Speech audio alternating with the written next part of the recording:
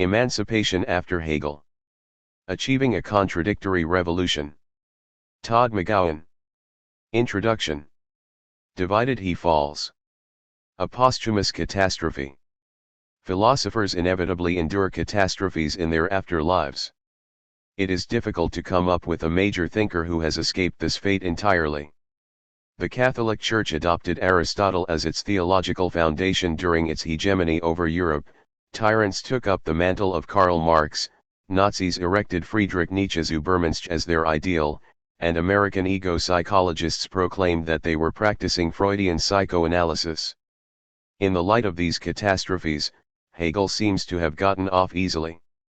The catastrophe that befell his philosophy didn't lead to mass extermination, but it did preclude the possibility for a fair estimation of his philosophical importance. Hegel's philosophy had its catastrophe very soon after his death, with the split between left and right Hegelians. Point 1. Each side in this conflict, as one would expect, advocated a specific interpretation of Hegel. But they also portioned out the parts of the philosophy between them. The left Hegelians took the dialectical method and focus on the historical development of subjectivity, while the right Hegelians guarded for themselves Hegel's Christianity and his embrace of the state. Point 2. As the right Hegelians disappeared into history and the left Hegelians prevailed, primarily through Karl Marx and subsequent Marxists, Hegel's legacy ceased to bear the marks of his Christian theology or his enthusiasm for the state. For over a century, this split seemed beneficent. It appeared as if the left Hegelians had taken the fruit of Hegel's thought and left behind nothing but the chaff. Not only did left Hegelianism lead to Marxist revolutions across the planet that liberated people from oppressive situations, but it also produced some of the most important philosophers of the 20th century, like György Lukács, Alexander Kojève, Theodor Adorno, Jean-Paul Sartre, Simone de Beauvoir, and Frantz Fanon, among many others. Seen in this light, it is difficult to label the split that overran Hegel's philosophy a catastrophe. 3. But in the aftermath of the 20th century, the verdict ceases to be so decisive. All of the Marxist revolutions have failed, and the philosophical terrain opened up by Hegel's followers has become infertile. Few still adhere to the Hegelian Marxism of Lukács or the existentialism of Sartre. Even Adorno's critical theory appears outdated in an epoch that no longer has a place for his form of theoretical resistance to the hegemony of the popular. If Hegel's only legacy were that of the left Hegelians, we would have to proclaim him a dead dog. But the failure of the 19th and 20th centuries left Hegelianism creates a contemporary opening for the rediscovery of a new version of Hegel. This is a propitious moment for returning to Hegel. There can be no question of resuscitating right Hegelianism in response to the end of its leftist counterpart, since it distorted Hegel's thought beyond recognition. Its demise was merited. But when we look at what has resulted from the triumph of the left Hegelians, we must revisit the evaluation of the split itself. Though the left Hegelians got all the good stuff, dialectics, history, subjectivity, and throughout the apparently ideological baggage, Christianity and the state, this baggage was in fact a necessary part of the radically of Hegel's philosophy. Left Hegelian Ludwig Feuerbach thinks that he is improving on Hegel by reducing God to a projection of humanity, but in the act of jettisoning Christianity he also unknowingly throws out Hegel's conception of freedom. Point 4. Marx believes that the state is nothing but the ideological arm of the capitalist class, but by dismissing it he reintroduces a substantial authority into the social order. It turns out that the apparently retrograde aspects of Hegel's philosophy are integral to its theoretical importance.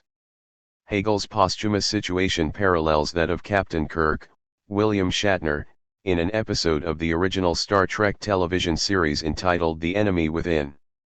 In this episode, a malfunction with the device that teleports Kirk back from a planet to the starship causes him to split into two separate beings, one embodying his kindness, generosity, and sense of justice, the other embodying his aggression, cruelty, and lust. The incident occurs unbeknownst to the other members of the crew and even to Kirk himself. Each version of him experiences himself as Kirk, just as both left and right Hegelianism experience themselves as the real Hegelianism. When the split becomes evident, the members of the crew treat the gentle Kirk as the authentic version and the violent one as a counterfeit. But it soon becomes clear that Kirk cannot function as the captain of the ship without this capacity for violence. The most unappealing traits are precisely those that render him an effective starship captain. Point 5. Left Hegelianism emerged in an event akin to a transporter malfunction. It subtracted the worst traits of Hegel's philosophy in order to make it more presentable for the modern world. This version of his philosophy would no longer bow before God or the state. But, like Kirk, Hegel loses his effectiveness without his unappealing traits. What seems outdated in Hegel's thought is actually crucial to its radically. Left Hegelianism did not just throw out the baby with the bathwater but mistook some of the baby's essential organs for the bathwater. Though his investment in Christianity and the state has the veneer of conformism, it provides the linchpin for Hegel's theory of emancipation. Once one subtracts Christianity and the state from Hegel's thought, one loses sight of the freedom that his philosophy offers. Christianity is not a conservative remnant of the pre-modern world that Hegel has passively retained in his philosophy. Instead, it is this philosophy at its most modern. From Christian love, Hegel discovers the structure of the concept as the identity of identity and difference. Hegel's logic commences with Christian love, which enables Hegel to move beyond Immanuel Kant's philosophy of duty. But the real importance of Christianity for Hegel concerns what it does to God. Christianity, for Hegel, is not the religion of salvation or divine providence. It is instead the first religion to reveal the divine as a divided subject, when God appears in the figure of Christ and dies on the cross.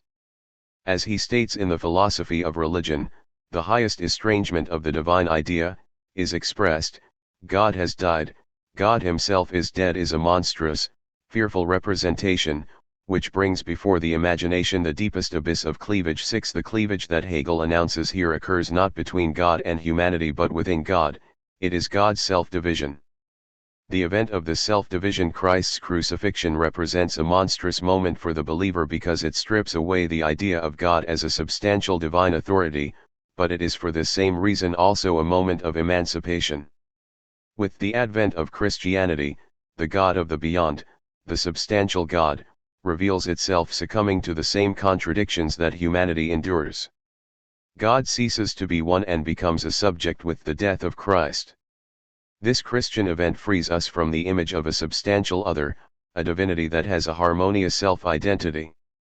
The subject who experiences the death of God through Christ's crucifixion is a free subject, though most Christians retain the idea of a substantial and indecipherable God located in the beyond who survives this crucifixion. This is how the majority of Christians avoid the freedom that Christ's death grants them. When we think about the centuries of oppression and ignorance perpetuated by the Christian Church, it makes perfect sense to view the abandonment of Christianity as a progressive step. Christian belief attests not only to a cultural chauvinism but, even worse, to a fundamental intellectual backwardness. This is the case not just for the Catholic Church during its centuries of controlling Europe but also for contemporary Christianity. True believing Christians are the ones opposing the rights of women, rejecting gay sexuality, promulgating militant nationalism, and denying the fact of evolution, among other sins. If one were to create a global balance sheet, one would have to conclude that, in the final accounting, Christianity is doing more damage than it is helping. If Hegel were alive today, it is tempting to say that even he would have followed Marx and subtracted Christianity from his system. But Christianity is not these retrograde political positions that various self-proclaimed Christians take up. These positions are heresies, betrayals of the radically of the Christian event, which is the moment at which the God of the beyond becomes a divided subject, when the infinite shows that it must appear as finite. It is this event that Hegel cannot abandon without destroying his entire system. When one removes Christianity, as Marx does, one ends up erecting a new substantial form of the divine with tragic consequences. In the case of Marxism, this new substance takes the form of a substantial future free from contradiction. This future justifies everything, like the substantial God of the beyond prior to the Christian event. The substantiality of the future realm of freedom after the proletarian revolution enables one to commit any atrocity for the sake of ushering it in. The rise of Stalinism is inextricable from an investment in the substantiality of this future that emerges from Marx's abandonment of Hegel's Christianity. Like Christianity, the state plays a crucial role in the subject's freedom. Hegel believes that the state or some similar collective structure is a necessary condition for the subject's freedom.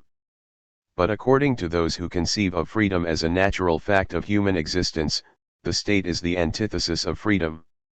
Though we might accept some state power in order to avoid violent death at the hands of our neighbors, its restrictions nonetheless function as a limitation on our freedom and a burden that we would prefer to do without. The state seems like an unfortunate necessity, which is why Marx proposes its eventual withering away. When we look at the abuses of state power since Hegel's death, Marx seems to have a point. In addition to the role that power has played in oppressing people within states, it has also been responsible for a series of wars destroying millions of lives. Through a single gesture on August 6, 1945, one state killed over 100,000 people instantly. What's more, this was an act perpetuated by the democratic side in the war, not the fascists. If the verdict on Christianity is negative on the balance, the verdict on the state is much more overwhelmingly so. And yet subtracting the state from Hegel's philosophy has effects just as pernicious as removing Christianity. The state or some form akin to it is necessary to rip subjects out of their attachment to the illusions of their private world. Through the encounter with the state, the subject recognizes the logical priority of its public being. The state provides the form through which the subject sees that it is a public being before it is a private one. Hegel doesn't value the state for the mutual protection that it offers subjects to his mind. This is an impoverished view of the state, but for the constitutive role that it plays in subjectivity. Without the state, the subject cannot recognize its freedom because it cannot recognize its dependence on the public. Left Hegelianism's act of getting rid of Christianity and the state had the effect of producing a more straightforward Hegelianism. No one would deny that reading Ludwig Feuerbach, Friedrich Engels, and Karl Marx is less of a slog than reading Hegel.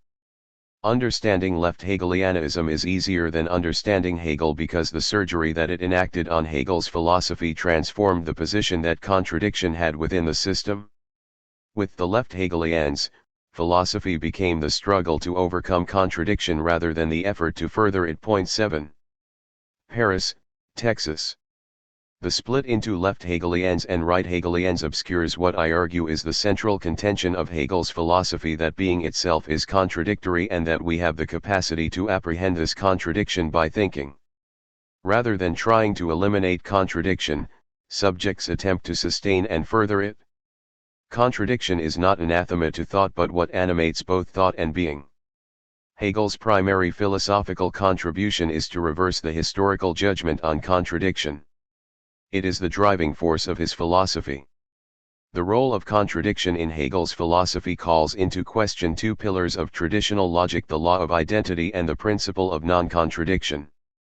Though many attribute both of these laws to Aristotle, along with the law of the excluded middle, it isn't entirely clear that he formulates the law of identity. 8 Or at least he never explicitly says each thing is what it is or A is, as Gottfried Leibniz does in the New Essays on Human Understanding. 9 Leibniz takes self-identity as banally true, as one of the primary truths of reason.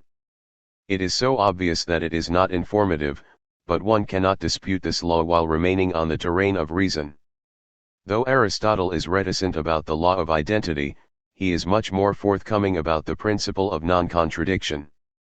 In the Metaphysics, he provides the canonical definition of this principle. He states, obviously it is impossible for the same man at the same time to believe the same thing to be and not to be, for if a man were mistaken in this point he would have contrary opinions at the same time. It is for this reason that all who are carrying out a demonstration refer it to this as an ultimate belief, for this is naturally the starting point even for all the other axioms. 10 Aristotle sees the problem with the rejection of the principle: one would be able to say anything and thus would say nothing of significance. Sense seems to require adhere to the principle of non-contradiction, which is just the negative version of the law of identity. If one violates the law of identity by saying an apple is not an apple, one falls into contradiction. Hegel's position on the law of identity is straightforward. The propositional form in which the law of identity is articulated reveals this law's self-refutation. The attempt to formulate an identity through a proposition inadvertently reveals how the identity is not purely itself. In the science of logic, Hegel states, such talk of identity contradicts itself. It does so because the propositional form entails a movement of reflection in the course of which there emerges the other 11. The redoubling of the entity being identified in the proposition shows that it is not purely self-identical. Even if otherness is not acknowledged, it is nonetheless involved as a vanishing moment in the constitution of identity. Otherness emerges through the very articulation of the law. Identity depends on what negates it. In this sense, Hegel's challenge to the law of identity is inseparable from his questioning of the principle of non-contradiction. Commentators on Hegel are divided about his relationship to the principle of non-contradiction. On one side, Beatrice Longuenis insists that the role of contradiction in Hegel's thought in no way threatens the principle of non-contradiction nor suggests that being itself might be contradictory. 12 This position has a wide following, especially among those who see Hegel as primarily an epistemologist. Slavoj Žižek, from the other side, insists that the whole point of Hegel's philosophy is that one accepts contradiction as an internal condition of every identity. 13 The extreme opposition between Longuenis and Žižek on this question reflects the extent to which it divides Hegel's commentators. How we answer this question about the principle of non-contradiction determines how we understand Hegel's project. Žižek puts us on the right track, but even he doesn't go far enough in the direction of contradiction. The point is not just accepting contradiction but seeing how it drives our thinking and our actions. We don't retreat from contradiction but seek it out. That said, Hegel doesn't not simply reject the principle of non-contradiction. One cannot construct manifestly contradictory propositions like Paris, the city in France, is in Texas. If one allows oneself to say anything, then one can say nothing. Instead, Hegel shows that the principle of non-contradiction actually refutes itself.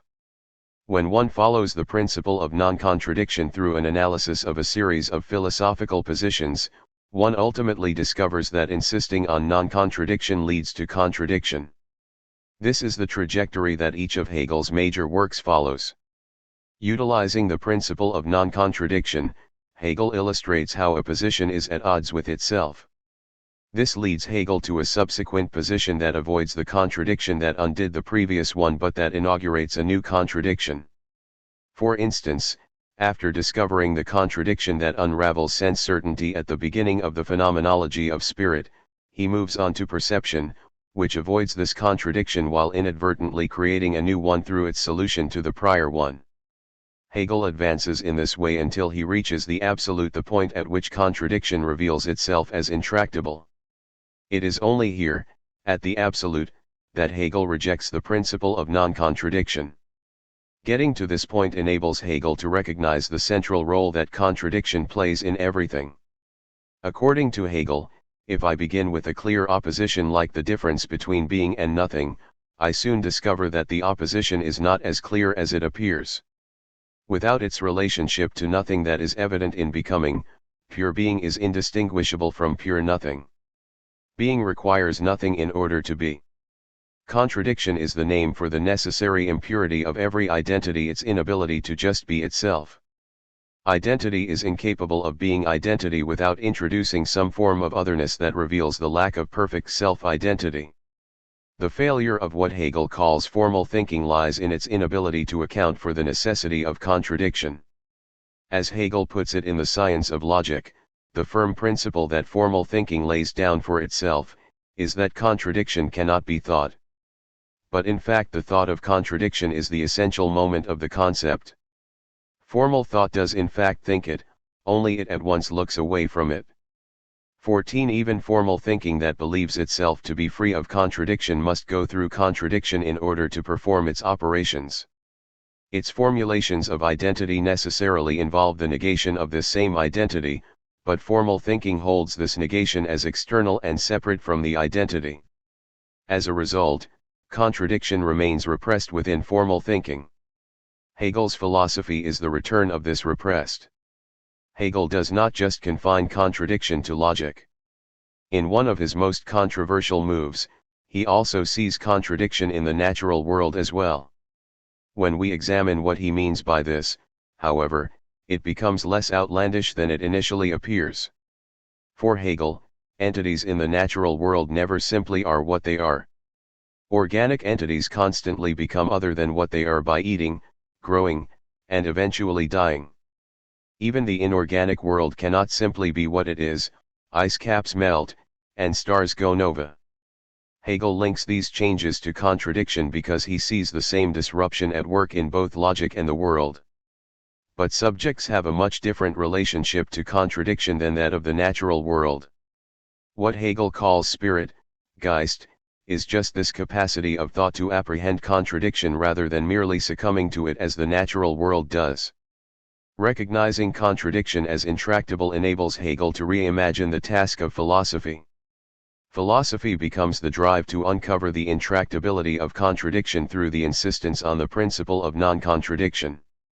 The result is not a paraconsistent logic but a logic that reveals its own moment of incapacity. As Hegel sees it, to refuse to accept that contradiction is not only thinkable but also possible would leave us unable to account for the act of thinking itself, which requires the involvement of non-identity within every assertion of identity. An identity free of negation would be completely immobile, isolated, and finally unable to be identified.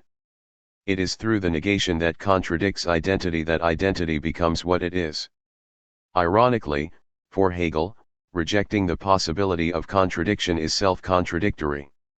In the act of thinking anything at all, we think some form of contradiction, some movement of identity into difference. Contradiction does not function as a transcendental a priori truth for Hegel but rather emerges out of the attempt to think through each position that Hegel confronts. Rather than trying to eliminate contradictions in the way that other thinkers do, Hegel aims at uncovering them in order to discover the constitutive status of contradiction for the subject. He sees in contradiction the site where thought comes to ruin and, paradoxically, the site of thought's fecundity. If we fail to recognize the necessity of contradiction in the last instance, we lose thinking altogether. At every turn, contradiction manifests itself, even when one attempts to articulate the simplest proposition. If contradiction isn't just an error of thought but a prerequisite of being, then it becomes impossible to avoid. Rather than being a license to say anything, recognizing the inevitability of contradiction forces one to pay more attention to what is said. One must integrate the ultimate inevitability of contradiction into the fabric of one's thought in order to avoid betraying its constitutive role. The philosopher of contradiction need not guard against straightforwardness and strive for obscurity. Instead, this philosopher has to take the effect of contradiction into account with the formulation of each proposition. Contradictions seem like problems to overcome, which is why both the traditional interpretation of Hegel's dialectic and Marx's materialist version are so attractive. But Hegel's significance as a thinker derives from his ability to defy common sense, as his claim in the preface to the Phenomenology of Spirit that what is well known as such, because it is well known, is not cognitively known makes clear. Point 15 By recognizing the structuring role that contradiction plays not just in our subjectivity but even in the nature of being itself, Hegel enacts a philosophical revolution that provides an ontological basis for freedom, equality, and solidarity. But Hegel's philosophy loses its revolutionary status when the left Hegelians take away its most theoretically radical features in the name of progress. One can never return to Hegel's philosophy before the split. The damage has already been done. But this damage is at once a possibility for encountering Hegel again, foreseeing the possibilities that neither his followers nor Hegel himself could properly see. The years since Hegel's death have witnessed the spectacular failure of left Hegelianism and the quiet disappearance of right Hegelianism. Point 16 The missteps of both camps have cleared the path for a new radical Hegel. Hegel is a radical not because he eschews the traditions passed down to him but because he takes them seriously. The philosophy of contradiction has its origin in the revolutionary act of God dying on the cross. Hegel is the first thinker to see the profundity of the transformation that Christianity inaugurates. When the infinite reveals itself as ignominious, we know that nothing is free of contradiction. Chapter 1. The Path to Contradiction. Redefining emancipation. Synthesizing a solution. It would be nice if we could explain Hegel's philosophy by simply repeating the mantra thesis, antithesis, synthesis. Not only does it make the notoriously difficult Hegel easier to understand, but it also provides a comforting image of how conflicts and contradictions end up working out.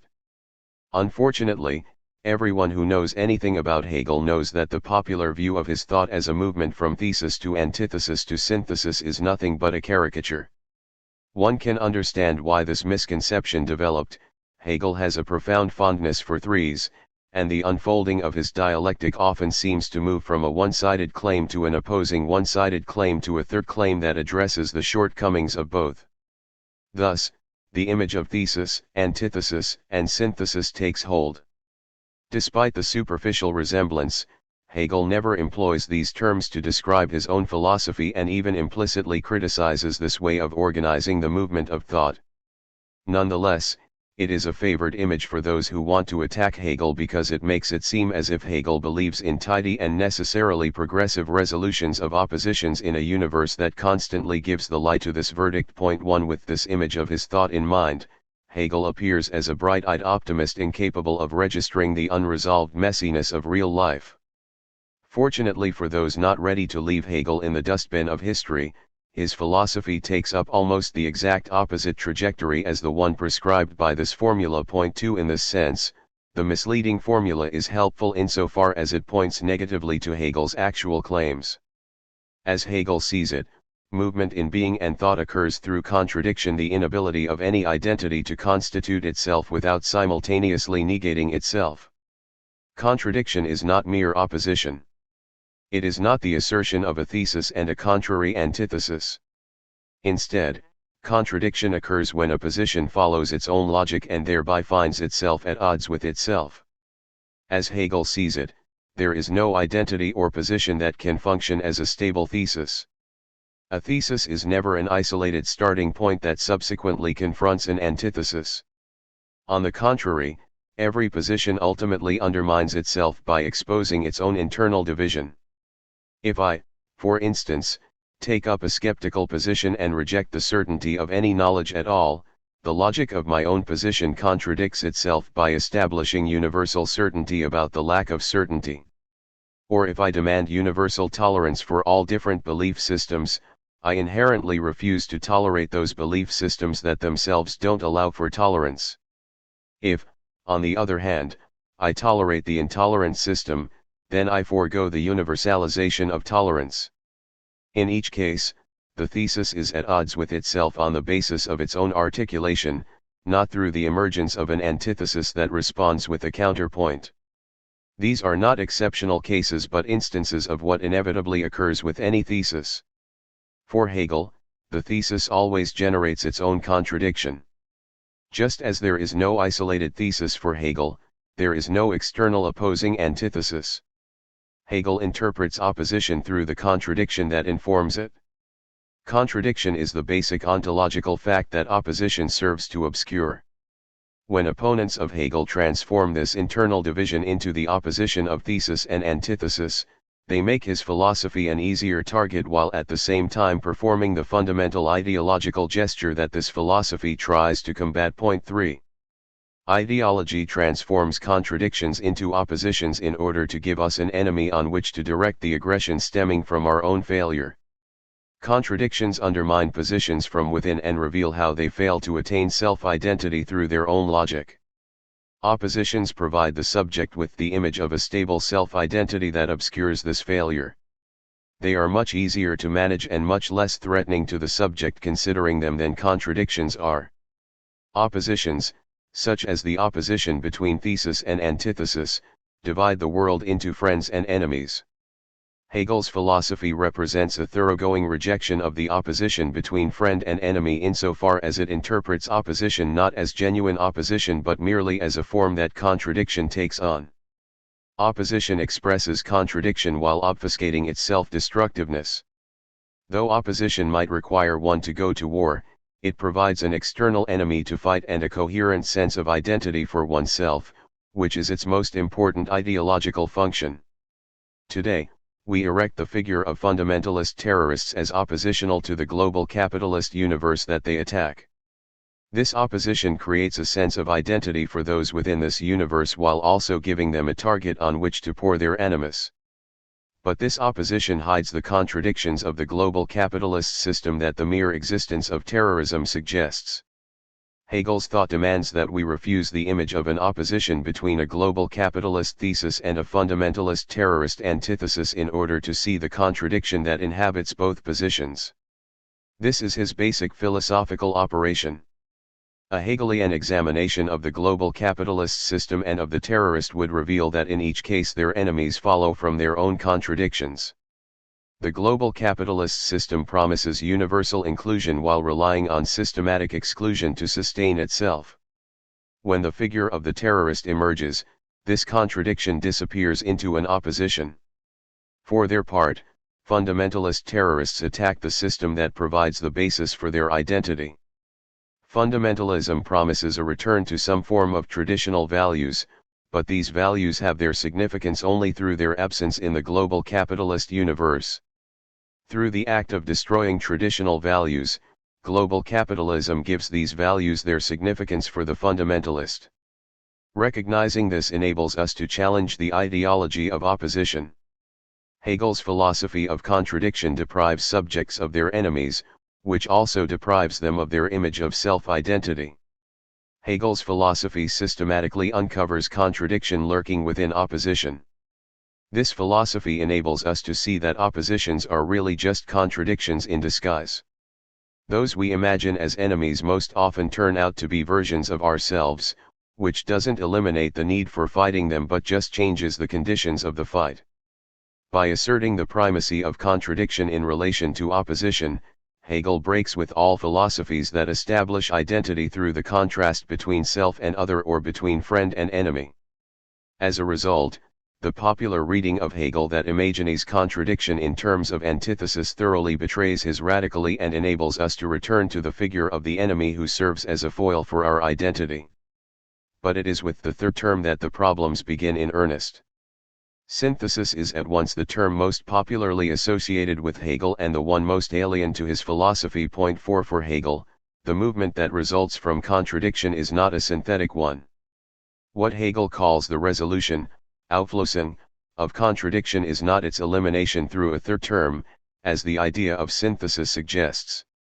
Instead, it is the reconciliation, Versöhnung, with contradiction, the recognition that contradiction is not a problem to be eliminated but the driving force of all movement in being. One cannot arrive at a synthesis that would eliminate contradiction because contradiction is the basic fact of all being. This is the heart of Hegel's philosophy, which the formula thesis, antithesis, synthesis utterly betrays. Rather than synthesizing, the logic of the movement in Hegel's works is one of the dramatizing of a position in order to make its contradiction apparent. In the drama that his philosophy unleashes, every position reveals its own undoing, exhibiting that rather than being self-identical it is at odds with itself. Dramatization exposes each position to its own crisis. When the contradiction becomes evident, Hegel moves on to subsequent position that avoids this specific contradiction.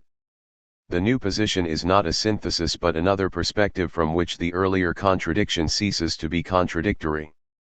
This gives rise to a more recalcitrant contradiction, not the elimination of contradiction. Through the development of Hegel's system, contradiction doesn't become increasingly easy to resolve but increasingly more difficult, until the final recognition that thought itself and ultimately being is contradictory. Hegel concludes the science of logic with the absolute idea, which is the affirmation that contradiction is unsurpassable. This is what he is getting at in this discussion when he claims in fact the thought of contradiction is the essential moment of the concept 5. Once one sees that contradiction is not a trap to be avoided but the essential moment of the concept, one's entire approach must change. Hegel's philosophy moves toward the recognition that contradiction is absolute by thinking through successive contradictions. This is the content of the absolute idea. In order to work through contradictions and arrive at this recognition, Hegel must employ the same formal logic that he ultimately reveals to be contradictory.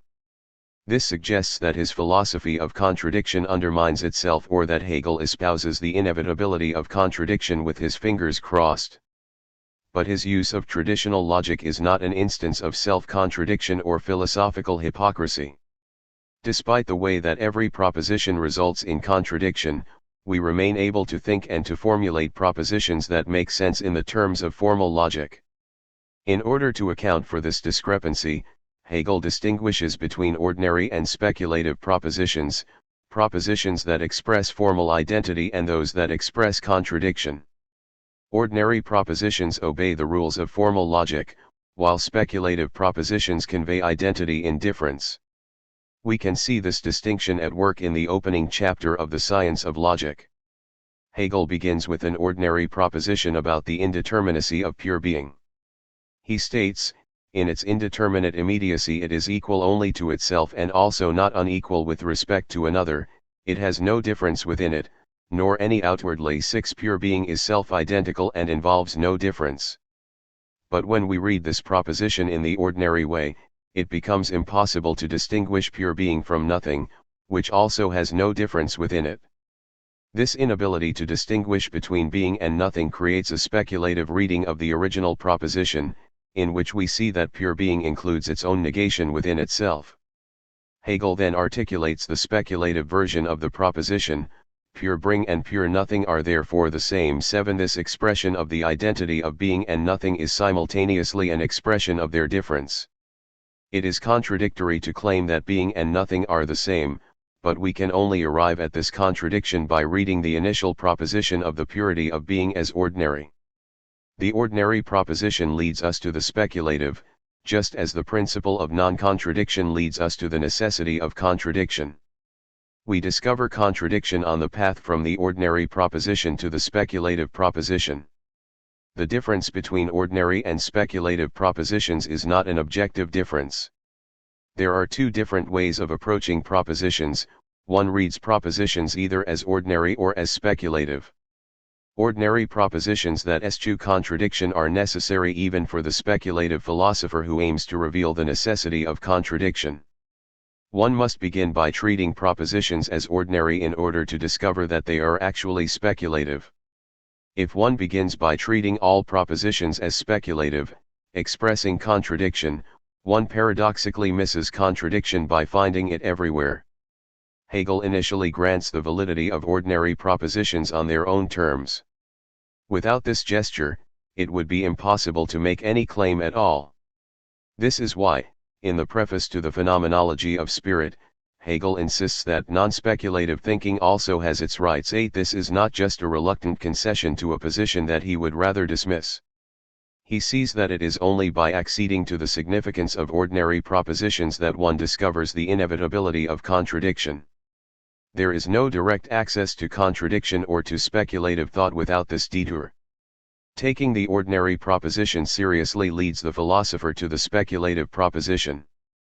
One follows the logic of the ordinary proposition to the point at which it ultimately undermines itself and thus ceases to be ordinary.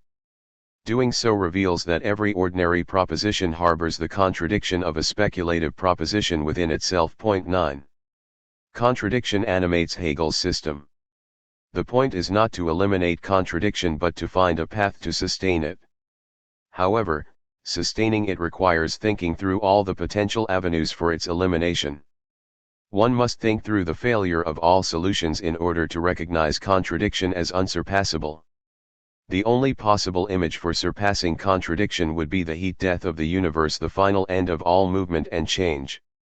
This is the only way to conceive of non-contradictory identity. But if this event occurred, no one would be capable of thinking it. Unlike those who see contradiction as an error in thought and as an impossibility in being, Hegel views it as an unavoidable fact of thought and being. Philosophical animation. As Hegel defines it, contradiction is the inability of anything to be identical with itself. The law of identity, A equals A, does not hold in the Hegelian universe. 10 The two as in the statement cannot, as Hegel sees it, be identical. The formulation of identity inevitably undermines identity because it introduces difference, a difference not external to identity but inherent to it. Identity forms through difference, which is what the law of identity obscures. Entities gain their identity through the act of becoming what they aren't rather than remaining self-identical. It is impossible for an entity to simply remain what it is. The involvement with otherness is essential to what an entity is and to our ability to think that entity.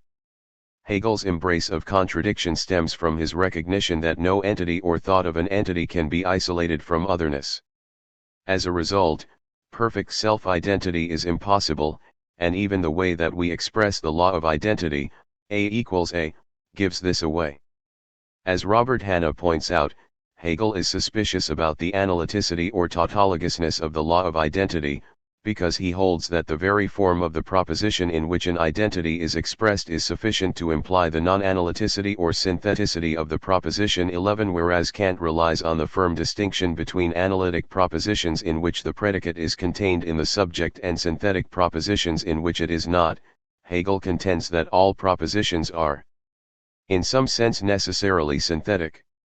It is impossible to affirm self-identity. Even the law of identity unknowingly gives the lie to it. When one understands Hegel's beef with the law of identity and the principle of non-contradiction in this way, his position seems much less indefensible. But it enacts a twist of traditional logic that many nonetheless find hard to stomach. It is precisely Hegel's rejection of the law of identity and the principle of non-contradiction that renders him such a divisive figure in the history of philosophy. But this is at once the key to his importance. Hegel's intervention is divisive because he represents an absolute rupture with traditional logic and ontology. His investment in the inescapability of contradiction reveals that logic and ontology cannot be kept apart, that logic has ontological implications and vice versa. While there is near unanimity about Kant's philosophical significance, when we get to Hegel, many subsequent philosophers believe that we depart from philosophy altogether and even that we leave the ground of sense itself.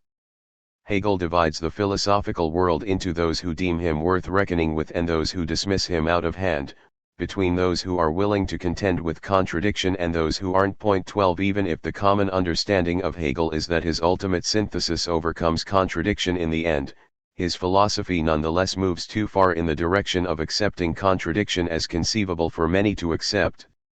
This is the primary source for the controversy that he arouses among subsequent thinkers. The movement of Hegel's thought is not, as almost everyone believes, a progressive one.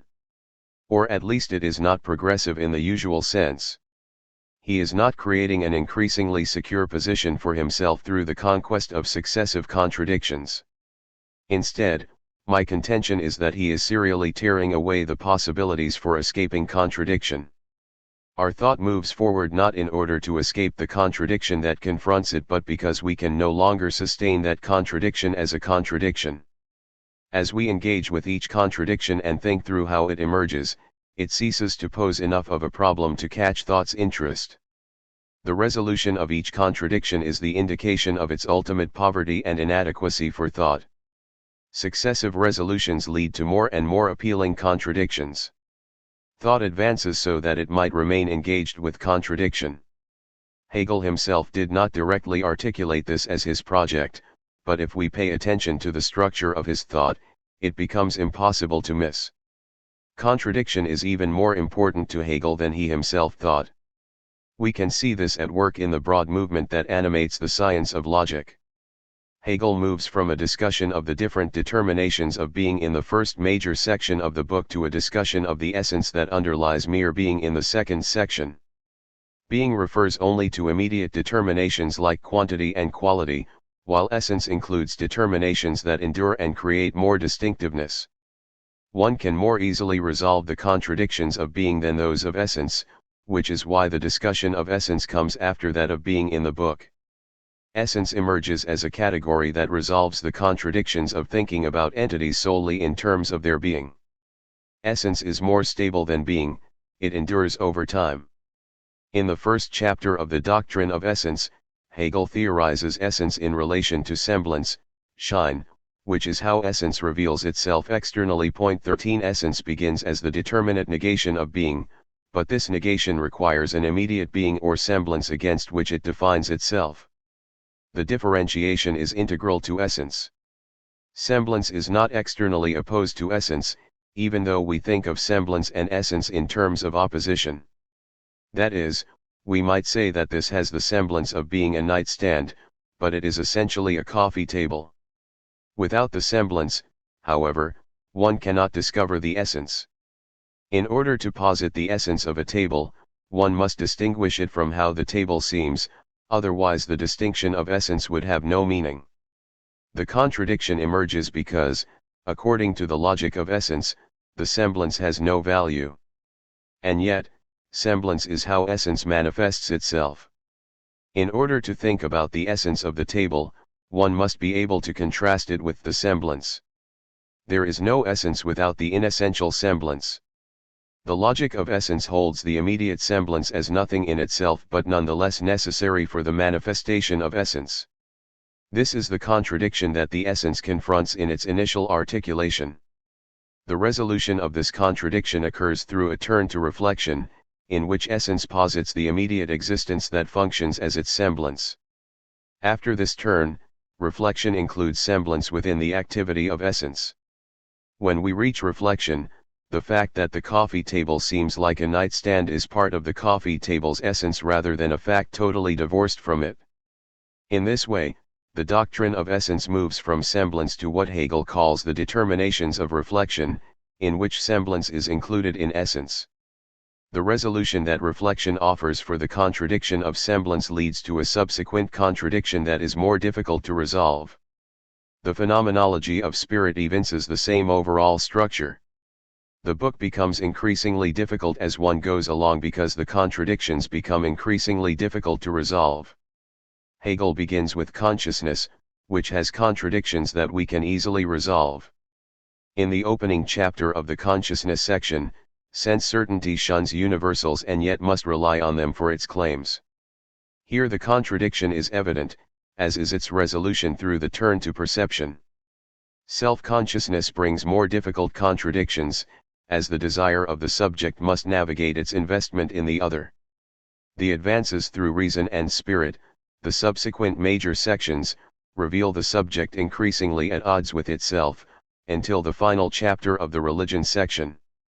In his discussion of revealed religion, Hegel describes the most extreme contradiction imaginable: God appears in the completely humiliated and debased form of Christ on the cross. This is a contradiction that we cannot overcome but must reconcile ourselves to.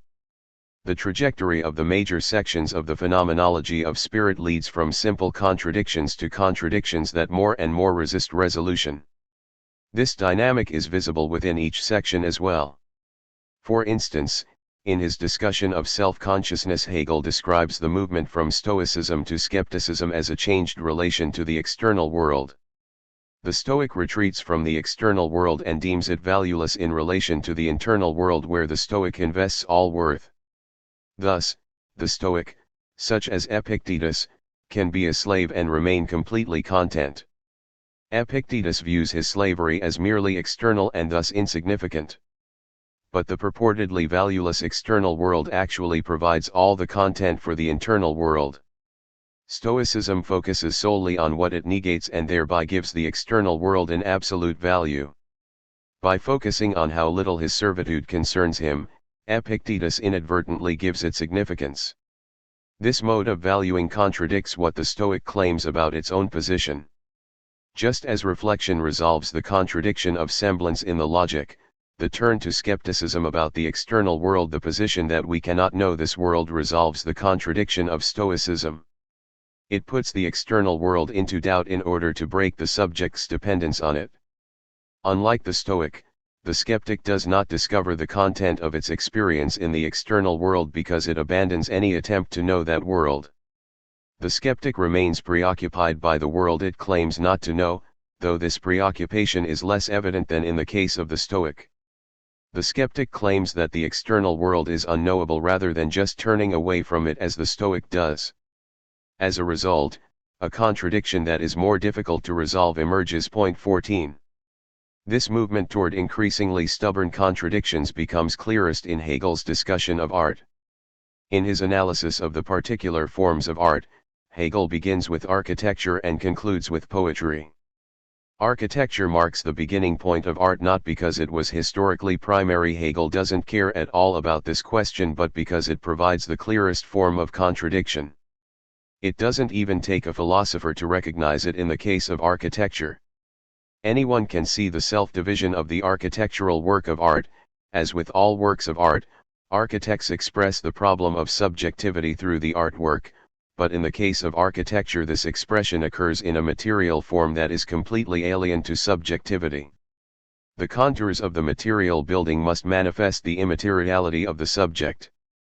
Sculpture continues to express subjectivity in a material form. This form, however, becomes that of the subject itself, which makes the contradiction more difficult to detect and more difficult to resolve. In painting, the singularity of the subject emerges in contrast to the abstraction of sculpture. Then music eliminates the material manifestation altogether. In the progress through each of these arts, a barrier between subjectivity and its manifestation disappears. As a result, the contradiction becomes less evident and more recalcitrant. Hegel concludes his philosophy of art with poetry. Poetry leaves no barrier between the subject and its artistic manifestation. The result is not, as one might expect, that poetry perfectly expresses subjectivity or that poetry is subjectivity. Instead, poetry enables us to recognize that the subject's alienation from itself is not the product of the artistic form it employs. The subject is divided from itself even in the form in which it is completely at home. Even in language without any material substrate, the subject remains alien to itself in the artwork. But in this form contradiction ceases to be self-evident, as it is in the case of architecture. It appears within the form itself in the struggle between Antigone and Creon, for instance, which requires interpretation to uncover. Poetry doesn't eliminate the contradiction of architecture but reveals that contradiction as such is impossible to overcome. A dialectical advance, as Hegel conceives it, is a step in the direction of absolute contradiction, not a progressive movement toward the elimination of contradiction. The unity that occurs at the end of each dialectical process does not do away with contradiction but enacts a reconciliation with it. Rather than synthesize two opposing positions, what Hegel calls unity involves the recognition that the position is opposed fundamentally to itself, that it involves itself in what it is not. Unity enshrines contradiction as the constitutive form that identity takes. Contradiction both undermines and defines the identity of the subject. When thought arrives at the absolute and thereby achieves totalization, the status of contradiction undergoes a thoroughgoing transformation. At the point of the absolute, thought can no longer seek the resolution to contradiction through another dialectical movement of thought. At the end of Hegel's philosophy, there is nowhere left to go because Hegel has explored all possible logical resolutions. Though other empirical possibilities surely exist, none promises any novel pathway out of contradiction. The absolute is nothing but the affirmation that contradiction is unsurpassable. At the position of the absolute, we recognize that we cannot ever eliminate contradiction, no matter how long or how hard we strive to do so. The absolute takes different forms in Hegel's works, but the point it announces is always the same. In the phenomenology, absolute knowing is the recognition that one can never overcome contradiction because contradiction lies within being itself, that it is not just the subject's own failure but a failure of being. In the logic, the absolute idea is the idea that contradiction is essential to identity. The basic deception of thought that Hegel uncovers with the absolute is that thought seeks to resolve the contradictions it encounters. Rather than seeking respite from contradiction, thought finds a way to preserve and heighten the contradiction. We misunderstand Hegel completely when we view him as a philosopher who accounts for the movement of thought through the elimination of contradiction. Thought moves in order to discover a new contradiction that will prove more resistant to resolution than the previous one. The absolute is the end of this search. Waiting and not waiting in a river. Hegel's philosophy of contradiction does not emerge sui generis. Though the history of philosophy from Aristotle onward clings to the principle of non-contradiction as foundational for thought itself, Hegel finds a thinker prior to Aristotle who anticipates his own grasp of how contradiction undermines all identity and, in fact, makes thought possible. This explains why Hegel appears so overjoyed when he comes to Heraclitus in his account of the history of philosophy. Hegel announces the arrival of the philosophy of Heraclitus with an enthusiasm that he evinces for no other philosopher. Not only does Hegel think that Heraclitus represents a leap forward beyond Parmenides and Zeno, his philosophical contemporaries, but Hegel sees him as a fecund source for the development of his own philosophical system. When he begins to discuss Heraclitus in the history of philosophy, Hegel exclaims, "Here we see land. There is no proposition of Heraclitus which I have not adopted in my Logic 15, even though only a few fragments of his philosophy remain extant, and even though he lived over 2300 years before Hegel, Heraclitus is nonetheless a thinker who, according to Hegel, can contribute to the modern world." Heraclitus provides a model for speculative thinking that grasps the contradictory identity of identity and non-identity that Hegel would take up. But in order to discover a model for his own philosophy in that of Heraclitus, Hegel has to move beyond the popular understanding of him as a thinker of universal flux. The prevalence of this understanding stems largely from the role that Fragment 91 plays in our conception of Heraclitus. In the famous fragment, he states, "It is not possible to step twice into the same river." 16. The problem with taking this fragment as paradigmatic is that it appears as a simple affirmation of the flow of time, not a statement of the inevitability of contradiction. There is nothing contradictory about constant change, especially when articulated in this way. The statement seems commonsensical rather than philosophical. But when one looks at Heraclitus's other fragments that deal with this same action, the contradiction that he theorizes becomes clearer. The celebrated Fragment 91 notes but doesn't emphasize contradiction. One could read this fragment and conclude that there is simply no identity at all, that all claims of identity are simply illusions.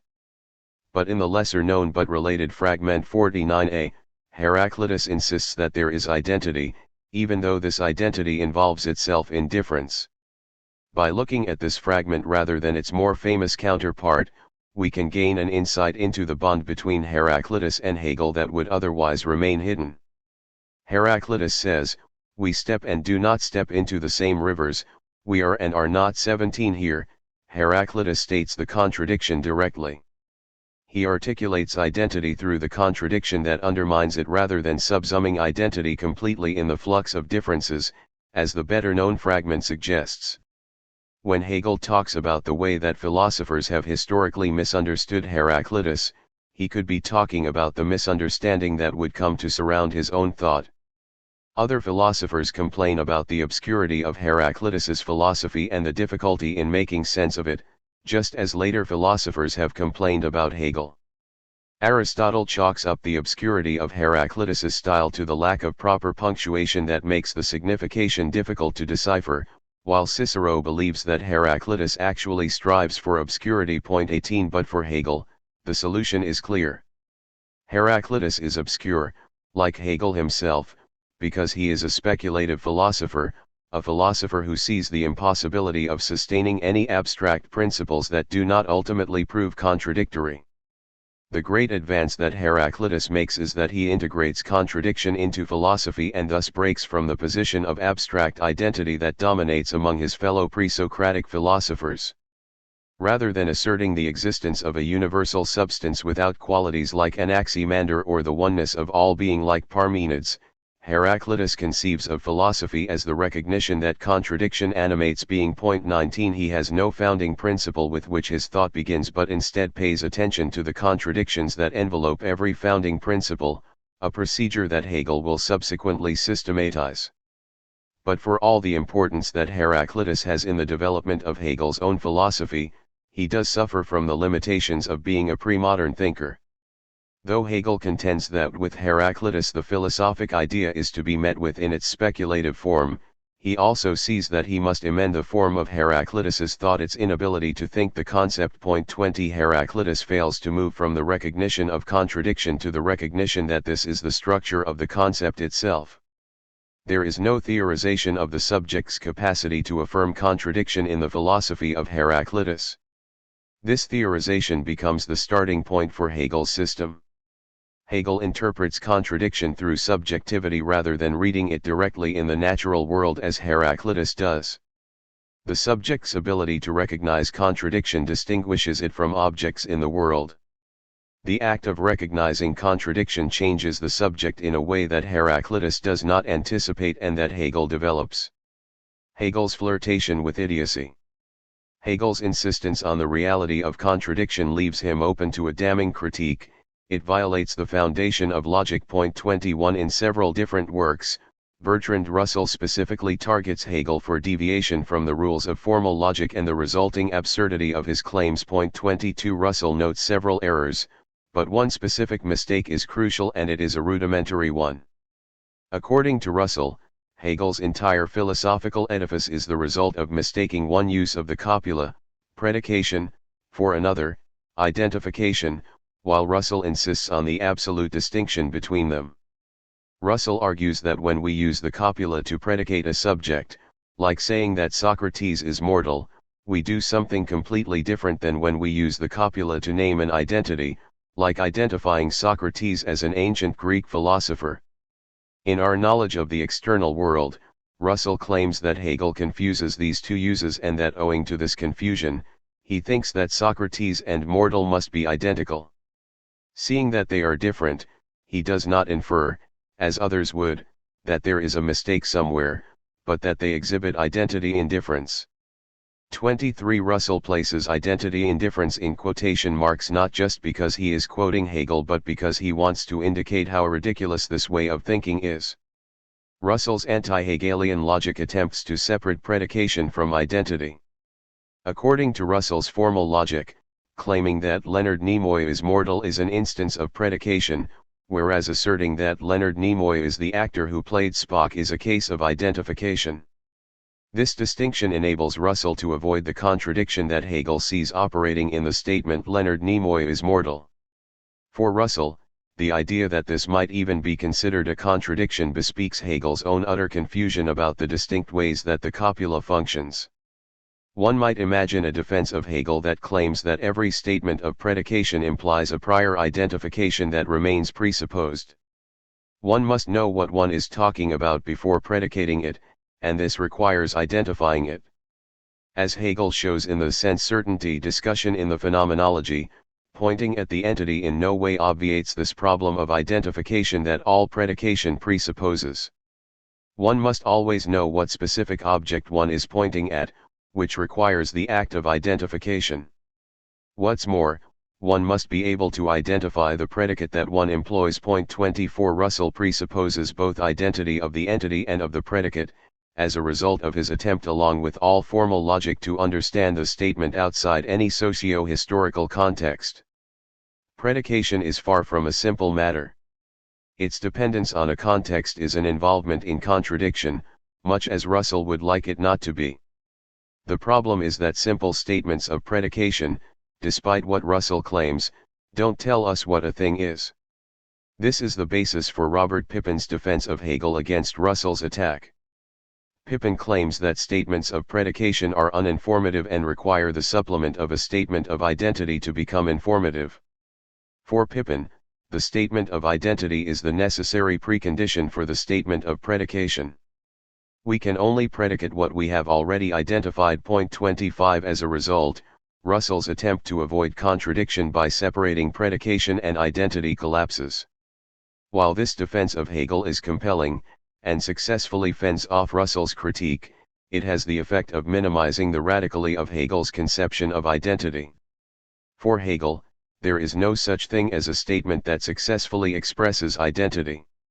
All statements are statements of predication, even those that appear in the guise of statements of identity, because every statement refers to otherness. Or, to put it in other terms, there are no purely analytic truths. Point 26. Statements of predication, unlike statements of identity, clearly involve difference. To say that Leonard Nimoy is mortal or Leonard Nimoy is tall is to introduce difference through the predicate. Mortality and height are categories that apply to entities other than Leonard Nimoy. In order to make sense of how they relate to him, we must understand them across a variety of different contexts. We think of other mortals and other tall beings, all implied in these predicates applied to Leonard Nimoy. Predication, for Hegel, is a complicated business if we really pay attention to it. The fact that the predicates must apply in other contexts in order to make sense when applied to Leonard Nimoy reveals that predication cannot avoid otherness. When we turn to purported statements of identity, we find, according to Hegel's logic, the same dynamic. Leonard Nimoy is the actor who plays Spock is a standard form of the statement of identity, akin to Russell's own favorite example, Scott is the author of Waverley. Leonard Nimoy is simply the actor who plays Spock, and the statement doesn't add any additional determination to the subject Leonard Nimoy. But in fact, Nimoy's performance as Spock does involve predication and thus difference. Even though Nimoy and the actor who plays Spock are exactly the same person, the would-be statement of identity nonetheless introduces the difference of predication insofar as it implicitly relates him to other actors playing other roles.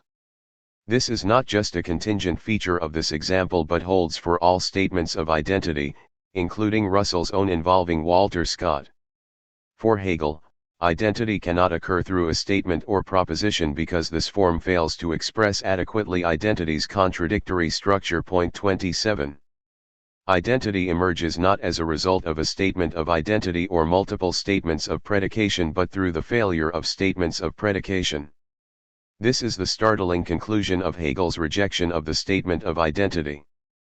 Predicates tell us the properties that an entity has, but they don't identify it. Point 28. An entity can share all the properties of another entity, as with perfect clones or other indiscernibles, without being identical.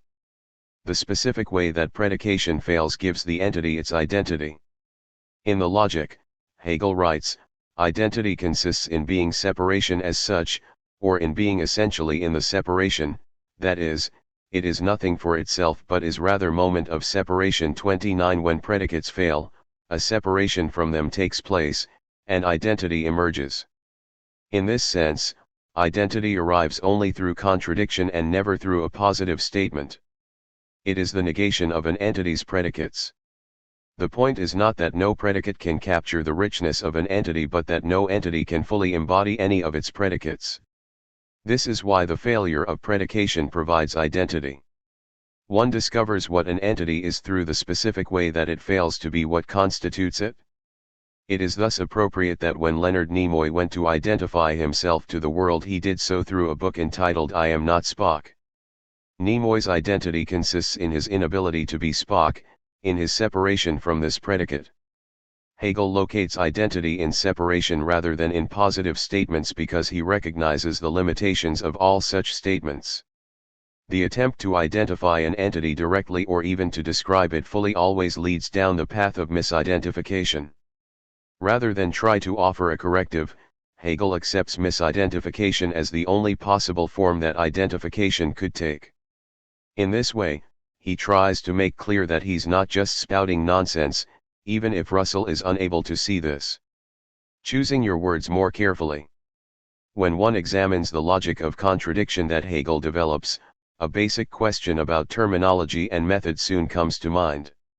If traditional logic and formal thinking always lead to contradiction, why doesn't Hegel just invent a new logic that is not so unwieldy? In other words, maybe he should have become Gottlob Frege instead of being content with being Hegel.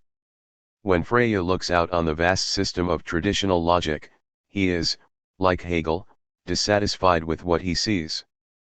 But rather than try to use this worn-out idiom against itself, Frege does something much more constructive.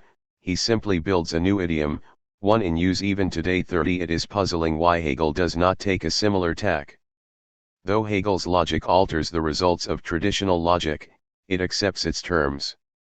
Hegel is content to change this logic from the inside rather than aspire to Freya's revolutionary gesture. Though Hegel never provides an explicit justification for this choice, one can easily imagine what it would be. Inventing a new logic that would center around Hegel's understanding of contradiction would defeat the entire point of his philosophical project. He uses formal thinking as a foil not to be perverse but to show how thought is always at odds with itself. There is no possible corrective, no new form of logic that one might create in order to avoid the self-undermining that occurs in formal thinking and traditional logic. That is not to say that certain errors of traditional logic might not be corrected, but only that contradiction will nonetheless continue to appear at new points in the new system. Hegel sees that the invention of a new logical system will always result in Russell's paradox, that is to say, in a point at which contradiction undermines its logical consistency. 31. It is not just formal thinking that fails but all thinking. Desiring a replacement that would be able to register contradiction not as a disruption but as a normal part of the system's functioning is a fool's errand. And it is an errand that Hegel would not want to embark on. The disruptiveness of contradiction is central to its value. It must retain the status of a disruption if it is to remain the source of all activity. But this raises another question about Hegel's terminology. Why does he call the inability of an entity to be simply self-identical contradiction? Wouldn't a better and much less confusing term for this be vitality? Perhaps Hegel's use of the term contradiction is nothing but a category error. Replacing it with vitality would capture the animation of thought and life without the baggage that contradiction brings with it. Hegel doesn't move in this direction and preserves the term contradiction to register the disruptiveness of all activity. Contradiction, Widerspruch, has the sense of speaking against oneself, a self-betrayal that every entity undergoes. In the attempt to announce their identity, subjects expose themselves as being at odds with themselves. If I proclaim myself as a person of great humility, I reveal that I am not humble at all. Even if, in contrast, I confess that I am a braggart, this self-humiliation defies what I say about myself. What I say or do undermines what I am. I am nothing but this contradiction. This act of constantly revealing that what I am not plays a central role in my identity. The situation seems better for entities that can't speak. They don't have to worry about saying anything that contradicts what they are, but for Hegel, it's far worse. Speaking subjects enact their own self-betrayal, whereas all other entities suffer it from the outside. Earth constantly suffers from an external violence that interrupts its self-identity. The gravitational force of the sun constantly acts on it.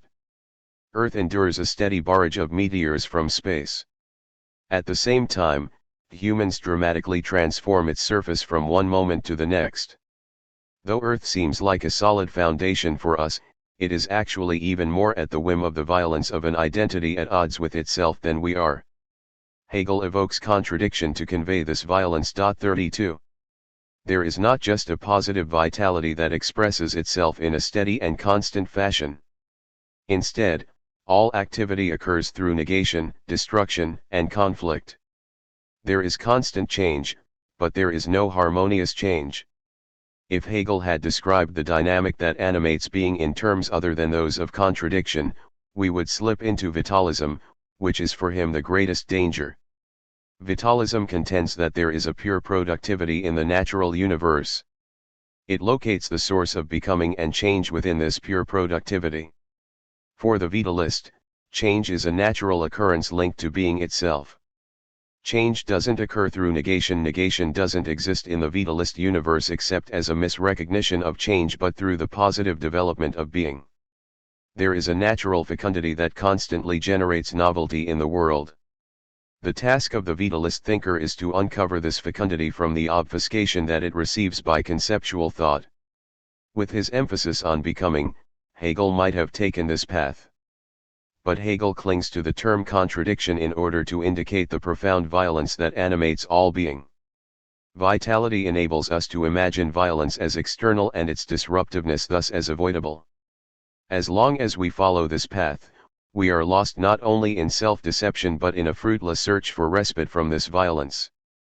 The term contradiction enables us to register the violence that we experience as inextricable from our vitality. It renders visible the animation that we receive from what wounds us.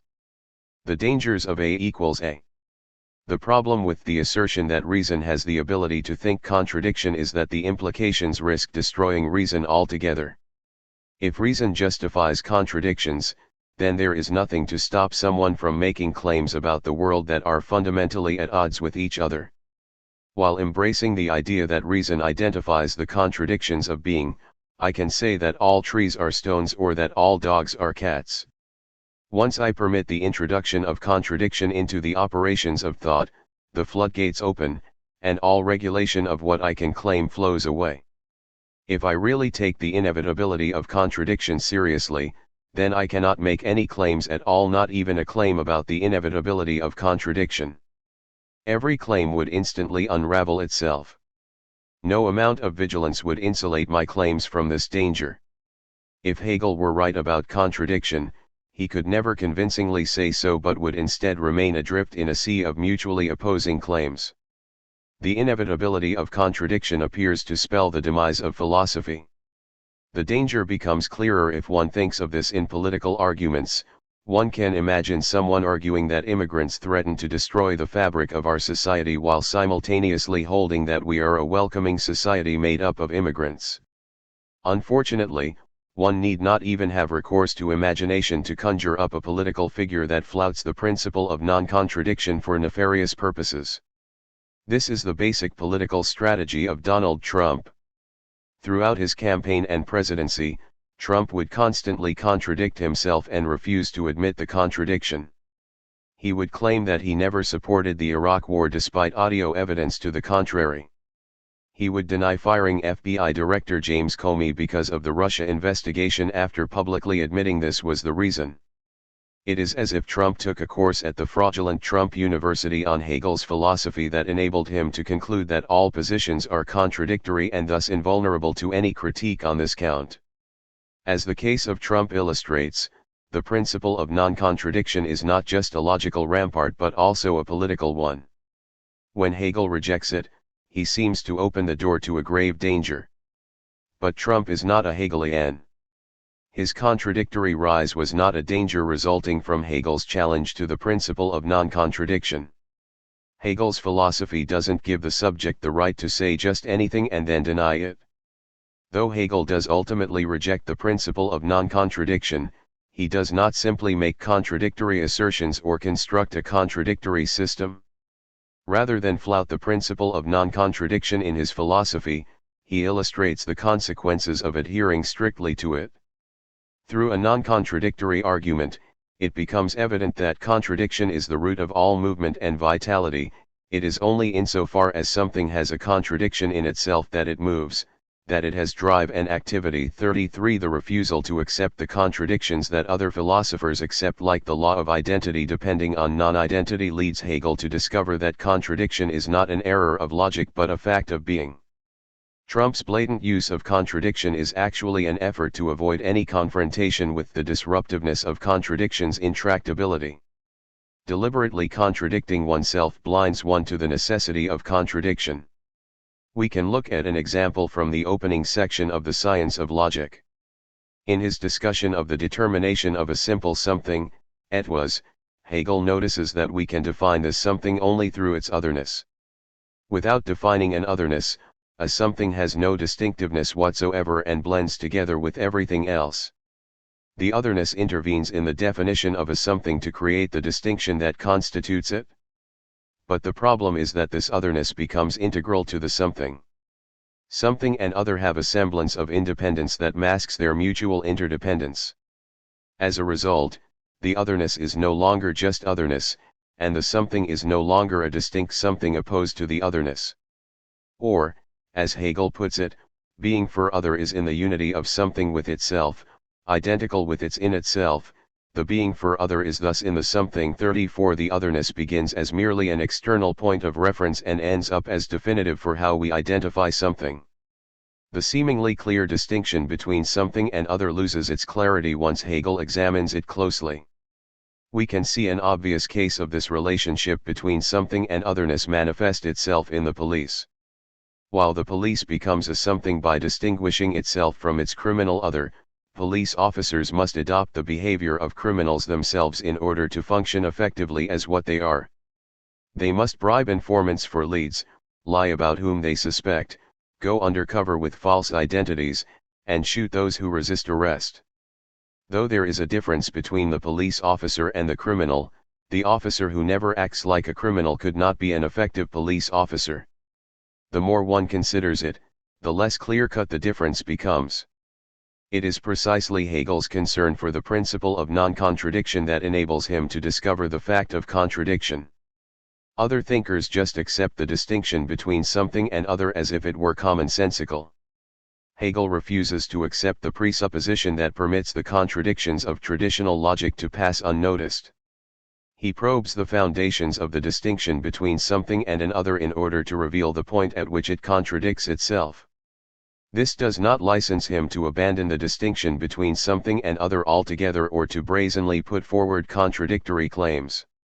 Instead, he must resolve the contradiction he encounters in order to discover the point at which contradiction becomes irreducible.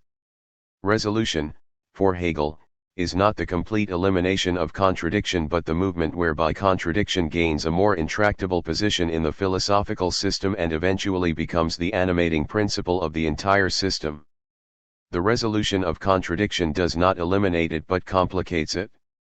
There is no philosophy without contradiction, but the question concerns where contradiction resides within the philosophy. It is the failure to recognize the ontological status of contradiction that causes us unknowingly to fall into it. Hegel's great achievement is to have revealed its foundational status. Donald Trump makes clear the political danger of giving free rein to violations of the principle of non-contradiction. One can lie with impunity. But there is an opposite danger that poses a much more ubiquitous threat.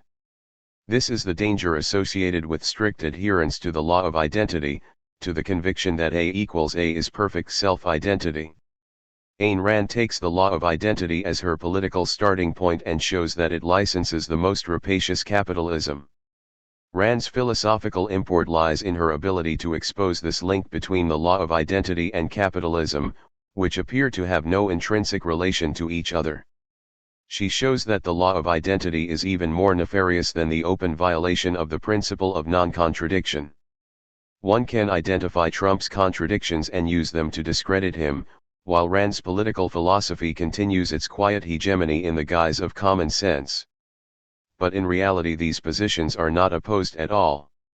Despite Rand's purported respect for the law of identity, she needs figures like Trump who cheerfully take up contradiction in order to advance her capitalist vision. Trump's administration brings together the overt violations of the principle of non-contradiction with Rand's embrace of the law of identity. Trump contradicts himself in order to provide cover for tax cuts for the wealthy, massive deregulation, and the dismantling of the public commons, precisely the political philosophy of Ayn Rand that the people would not accept without lies like "we're cutting taxes on the wealthy to help the lowest workers earn more." No one can be an open Randian and garner public support. No one can politically invoke the law of identity without also relying on overt contradictions. On the basis of the law of identity, which she attributes to Aristotle, Rand insists that capitalist producers have no responsibility at all to their employees or to the society in which they exist. 35 Each producer is an independent and isolated being that brings value into the world through the creative act. Since there is no possible contradiction, the value that the capitalist creates must belong solely to the capitalist and no one else. Capitalist production creates value without any sacrifice, just as the commodity exists in isolation from the labor that creates it. For Rand, the capitalist creation of value doesn't necessarily rely on the immiseration of workers as it does for Marx. The production of value has nothing to do with negation because A equals A. The title for Part 3 of Rand's magnum opus Atlas Shrugged is A equals A, which provides the main through line for the lengthy radio speech that the hero John Galt gives toward the end of the novel. In his speech, Galt praises Aristotle and rejects the existence of contradiction. 36 This rejection is not just a philosophical quirk associated with Rand but the essential core of every capitalist political philosophy. Capitalism depends on subjects regarding themselves as isolated beings whose identity does not involve otherness. Even Adam Smith, though he lacks Rand's straightforwardness, theorizes capitalism on the basis of the law of identity. Smith recognizes that labor is the source of value, but he conceptualizes the exchange between the laborer and the capitalist as an exchange between two independent self-subsistent beings. As a result, the capitalist has no responsibility for the miserable situation of the laborer. By the same token, the consumer can enjoy a commodity without any responsibility for the labor that produced it. The isolation of self-identity, the conviction that A equals A, keeps the capitalist system operational. Rand lays this bare in a way that others do not. She reveals the hidden link between traditional logic and the justification for capitalism. Her full-throat embrace of both the law of identity and capitalism marks a stark contrast with Hegel. Hegel's philosophy of contradiction cuts off the path for the development of Rand's political program. Granting the necessity of the contradictory role that otherness plays in identity, as Hegel insists, inoculates us to the seductions of Rand's vision. We recognize that Rand's rejection of all contradiction is really a rejection of all thought. But as long as we cling to the inviolability of the law of identity and the principle of non-contradiction, the danger of Ayn Rand will always loom. Because it hides itself in the trappings of traditional logic, it is a threat far more ominous than that represented by the open contradictions of Donald Trump. Not only does Hegel's thought not pave the way for Donald Trump, it has the added benefit of providing a refutation of Ayn Rand avant la lettre. The difficulties of contradicting oneself. By concluding that contradiction not only can be thought but has an actual existence, Hegel challenges the foundational axioms of both ancient and modern philosophy. The risk is that everything that one would say would become indistinguishable from its opposite. But Hegel finds a way to reject the principle of non-contradiction while still making sense. He does so by showing how this principle itself leads to the inevitability of contradiction. One cannot simply abandon the principle of non-contradiction and contradict oneself, nor can one straightforwardly announce in a non-contradictory fashion that contradiction exists. Were Hegel to do so, he would implicitly accept the very principle he shows to be untenable. In short, Hegel cannot be Walt Whitman. Even though he embraces Hegel as a primary inspiration, Whitman's Hegelianism offers tacit support to the maxim that the greatest threat to a thinker are acolytes rather than enemies. Whitman attempts to articulate Hegel's opposition to the principle of non-contradiction in Song of Myself, where he writes, "Do I contradict myself? Very well then, I contradict myself, I am large, I contain multitudes, ... 37 In contrast to Hegel's prose, few readers struggle to make sense of what Whitman says here. The lucidity of Whitman's position derives from his ability to take up a straightforward position on the principle of non-contradiction. While it might create a compelling poem, Whitman's unambiguous embrace of contradiction would be untenable for Hegel as a philosopher. The trick, for Hegel, is that he must embrace the principle of non-contradiction in order to show that it ultimately does not hold. At times, Hegel will articulate straightforward claims about contradiction that serve as guideposts for his philosophy. For instance, in The Science of Logic, he makes clear the foundational status of contradiction when he states, "All things in themselves are contradictory." 38 This type of statement is rare, and it functions heuristically. It is an ordinary proposition necessary to help the reader to access Hegel's speculative propositions that enact contradiction. It is easy to state that entities are contradictory, but what is difficult and what generates the misunderstandings of Hegel's thought is demonstrating the necessity of contradiction while following the principle of non-contradiction. Though Hegel sees that he must offer occasional statements about contradiction, these statements can be, on their own, misleading. They risk fomenting the belief that one can step outside of contradiction in order to make a straightforward declarative statement about it, which is impossible. One must run the risk, otherwise one's philosophy will become completely impenetrable. For the most part, however, Hegel confines himself to the playing out of contradiction, to exposing contradiction as inescapable. 39. This becomes evident when Hegel discusses pain. On 2 occasions in the Science of Logic, Hegel identifies pain as a privilege that living beings have and that inert matter lacks. Just claiming that pain is a privilege strikes the reader as contradictory. No one who is in pain conceives it as a privilege. But to be in pain is to find oneself immersed in contradiction, and this is a fortunate quandary when compared with the alternatives. Hegel claims, the living being is for itself this rupture, has the feeling of this contradiction which is pain. Pain is therefore the prerogative of living natures. It is said that contradiction cannot be thought, but in the pain of the living being it is even an actual, concrete existence. 40. Why is pain the concrete existence of contradiction? Hegel conceives pain here as the negation of living entity. It is a response to stimulations that damage and even threaten to destroy the entity. When a non-living entity faces destruction, when a supernova threatens to engulf a planet, for example, this entity suffers no pain before its destruction. No planet writhes in agony in the moments during which its star explodes because the negation is completely external to it. During the experience of pain, in contrast, the living entity has an awareness of the damage it is undergoing. This awareness of undergoing damage is what it means to be alive. One is alive only at the cost of experiencing that life damaged, and this is where Hegel sees contradiction operative.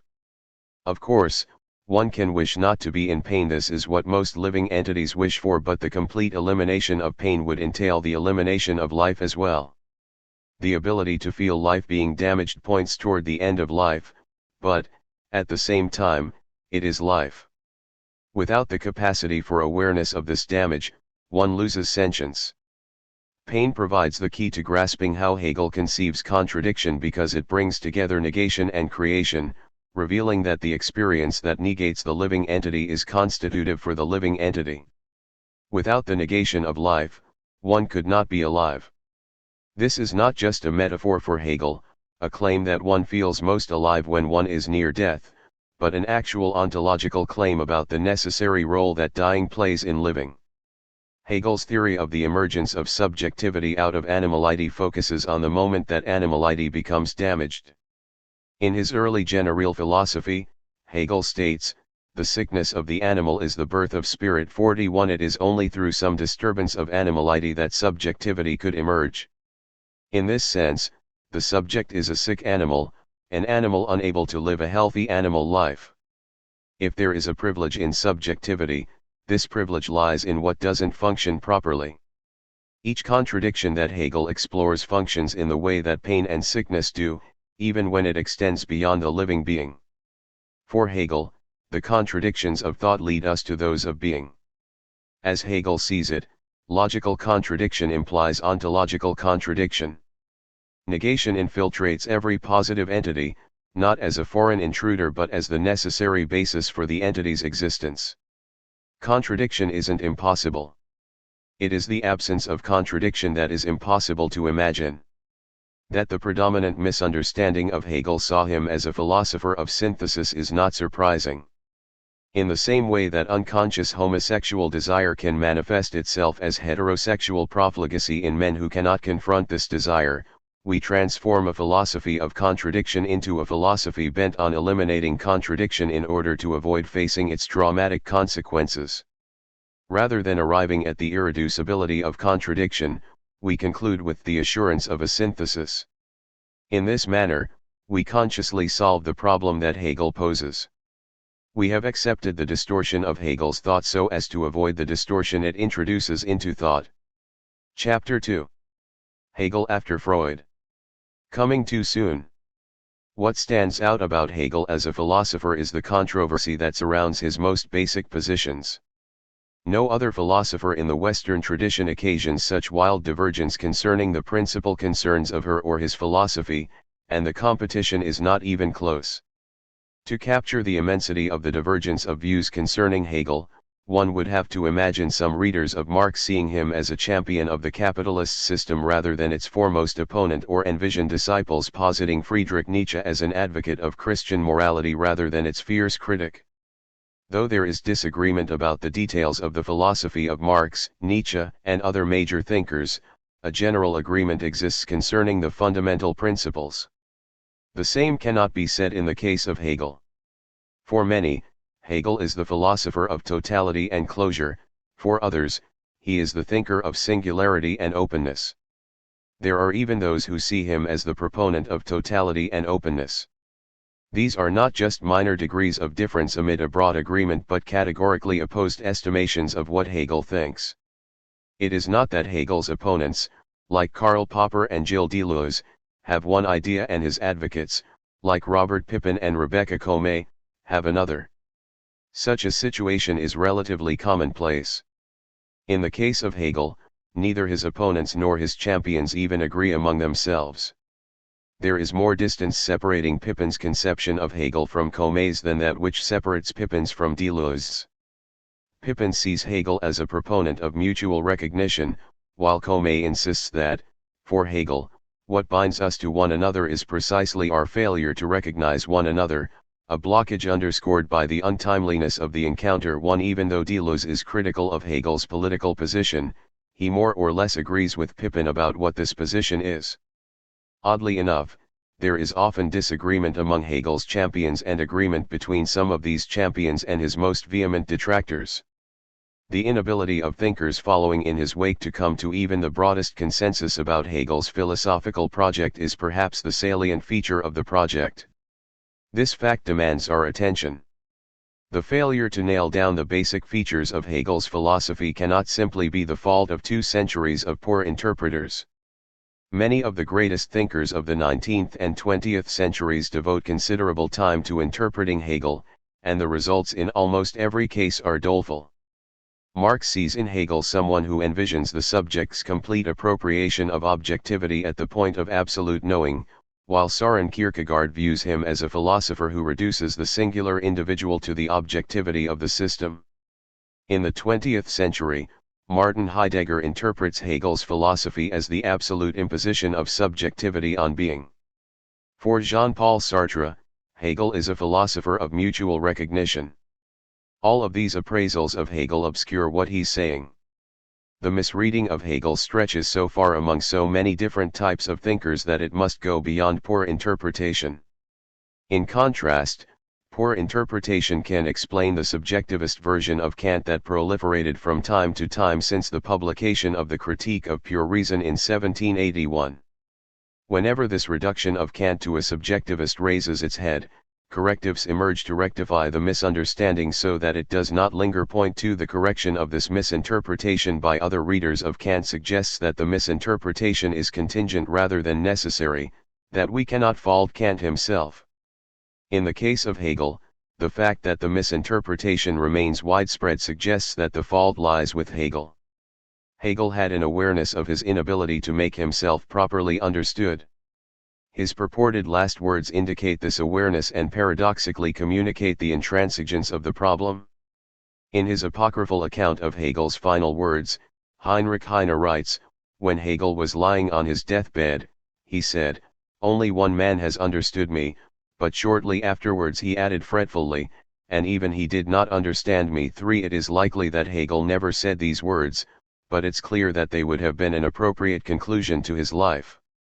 This statement nicely encapsulates the unique difficulty of grasping Hegel's philosophy. Just when one understands, he seems at that moment to be saying the opposite of what one has understood. In the face of Hegel's own dying conviction that even the one who understood him ultimately didn't, one might conclude that interpretive relativism is in order. Readers could discover in Hegel's philosophy the message particular to their own historical moment. This is the position of Daniel Berthold Bond, who avows that it seems appropriate that each generation should have its own discovery and appreciation of his philosophy, for each age will be animated by new historical and cultural perspectives. For according to this view, There is so much ambivalence in Hegel's thought that one must impose one's own decision on it in order to derive a clear position. Hegel's failure to be understood results from an inability to make up his mind, so one must do so for him. Whatever the appeal of this type of interpretation, it ends up leaving Hegel himself in the lurch. The reader's decision to cut through the ambivalence involves believing that Hegel simply errs in refusing to be clearer. 5 The obscurity becomes nothing but a misstep. It is even more tempting to chalk up the obscurity of Hegel's prose to a simple inability to write clearly. But while Hegel struggles to articulate himself both in his lectures and in his books, poor writing alone cannot serve as the scapegoat for the various misunderstandings of his thought. 6 If that were the case, the years since his death would have produced commentaries presenting the ideas lucidly and clearing up the difficulties for readers.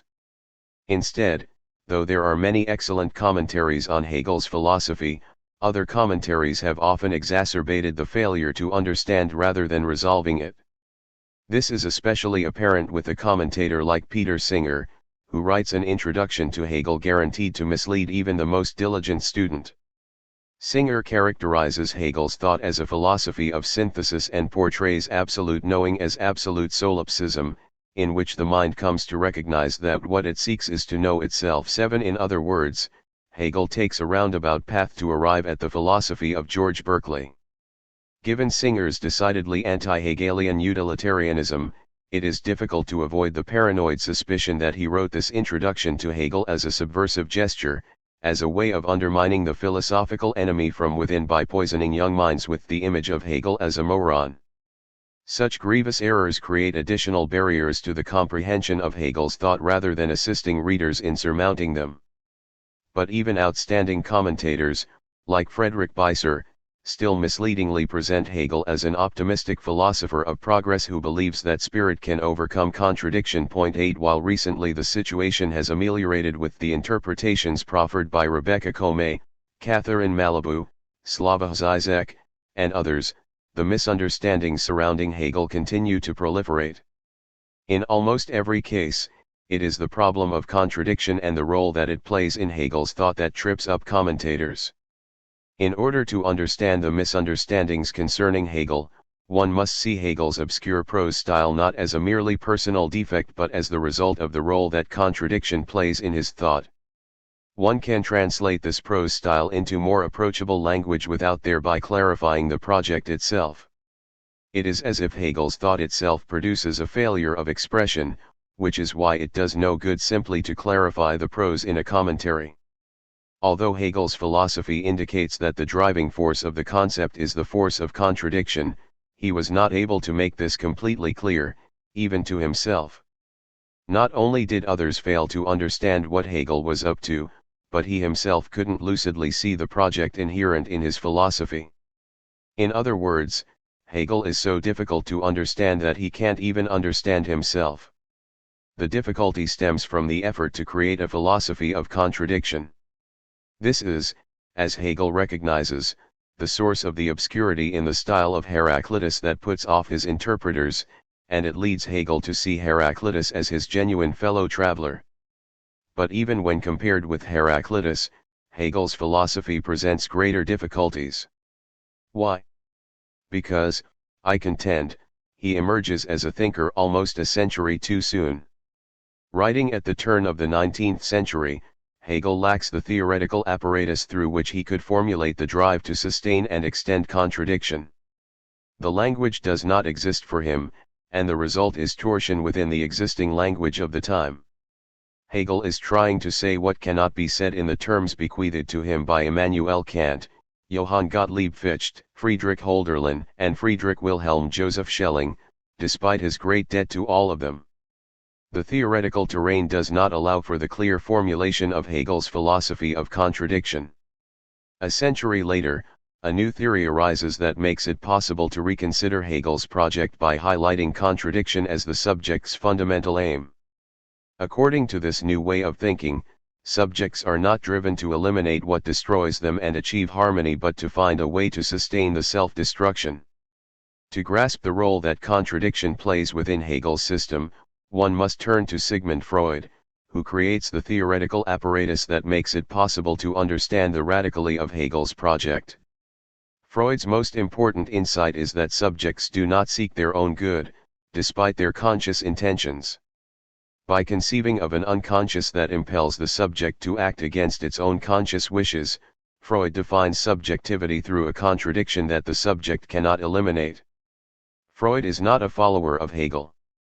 He barely mentions Hegel throughout all of his work. 9 As Mladen Dola notes in his analysis of the theoretical links between the two, Freud never really engages with Hegel, never considers using any of his concepts, as he does with many other philosophers, for better or worse. 10 Though we might lament this missed encounter, given the image of prevailing conception of Hegel's thought during Freud's lifetime, we should probably thank God that Freud just ignores him.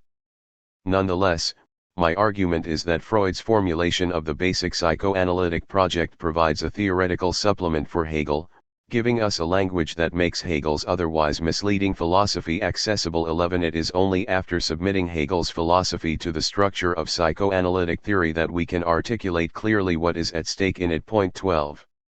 The subject's civil war. The first essential term that Freud introduces is the unconscious. Armed with this concept, we can provide a more cogent explanation than Hegel himself for his philosophical project. According to psychoanalysis, the unconscious is the fundamental barrier to the subject's self-identity. To say that the subject has an unconscious is to affirm that it is inextricably out of joint with itself. No amount of self-reflection will enable the subject to get in touch with its unconscious, because the unconscious shows itself in acts that evade the subject's conscious control, like dreams and slips of the tongue. As Freud sees it, it is impossible for the subject to cause the unconscious drive to align with conscious intentions. It is impossible for the subject endowed with an unconscious to live in harmony with itself. This impossibility parallels exactly Hegel's recognition of the inevitability of contradiction. The unconscious renders the subject a contradictory entity.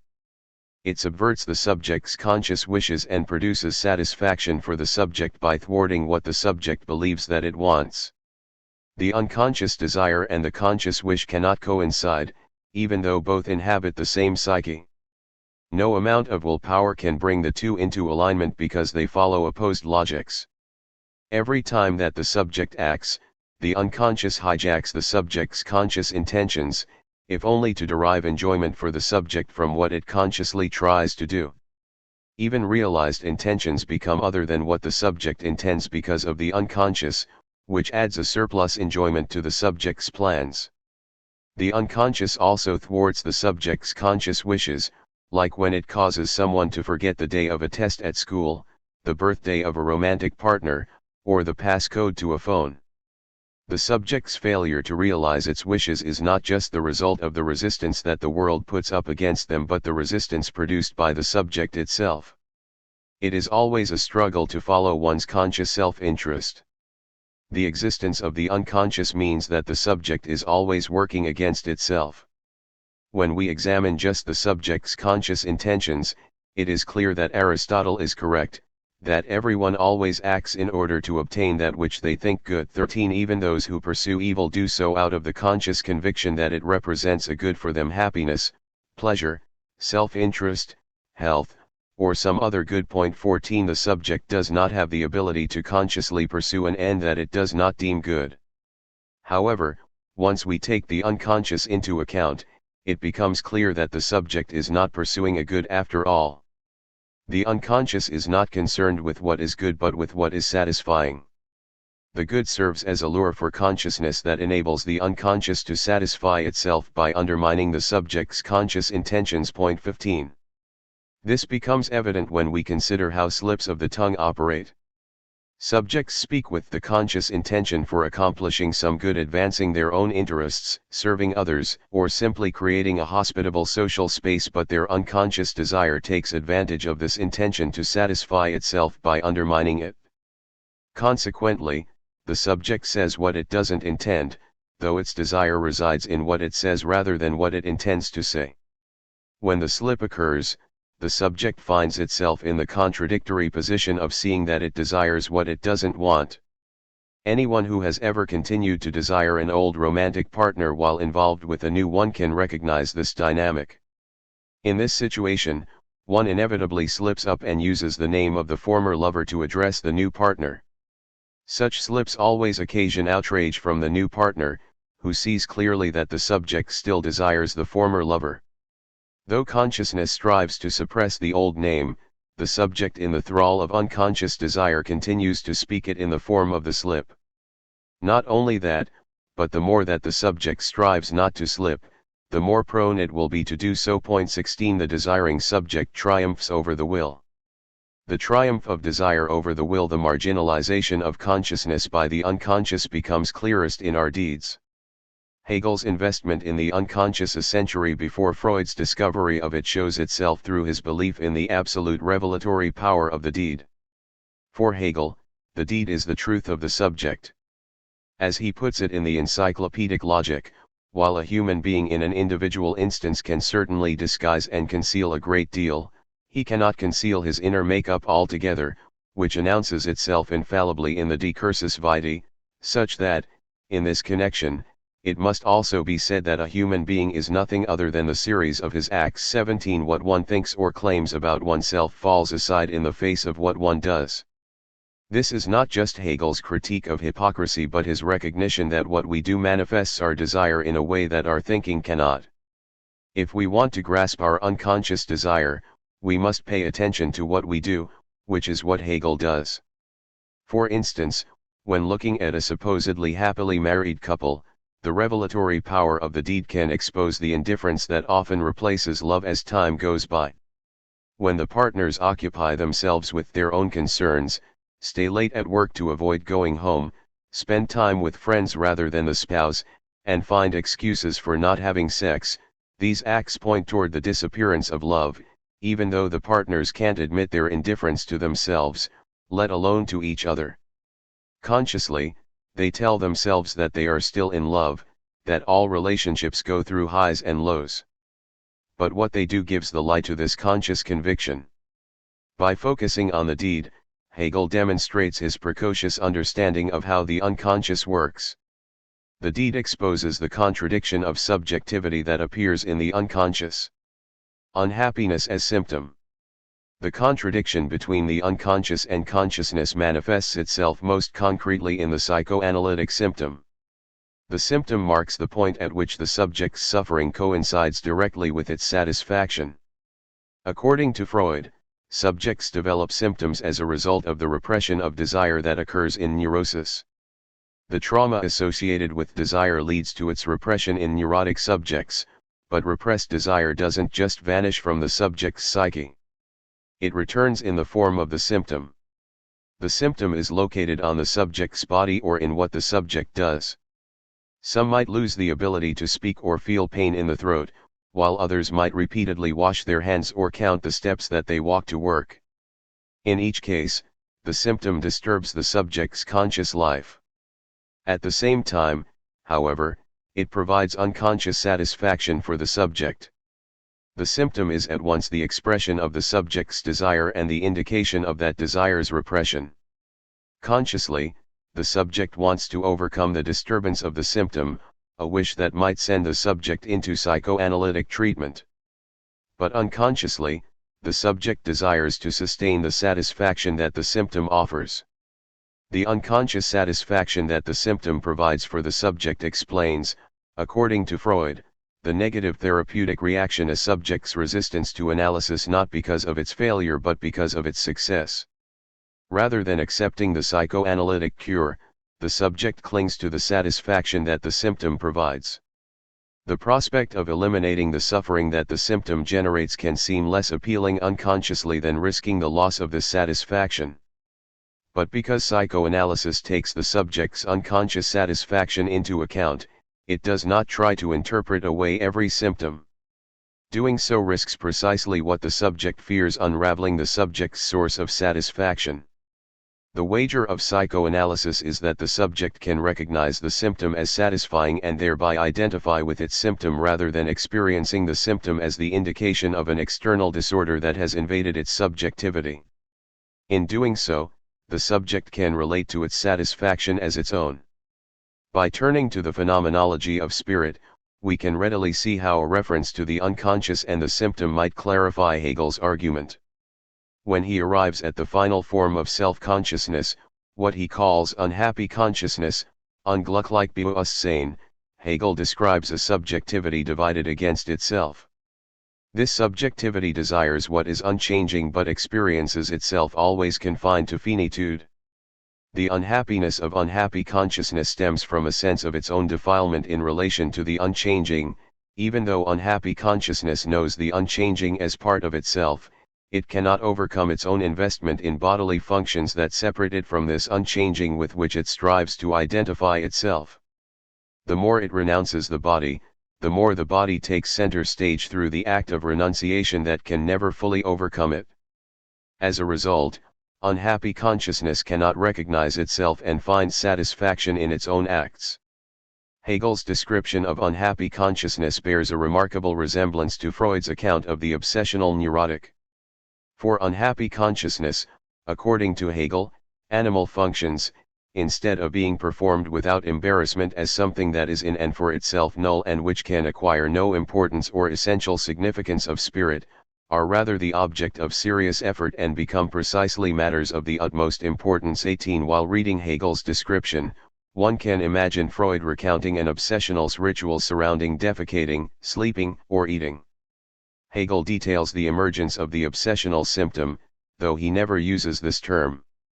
The rituals imbue these animal functions with an outsized importance and reveal that they are the sites where the subject's unconscious desire expresses itself.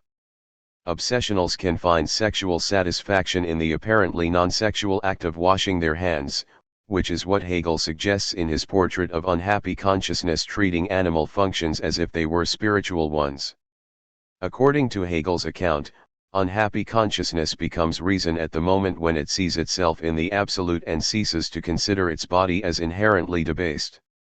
Because Hegel doesn't employ the theoretical apparatus of psychoanalysis, he cannot make it clear that the investment of unhappy consciousness in the body is the product of repression or that the turn from unhappy consciousness to reason is the result of the subject recognizing itself in the symptom. But this is precisely what happens. If we understand the turn to reason as the subject recognizing itself in the symptom, then it becomes clear that subjectivity pursues rather than eschews contradiction. The attempt to surpass the body by unhappy consciousness entails the body's return in the form of repressed material. The only way to escape the torments of unhappy consciousness is to identify with the symptom, to treat the obsessional ritual as the manifestation of subjectivity rather than just as a disruption of it. This is what Hegel suggests when he envisions the resolution of unhappy consciousness as the discovery of reason, in which the subject ceases to consider itself divided from its own acts. The problem is that, lacking Freud's concepts, Hegel does not properly explicate the nature of this transition. Transitions are the great bogey of Hegel's philosophy, especially in the phenomenology of spirit. At times, it is impossible to understand how Hegel moves from one position to another, as numerous critics have pointed out since the work's publication.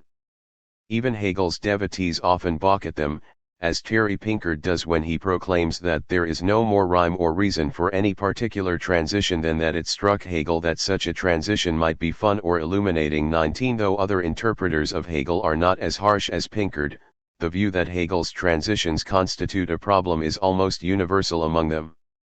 The consensus is that the awkwardness of the transitions requires extreme interpretive machinations to avoid dismissing their illogic out of hand in the way that Pinkard does. 20 This is where Freud's terminology proves most useful.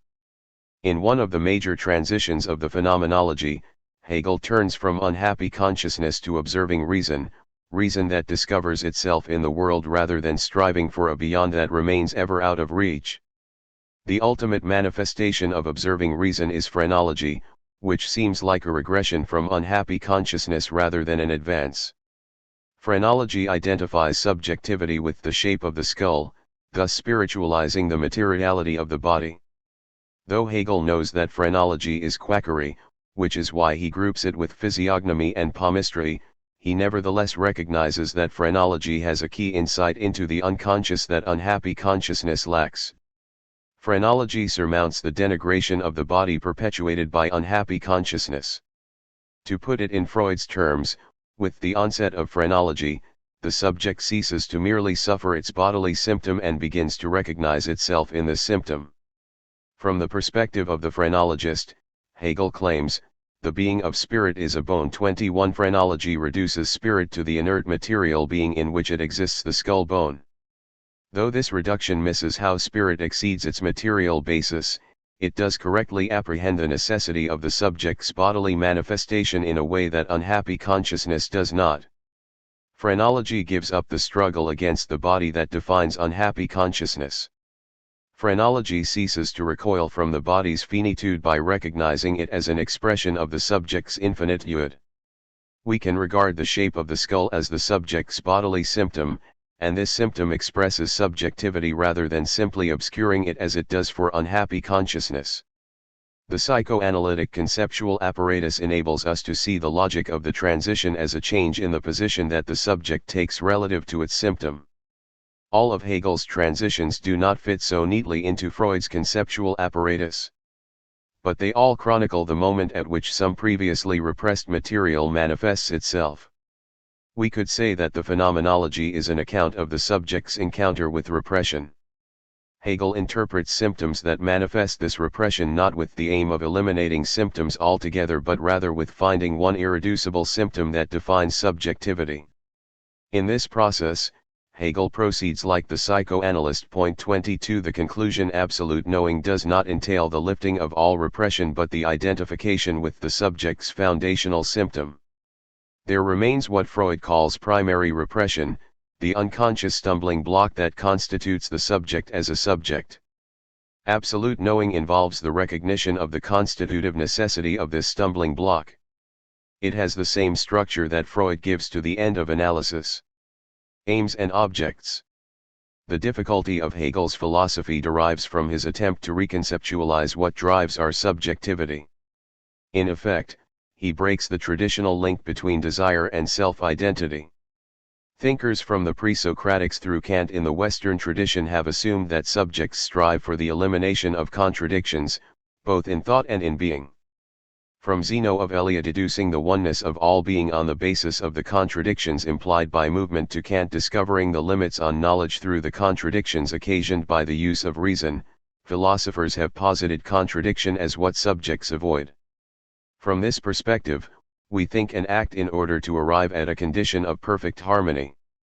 Even if they believe that we never achieve this aim, philosophers have nonetheless remained united in their belief that self-identity is the aim and that contradiction can only function as a barrier we try to overcome. To imagine that the aim of thought is sustaining contradiction is untenable in the philosophical language Hegel inherits. But Freud operates on a different terrain. When he theorizes the subject's drives, he unwittingly provides the most important clue for making sense of Hegel's philosophy. Freud's terminology and the distinctions that the terms imply offer a matrix for interpreting the role that contradiction plays for Hegel. The terms that Freud uses to discuss the drives in instincts and their vicissitudes would have served Hegel well had he had access to them. While dissecting the structure of the drives, Freud identifies four components proper to the drive: the pressure, Drang, the source, Quelle, the aim, Ziel, and the object, Object. He immediately disqualifies two of these components from further elaboration. The pressure is simply a constant force, and the source lies unknowable outside the bounds of psychoanalytic inquiry. The pressure and the source play no significant role in Freud's discussion of the drives. The components that attract Freud's attention are the aim and the object, which seem as if they might overlap. One could imagine that a drive simply aims at acquiring its object. This is how our common sense, and the history of philosophy, conceives of the relationship between aim and object. The subject's aim is the object, even if it never arrives at it. Point 23 But Freud differentiates them completely. According to Freud, drives aim at satisfying themselves without regard for their object. Satisfaction is the aim of every drive. What is variable is the object that the drive uses to obtain its aim of satisfaction. The drive is indifferent toward the object. It is just a vehicle through which the drive achieves its aim, even though the subject of the drive consciously believes that the object and not satisfaction constitutes its aim. 24 Despite what the subject consciously believes, the aim and the object cannot coincide. We obtain satisfaction through the object but not by obtaining the object. Obtaining an object inevitably leads to the search for another object rather than any sustained satisfaction. It is the process of confronting the absence of the appealing object that provides satisfaction rather than the moment of finally having it. On this basis, one can see how Freud would explain why those who have the resources constantly buy new cars every year. These rabid consumers are not simply the dupes of clever advertising campaigns or exemplars of capitalist decadence, though they may also be both of these. They are unwittingly stuck in the dynamic of the drive, which just so happens to involve driving. The consumers identify satisfaction with the new model of the car, but, after driving it for a few months, they recognize that their satisfaction doesn't reside in this particular object. Thus, they return to the car dealer the next year for the newest model, hoping to discover a more genuinely satisfying object but encountering instead the same disappointment. There is satisfaction in the repetition of the purchases, but not in the cars purchased, which is where the consumer believes it is located. This dynamic, which can be infinitely repeated, reveals not only how contradiction informs thought but how it dominates our actions. The consumer of cars cannot recognize that the object is not really the aim because doing so would eliminate the repeated acts of consumption. Contradiction doesn't destroy this activity but sustains it. There is, for Freud, a fundamental contradiction between aim and object at the core of the drive. Repression facilitates this contradiction, but it isn't entirely clear what is repressed and what is conscious. When he writes Instincts and Their Vicissitudes in 1915, Freud remains within his first model of the psyche dominated by the pleasure principle. According to this way of thinking, the subject strives for pleasure but finds the obstacle of repression as a barrier to its fulfillment. When Freud considers the relationship between repression and the drive, he associates repression with the object of the drive. The object is too close to the incestuous object, which is why we repress it, substituting a psychically less disturbing object for the real one. In the classic example, instead of marrying a parent, we marry someone modeled on the parent. But for the early Freud, repression does not necessarily have the final word over the drive. At this point in his intellectual trajectory, Freud imagines a path for the satisfaction of the drive by embracing the object for what it is. To get free of the damage of repression, one must come to terms with the incestuous nature of one's sexual object. This position leads Freud to claim in 1912 that anyone who is to be really free and happy in love must have surmounted his respect for women and have come to terms with the idea of incest with his mother or sister. 25 Here, Freud remains within his early conception of repression, in which he associates it with the object. The satisfaction of the drive can be conscious, while the object must be unconscious. The drive involves the subject in contradiction, but Freud sees psychoanalysis as the path to solving the contradiction, at least to some extent. This is the implication of Freud's thought at this point in time. While things seem dire for the subject, one can nonetheless imagine achieving equanimity with the idea of incest and thereby becoming free and happy in love. 26. Such an outcome is utterly at odds with Hegel's theory of contradiction. Freud appears to offer terminological aid to Hegel only to betray him conceptually. We could translate Freud's early theory into Hegel's philosophy in this way: the impetus driving the subject is an appealing but as yet unthought object. Like perfect self-identity or systematic completion, the objects most associated with the aims of thought. But such a schema would transform Hegel back into the philosopher of synthesis. For Hegel, the object cannot be the site of satisfaction. Satisfaction must be provided by the contradiction itself. Though this picture doesn't jibe with Freud's early theory, everything changes in 1920. The joys of oversleeping. After Freud's theorization of the death drive in Beyond the Pleasure Principle in 1920 and the fundamental shift that this occasions in his thought, the site of repression undergoes a dramatic shift. He no longer believes that the repression of the object is decisive. It is much more the way that the subject satisfies itself, the aim of the drive that the subject must repress. The object ceases to be inherently traumatic while the satisfaction that the subject experiences in pursuit of the object becomes the site of trauma. Why is this? How could satisfaction possibly be traumatic? The problem, as Freud comes to see it, is that the subject satisfies itself through the failure to attain its object rather than in successfully attaining it. Trauma is no longer the proximity of the incestuous object but the impossibility of any complete satisfaction. Point 27. In this sense, for the later Freud, the idea of a completely satisfying incestuous object would actually provide respite from the trauma of an impossible total satisfaction. The fact that the subject not only desires to fail but constantly engineers its own failure becomes the trauma that the subject must repress. The point is no longer that the subject cannot attain the truly satisfying object because this object is too traumatic for it, but that there is no such thing as a truly satisfying object. Because the drive satisfies itself through the repetition of failure, the status of the object, incestuous or not, ceases to matter, as the conception of how the subject satisfies itself undergoes a revolutionary change.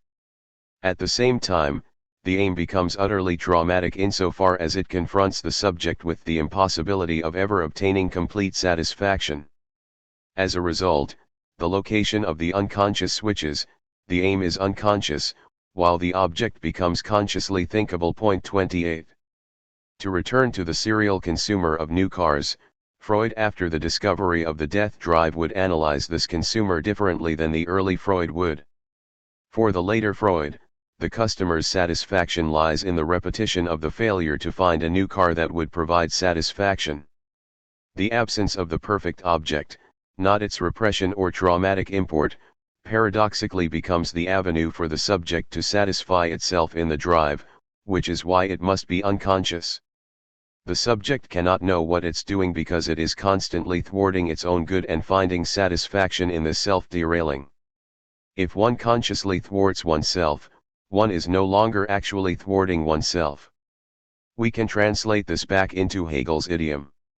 We spend most of our conscious lives trying to overcome contradictions. Confronted, for instance, by the contradiction between our goal of living in a luxurious house and our lack of money to afford such a house, we endeavor to work additional hours for years in order to eliminate this contradiction and accomplish the goal. Consciously, we simply want to obtain the object. Things seem straightforward. But the unconscious throws a wrench in the plan. Rather than wanting to overcome this or any other contradiction, the unconscious revels in it and creates the conditions for sustaining it. The unconscious subverts the conscious plan to overcome this contradiction by leading us to oversleep, directing us to spike the punch at a company holiday party, or prompting us to have an affair with the spouse of our boss, or do all three at once. The unconscious corresponds in Freud's thought to the aim of the drive. It provides a satisfaction that remains barred to consciousness. But the effect of the unconscious is even more straightforwardly at work within our conscious goals. It doesn't just subvert them, it also uses them as its means for satisfaction, just as the drive uses the object to satisfy itself. When we consciously plan to live in future luxury, we commit ourselves to years of unpleasant toil to reach this end. When we conceive of how our satisfaction will be distributed, we imagine enduring present dissatisfaction for the sake of future satisfaction. Oftentimes, the future satisfaction for which we work is not even our own. Many people spend their entire lives working so that their children will have a better life.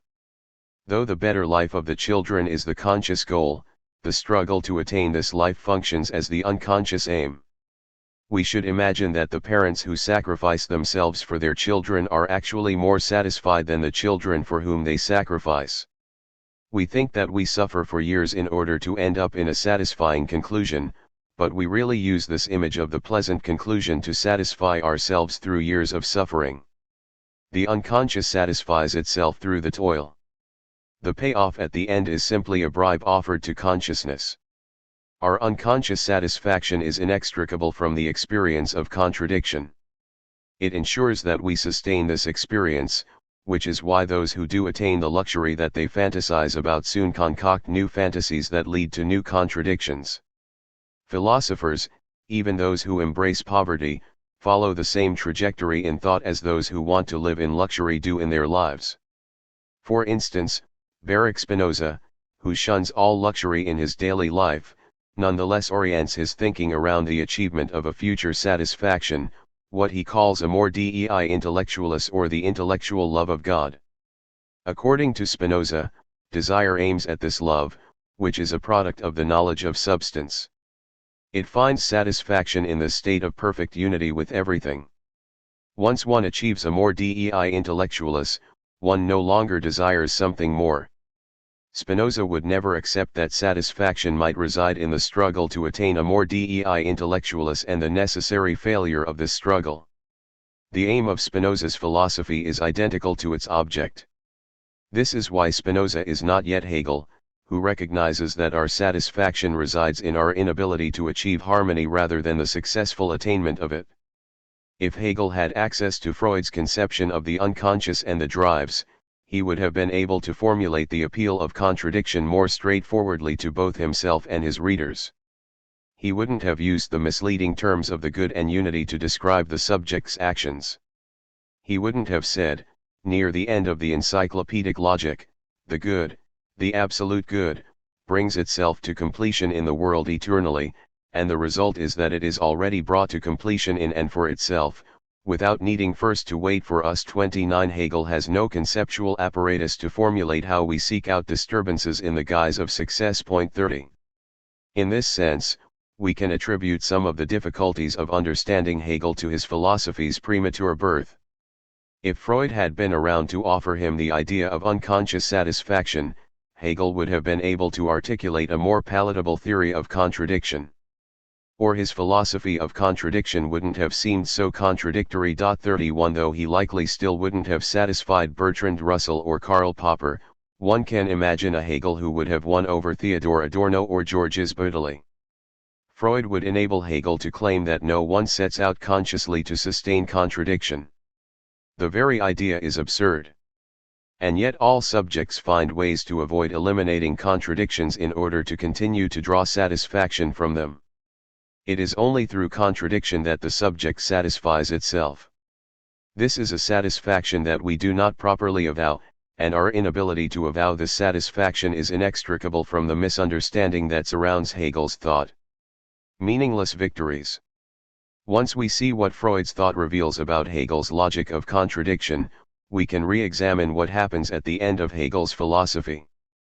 When we reach the absolute, we recognize that what we took as our object, the resolution of contradiction, was functioning solely in service to our aim, which was the satisfaction provided by contradiction.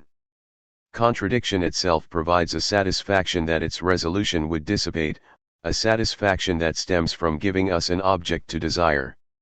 When we reach the absolute, we run out of future possibilities. As a result, the hope for resolving the contradiction evaporates, and we have only desiring itself stripped of its possible realization. As Jean Wall puts it, contradiction is the formal appearance of the absolute. 32 We find ourselves with nothing left except the intractability of contradiction itself, which forces us to conclude that contradiction is the source of our satisfaction. In this sense, the absolute requires a complete revision of the path that we took to arrive at it. Instead of following a path from a series of failed solutions to an ultimately successful one, we have been ensuring ourselves of the intractability of contradiction. This has been the aim all along, but the idea of an ultimate solution has provided an object obscuring this aim from consciousness in order to make the traumatic aim palatable for the subject. At each step of the dialectic, the image of a possible end to contradiction seems to drive the dialectic forward toward another articulation. But the real engine of this movement is the appetite for contradiction. It is contradiction that sustains the subject as desiring, which no one can desire to eliminate. Here again, the conceptual apparatus of psychoanalysis clarifies Hegel's position. Jacques Lacan's vision of the psychoanalytic cure as traversing the fantasy provides a way to theorize Hegel's sense of what happens when one reaches the absolute. 33 The subject traverses the fantasy when it recognizes that there is no object beyond the fantasy that it might obtain.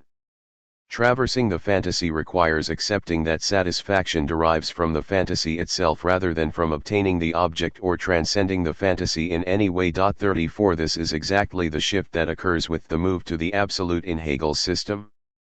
Because it cuts against common sense to such an extent, grasping the absolute as a reconciliation with the intractability of contradiction is simply unthinkable for most readers of Hegel. The misreading of Hegel's philosophy finally boils down to an inability to recognize the obstacle not just as an accident that gets in our way while trying to succeed and not just as our fate as mortal beings. This is what psychoanalysis makes clear. We suffer from an inability to recognize that finding obstacles is our aim and our only source of satisfaction. Because of his grounding in psychoanalytic theory, Zizek recognizes the structure of Hegel's thought. In The Sublime Object of Ideology, Zizek interprets the end of Hegel's philosophy as the moment when contradiction becomes fully installed. He writes, "Absolute knowledge denotes a subjective position which finally accepts contradiction as an internal condition of every identity." 35 Hegel is the first thinker to show the extent of our investment in the obstacles that we believe we are trying to overcome.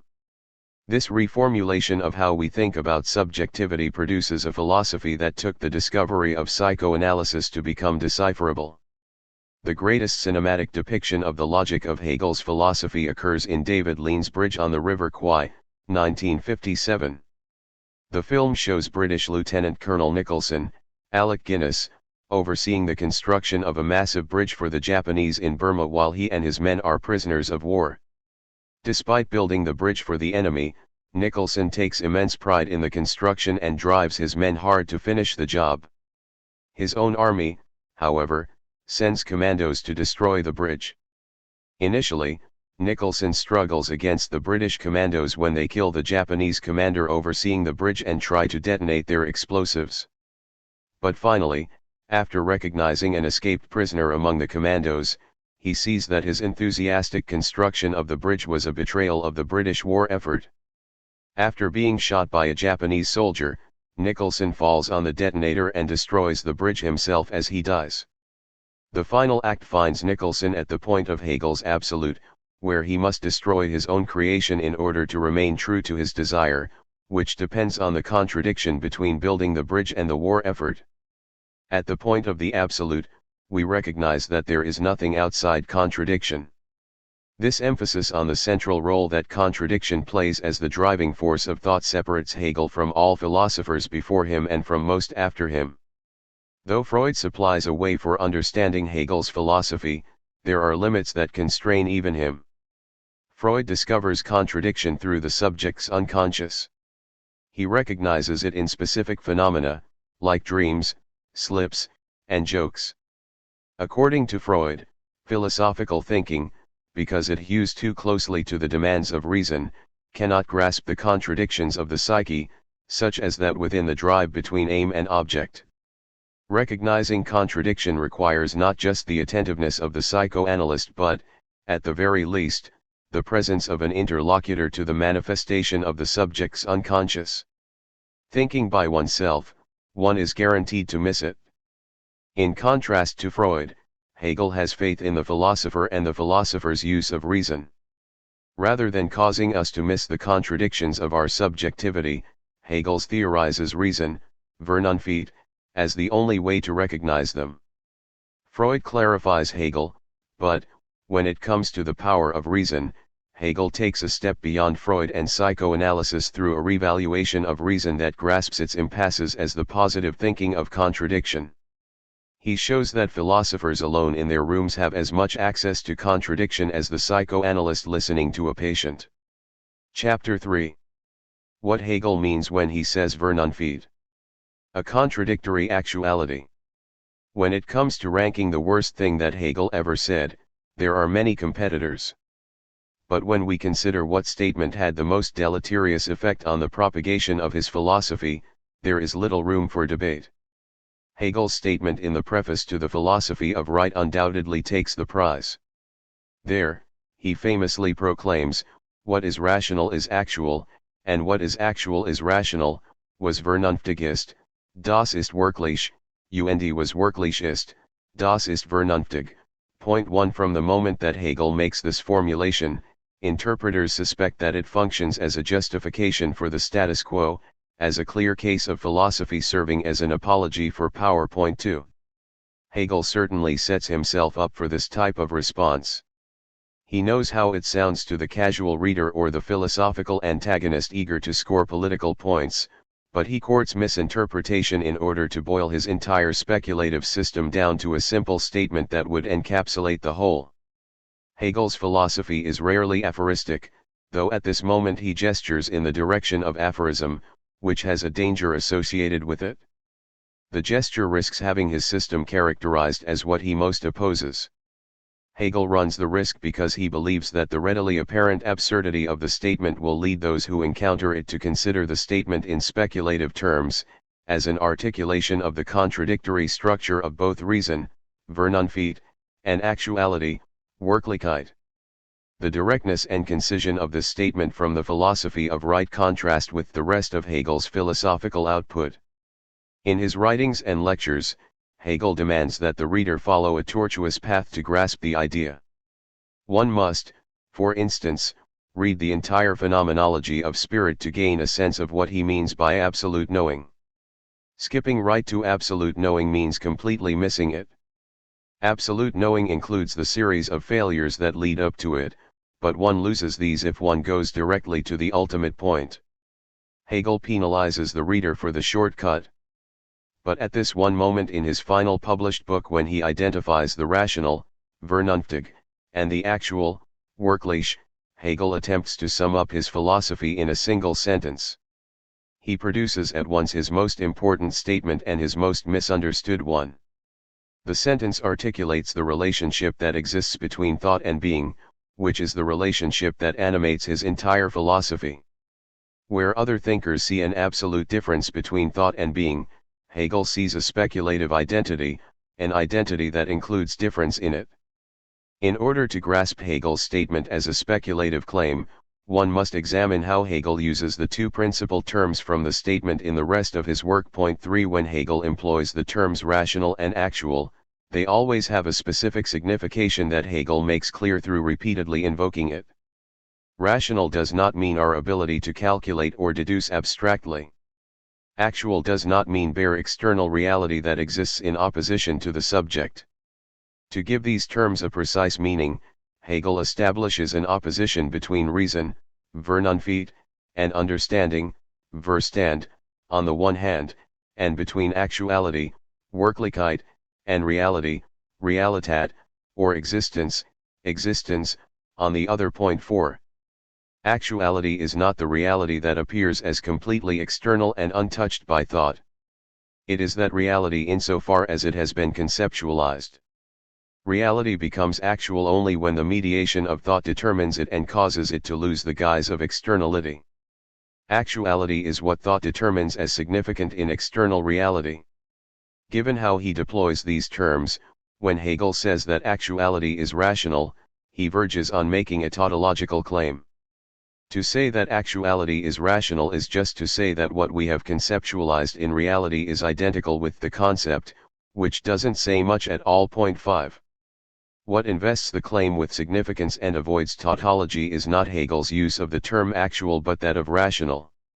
Though defenders of Hegel have focused all their attention on what he means by actual, wirklich, and attempted to redeem the statement on this side, Hegel's radically as a thinker resides in his way of thinking about the rational, vernünftig. Reason, for Hegel, is not disinterested analytical thinking. It is not what Sherlock Holmes uses to solve crimes or what Jürgen Habermas sees as the basis of communication. It is rather the ability to think and internalize contradiction. Reason is the highest form of thought, the point at which thought accomplishes what mere being cannot. Reason does not collapse in the face of contradiction but has the ability to think it. It recognizes that ultimately contradiction is irreducible and cannot be eliminated. Hegel opposes this power to that of the understanding, which limits itself to avoid contradiction. Thinking from the perspective of the understanding refuses the existence of contradiction as an impossibility within the field of possible experience. For the understanding, reality cannot be contradictory, but thought can be when it tries to go beyond its proper limits. In order to maintain contradiction in reality as impossible, the understanding must enact a sleight of hand. The understanding avoids contradiction by confining itself to the field of possible experience. Any attempt to think about ultimate questions of existence, like whether or not the world has a beginning in space and time, is simply off the table. In this way, the understanding cuts off the road to contradiction before it can be built. The thinker who does the most to block this road is Hegel's forerunner, Immanuel Kant. Hegel's distinction between reason, Vernunft, and understanding, Verstand, follows directly from Kant's. This distinction plays a crucial role in Kant's philosophy, enabling him to preserve the consistency of the understanding while still acknowledging that thought does run into contradictions. Reason tries to think beyond the limits of possible experience and thereby falls into contradiction as a result of overstepping the proper domain of knowledge. Kant makes the distinction between the understanding and reason in order to disparage reason at the expense of the understanding. Reason becomes Kant's fall guy for thought's encounter with contradiction. He wagers that confining contradiction to reason and then circumscribing the use of reason would function akin to putting a dangerous criminal behind bars. The understanding profits from the imprisonment of reason as it becomes the central faculty for thinking. For Hegel, the situation is exactly reversed. Far from attacking Kant's characterization of reason's encounter with contradiction, Hegel gives Kant the credit of pointing out that reason always leads to contradiction. Rather than attacking Kant, Hegel's philosophical project is more one of actualizing the insights that were already latent in Kant's thought. In The Science of Logic, he notes that the Kantian antinomies are contradictions, against which reason must necessarily, according to the Kantian expression, collide. 6. We use reason to try to resolve the intractable questions of existence. Does the world have a beginning in space and time? Is there a simple substance? Does freedom or spontaneity exist? Is there a necessary being or God? In the Critique of Pure Reason, Kant shows that the attempt to answer these questions with reason leads to contradiction. Hegel in no way objects but rather fervently embraces the relationship between reason and contradiction. Point 7.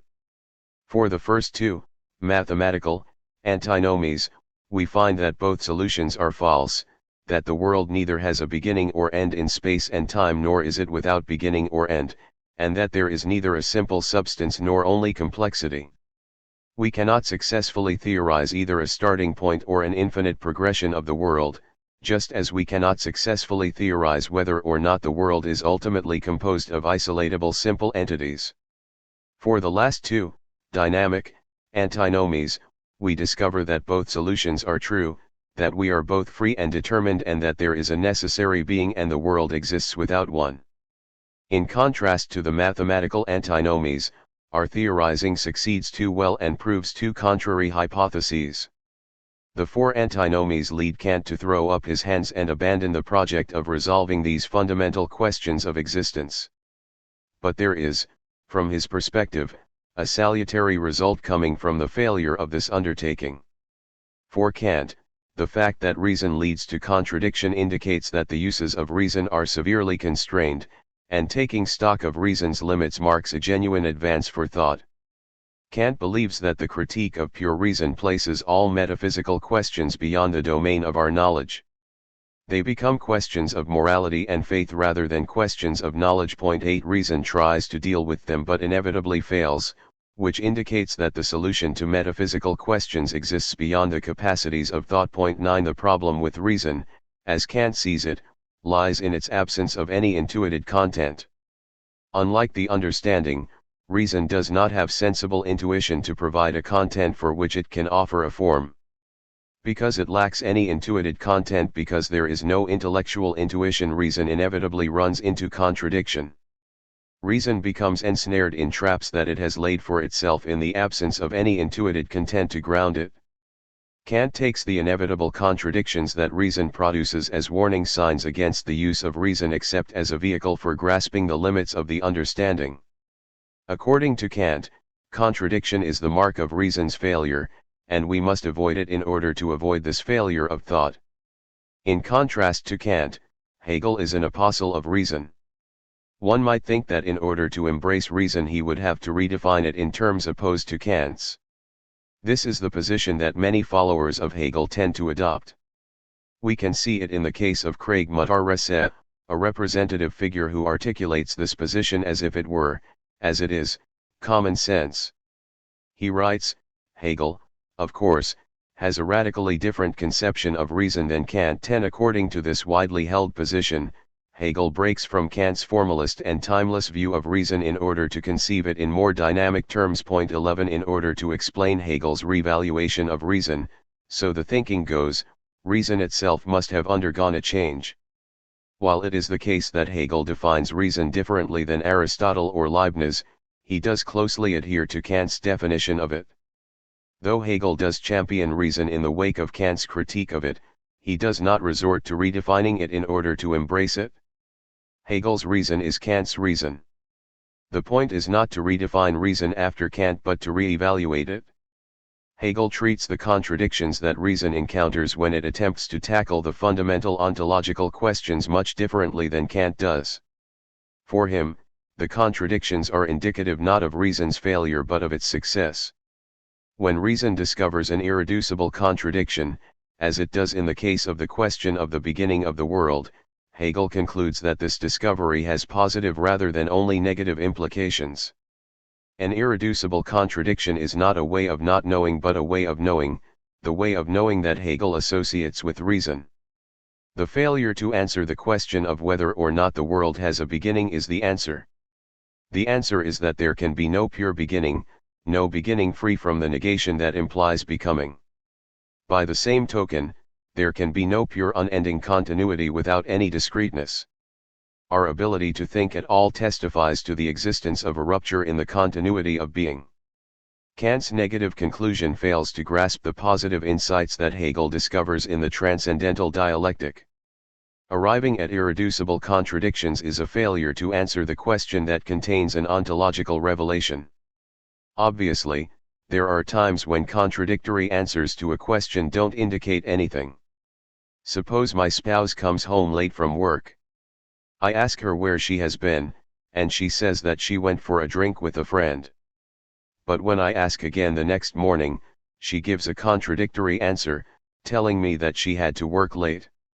Confronted with this contradiction, I might conclude that she just had a memory lapse that has no significance at all.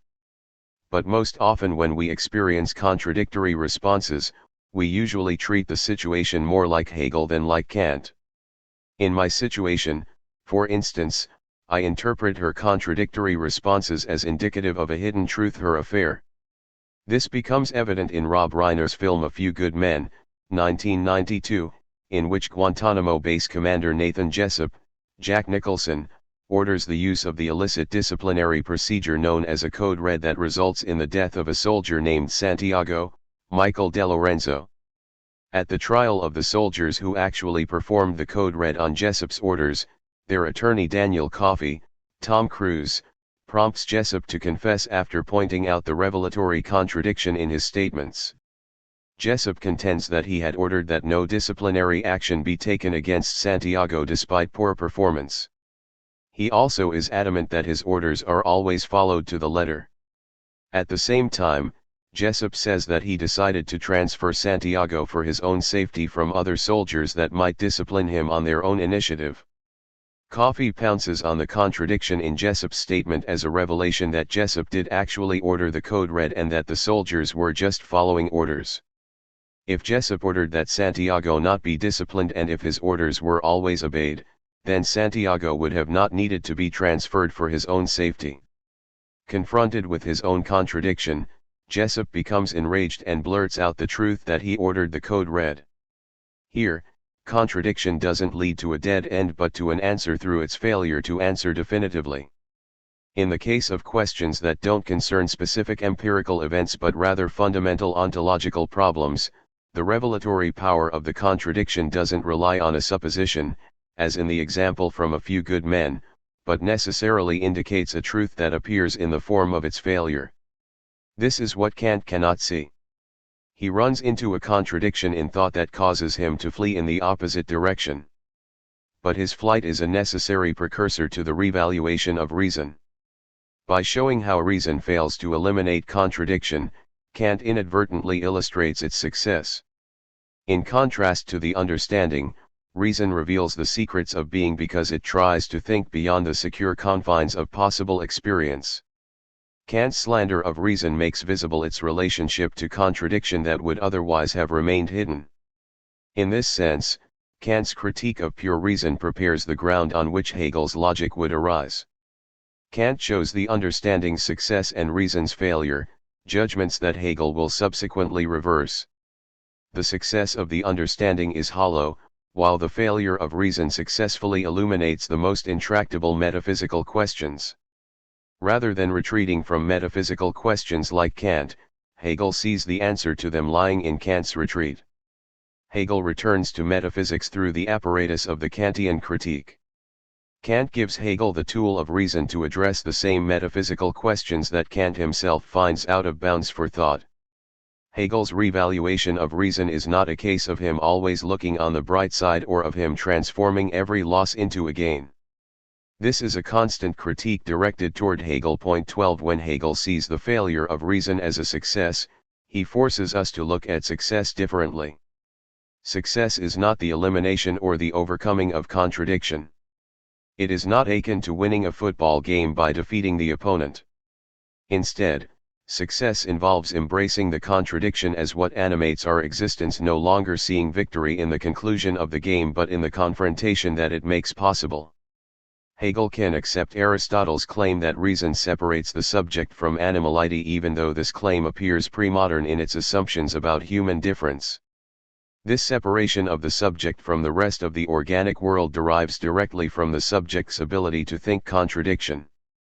But reason doesn't lift the subject above contradiction, as Aristotle would have it. It lowers the subject into the mire of contradiction, permitting the subject to identify with what undermines it. Reason is the key to the subject's emancipation, but this emancipation occurs only when the subject recognizes that it is what negates it. Birch trees and subjects. Hegel distinguishes between the finitude of material things in the world and the infinitude of the subject that has the capacity to reason through the way that each relates to contradiction. Finite things are contradictory insofar as they both are identical to themselves and are not. Their identity includes otherness. Though the subject endures the same contradiction, it relates to the contradiction differently, which produces a disjunction between the finite material world and the infinite world of spirit. There is no pure self-identity in the finite world, and this absence of self-identity is not just a result of our epistemological constraints, as we might expect. When we identify a birch tree, we differentiate it from an elm and an oak in order to understand it as a birch tree.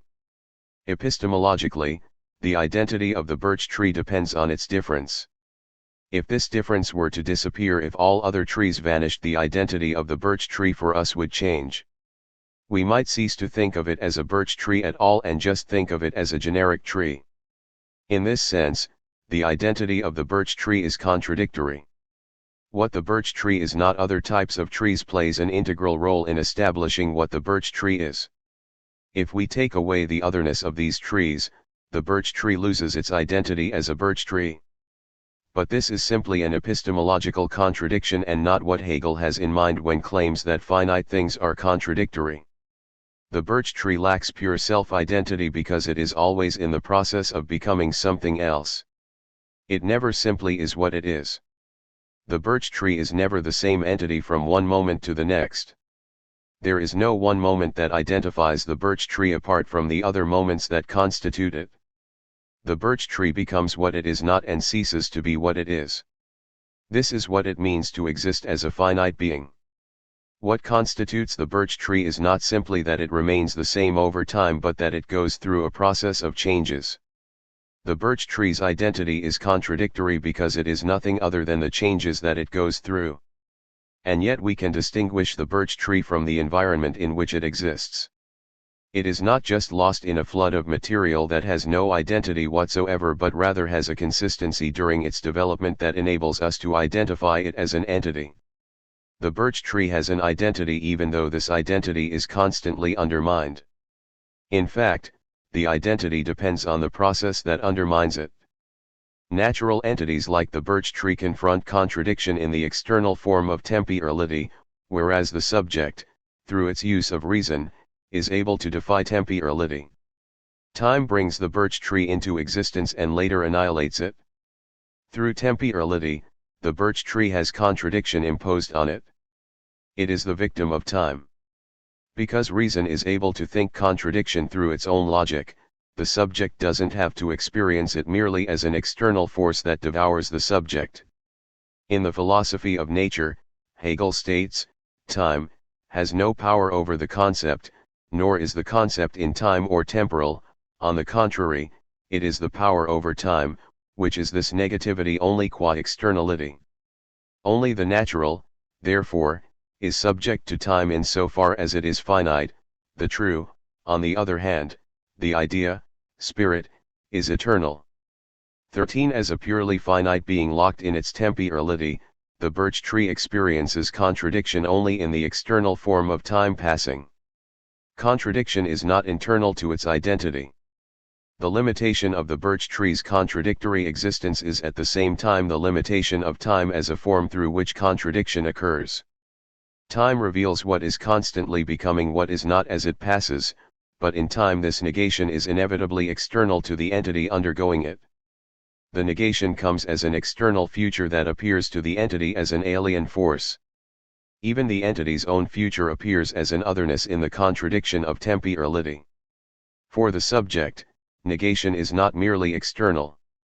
Subjects encounter contradiction through reason rather than existence.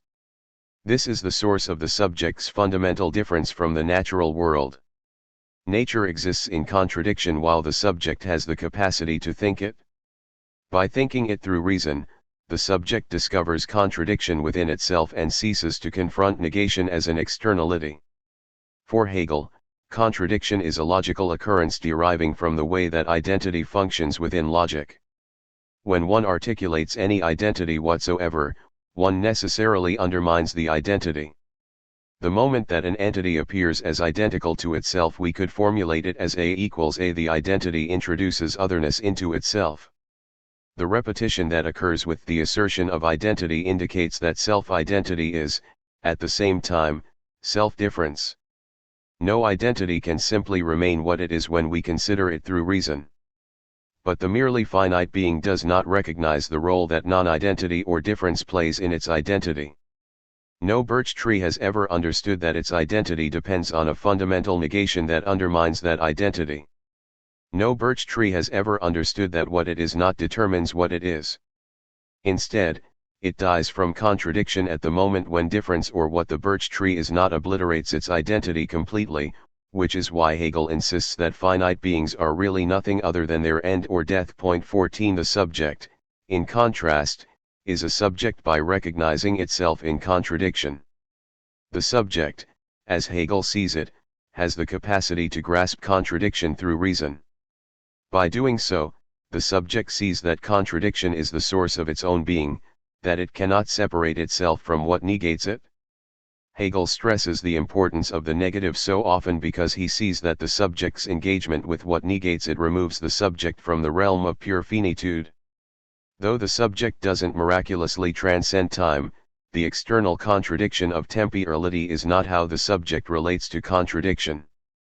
Hegel shares with the early Martin Heidegger the conviction that the encounter with its annihilation plays a formative role in differentiating the subject, or what Heidegger calls Dasein, from the rest of the finite world. Death, for Heidegger, is the source of Dasein's existential singularity. But Hegel and Heidegger quickly diverge. This encounter with annihilation forces Heidegger's Dasein to grasp its finitude, while it makes Hegel's subject aware of its infinitude, its irreducibility to the rest of the finite world. When Hegel's subject grasps its own infinitude, it finds itself even more alienated from the world than Heidegger's Dasein, which remains a being in the world rather than a subject removed from it. Grasping the internal status of contradiction does not eliminate it but instead ensconces it as the essence of subjectivity.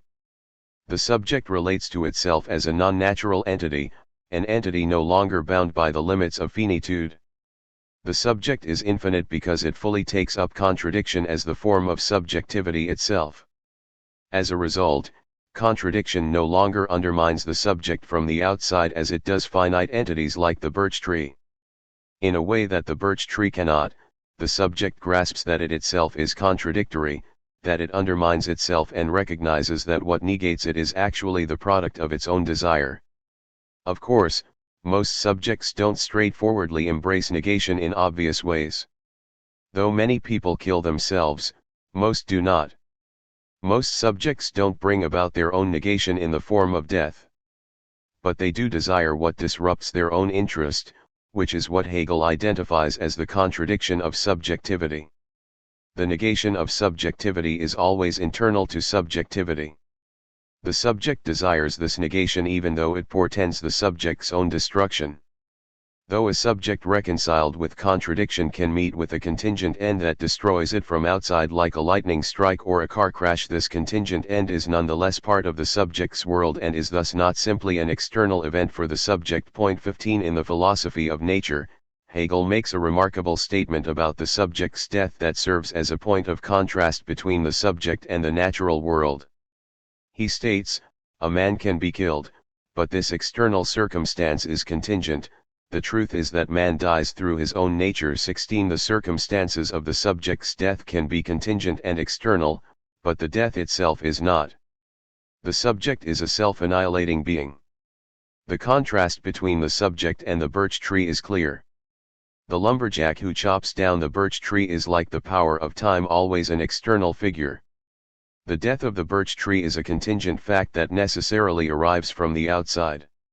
For Hegel, the birch tree plays no part in its own annihilation because it cannot reason. It dies from contradiction rather than being able to recognize itself as contradictory, which is the subject's great leap forward. The privilege of subjectivity consists in its ability to annihilate itself. The recognition of the subject's constant self-annihilation is the endpoint of reason. Reason permits the subject to view negation as essential to its entity and thus to grasp itself as a self-negating entity. Through reason, the subject ceases to limit itself to the contradictions of the finite world. Though thinking subjects obviously remain finite beings that will ultimately succumb to the contradiction that constitutes them, they will die. They are also infinite beings that do not simply exist in pure temporality. In the act of grasping the contradictory structure of being, the subject recognizes its own being as contradictory and in this way ceases to be simply the victim of contradiction's power. Reason delivers the subject from its status as a victim of the world, but it does so by seeing the subject as the victim of itself. Beyond understanding. The ultimate problem with the understanding, in contrast to reason, lies in its surreptitious investment in the beyond.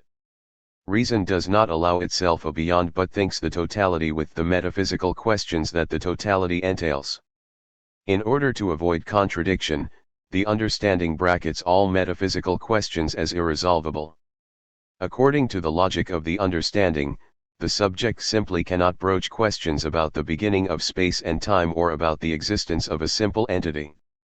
By placing these questions outside its purview, the understanding enables the subject to think about the field of experience as a stable field.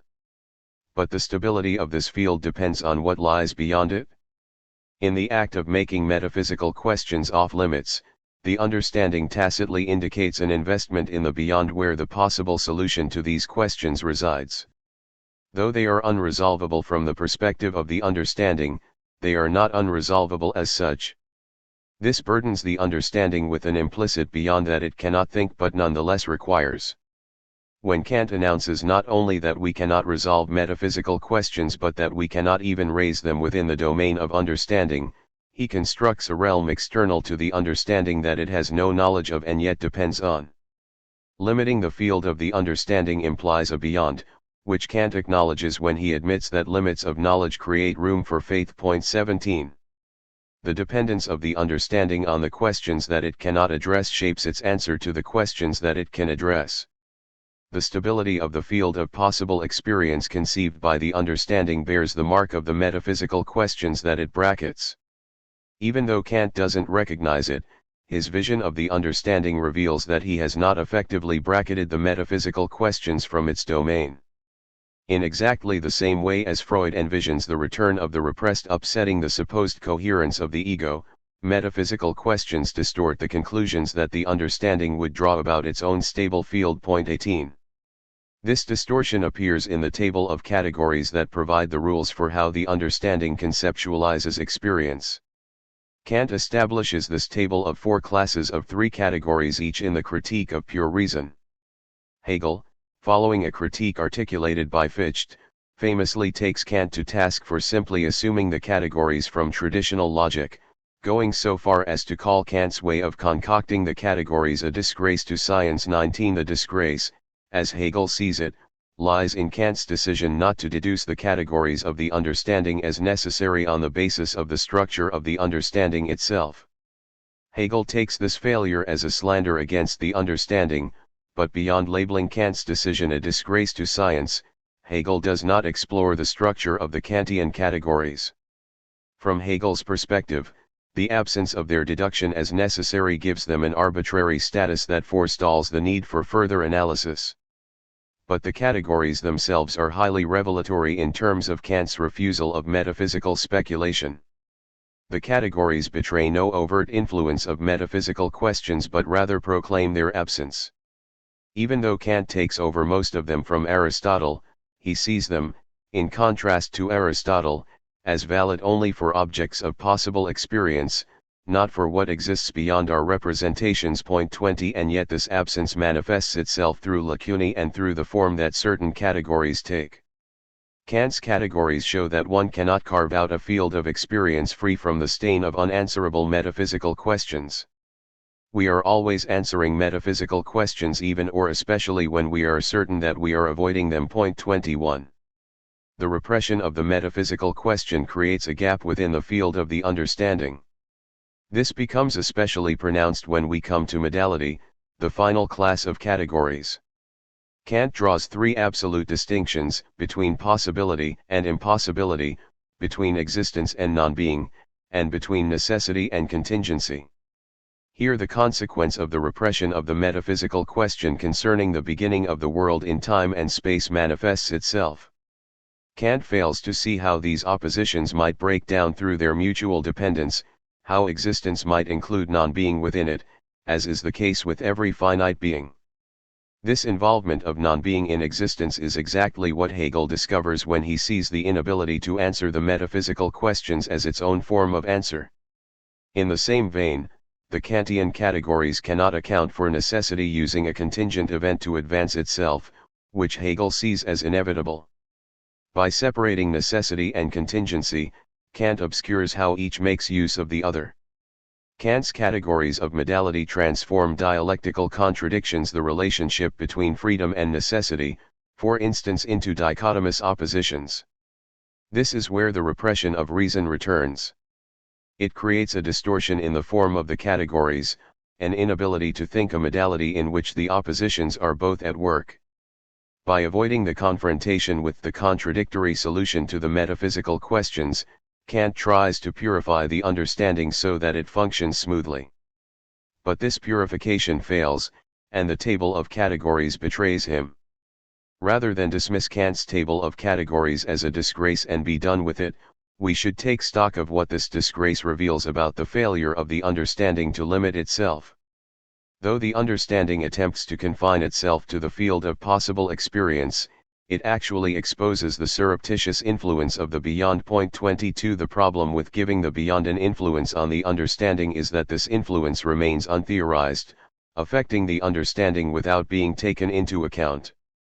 This, for Hegel, is the problem with any invocation of a beyond. The beyond always returns, and it does so in ways that escape our grasp as long as we begin by positing it as beyond. Any recourse to the beyond is untenable for thought. The power of understanding. Hegel's celebration of reason, Vernunft, for its ability to think contradiction entails a critique of the understanding, Verstand, for its failure to do so. Whereas reason discovers its truth when it encounters contradiction, the understanding never even approaches it. The understanding is reason's foil. In the introduction to the science of logic, Hegel lays this out clearly.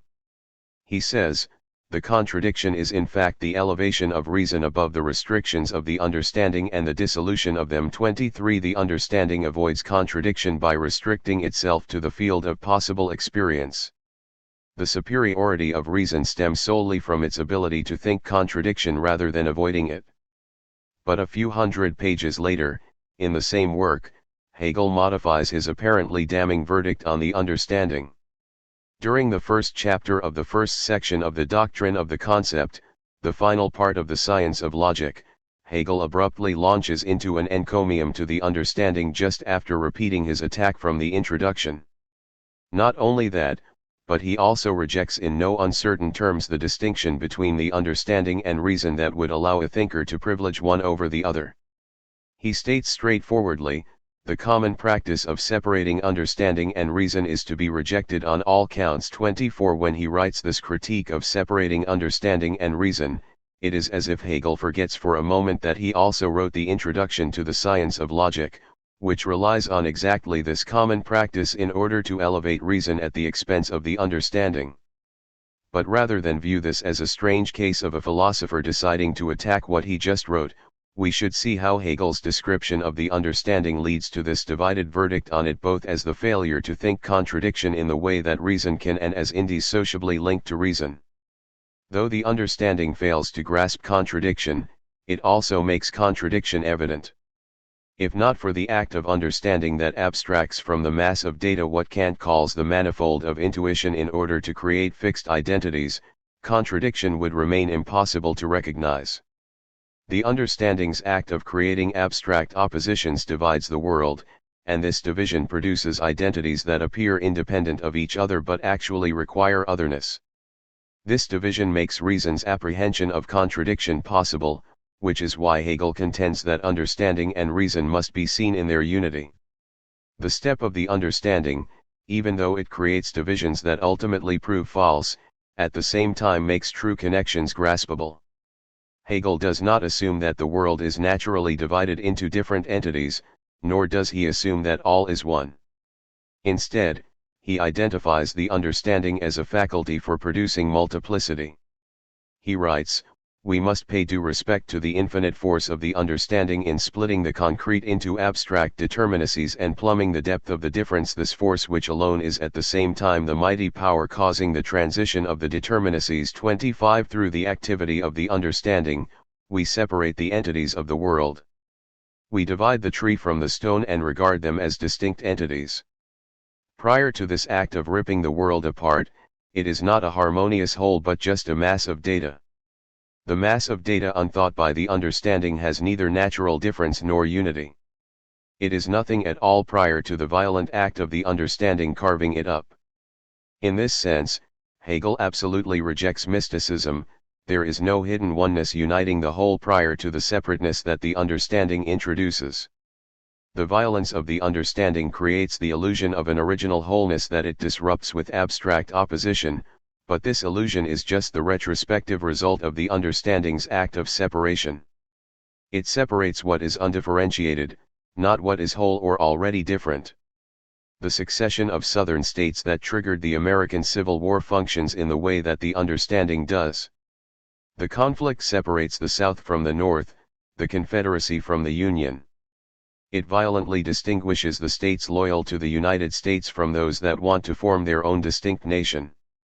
But there was no coherent whole prior to this break, just a loose conglomeration of states with a limited investment in the totality. The Confederacy's act of tearing itself away enables the opposition between South and North to become clear. The undifferentiated mass of states becomes explicitly the site of a profound division. The South's act of understanding that divides the mass of states into two paves the way for Lincoln's rational act of creating a contradictory whole through the war itself. The praise of the understanding that occurs in the third part of the science of logic represents the continuation of a line of thought Hegel begins in the Phenomenology of Spirit, where it also sounds strange to hear Hegel praise the understanding rather than reason. Despite the fact that the phenomenology, like the science of logic, points out the false limitations of the understanding, it begins with full-throat praise of this agency. In the preface, Hegel celebrates the power of the understanding to create separate entities out of the world. He says, "The activity of separating is the force and labor of the understanding, the most astonishing and greatest of all the powers, or rather, the absolute power 26. Without the dividing power of the understanding, we would have no ability to thematize distinctiveness at all. We would instead confront a mass of data in which differences would not be able to make a difference for us. The understanding's act of separation is the fundamental basis for all thought, as Hegel sees it, and lays the groundwork for reason to grasp contradiction. Point 27. The understanding's division of being is thus part of reason's recognition that this division involves identity in difference. The division of being that the understanding accomplishes introduces the awareness of a total devastation to the subject, which is what Hegel stresses in the Phenomenology. Hegel identifies the understanding's power of division with what he calls being absolutely torn asunder, but it is only through the encounter with this total devastation that the subject can truly find itself. Hegel states that spirit wins to its truth only when it finds itself absolutely torn asunder in der absoluten Zerrissenheit. 28. When the subject's understanding separates entities from each other, it also separates the subject not only from everything else but also from itself. The act of the understanding leaves the subject isolated from the world and alone, without even the respite of its own self-identity. The understanding enables the subject to recognize its own self-division, a self-division the subject cannot heal since it functions as the condition of the subject's own possibility. Though the subject cannot heal its self-division, it can recognize the self-division as emancipatory, which is what occurs with the move from the understanding to reason. Being absolutely torn asunder is the only path to truth. Without this act, the subject would remain trapped within the illusion of self-identity. It would be content to be what it is and thus to be like a table or a stone. Through the act of being absolutely torn asunder, the subject discovers that it is not what it is, even though it requires the turn to reason for it to recognize itself in this contradictory condition. The initial gesture of the understanding that defines entities as distinct and the subject as divided from itself provides the basis for the emancipatory recognition that being is contradictory. In this sense, the subject must come to regard the being absolutely torn asunder that the understanding produces as the source of freedom. Through being absolutely torn asunder, the subject finds itself isolated and alone, but, paradoxically, it is only through isolation and aloneness that the subject can recognize its indissociable link to otherness through reason. Reason doesn't heal the subject from being absolutely torn asunder, but it does enable the subject to see this act as the basis for its freedom and for its connection to others. It is only through being torn asunder that the subject can recognize its identity with what it isn't and reconcile itself with the contradiction of its own identity. The understanding performs an act of violence toward all the entities that it encounters. By abstractly separating entities from each other, it creates distinctions that do not emanate from the entities themselves. It forces entities into an abstract identity that they have not chosen for themselves and that separates them from the rest of the world they inhabit. The understanding is the vehicle of epistemic violence. But without this violent separation, there can be no connection, since connection occurs through the contradiction of an isolated identity. Only when we recognize that the isolated subject is dependent on otherness can connection become possible. One must submit to total isolation in order to achieve connection. Reason does not eliminate the violence of the understanding. It does not smooth over the oppositions and conflicts that the understanding's division of the world produces. Instead, it enables us to see oppositions and conflicts as expressions of identity. Through reason, we recognize the position that the other occupies as a negation is actually essential to our identity. Reason enables us to see contradiction where the understanding has created difference. The impurity of Hegel's reason. Defenders of reason have historically taken up this position as a rampart against the torrents of desire. Desire leads subjects to act in destructive ways, while reason operates as a check on this destructiveness. When we see someone angered without provocation in a bar, we counsel, be reasonable. We hope that reason will function as a brake on the desire to smash a beer bottle over a fellow patron's head. Reasonable people fight less because they see both, or many, sides of the issue. Reason offers a balance that offsets the one-sidedness of desire.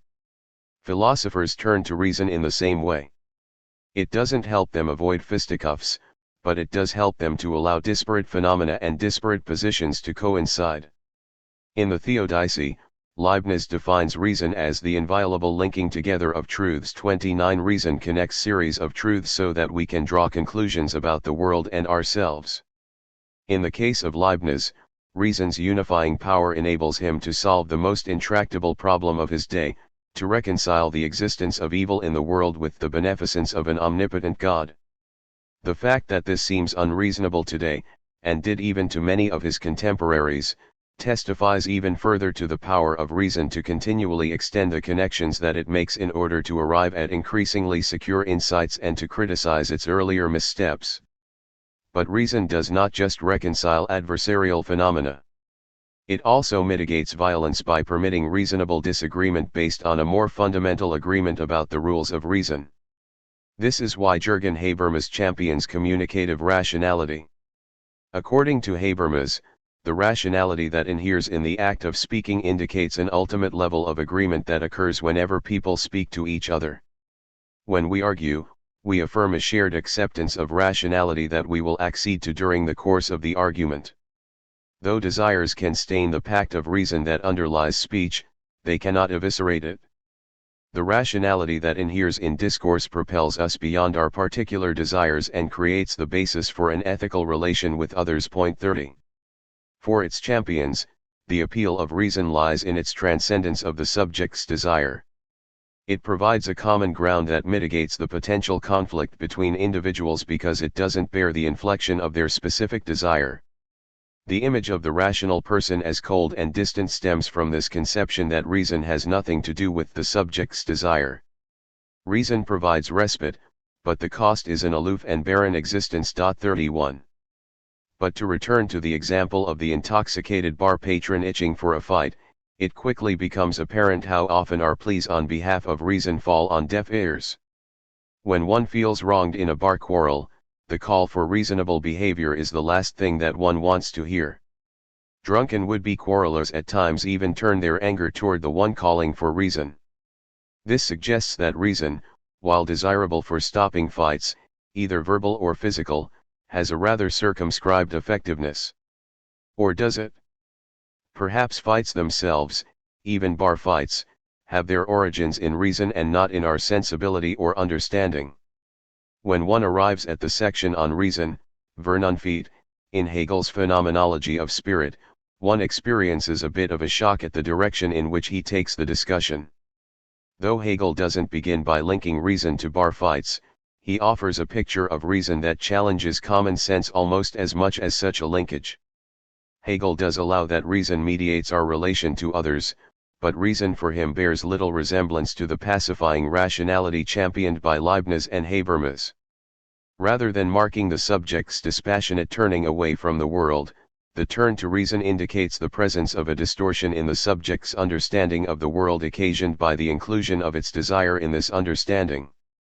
Whereas consciousness and self-consciousness, the first two major divisions of the phenomenology of spirit, emphasize the subject's separateness from its world, the reason section begins with the subject losing its separateness. In the second paragraph of the discussion of reason, Hegel explains how at this point the subject grasps that all actuality is nothing but itself. 32 Rather than distancing the subject from the world of objects and giving it a neutral perspective on this world, reason has the opposite effect. It makes evident the extent to which the subject's desire shapes the world that it apprehends. It is only with the move beyond self-consciousness to reason that the subject ceases to believe in a pure world beyond its own experience. The turn to reason brings the subject proximate to its world rather than creating a safe distance.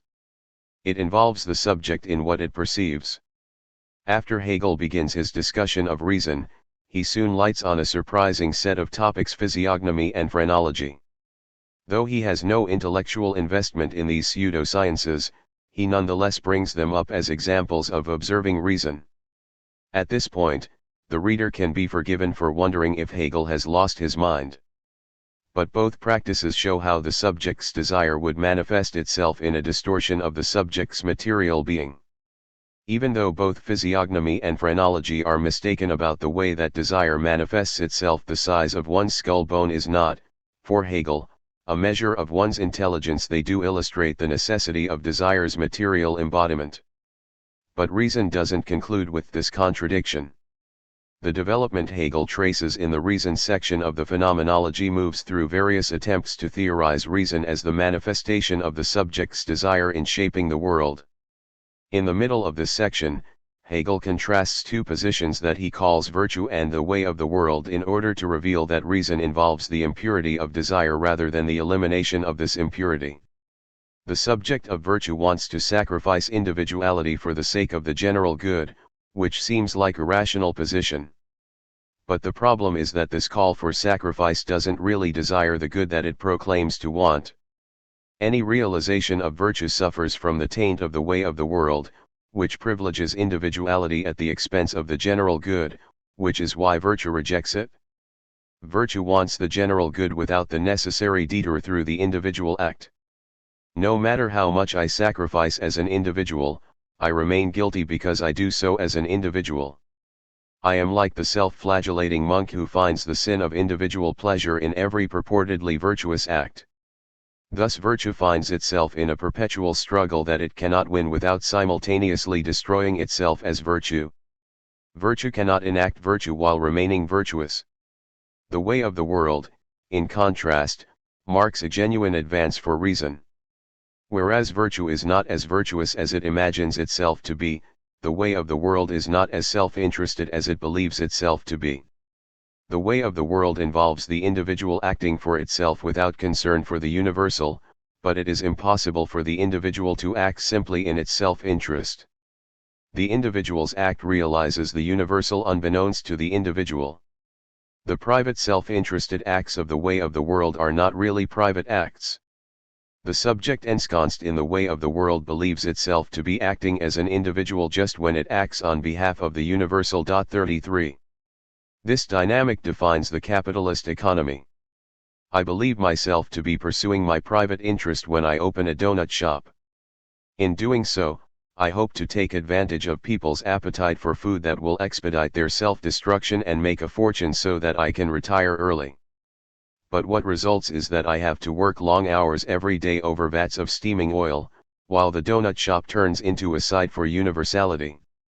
People come not just to eat donuts but to interact with each other and thereby recognize the universal. My attempt to satisfy my private desire fails because the desiring subject cannot simply be a private being. The subject's desire divides the subject from itself, producing an entity unconsciously attached to the public. Reason in the phenomenology of spirit indicates how the subject's desire forms the world that the subject experiences. But it does so because reason is the subject's faculty capable of grasping and enduring contradiction. This connection between contradiction and desire is one of the foundations of Hegel's thought, and the connection manifests itself in reason. Hegel's insight into the contradictory nature of desire indicates his position within the orbit of what would become psychoanalysis. Desire emerges out of the subject's failure to coincide with itself, its lack of self-identity. The desiring subject is a contradictory being that wants to be other than it is. For example, I have a secure heterosexual relationship, but I secretly desire a same-sex romantic partner. As I contemplate this desire, I imagine it as the true or authentic vision of myself in contrast to the vision of my actual self. What the subject desires, whether it is a new sexual partner or a new commodity, provides an alternative vision of the subject's identity that competes with the identity that the subject actually has. As long as I desire, and desire is inescapable for the subject, my subjectivity contains within it contradictory visions of myself, one in which I am a heterosexual and another in which I am gay, or one in which I am living on a subsistence wage and another in which I have won the lottery. Even when not taken to such extreme oppositions, desire always confronts the subject with what it is not and demands that it see itself in the negation of itself. In this sense, desire is the form that contradiction assumes in the subject, while reason is the apprehension of this contradiction. The politics of Vernunft. The danger that critics of Hegel see in his identification of the actual as rational stems from the apparent depoliticization that it produces. There is no need to take political action if we know a priori that the structure of the world articulates that of our rationality. As Bertrand Russell points out, the identification of the real and the rational leads unavoidably to some of the complacency inseparable from the belief that whatever is right. 34 If ever a philosopher formulated a politics of quietism, Hegel's identification of reason with actuality must be it. But when we examine Hegel's claim in light of his revaluation of reason, Vernunft, the political calculus of the statement changes 180 degrees. We can find a clue about the practical political consequences of the statement from the Philosophy of Right in a work that Hegel writes 4 years earlier. At this time, he intervenes in a political dispute concerning the king's introduction of a new constitution in the kingdom of Württemberg. 35 This is one of the few works that Hegel devotes to a practical political situation. When first glancing at Hegel's review essay on this debate, things don't look good. The essay seems to confirm the most conservative reading of the famous statement from the Philosophy of Right. In the conflict between the king and the Estates Assembly, Hegel takes the side of the king and argues against the people's representatives. He associates the king's position with modern universality while criticizing opposition to it as mired in a bygone particularity. What's worse, when he does criticize the king's constitution, Hegel attacks it for an excess of liberality, the version of suffrage that it proposes rather than for the power it grants to the king. If this work puts into practice what Hegel would a few years later call identifying the rationality of the actual, then the judgment that that practice is fundamentally conservative seems assured. But when one looks closer at Hegel's critique of the Estates Assembly, this quick judgment becomes increasingly dubious. Hegel appreciates the king's constitution for its break from the system of privileges that controlled Württemberg in the past. In the guise of defending the people against the monarch, the Estates Assembly, for its part, is simply defending the privileges that it enjoyed under the old constitution. This reactionary resistance to the king's constitution earns Hegel's enmity. It is the king, despite the fact that he is a figure of authority, who is on the side of modern freedom. The Estates Assembly uses its position to defend private right against the king's attempt to render the universal explicit through the new constitution. Hegel contends that all that estates deputies bring with them is the sense of private interest and, thus come into the assembly with the will to give and do as little as possible for the universal. 36 By intervening on the side of the king's constitution, Hegel intervenes on the side of the universal against the private interest of the deputies that these deputies support with an appeal to tradition and history. Private interest has the effect of hiding contradiction, while the universal makes it apparent. By making contradiction apparent, the universal provides the ground for subjects to grasp their freedom. There is no freedom outside the universal. Though Hegel privileges freedom above all other values, he recognizes that freedom does not come naturally. Not only are we not free as natural beings, we do not even desire a constitution that would grant us freedom. The subject's freedom derives from the people's lack of identity with itself. This means that the free state forms through a contradictory process in which the people cannot freely decide on a free constitution. Hegel defends the king's constitution for the freedom that it acknowledges for the people. But he sees that the state of freedom must be imposed on the people. He writes, "If historical experience be our guide, we must admit that oftentimes even peoples who loved their freedom above all else have confessed their incompetence to frame a constitution on their own and entrusted a Solon or a Lycurgus with the task, men who moreover resorted to deception to get around the so-called will of the people and the necessity of submitting their constitution to it for approval." 37 A free state cannot arise on its own but comes through a violent and even deceptive imposition. Universal freedom emerges out of an individual act. In his rational analysis of the debate in the Estates Assembly, Hegel identifies the central contradiction of the actual, the king, not the deputies, is on the side of the people. Though the king is the sovereign of Württemberg, he is actually closer to the people than their representatives in the Estates Assembly. He is on the side of the people's freedom even as the people themselves resist this imposition of freedom through the new constitution. Because they remain attached to the traditions of the past, the people require a monarch to free them. This is how the rational asserts its actuality. In this way, Hegel puts into practice the famous statement from the philosophy of right in the decade before he writes it. But in fact the statement is even more radical than Hegel himself understands and has implications far beyond Hegel's analysis of the Württemberg constitutional debate. The call for theorizing the rationality of the actual places Hegel in the company of the greatest political revolutionaries rather than that of apologists for power. The discovery that contradiction is actual and knowable through reason makes possible the theoretical dismantling of inequality. The structure of inegalitarian, hierarchical relations in the world has its basis in the conviction that contradiction doesn't actually exist and that, as a result, a privileged identity can separate itself definitively from what negates it.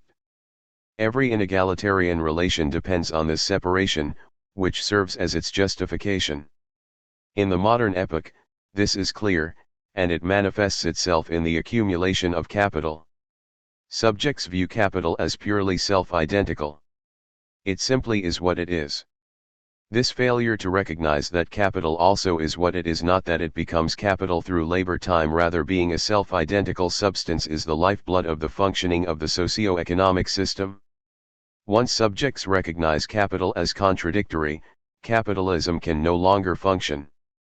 The divorce of capital from labor time enables capitalist subjects to view the wealthy as either hardworking or lucky, according to their ideological bent, rather than as the beneficiaries of class warfare.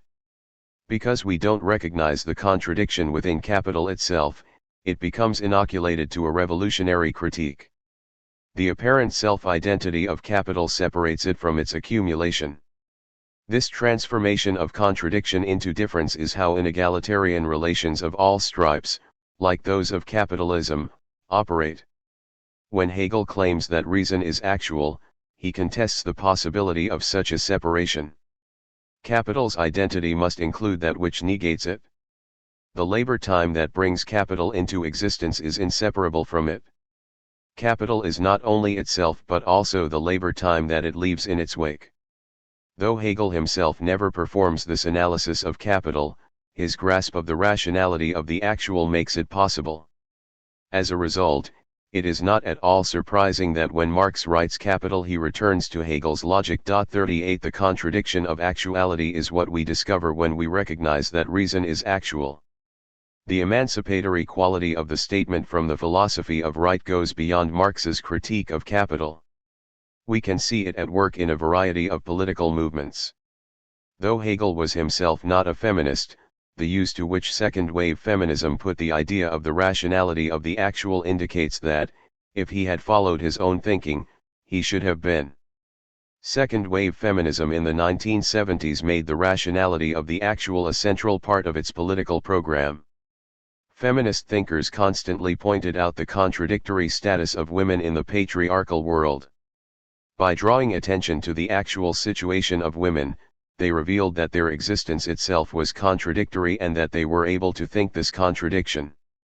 During their diagnoses of the contemporary situation of women, the major feminist theorists of the 1970s show that contradiction invades all aspects of a woman's existence. According to Germaine Greer in The Female Eunuch, the most blatant contradiction that the woman embodies concerns menstruation. It is at once divinely ordained and so repulsive that it cannot even be mentioned. 39 It is a sign of a great privilege and a bloody curse. Patriarchal ideology tries to separate these judgments, but Greer insists on recognizing the contradiction and its actuality. Menstruation must be both at the same time.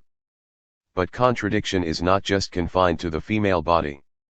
In the dialectic of sex, Shulamith Firestone points out that patriarchal society forces women to place their economic and social hopes in winning the love of a man and at the same time condemns women for adopting a calculating attitude toward love. 40 Women must truly love and must be calculating.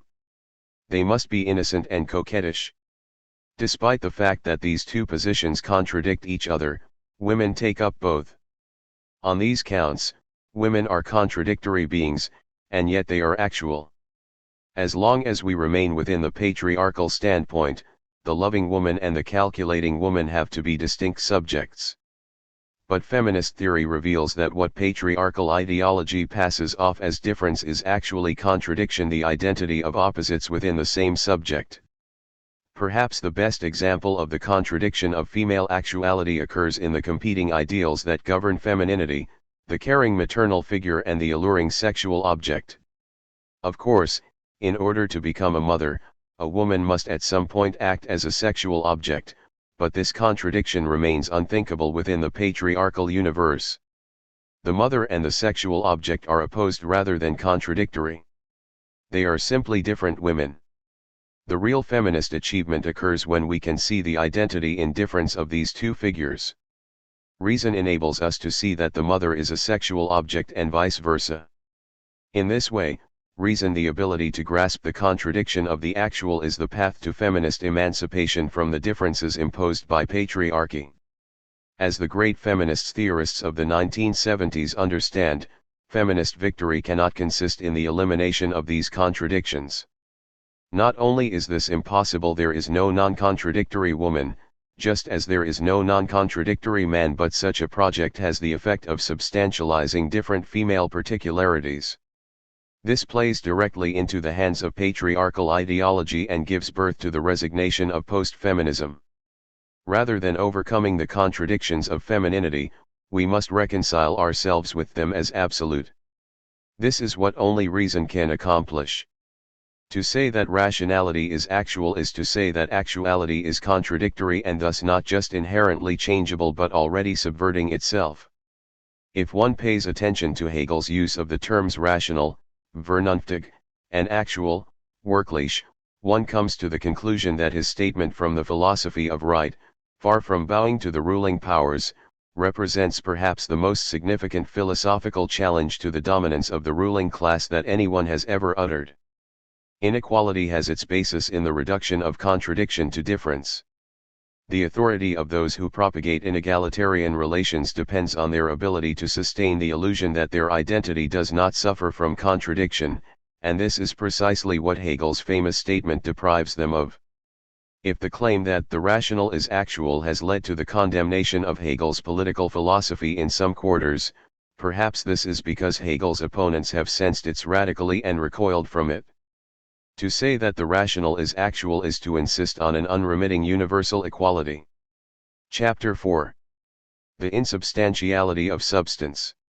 Restoring Hegel's Lost Limbs. A roundabout ontology. The limits that Kant imposes on reason restrict our capacity for ontological speculation. When it attempts to think about ontological realities, reason encounters contradiction, which is why, according to Kant, we cannot freely indulge in speculative philosophy. Just as Hegel counters Kant's critique with an embrace of reason, Vernunft, he also recognizes how our insights into epistemological constraints entail an implicit ontology. For Hegel, ontological speculation is not an embarrassing residue of traditional metaphysics that we should leave behind but an inevitability. We cannot escape ontological speculation. By confining ourselves to phenomena as Kant does, we allow our ontology to remain obscure but in no way manage to avoid it. Hegel, in contrast, insists on the necessity of ontology.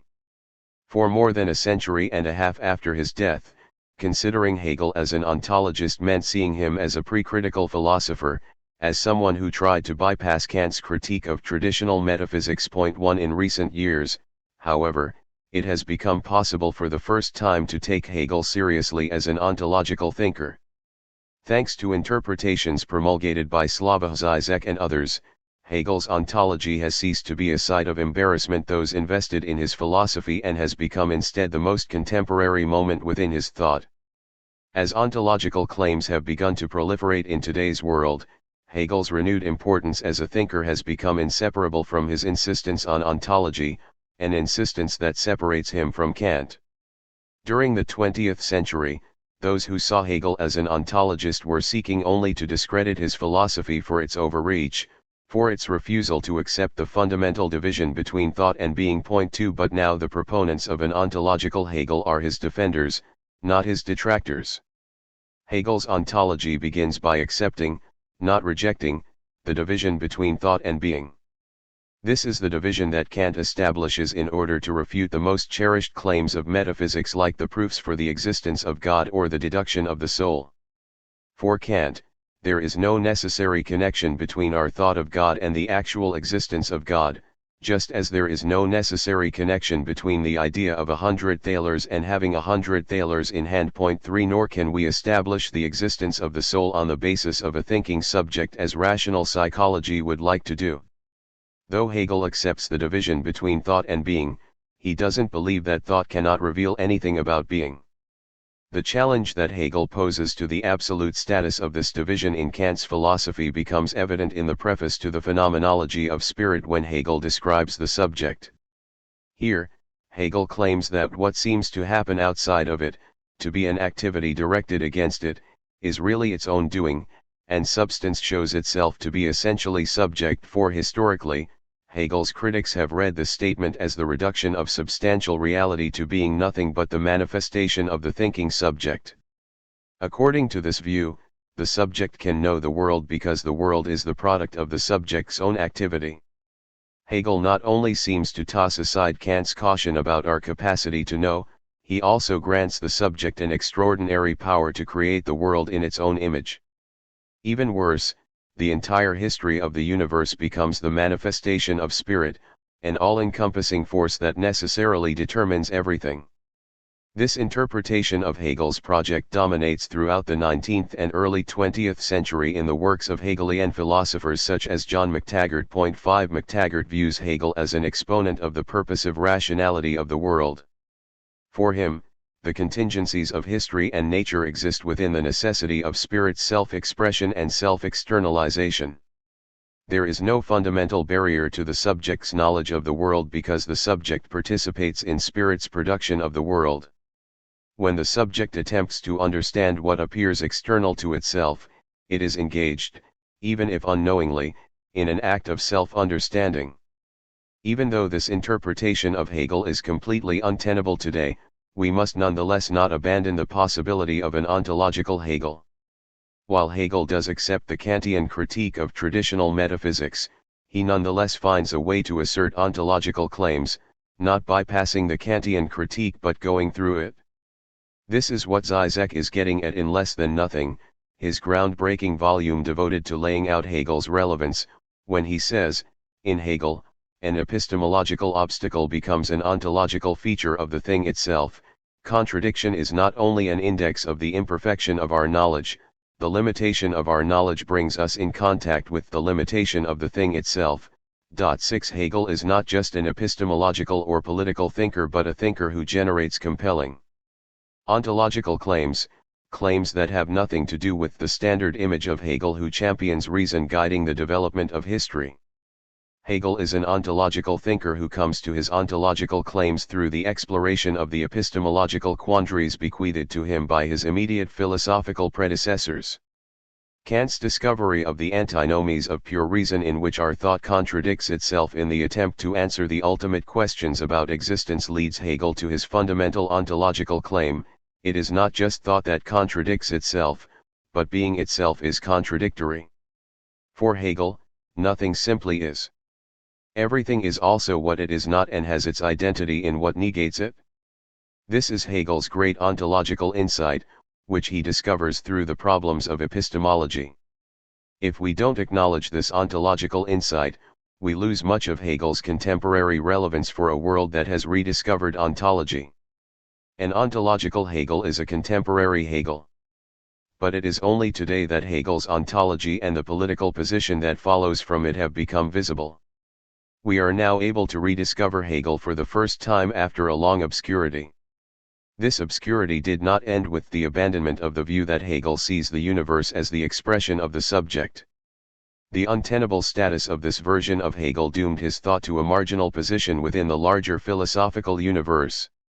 In order to restore Hegel's influence, emergency surgery became necessary, and this surgery involved a radical amputation, to save Hegel as a viable philosopher in a universe dominated by neo-Kantianism and positivism. 20th century followers of Hegel had to remove the ontological claims of his thought. Hegel thus underwent a dramatic transformation in the early part of the 20th century, from being a thinker immodestly announcing the structure of the universe to one humbly confining himself to the structure of subjectivity. The dangers of amputation. Hegel has a vast influence on thought in the 20th century, but this influence comes at a cost. His philosophy helps to produce the Marxism of György Lukács, the existentialism of Jean-Paul Sartre, the feminism of Simone de Beauvoir, the critical theory of the Frankfurt School, and the anti-colonial theory of Frantz Fanon. But in each case the influence comes through an avoidance of any of Hegel's ontology. It is Hegel's insistence of subjectivity and its difference from the rest of being that influenced Lukács, Sartre, Beauvoir, the Frankfurt School, and Fanon. In order to make Hegel's philosophy significant for the 20th century, it requires amputation. We can judge this amputation as successful because it does relegitimize his philosophy. If one took the ontological pretensions out of Hegel's philosophical body, one could both save the patient and enable him to prosper in unanticipated ways. He could become the ally of Heidegger and the friend of Marxism. This amputated and reformed Hegel finds its most profound expression in the thought of Alexander Kojève. 7.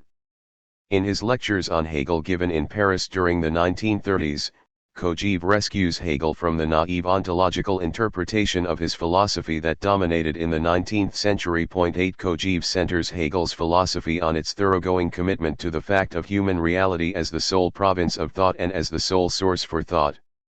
Far from being an ontologist, Hegel shows us that thought never escapes the subject itself. It has nothing at all to say about the universe beyond the subject. As Kojève puts it, Hegel rejects all species of revelation in philosophy. Nothing can come from God, nothing can come from any extra-worldly non-temporal reality whatever. It is the temporal creative action of humanity or history that created the reality that philosophy reveals. 9 For Kojève, Hegel has value for what he says about the struggle of the human being in the history that humanity itself creates and not for what he has to say about the nature of being. As a result, Kojève dismisses the entirety of the philosophy of nature as a fantasy that anyone who takes Hegel seriously must abandon as a worthless relic. 10 Confining Hegel to what he says about the situation of the finite subject enables Kojève to redeem Hegel as a viable thinker for the 20th century. In Kojève's interpretation, Hegel's philosophical project comes to resemble that of the early Marx as well as that of Heidegger in Being and Time. 11. Though Kojève's version of Hegel does not go unchallenged throughout the middle of the 20th century, it does nonetheless shape the ways that thinkers both mobilize Hegel and fight against his influence. In the former case, it informs Maurice Merleau-Ponty's discussion of time in the Phenomenology of Perception and Jean-Paul Sartre's theorization of concrete relations with others in being and nothingness. In the latter case, it influences Georges Baudelai's insistence on an excess that surpasses every system and Michel Foucault's critique of dialectics as an approach to history. Kojève's removal of any ontological claims from the Hegelian edifice has the effect of recreating Hegel as a force to be reckoned with in the philosophical universe. Those who simply dismiss Hegel as spouting nonsense have to stick to an image of him prevalent before Kojève's reinterpretation. Kojève shifts the terrain and transforms Hegel from a caricature into a philosophical titan against which subsequent philosophers have to define their thought, and most continental philosophers after Kojève do so.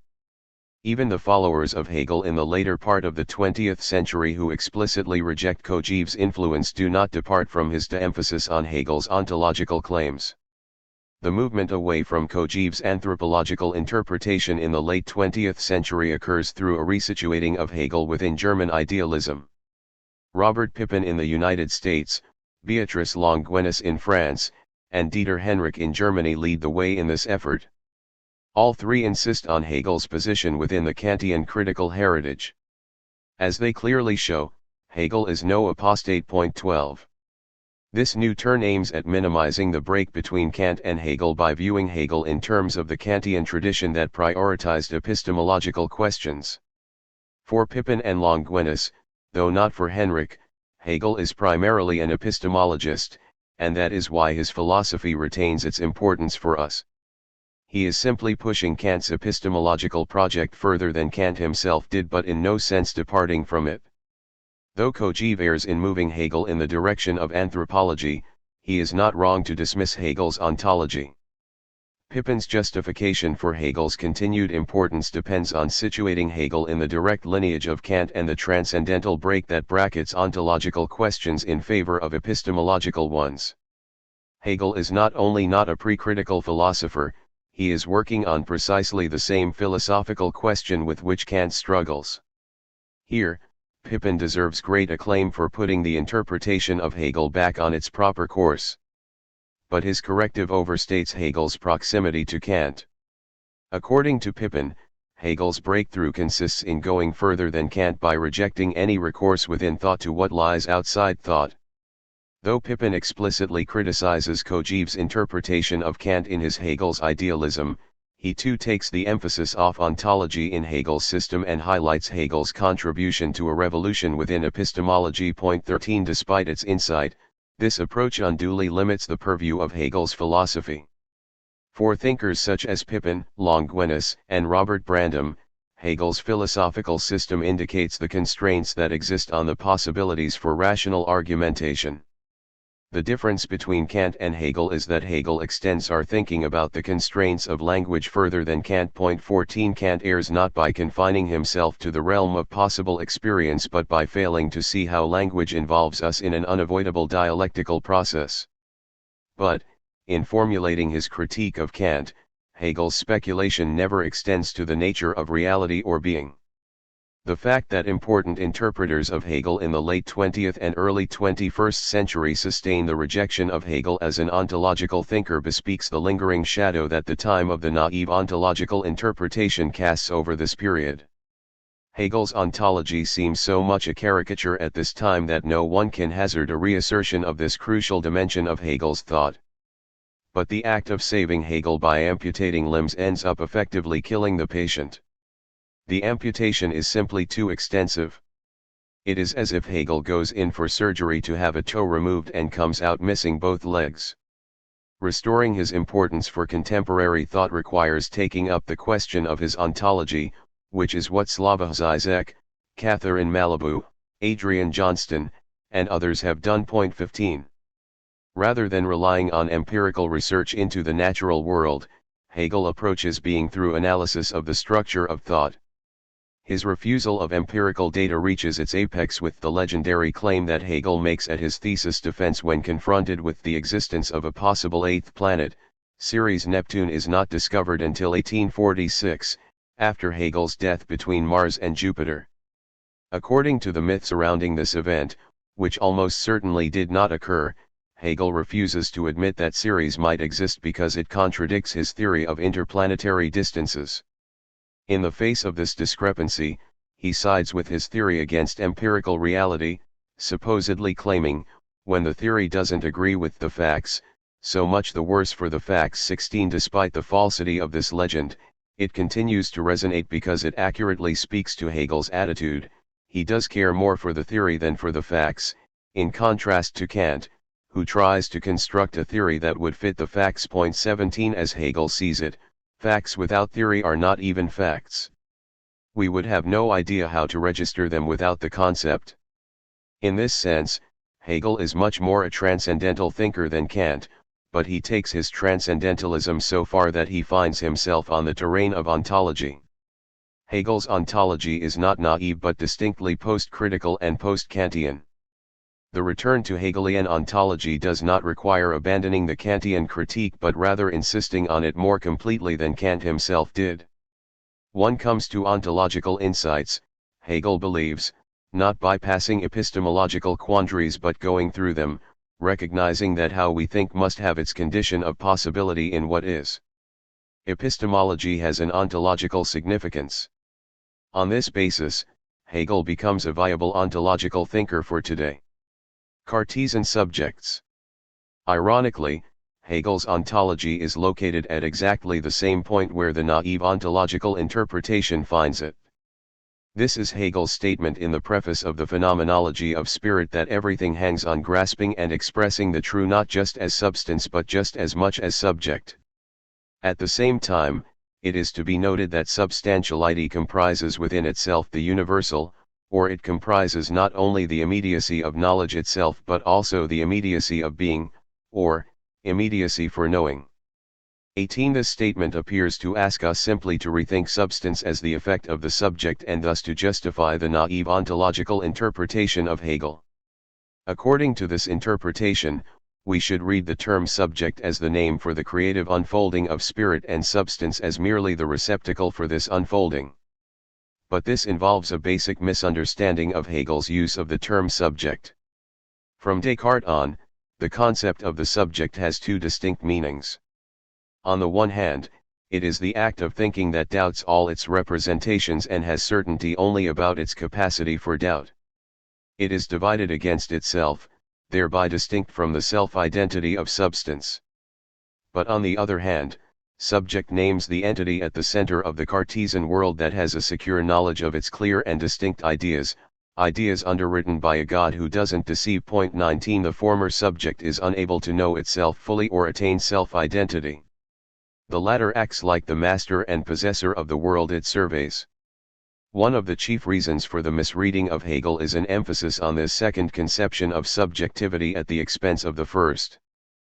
But Hegel holds unfailingly to the first, to the subject as split from itself.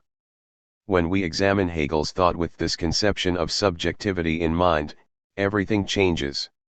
When Hegel asks us to consider substance as subject, his conception of subjectivity is not that of a subject that produces all that appears external to itself. Instead, Hegel uses the term subject as a contrast with substance. Whereas substance is self-identical, subject is inherently divided against itself. 20. By insisting that we view substance as subject, Hegel provides a radical rethinking of the category of substance. There is, for Hegel, no such thing as a substance that is a purely self-identical being. There is no being that is entirely independent and self-sustaining. We know this because our very act of speaking testifies to a contradiction both in ourselves and in what we are speaking about. Hegel's ontology begins with this rejection of pure substance and affirmation of the inherent self-division of being. Where the naive ontological interpretation of Hegel finds the megalomania of the subject, we should see an impoverishment of substance. On the question of substance, Hegel takes one step further than Spinoza. Spinoza recognizes that there cannot be multiple substances because their very interaction would testify to their interdependence. Multiple substances would implicitly avow their insubstantiality or lack of independence. He concludes that there can only be one substance, it is only the whole that can be truly independent and not suffer from self-division. But Spinoza's philosophy fails to account for the inability of the whole to be perfectly self-identical while at the same time opening up the space for Spinoza himself to analyze its distinct modes. In order to arrive at a more dei intellectualis, which overcomes the illusory divide between Spinoza and the substantiality of God, this divide must first exist. Even if the divide is the result of our misperception, there must be the space for this misperception itself. This is a space that Spinoza's philosophy of a self-identical substance does not allow for. In the act of articulating his system, Spinoza disproves it. For Hegel, Spinoza's attempt to think a unique substance has profound implications. His inability to avoid subjectivizing this substance is a necessary failure. Spinoza's philosophy ends up showing the opposite of what he intends and thereby paves the way for Hegel's own ontological claims. Hegel takes Spinoza's self-contradiction as an affirmation of the subjectivity of all substances, even the whole itself. Whenever we think we can identify an independent and self-identical substance, a divided subject is lurking. In the philosophy of religion, Hegel theorizes the division of substance that becomes apparent through the subject's own activity. The contradictory status of the natural world is evident, Hegel believes, even in our quotidian actions, like eating an apple. He states, "My eating an apple means that I destroy its organic self-identity and assimilate it to myself. That I can do this entails that the apple in itself, already in advance, before I take hold of it, has in its nature the character of being subject to destruction, and at the same time it is something that has in itself a homogeneity with my digestive organs such that I can make it homogeneous with myself." 21. The subject's ability to eat an apple and thereby tear apart its wholeness, to make it no longer an apple, indicates, for Hegel, that the apple cannot have the perfect self-identity of a substance. The apple must be vulnerable to being eaten. Its identity must involve contradiction. Or else the subject couldn't eat it. Substances themselves are already subjectivized. This is not to say that we might have a conversation with apples prior to eating them. They don't have the capacity for language, but their being attests to the same division that ultimately constitutes the speaking subject. That is, they must be able to be eaten, even if they don't necessarily desire it in the way a speaking subject might. Being is self-contradictory or divided in the way that necessarily prefigures and enables the subject's self-division. Being must be such that it was possible for the subject to emerge. The speaking subject can appear because being suffers from a failure to be self-identical. If being were one or whole, it could never provide the opening for the emergence of speech. One must examine the natural world retrospectively with the lens of its distortion through signification in order to see this. The speaking being renders the self-division of the natural world explicit for itself in a way that the natural world cannot, which is why Hegel privileges spirit above nature. An examination of the constraints on subjectivity, namely, the necessary self-division that renders speaking possible, illuminates substance itself. The structure of subjectivity has ontological implications. The philosophical revolution that comes from reinterpreting the significance of not only as substance, but equally as subject is akin to that which occurs in the key moment of Francis Ford Coppola's The Conversation, 1974. Electronic surveillance expert Harry Call, Gene Hackman, records a conversation in a park between lovers Mark, Frederick Forrest, and Anne, Cindy Williams, in which Mark says, "He'd kill us if he got the chance." When Harry and the spectator first hear this line, the emphasis seems to be on the word kill, which suggests that the two lovers are in danger from Anne's husband, known in the film only as the director, Robert Duvall. Harry spends much of the film's running time convinced the director is a potential murderer. He assumes that he was working for the director and is thus complicit with the planned murder, which triggers feelings of guilt. After Harry clears all the static from the recording, however, the emphasis and thus the significance undergoes a radical shift to the word he. The shift in emphasis from the word kill to the word he indicates that it is not Mark and Anne who are in danger but rather the director himself. Mark is not expressing fear but rather justifying their involvement in the director's murder by saying that he would have killed them if they hadn't killed him. The transformation of the sentence "he'd kill us if he got the chance" completely transforms Harry and furthers his sense of guilt. When he makes this discovery, he realizes that he has completely misunderstood the situation and inadvertently assisted in a murder, though not in the way he had foreseen. The consequences are equally grave for the misreading of Hegel's statement that the panlogical interpretation produces. We require the act of Harry Call clearing away the static so that a new reading of the statement becomes self-evident. This is the part that Zizek plays with his assertion of an ontological and yet thoroughly post-critical Hegel. When we understand subject as Hegel's name for self-division rather than mastery, his statement ceases to be the emblem of his philosophical arrogance and becomes his great ontological insight. The redemption of Hegel as an ontological thinker does not require a return to the naivete that sustained the panlogical interpretation. Hegel's ontological claims are not the result of a rejection of the Kantian critique and a return to what Kant calls dogmatic metaphysics.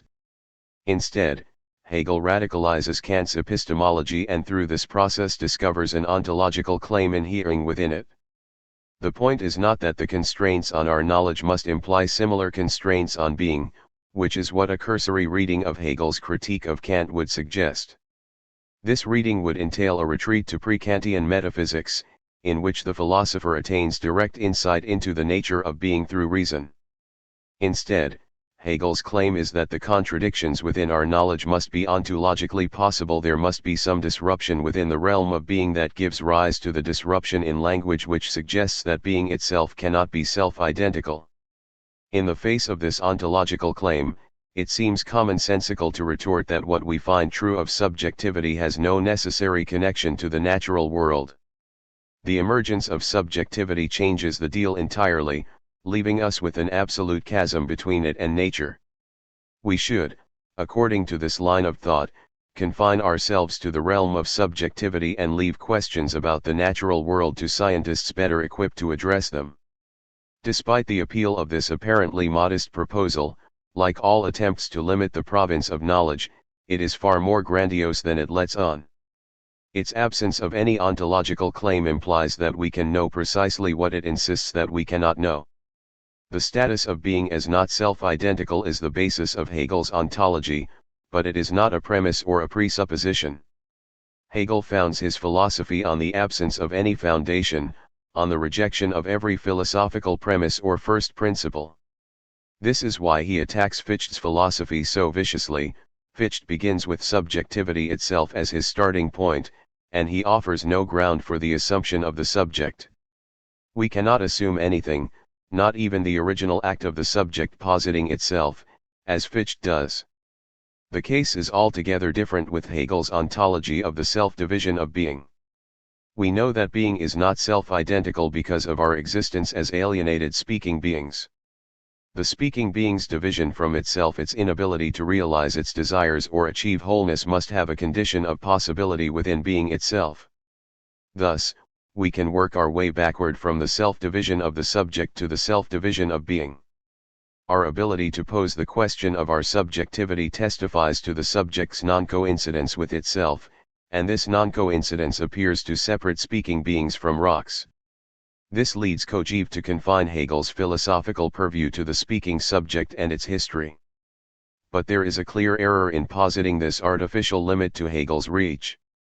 Even beings that cannot demonstrate their self-division through speech nonetheless participate in an ontological self-division. We know about this ontological self-division because of beings who exhibit it explicitly. Reconciled with Kant. Kant correctly discovers a gap in subjectivity separating appearances that we can know from things in themselves that we can't. But one must not denigrate appearances as a pale copy of the actually existing external world. For Kant, truth is on the side of the appearances. Point 22. We can consider things as appearances or as things in themselves, and it is only when we consider them as appearances that we avoid the contradictions that befall the project of knowledge when it concerns itself with things in themselves. The domain of appearances is a limited domain. This enables it to remain free of the contradictions that knowledge encounters when it tries to conceive of a totality. As Kant sees it, any ontological claims depart from the limited domain of appearances, which triggers the fall into contradiction. Kant's error, for Hegel, does not lie in confining his inquiry to knowledge but in failing to see that the contradictions are knowing encounters when it tries to think the absolute must have their basis in the nature of being. According to Kant's antinomies of reason, the world neither has a beginning in space and time nor doesn't. There are neither simple substances nor is everything infinitely divisible. We are both free and determined. There is a necessary being or God, and there isn't. These contradictions occur when we transcend the realm of appearances, which is why Kant is chary about doing so. But, for Hegel, if thought necessarily contradicts itself, even when it is not erring logically, this indicts not just the realm of thought but also that of being. Thought's necessary contradictions point back to a world out of which thought emerges. In The Science of Logic, Hegel makes this clear. Discussing Kant's solution to the problem of the antinomies, he writes, "It is excessive tenderness for the world to keep contradiction away from it, to transfer it to spirit instead, to reason and to leave it there unresolved. In fact, it is spirit that is strong enough that it can endure contradiction. Then he adds, crucially, that what we call the objective world itself cannot escape contradiction. It is worse off than spirit because it is not capable of enduring it, and for that reason it is abandoned to coming and ceasing to be. 23. The antinomies mark a point at which thought reaches outside itself and reveals a fundamental truth about the nature of being. The existence of necessary or irreducible contradictions in thought, contradictions that are not simply the result of ignorance, must have their condition of possibility in being, or else they could never arise. An irreducible contradiction is not like the many contradictions that we discover throughout Hegel's philosophy. In the opening section of The Science of Logic, for instance, Hegel sees the contradiction in the attempt to determine an entity as something. The quality that defines a something derives from the border that separates the something from the rest of being. As a result, the finite something depends on what marks its end, and it is itself only through its disappearance, which is why it is finite. For Hegel, this is why we cannot approach the world as a collection of discrete somethings. This position is contradictory and leads Hegel to a being for itself that posits its own negation in the other. Though the way out of the contradiction causes another contradictory position to emerge, there is nonetheless a way out, which distinguishes the contradiction of quality from that of the beginning of the world. The contradiction that thought encounters when it tries to solve the problem of the beginning of the world in time and space is an ontological contradiction, not an epistemological failure. At first blush, the transformation of an epistemological contradiction into an ontological one seems unwarranted. It is why so many subsequent philosophers disagree about taking Hegel seriously while agreeing about Kant's significance. Though he makes an ontological claim, Hegel has no special access to the beginning of the world, no more than Kant does, who contents himself with an epistemological claim. But Hegel does recognize that our inability to cognize the beginning must itself be possible. The impossibility of thinking a beginning without contradiction must have its condition of possibility within being itself. If it weren't possible, obviously, we couldn't even think it. The epistemological deadlock has an ontological origin. As a result, being must be organized in such a way that it allows for the emergence of this impossibility within thought. The discovery of an irreducible contradiction is not, for Hegel, simply a negative discovery. The negative epistemological discovery is at once a positive ontological one. We know that being cannot involve a pure beginning, just as we know that being cannot be purely continuous. If there were a pure beginning to being, thought would be unable to pose the problem of the beginning or any question at all. A pure beginning would not have its own negation within it, and thus what would follow from it would be a constant iteration of itself. The very purity of the pure beginning would preclude it from beginning anything different. Difference depends on impurity, or what Hegel calls negation. In this sense, positing a pure beginning to being leads to exactly the same result as positing being as continuous. Though Hegel never spells this out explicitly, it is the clear implication of his position. If being were purely continuous, if it existed without any breaks, we would never be able to think discreteness and difference, which result from ruptures within being. The idea of discreteness cannot be a mere idea. Though it is obviously possible for the subject to fantasize objects or events that don't exist in reality, like unicorns or reality television stars becoming president, the subject cannot think what being does not make it possible for the subject to think. Fantasy bears the mark of an ontological constraint, and this constraint bespeaks an implicit ontology. Revelatory contradictions appear only when we push thought to its end point, when we go to the absolute, which is why Hegel finds so much of value in the Kantian antinomies. Attempts to address the ultimate questions of existence lay bare the point at which contradiction ceases to be an error of thought like the square circle and becomes a necessity. This is also why Hegel insists on attaining the absolute in his own thought. Only at such moments do we encounter the inevitability of contradiction that permits us to draw out the ontological implications of the epistemological deadlock. We know that this deadlock must be ontologically possible, and thus that being must be fundamentally at odds with itself. Hegel is not so naive as to believe that thought and being are directly identical, but he also grasps that thought could not become contradictory if being itself were not also capable of contradiction. Self-identical being would never open up the space in which one could think about it at all, because it would entail no gaps. If contradiction is necessary in thought, then being must be structured in a way that gives rise to it. Kant's limited speculation, his decision to limit speculation to the subject, results in a system that cannot explain the emergence of the subject on which it speculates. Only an objective idealism or a speculation on the object could hope to transcend this limitation. Hegel contends that contradiction in being is even more intractable than contradiction in thought. Most philosophers view thought as inferior to being. Thought, which has less or no reality, aspires to the status of being, which has concrete reality. But Hegel reverses this relationship. Though being has a chronological priority, obviously being is a necessary condition for the emergence of thought. Thought has a logical priority because it has a capacity for enduring and reconciling itself with contradiction that being lacks. Being simply succumbs to contradiction without gaining any purchase on it, whereas thought has the ability to reconcile itself to contradiction. Reconciliation, Versöhnung, is the great achievement of thought. Through the act of reconciliation, thought adopts a relationship to contradiction that being cannot attain. It doesn't overcome contradiction but grasps its necessity. Even though contradiction acts as a limit or obstacle to thought, thought nonetheless has the ability to grasp this limit as what defines it rather than as what it must surmount in order to realize itself. Spirit is, for Hegel, thought's capacity to recognize contradiction not simply as an obstacle to overcome but as his own innermost condition of possibility. Reconciliation embraces the necessity of contradiction. Point 24. Chapter 5. Love and Logic. Conceived in the break. When does Hegel become Hegel?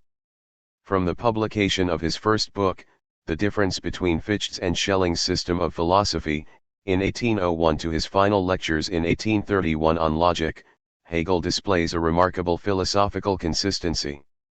Though some Marxists contrast the radically of the early phenomenology of spirit, 1807, with the conformism of the late philosophy of right, 1821, the two texts exhibit an almost complete continuity. Point 1. Throughout his philosophical career, Hegel sticks with the dialectical system he develops early on, which always concludes with some form of the absolute knowledge, the absolute idea, the absolute work of art, and so on.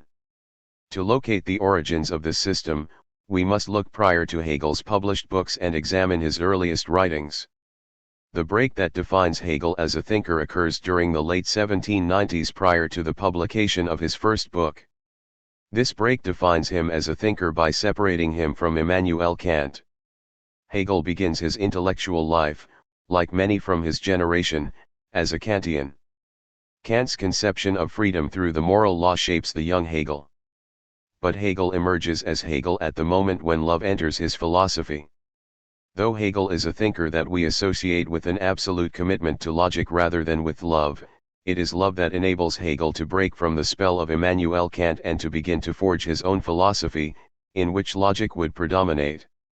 Hegel's logic is not the logic of Aristotle or the rationalist tradition, his logic develops out of love. When logic comes to assume the role that love plays in Hegel's early thought, it retains the same structure that Hegel sees at work in love. Point 2. Hegel is the first modern secular philosopher to make love the point of departure for his entire philosophical project. Point 3.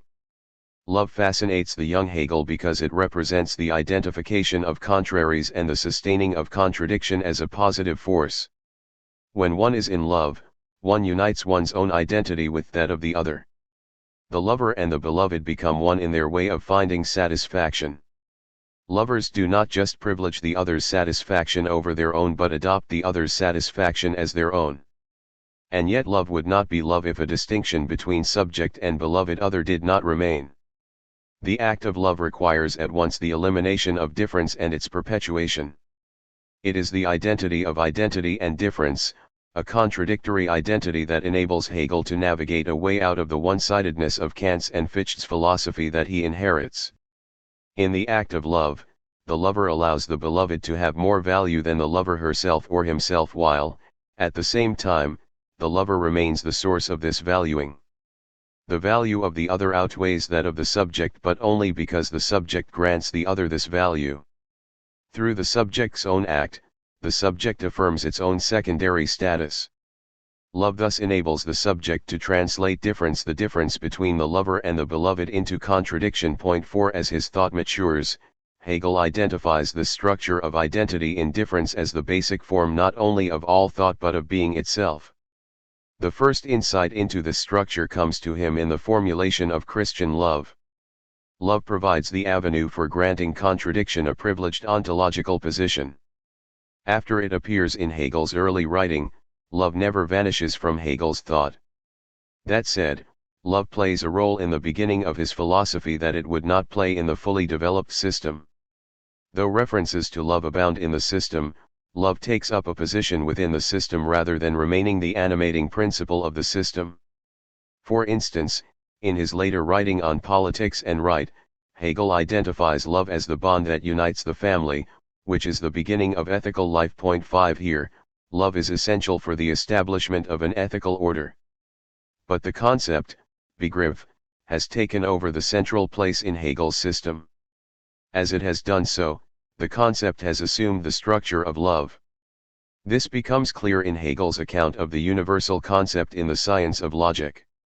He states that the universal concept is itself while reaching out to its other and embracing it, but without doing violence to it. As a result, it is free love and boundless blessedness. 6. The concept in Hegel's thought is not cold calculation but free love. It belongs on a commune in the 1960s rather than in a typical philosophy classroom. Hegel discovers his version of the concept through exploration of love, even though he never articulates this relationship between love and the concept or announces the turn from one to the other.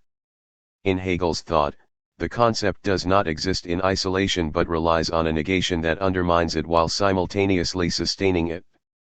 In order to be what it is, the concept must involve itself in what it isn't, which parallels the structure of love. If we try to keep a concept pure from its negation, we lose the concept itself, just as trying to have love without the other deprives us of love. The concept without its negation becomes nonsensical, which is why the concept of nature, for example, must include the unnatural.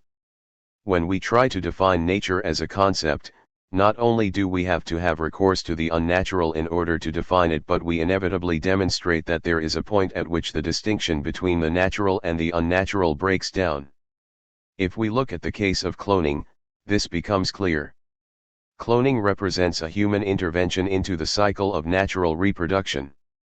The natural world itself reproduces through asexual or sexual reproduction, not through cloning. And yet humans developed the process of cloning through their investigation and mimicking of natural reproduction. The break from nature that occurs with cloning also exhibits characteristics of a natural phenomenon. Cloning is both natural and unnatural, which reveals that nature is not simply identical to itself but involves what negates it. This in no way means that the concept of nature has no sense or that we must abandon it. Instead, we must think of every concept as a certain form of contradiction on the model of love. Throughout the Science of Logic, Hegel describes the concept in these terms. What Kant dismisses as an antinomy of reason, Hegel takes as the definition of the concept. Contradiction doesn't undermine the concept but rather animates it. Along these lines, Hegel claims, if a contradiction can be pointed out in something, by itself this is still not, as it were, a blemish, not a defect or failure. On the contrary, every determination, anything concrete, every concept, is essentially a unity of distinguished and distinguishable elements which, by virtue of the determinate, essential difference, pass over into elements which are contradictory. 7. The concept becomes the enactment of contradiction. This conception of the concept gives Hegel his radically as a thinker, which stems directly from the concept's origin in Hegel's discovery of love. Hegel contrasts conceptual thinking with analytical thinking. Unlike the former, the latter does not share the structure of love. Conceptual thinking reveals the relationship of identity that exists within what appear to be simply external differences. It never remains content with difference that doesn't involve relation. To put it another way, conceptual thinking grasps the internal contradiction lurking within external difference. As a result, it makes evident the mutual dependence of every entity. External differences hide internal contradictions because nothing can be thought or even can exist in isolation. For analytical thinking, the case is entirely different. Differences are simply external and have nothing to do with each other. One can treat each entity as independently existing and analyze its interactions with other entities as entirely contingent relations. According to analytical thinking, every apparent contradiction masks the play of pure difference. The model for analytical thinking comes from arithmetic. Hegel calls arithmetic the very opposite of the concept because of the way that it deals with difference, because of the indifference of the combined to the combining 8. 1 adds 5 plus 7, but there is no internal connection that occurs in the act of addition. The number 5 has no necessary relation with the number 7. One could substitute a different number for 7 without changing the operation. The operation is not conceptual, as Hegel sees it, insofar as it holds the entities in an external relationship with each other. This type of thinking blinds the subject to the inability of identity to exist without difference and the inability of the concept to exist without contradiction. When taken as the only model for thought, analytical thinking misleads because it does not take the structure of love as its starting point. The idea is not that we should avoid working math problems but that we cannot take arithmetic as paradigmatic. The contrast between arithmetic and love is instructive. Arithmetic allows for the free substitution of one number for another, while love insists that no possible substitute for the beloved exists. The moment anyone suggests the adequacy of a substitute, we know that this person is not in love. Similarly, love rejects counting. Those who add up the number of partners that they have had are not talking about love. When we start doing arithmetic, we stop loving.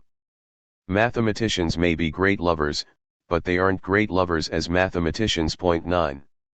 Like love, conceptual thinking refuses a merely external relation between identity and difference. To put it in the language of love, conceptual thinking in Hegel's sense refuses to use the other but rather identifies itself with the other insofar as the other remains recalcitrantly different. In this sense, every act of love is a failure to integrate the difference of the other into the identity of the subject, while every conceptualization is a failure to integrate the difference of the other into the concept. This failure defines love and the concept. Love and the concept are the names for the way that otherness disturbs identity.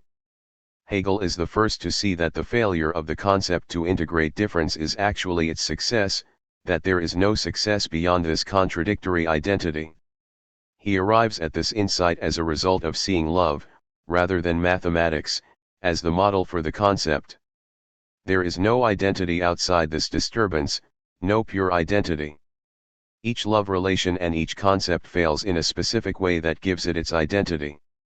Neither love nor the concept promises a mystical connection to the other. The unity they provide does not erase the contradictory status of the relationship. The other's difference remains difference that disturbs both love and the concept. This disturbance is crucial to Hegel's understanding of love and the concept, and it gives both their revolutionary status. Everyone knows the dangers of falling in love. Not only can one endure trauma when the other abandons the relationship, but even a successful love relationship leaves the subject's satisfaction in the hands of the other. Though no conceptual thinker has suffered a lifetime of anguish after being spurned by an object, the structure of the risk in love and the concept is actually the same. Rather than marking a point of thought's mastery over being, the concept is the moment at which thought faces the test of being. Concepts, for Hegel, are not just thoughts. Concepts of pure thought would be akin to an imagined love affair and equally unsatisfying. Just as the lover must work up the courage to talk to the beloved, the concept must prove itself in being. The drama of the concept's actualization is integral to the functioning of the concept. In order to be a genuine concept, the concept must be actual. From critique to embrace.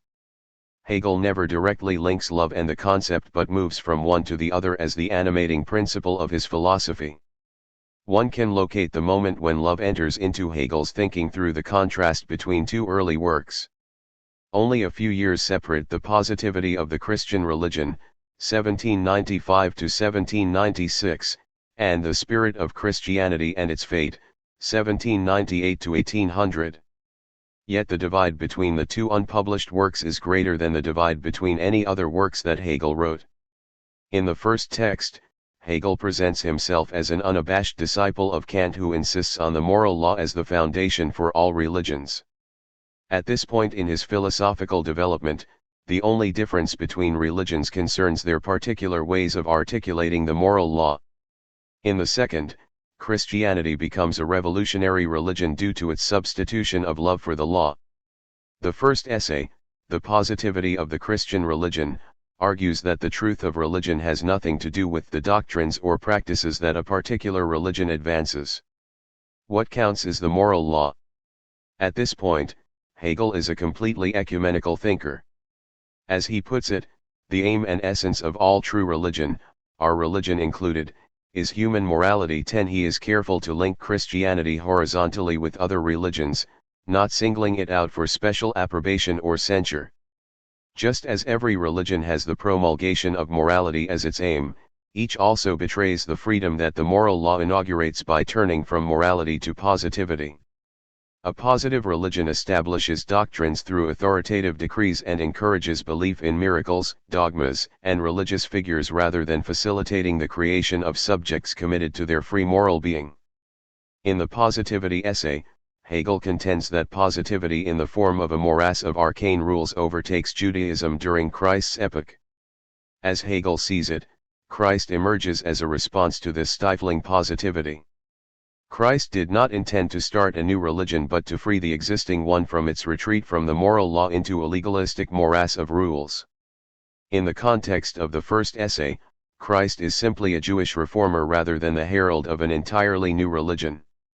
Christianity introduces no new distinctive principle. Though he chronicles Christ's critique of Judaism, Hegel's primary target in the Positivity essay is not Judaism but Christianity itself.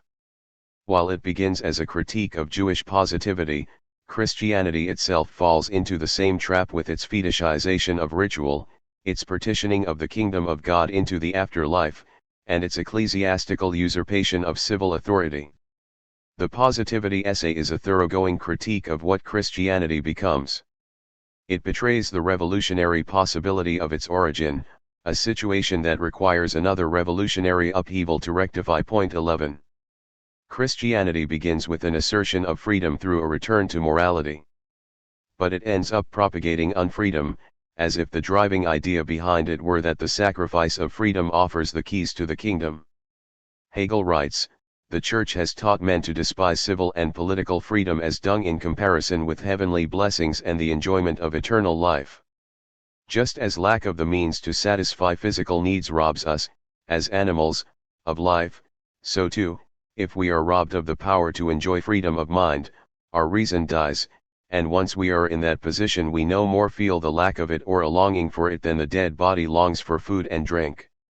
12. The Christian Church becomes the enemy of freedom and true religion when it places its emphasis on eternal life rather than morality, which is the terrain of the subject's freedom.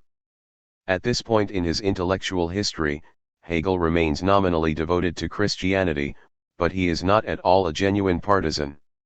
He takes the side of Kantian morality even further than Kant himself did, to a position where religion is nothing but a vehicle for the development of our freedom through morality. Christianity has no specific appeal that renders it superior or even different from other religions. This is the most ecumenical moment in Hegel's entire philosophical trajectory, but it is also a moment before he became Hegel. Though Hegel is at his most open to other religions at this point, he is also at his most elitist. He believes that the task of the philosopher is one of bringing enlightenment down to the unenlightened people intent on remaining ensconced in the ignorance perpetuated by their religion. Hegel's critique of Christianity is also a critique of hoi polloi. Christianity serves to manipulate the masses, who in turn slavishly allow themselves to be manipulated. The acquiescence of the people to the pieties of religion stems directly from what Hegel calls, in a letter to Schelling, their fear of illumination. 13 All religions are equal in their manipulation of their people, but the people share in this culpability for their readiness to be manipulated. This entire diagnosis undergoes a revolutionary change in a very short period of time. By the time that Hegel moved from Bern to Frankfurt in 1797, his attitude toward religion and to the people transformed. 14 This transformation coincides with Hegel's discovery of love, which begins to have a privileged position in his writings. As morality cedes its place to love in Hegel's philosophical universe, everything changes. Between the two early essays, The Positivity of the Christian Religion and The Spirit of Christianity, Hegel writes several short texts soon after his move to Frankfurt. The texts are not published in Hegel's lifetime and survive only in a rough and sometimes fragmentary form. In these brief essays, we can see the first evidence of Hegel's turn to love. 15 The most famous of the essays is a fragment known simply as Love, in which Hegel describes the relationship of the two beings in love. Love, for Hegel in this fragment, has the effect of uniting while not eliminating what initially exists as separate. The result is separateness without separation. The more significant texts, Religion, Founding a Religion and Love and Religion, link love to religion. Here, Hegel formulates very clearly his changed attitude toward Christianity. Instead of facilitating our morality, he states, religion is one with love. 16 In these short essays, Hegel discovers the philosophical importance of love, which overcomes the one-sided subjectivity of Kantian morality and the objectivity of Spinoza's system. He had sought a magic bullet to reconcile the subjective philosophies of Kant and Fichte with the objective ones of Spinoza and Schelling, a way of conceiving subject and object interacting without presupposing their perfect alignment. Love provides the solution. Love for Hegel has nothing to do with narcissistic self-affirmation through the other. It is rather a profound disturbance for the subject's identity. Hegel's definition of love has a radically that he would sustain in his love-inspired definition of the concept. He writes, love can only occur against the same, against the mirror, against the echo of our essence. 17 When the subject loves, it doesn't just seize the other but encounters the other as a disturbance of the self. In this way, love defies the mirror relation to which critics would want to confine it. The turn to love inaugurates a complete revaluation of Christianity that coincides with a decision to give up the position of trying to enlighten the duped masses. In a letter to Nanette Indel in early 1797, Hegel proclaims, upon mature reflection I have decided not to try to improve anything in these people, but on the contrary to howl with the wolves. 18 Though this sounds like a cynical retreat following a failure to change the world, the statement actually results from the decisive philosophical transformation in Hegel's life that serves as the engine for all of his later political insights. At the moment he seems to give up, he makes his most important advance. We must look at the letter to Nanette Indel through the lens of the writings on love from 1797 and 1798. Hegel comes to see that Christianity, as the religion of love, already signals a move beyond the limitations of religion centered around the moral law. Thus, there is no longer any need for the philosopher to bestow the light of morality on the Christian masses. Acceptance of Christian love is actually an advance on the enlightenment that Kantian morality offers. Christian love has a dialectical connection with otherness that the religion of morality lacks. The philosopher need only reveal the structure of love already in place, not teach the people the moral law. Hegel can howl with the wolves because the wolves are simultaneously Christian lambs. It is significant that Hegel's interlocutor at this moment is Nanette Indel, who is one of the leading candidates for being Hegel's first lover. If she was indeed Hegel's first lover, we might hazard the wild hypothesis that his philosophical turn from morality to love made the affair with her possible. As long as Hegel remained Kantian, he might have remained trapped within Kant's own insistence on chastity. Perhaps the embrace of the religion of love made the act of love imaginable for Hegel. 19. The shift in attitude toward Christianity manifests itself in the spirit of Christianity and its fate. For someone who has read The Positivity of the Christian Religion, which dates just a few years earlier, it is difficult to believe that the same thinker wrote both works. Though he continues to assess the philosophical significance of the religion, the critique transforms into appreciation. The interpretation seeks to uncover Christianity's insights into our relations rather than lambasting it for obscuring the moral law with positivity. The aspects of Christianity that the earlier essay had singled out for disparagement become indications of its theoretical acumen. The focus on the person of Christ, which was a sign of Christian positivity just a couple of years earlier, is now central to the message of love. Furthermore, Hegel celebrates not just the crucifixion as an act of love but even proclaims the necessity of the resurrection. In a remarkable passage from The Spirit of Christianity, he writes, "In the risen Jesus, lifted up heavenward, the image found life again, and love found the objectification of its oneness. In this remarriage of spirit and body the opposition between the living and the dead Jesus has vanished, and the two are united in a God. Love's longing has found itself as a living being and can now enjoy itself." 20. The doctrine of the resurrection is no longer evidence of Christianity's turn away from the truth of morality to the mystification of positivity. In this passage, Hegel contends that Christ must rise from the dead so that Christian love will not fall into the infinite longing that befuddles Kantian morality. The risen Christ and the emergence of the Holy Spirit bonding the community together represent the actualization of love. In this community, the subject is at home in absolute otherness, an achievement only possible thanks to the Christian event. Hegel not only esteems Christian love for its philosophical insight into the identity of identity and difference.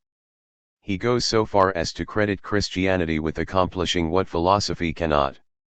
Caught up in propositional logic, philosophy cannot see its way to engage the necessity of contradiction in the way that Christian love can. Hegel no longer wants to teach the unenlightened Christians about the true religion of morality because he now believes that their religion achieves more than Kant's philosophy. Rupture from Judaism. Hegel was never an anti-Semite. Even when his invective against Jewish legalism reaches its most extreme point, the critique is always doctrinal.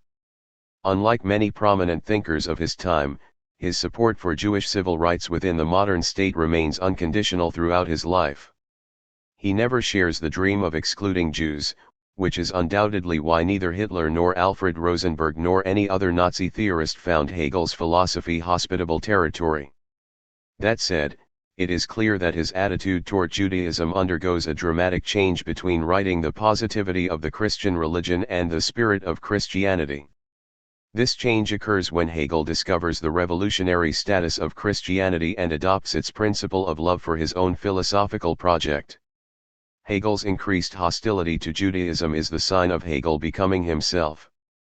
The point is not that a critique of Judaism is a necessary condition for the Hegelian system but that Hegel's philosophy has an inextricable tie to the Christian revolution that manifests itself in a critique of Judaism.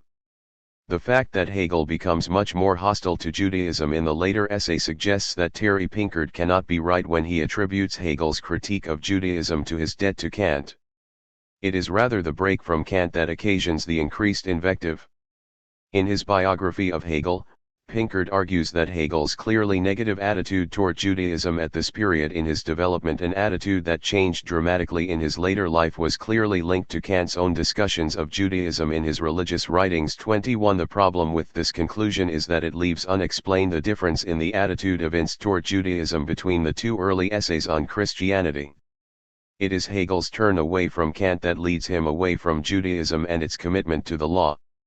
Kant's own hostility to Judaism has nothing to do with Hegel's. In the earlier essay, Hegel views Judaism as a religion that goes awry at the time of Christ and that consequently needs Christ's corrective. Here, Christ's intervention occurs strictly within Judaism itself.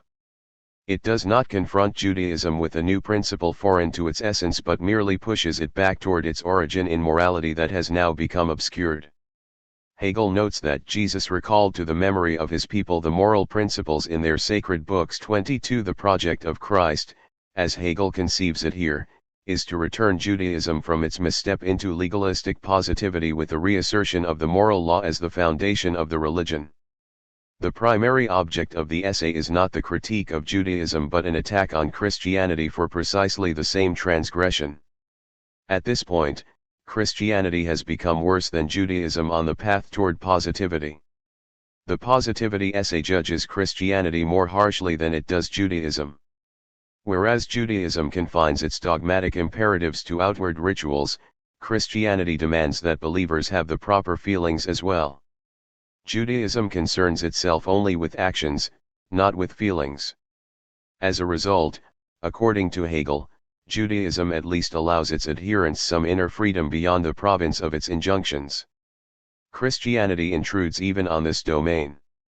When it comes to the betrayal of the freedom that derives from the moral law, and that religion should facilitate, both religions come up short, but Christianity infringes on the subject's freedom in a way that no prior religion does.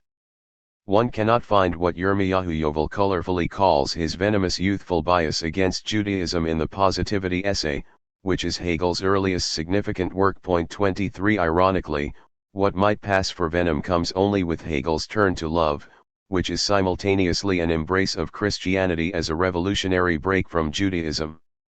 This suggests that Hegel's critique of Judaism is not a bias at all but a theoretical move. Though Hegel remains far removed from anti-Semitism, he clearly changes his tune about Judaism in The Spirit of Christianity, the second of the early essays. This essay no longer lumps Judaism and Christianity in the same basket. Though modern Christianity remains beset by problems of positivity, the religion as such nonetheless occasions a fundamental rupture in human history. Christ is no longer fine-tuning Judaism. Instead, he breaks with all religion of the law and introduces a religion of love. In the earlier Positivity essay, love plays no part at all in Hegel's analysis of Christianity. The word love never appears. The sole value of religion in this essay derives from its connection to the moral law. But in The Spirit of Christianity, love gives Christianity its worth, and love creates a clear contrast with Judaism. Whereas in the earlier essay Judaism's foundation in the law signaled its forgotten link to freedom, now the law indicates the undoing of the free subject within Judaism. Judaism becomes the religion of obedience that Hegel juxtaposes with Christianity, which is the only religion of freedom. In The Spirit of Christianity, he writes, in contrast with Jewish reversion to obedience, reconciliation in love is a liberation. 24. Though the law uproots the subject from its natural determinations and endows it with a subjective freedom, this freedom remains always opposed to objectivity. Only the religion of love leads to freedom that isn't determined negatively by the objectivity that it opposes. Love does not require the external other that the moral law does. Hegel sustains the association of Judaism with Kant's moral law that he develops in the Positivity essay. But he divorces Christianity from this law. Judaism is still Kantian, which is why Hegel becomes more critical of it. Christianity ceases to be one religion among many and becomes the religion that completely refigures the subject's relationship to the other. To the extent that this requires a more pejorative account of Judaism, we might lament it.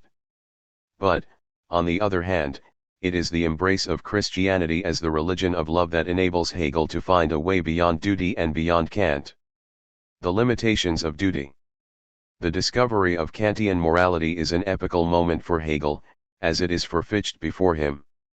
The moral law is not just part of the Kantian system but the key to its radical break from the past, far outstripping the theoretical formulation of a priori synthetic judgments or inherent limitations on our use of reason that Kant lays out in the Critique of Pure Reason. Kant's formulation of the moral law in the Critique of Practical Reason represents the revolutionary breakthrough for Hegel. When Kant deduces can from must, he shows that the bare existence of the moral law in whatever form we articulate it testifies to our freedom. Up to this point, the freedom of the subject was just an assumption. All of a sudden it becomes a proven fact of reason. 25 Our ability to formulate the moral law proves that we are free. 26 The young Hegel finds Kant's link between the law and freedom appealing, but ultimately he recognizes how Kant's understanding requires the subject to presuppose the foreignness of the external world and the impossibility of ever fully doing one's duty. Kant grants the subject freedom, but on condition that the subject never actualize this freedom in the external world. In order to do this, Kant must play fast and loose with the status of externality. The subject occupies itself with the moral law without regard for the external world. The subject cannot calculate the impact that doing its duty will have on the world without betraying its duty in the name of what Kant calls pathological concerns. If I worry that my truth-telling to the National Security Agency might put my innocent neighbor in danger, I abandon the ground of morality for that of calculation. Such external factors cannot factor in moral deliberations. Point 27. But, on the other hand, Kantian morality presupposes a certain vision of the external world, even though this world is not supposed to enter into morality. Kant assumes that the world is itself not already morally structured but instead completely indifferent to the moral law. What if, rather than acting as an indifferent, or even resistant, field for my moral acts, the structure of the world facilitated my morality? What if the laws of my country made it possible for me to tell the truth about my neighbor's religious beliefs without any negative ramifications? Kant's theory has no place for this reconciliation between the moral subject and the external world, the possibility that the world is not external to my morality but internal to it. The theory depends on a specific image of the external world as completely indifferent to the subject's morality. And yet the moral law is supposed to be indifferent to the external world, to operate without presuppositions about it. Kant relies on a presupposition of externality that he must disavow, leading him to fail to see the role that externality or otherness plays in the accomplishment of morality. Recognition of this blind spot soon leads Hegel to break from Kant. Hegel moves from a Kantian conception of duty to a Christian conception of love. Though he continues to appreciate the inroads on freedom made possible by Kantian morality, the limits of this conception of freedom become impossible to ignore. It is only love, for Hegel, that points beyond the strictures of the moral law. Love enacts the subject's reconciliation with the other. Through love, the world ceases to be an externality on which the subject acts. For the loving subject, objectivity no longer confronts the subject as an opacity that the subject can never penetrate, as it does for Kant. Instead, love identifies with the most obscure objectivity and reconciles the subject with it. According to Hegel, only through love is the might of objectivity broken, for love upsets its whole sphere. The virtues, because of their limits, always put something objective above them, and the variety of virtues and all the greater and insurmountable multiplicity of objectivity. Love alone has no limits. 28. Love has no limits because, in contrast to duty, it has the ability to identify with the difference of the other without eliminating that difference. In other words, love enacts and sustains contradiction. The contradiction of love is the identity of identity and difference, a contradiction that animates love rather than destroying it. In the case of duty, the situation is reversed. The opposition between duty and the external world becomes a contradiction that leaves duty always unaccomplished. The contradiction of duty renders duty, for Hegel, a position that constantly undermines itself since it cannot integrate this contradiction into its structure. Love is able to succeed at exactly the point where duty fails. Love's success consists in its ability to endure contradiction and even to find its essence in it. We can see a revelatory example of contradiction animating love in Michael Curtiz's classic love story Casablanca, 1942. The film depicts Ilsa, Ingrid Bergman, coming into the cafe owned by Rick, Humphrey Bogart, in search of means to escape for her and her husband Victor, Paul Henriade, from Vichy-controlled Morocco to the United States. The Nazis are pursuing Victor for his activities as an outspoken opponent of fascism and freedom fighter. Prior to the arrival of Ilsa, Rick has a comfortable existence with a stable income, casual sexual affairs, and pleasant interactions with the local authorities. His life runs smoothly, but Ilsa's arrival disturbs the equilibrium that Rick creates for himself. Ilsa represents the great love of Rick's life, though this love ended abruptly on the day the Germans occupied Paris. Rick and Ilse had planned to leave Paris together by train, but Ilse left him standing in the rain at the train station with nothing but a note explaining that she could not come with him. When she arrives in Casablanca, her presence reminds Rick of their time together in Paris and of her betrayal. Eventually, Rick learns that Ilse did not betray him at all but rather heard, on the day of their planned departure, that her husband Victor was alive when she thought him dead. Rick also finds out that Ilse still loves him, just as he continues to love her. But the effect of this love completely uproots Rick's existence and doesn't even enable him to spend any additional time with Ilse. In order to love Ilse, Rick must abandon his cafe in Casablanca, accept being hunted by the Vichy authorities, and send Ilse away to the United States with Victor. Love deprives Rick of everything, yet it provides him with a satisfaction that completely outweighs what he has lost. At the end of the film, he is on the run without anything, including Ilse.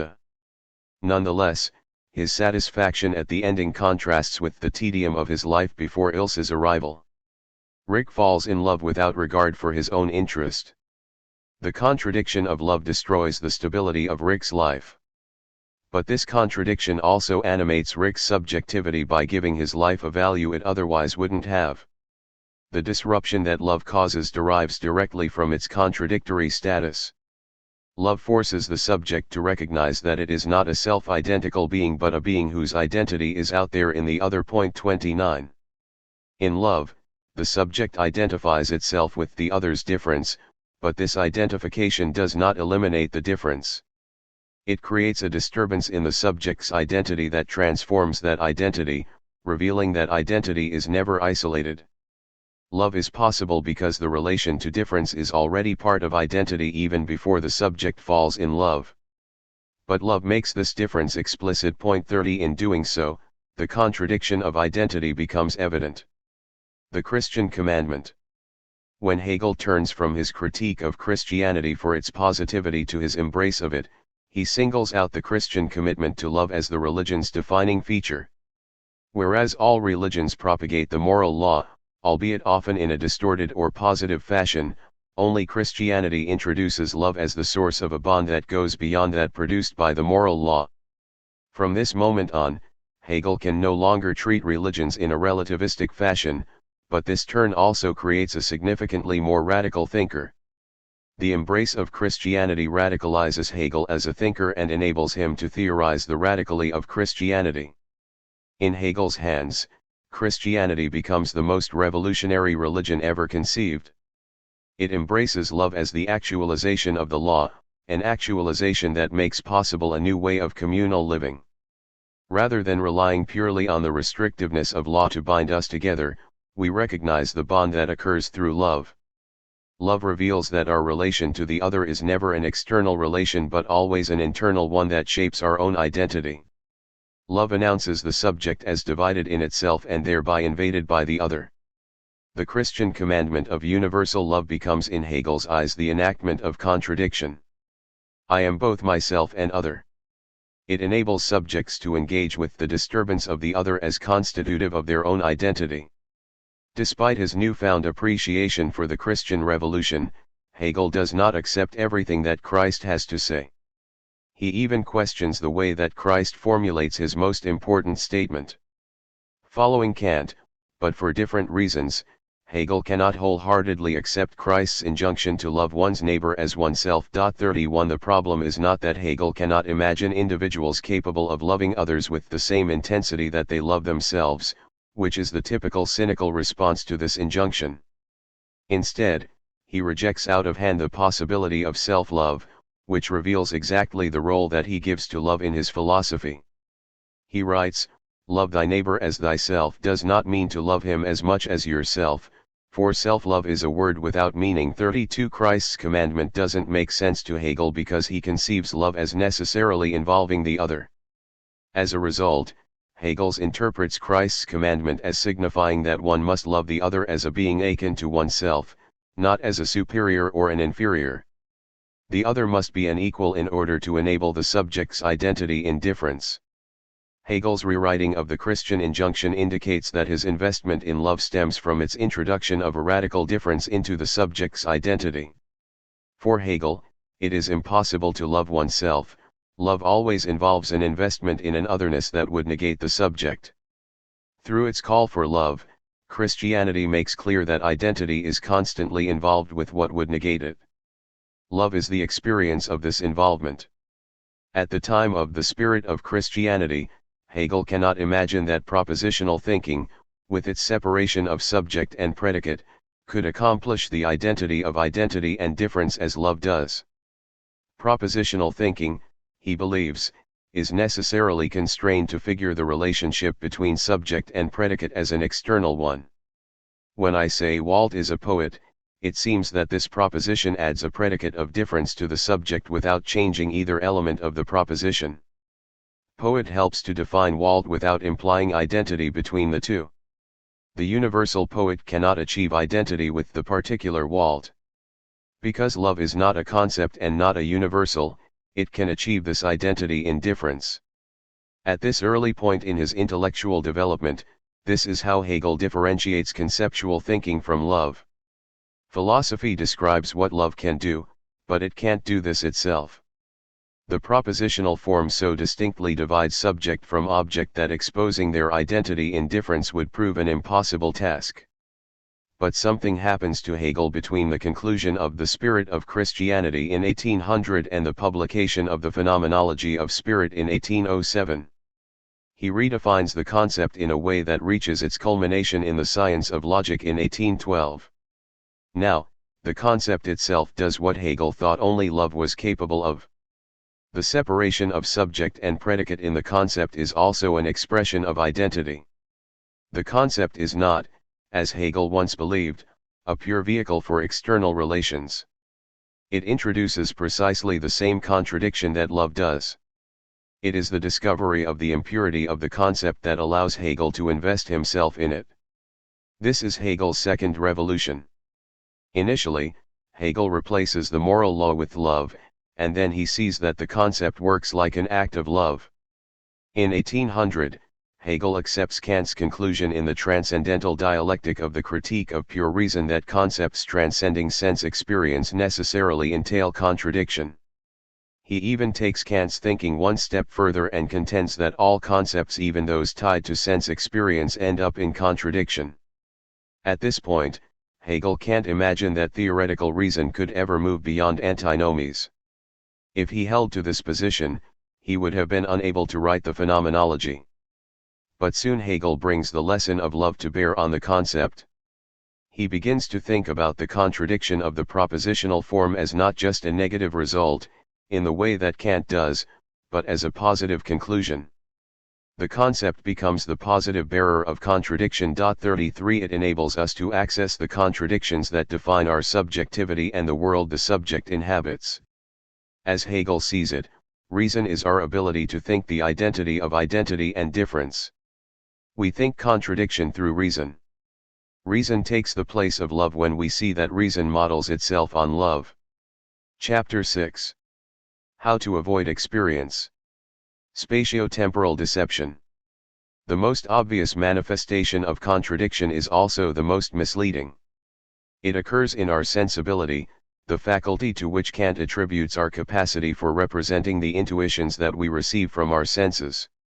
The sensibility is not just receptive but always receives sense data in certain forms, the forms of space and time. According to Kant, we cannot perceive phenomena in the world except insofar as they are spatial and temporal, even if things in themselves do not obey these constraints. As the forms that our sensible intuitions assume, space and time rule the sensibility completely and provide the basis through which the subject receives its representation. Space and time are the ground floor for the structure of how the subject experiences the world. Kant's proof for this is very simple. We know that space and time organize our sense experiences because we can't even imagine a sense experience outside the context of either space or time. 1 Our attempt to think of a spaceless void necessarily gives it spatial coordinates, and any effort to imagine eternal life figures it as an infinite extension of time, which is why the idea of eternity is more horrifying for us than that of death. We can't help but think spatially and temporally. The necessity that governs how we register our sense experience seems to indicate that Kant's argument is sound. Hegel does not attempt to refute this argument, but nonetheless he sees space and time in a dramatically different way. Like Kant, Hegel accepts that all our representations occur in space and time, that representation is impossible without these restrictions that are simultaneously conditions of possibility. But they are not simply the basis of the field of representation. For Hegel, they express the contradiction of being itself in a disguised and potentially misleading form. When we experience spatial and temporal difference, we are actually experiencing entities as contradictory, but the form of space and time permits us to see difference in the place of contradiction. In this precise sense, one might say that space and time are the primal forms of ideology. If the task of ideology is to enable us to see contradiction not as contradiction but as difference, space and time perform this function on the level of the form of representation. Regardless of the content we experience, the fact of experiencing in space and time leads us to mistake the contradiction that we are experiencing for difference. Of course, one cannot miraculously avoid spatio-temporal representation, which makes a compelling case for the impossibility of ridding ourselves of ideology. Point 2. The turn that modern physics makes in the 20th century appears as if it has taken heed of Hegel's warning about spatio-temporality. The concerns of physics come to defy our capacity for experience. Our experience proves to be a barrier to understanding wave-particle duality, the elasticity of time, dark energy, or additional spatial dimensions. As Brian Greene points out in his summary of the developments in physics, the overarching lesson that has emerged from scientific inquiry over the last century is that human experience is often a misleading guide to the true nature of reality. 3. In order to make sense of physical reality, scientists must disregard what appears in our experience if they are to avoid missing reality altogether. Of course, no physicists base their insights into the nature of reality on their interpretation of Hegel. But this shared turn away from experience as the site for authoritative revelations indicates that there is nothing preposterous in Hegel's philosophy. Both modern physics and Hegel recognize that spatio-temporal experience cannot serve as our guide if we want to confront the ultimate questions of existence.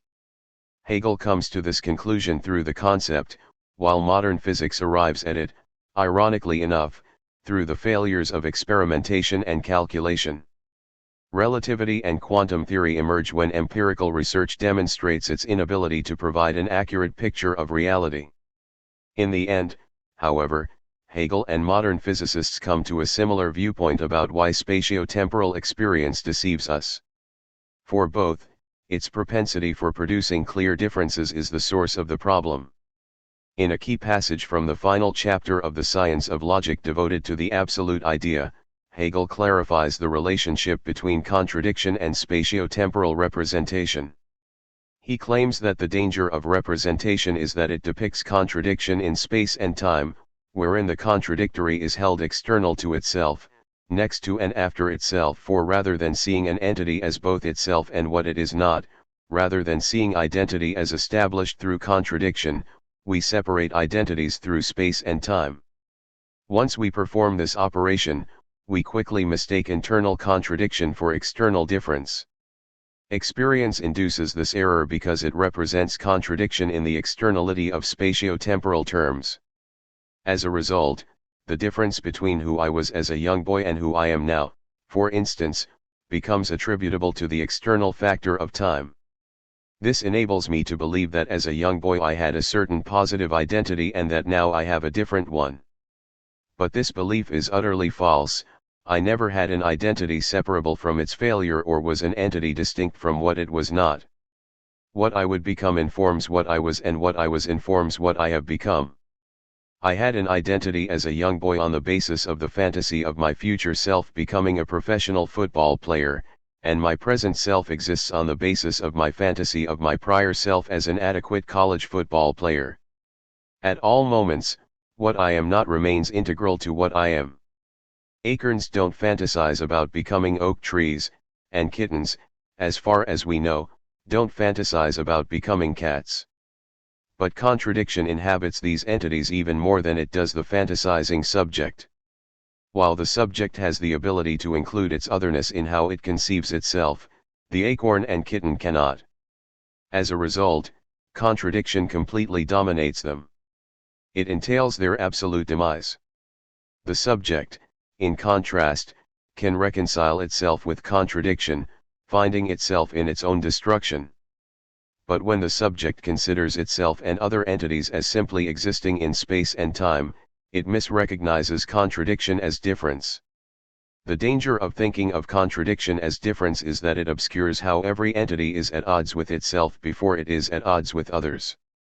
Difference creates the illusion of the possibility of harmonious coexistence, which is why it is such an attractive position. Contradiction, in contrast, reveals that no entity can even harmoniously coexist with itself. But this failure of self-harmony is at once the source of all vitality. The substitution of difference for contradiction not only masks the inevitable internal strife within everything but also the fecundity that this strife bespeaks. At the extreme limit, the sensibility's transformation of contradiction into difference leads to David Hume's error, in which he conceives entities as distinct in each discrete moment of time and space that they occupy. 5 As Hume sees it, habit leads us to think of ourselves as the same entity existing over an extended period of time and moving through a spatial distance. But this enduring self that habit posits is merely an illusion, one that an empirical approach to existence will enable us to treat as a custom. The self is nothing apart from the series of perceptions that it experiences. Nothing authorizes us to connect one experience to another except the force of habit. Hume does not suggest that we abandon this habitual reference to the self, only that we recognize its habitual rather than ontological status. Hegel is perfectly prepared to accept Hume's claim that there is no substantial self that subtends all its experiences. But he rejects the conclusion that Hume draws. Whereas Hume confines himself to experience and sees only differences, Hegel opens himself to the operation of the concept and recognizes that what appears as difference is actually contradiction. But Hegel is not so naive as to believe that the concept comes chronologically prior to sensible experience. We aren't first pure spirits subsequently thrust into a material world. We are able to conceptualize only insofar as we have had sensible experiences. When Hegel talks about contradictions in the mind of God prior to creation, he does not believe that we have direct access to necessary ontological structures without going through the detour of sense experience. Our thinking always relies on a material base. 6 But nonetheless the concept has a logical priority insofar as it enables us to recognize the constitutive status of contradiction. Contra Kant, Hegel does not believe that the forms of space and time simply provide the framework through which we can represent the world to ourselves. These forms also lead us down the garden path. Because he grasps the error that spatio-temporal representation creates in even the greatest philosophers, Hegel claims that thought has a truth that experience lacks. He makes the astounding claim that sense experiences have priority over the concept only in that the concept emerges out of their dialectic and nothingness as their ground, but not in that it would be conditioned by them. That is, sense experiences have a chronological priority equal to their utter logical inferiority or nothingness. Thus, Hegel adds contemptuously of sense experience, abstract thinking is therefore not to be considered as the setting aside of sensuous material, which does not suffer any harm in its reality, but rather is the sublation and reduction of that material as bare appearance to the essential, which is manifested only in the concept. 7 Relative to the concept, sense experiences have little philosophical worth. They obscure what the concept reveals. Hegel here praises abstract thinking for its ability to marginalize and denigrate the very sensuous material that makes up all of our experiences. This contempt for sense experience stems from Hegel's insight into its misleading structure relative to that of the concept. That said, sense experiences provide much of the richness of our existence: the touch of a lover, the look of a Bierstadt painting, the smell of a coming rainstorm, the taste of a Twinkie, or the sound of a late Beethoven piano sonata. In each case, how the experience feels plays an essential role in its value for us. To subtract sense experience from our consideration and hew only to the concept seems like a betrayal of what makes life worth living. If spatio-temporality is the base-level form of ideology, perhaps one should simply choose to live in ideology and abandon its critique. It would be tempting to follow the model of Cypher, Joe Pantoliano, in the Wachowskis' The Matrix, 1999, who gives up the fight against the control exerted by the Matrix in order to regain the deceptiveness of ordinary sense experience. He concludes that living outside the ideological illusion of the Matrix deprives one of what makes life most worth living: intense sense experiences. This is not the choice that Hegel would make, but it is nonetheless easy to understand its appeal. The problem is that the moments during which sense experience seems decisive are not at all unambiguous. Sense experience alone is never the source of the enjoyment that we derive from such moments. For instance, the touch of the lover has great value for us. One such caress might be the most memorable moment of one's life because of the sublime value that the subject attaches to the lover. This is even clearer in the case of the painting by Albert Bierstadt or the piano sonata by Ludwig van Beethoven. Sense experience doesn't determine this value, even when it involves a Twinkie. The value derives instead from how our desire shapes this experience, which is why the same touch from a different person could be offensive or humiliating rather than enjoyable. Sense experience never has any significance on its own. Though it is a necessary condition for certain significant moments of our lives, it is not a sufficient one. When we look to sense experience itself for theoretical guidance, we are sure to be misled. Point 8. But this doesn't mean that we have to marginalize sense experience. Instead, we must consider it in terms of the concept. Once we begin to think in terms of the concept, we can interpret space and time through contradiction rather than difference.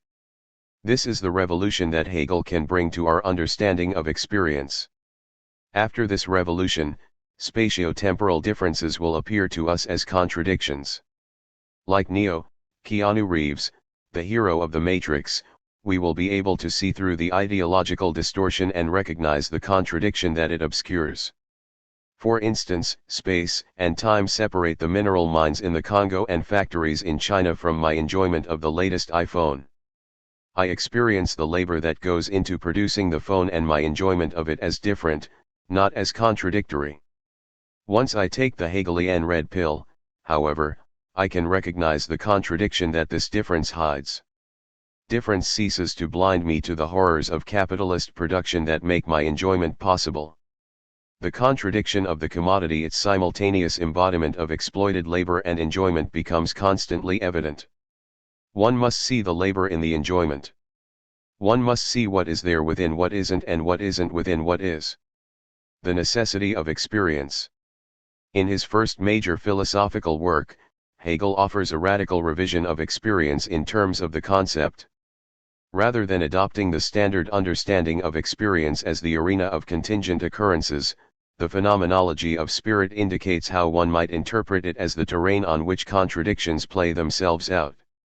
Hegel's aim is not to strip away all contingency from existence and reduce it to pure necessity, but to highlight the presence of contradiction obscured by spatial and temporal difference. This requires a redefinition of experience. Whereas prior and subsequent philosophers define experience broadly as whatever occurs in space and time, Hegel provides a restricted definition. Contingent occurrences can take place, but these do not count as experience as Hegel defines it in the Phenomenology. Focusing on the contingency of experience, the path that empiricists and those who privilege experience opt for, causes us to miss the determinative role that contradiction plays in our existence. Thinkers conceive of experience as the arena where anything might happen in order to avoid recognizing that contradiction must happen. Point 9. According to Hegel's redefinition of experience, we must relate what emerges in experience to what has come before. We cannot isolate one moment from another. To do so is to fail to experience. For instance, in order to experience my spouse leaving me, I must recognize the link between this act and our most enjoyable times together as a couple. The moments of seemingly absolute joy must have had the germs of the departure within them, while the departure reveals the prior moments of joy as not absolute. Without the previous joy, the departure wouldn't be a traumatic event. Without the future end of the relationship, the moments of joy would not have been joyful.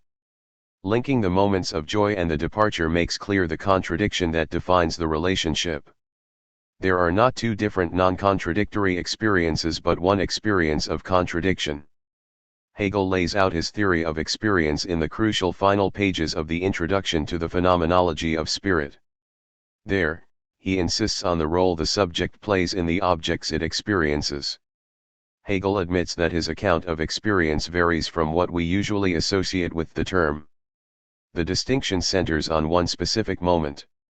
He states, "In this exposition of the course of experience there is a moment in which the exposition seems not to correspond with what is ordinarily understood by experience. The transition, namely, from the first object and the knowing of it to the other object about which one says that experience would have been made, was specified in such a way that the knowing of the first object, or the being for consciousness of the first in itself, is itself supposed to become the second object. Point 10. The distinction between Hegel's understanding of experience and the traditional understanding involves the rejection of contingency's role. For Hegel, we genuinely experience only when the differences in space and time indicate not just the emergence of a contingency but an underlying contradiction of the object that we encounter. 11. It is only by subtracting contingency from experience that it becomes revelatory. Hegel's elimination of contingency from what he theorizes as experience seems like a complete betrayal of experience. If experience becomes nothing but an iteration of what is necessary, what's the point of having an experience at all? He has taken all the fun out of it. We believe that experience can have a pedagogical effect. We can learn from experience because we don't know what to expect. Stripped of contingency, however, experience loses its ability to teach us what we don't already know. This is what makes Hegel's insistence on the role that necessity plays in experience so unpopular. The total openness of contingency appears very attractive. If anything can happen, then perhaps we will find a way out of our most intractable political or even existential problems. A solution to the planetary dominance of self-destructive capitalism might present itself, or we could even find a way to eliminate human death. Hegel accepts that the impossible is always possible, but he insists that there is no possible solution to contradiction itself. This is the one genuine impossibility that no contingent occurrence could ever make possible. Contingency misleads us because it suggests that anything could happen, even the final elimination of contradiction, which is why Hegel refuses to grant that experience is just contingent. In the main text of the Phenomenology of Spirit, experience becomes the site of contradiction rather than contingent difference. Each position that the subject takes up must be submitted to the travails of experience in which its contradiction becomes evident. We can see this dynamic present in the perception chapter from the opening section on consciousness. In this chapter, Hegel explores how we divide the world into independent things that are distinct from the various properties that constitute them. But the attempt to distinguish the thing from its properties falters. We cannot say what constitutes the thing outside its properties unless we have recourse to its relationship with other things. The problem with this solution is that this transforms the thing into a relational entity rather than an independent one, moving us beyond the restrictions of bare perception, which concerns only independent things. Point 12. The chronicle of perception's failure to grasp the independent thing is what Hegel sees as the experience of perception.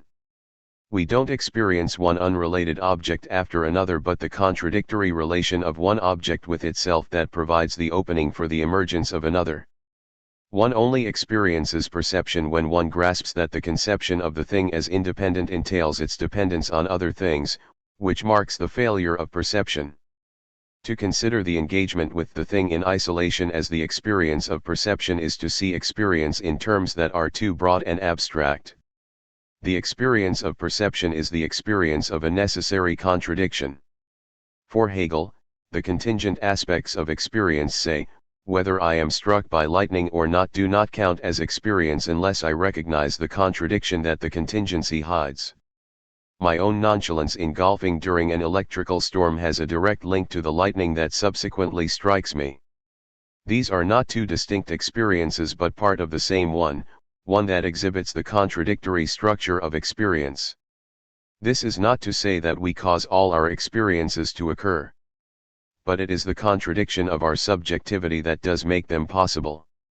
Unless we interpret experience in this way as the expression of our own contradiction, it will remain fundamentally misleading. It will seem like a terrain in which we can escape the contradiction of the concept and interact with the possibilities of difference. But difference is always an ideological trap. A different way of thinking. Hegel's interpretation of temporal and spatial difference as contradiction earns him the special ire of Gilles Deleuze. For Deleuze, the great error in the history of philosophy is its proclivity for thinking about difference in terms of identity, as if differences had their status as differences only in relation to an original and hierarchically elevated identity. This way of thinking grants existential and political priority to the original and denigrates what is different. When one thinks of difference in these distorted terms, according to Deleuze, it appears not as difference but as contradiction. Contradiction results from mistakenly conceiving difference in terms of identity. In the history of Western philosophy, according to Deleuze, no one falls for this error more than Hegel. 13. Hegelian philosophy clings to contradiction because of its inability to think pure difference, which Deleuze locates in the power of sensation. 14. This is Hegel's great failure, which emanates from his supposed prioritizing of identity. 15. Deleuze puts this opposition very straightforwardly. Our claim is not only that difference in itself is not already contradiction, but that it cannot be reduced or traced back to contradiction, since the latter is not more but less profound than difference.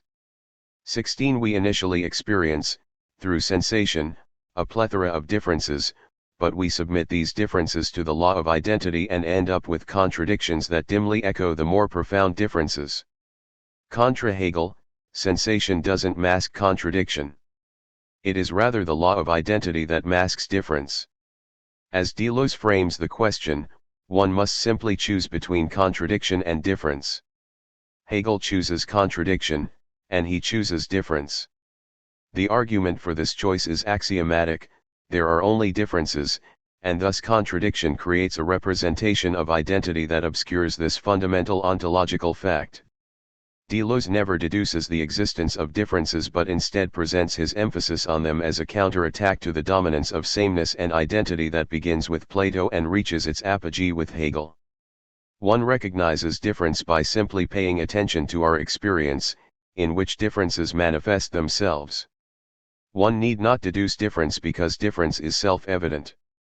I am different from you, Deleuze is different from Hegel, each particular oak tree is different from the other, even every clone is different from every other one. Difference is natural within what Deleuze calls the univocity of being, whereas sameness arrives only through the philosophical abstraction from this difference. When one thinks inductively about it, the case seems open and shut. But the problem with it lies in its reliance on induction. 17. Difference appears ubiquitous, though Deleuze never asks what enables him to perceive this ubiquity of difference nor what authorizes the inference from the perception of difference to the universal claim that there are only differences. The universe of pure difference that Deleuze posits assumes a univocity of being in which differences coexist.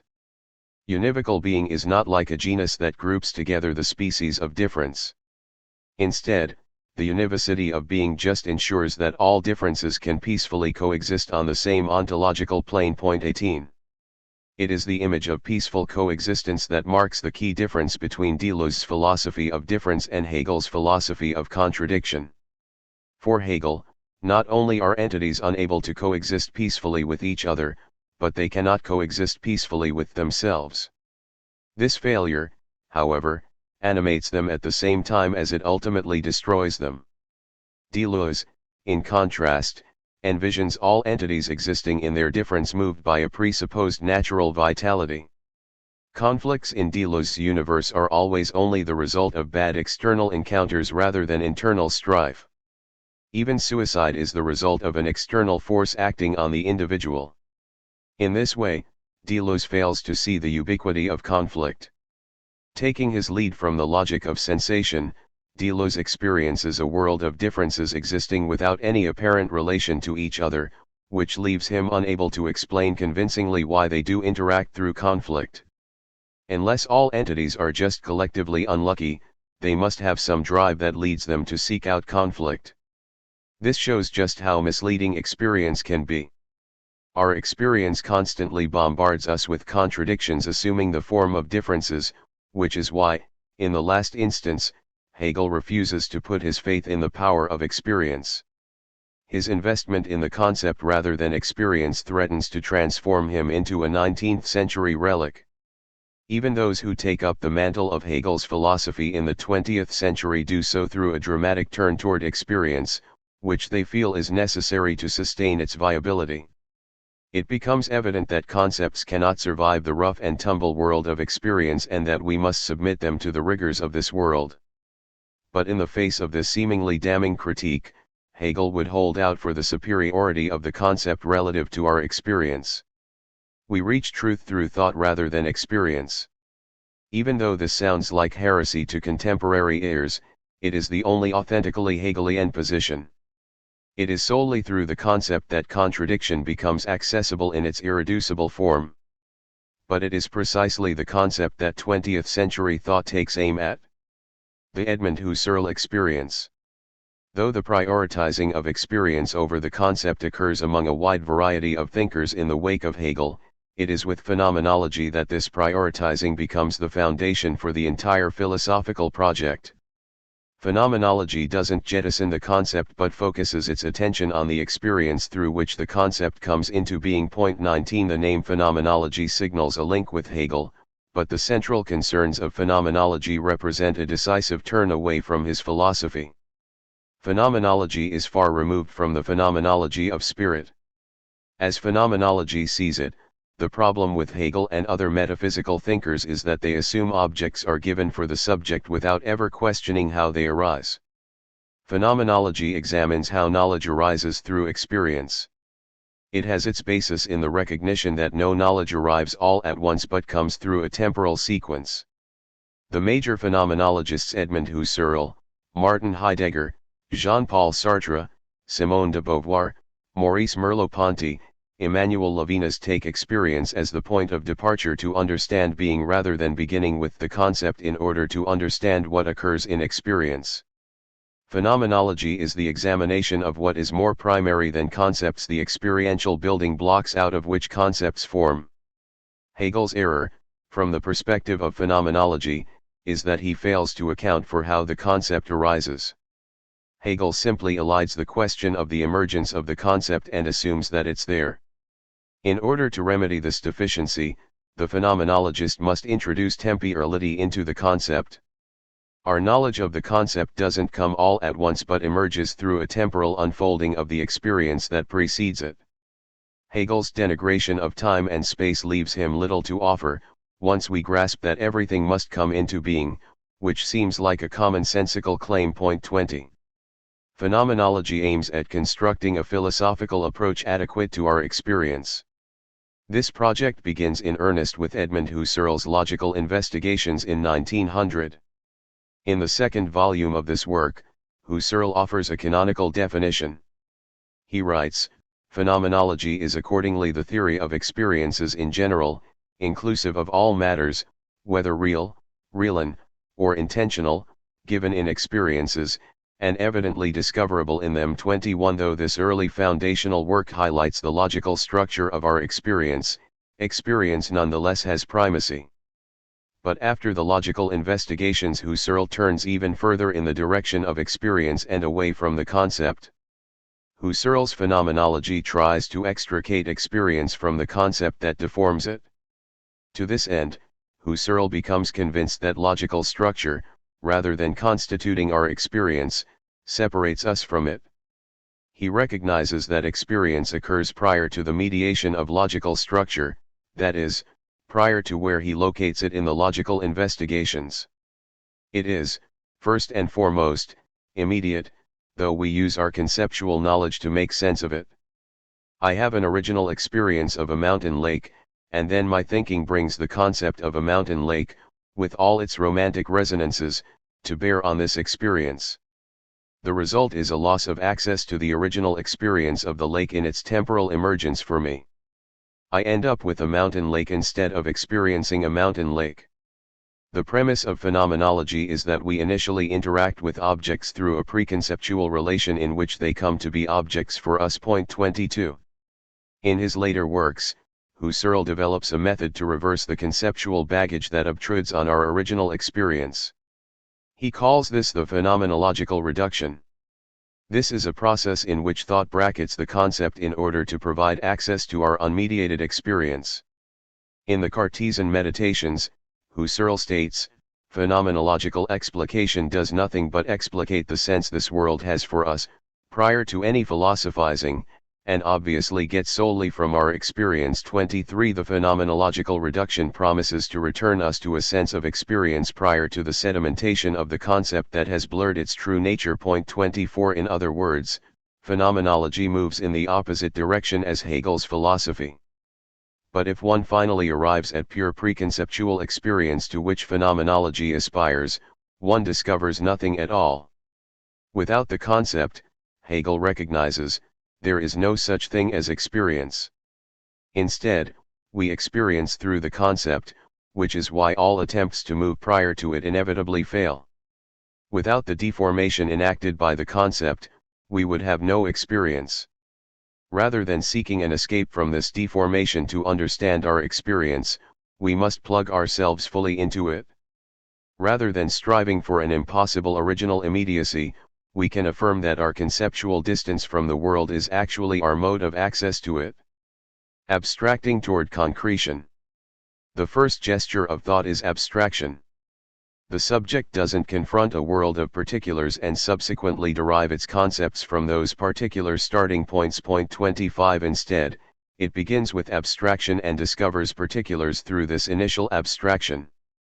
Hegel reverses the usual relationship between abstract and concrete. The concrete is not given to the subject. As he puts it in the Science of Logic, everywhere the abstract must constitute the starting point and the element in which and from which the particularities and rich shapes of the concrete spread out. 26. One must begin with the abstract in order to attain the concrete. But the move from the abstract in order to attain the concrete requires taking stock of the inadequacy of abstraction. Hegel spends a great deal of time criticizing other thinkers, especially Kant, for remaining stuck in abstract philosophizing. They find a set of abstract concepts and assume that this is as far as a philosopher can go. Kant treats the categories of the understanding as formal abstractions that permit us to know the concrete content of the sensibility. What he doesn't recognize, according to Hegel, is that these abstract categories in fact fail to abstract themselves completely from the content of the sensibility. The categories are not completely external to the sensible intuitions that make up their content. Point 27. But the failure of abstract categories is not an end point. This failure creates the path to the concrete. As Hegel unfolds his philosophy, he moves from the abstract, like sense certainty or being, to the concrete, like absolute knowing or the absolute idea. When he arrives at the absolute, he attains an absolute concreteness, which is nothing but a recognition of how the concept necessarily contradicts itself. Without this dialectical movement and final punctuation, we remain caught up in the lure of abstraction. The problem with our experience is that we typically experience abstractly rather than concretely. The length and unwieldiness of the phenomenology of spirit indicate the difficulty of experiencing concretely, since we only arrive at a concrete experience after reaching the endpoint of absolute knowing. Though it seems impossible to challenge the idea that experience weighs more than the concept, there is a way to redeem Hegel in the midst of this critical onslaught by claiming that there is no experience that escapes the concept. One could claim that we don't first have an experience and subsequently conceptualize it. The conceptualization of the experience occurs within the experience itself and serves as its condition of possibility. This is certainly Hegel's position, which is accurate as far as it goes. But Hegel himself goes even further in his claim of the priority of the concept relative to experience. For Hegel, the concept renders contradiction thinkable as contradiction. Concepts do not simply make assertions but bring together oppositions and force us to think them as a unity. Even a simple concept like Leonard Nimoy is mortal expresses a contradiction by its linkage of Leonard Nimoy with the otherness of mortality. The experience of living and dying does not present contradiction in so clear a manner. Life and death appear as different states that have nothing to do with each other. The role of contradiction in their relationship is not immediately evident. We require Hegel's interpretation of life always involving death for the contradiction to become visible. We require the concept as the key to unlocking experience as contradictory. As Hegel emphasizes, one must take the long detour through the concept to discover what one is actually experiencing. The point is not to abandon experience altogether for the life of the mind but to approach experience through the concept so that we recognize it properly as replete with contradiction. It seems to go without saying that the turn to experience in 20th century thought was a moment of philosophical progress. Surely there must be something revolutionary, or at least democratic, about asserting the privilege of experience relative to the concept.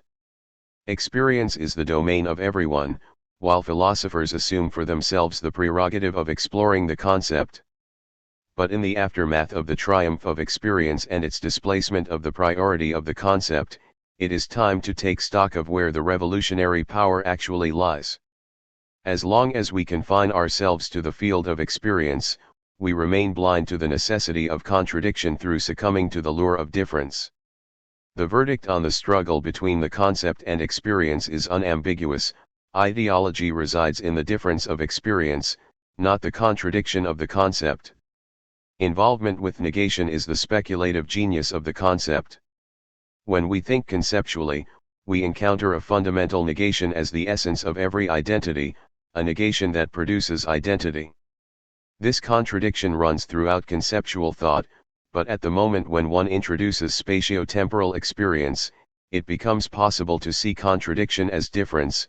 The human who was once living is simply different from the one that is now dead. The distinction between this experience and the concept humans are mortal is the distinction between difference and contradiction. It is only contradiction that enables us to see that the possibility for a radical transformation exists within every assertion of identity. Chapter 7. Learning to love the end of history. Freedom through logic. On not privileging history. The most unfortunate development in the dissemination of Hegel's thought after his death was the central role that his lectures on the philosophy of history played in this dissemination. Despite the fact that Hegel himself never published his thoughts on world history, the transcriptions of his own and student notes to his lecture course came to define the popular image of Hegel. This work, usually just the introduction, labeled Reason in History, Vernunft in der Geschichte, became the beginning and end of the Hegel canon for non-specialists. The philosophy of history is not at all a representative work by Hegel, as even the key terms reveal. Terms such as the world historical individual play a pivotal role in the philosophy of history and exist nowhere else in Hegel's philosophy. And yet this term, along with other clichés from this work, like Hegel's dismissal of the importance of the individual in history, are often the only references to Hegel that many people have at their disposal.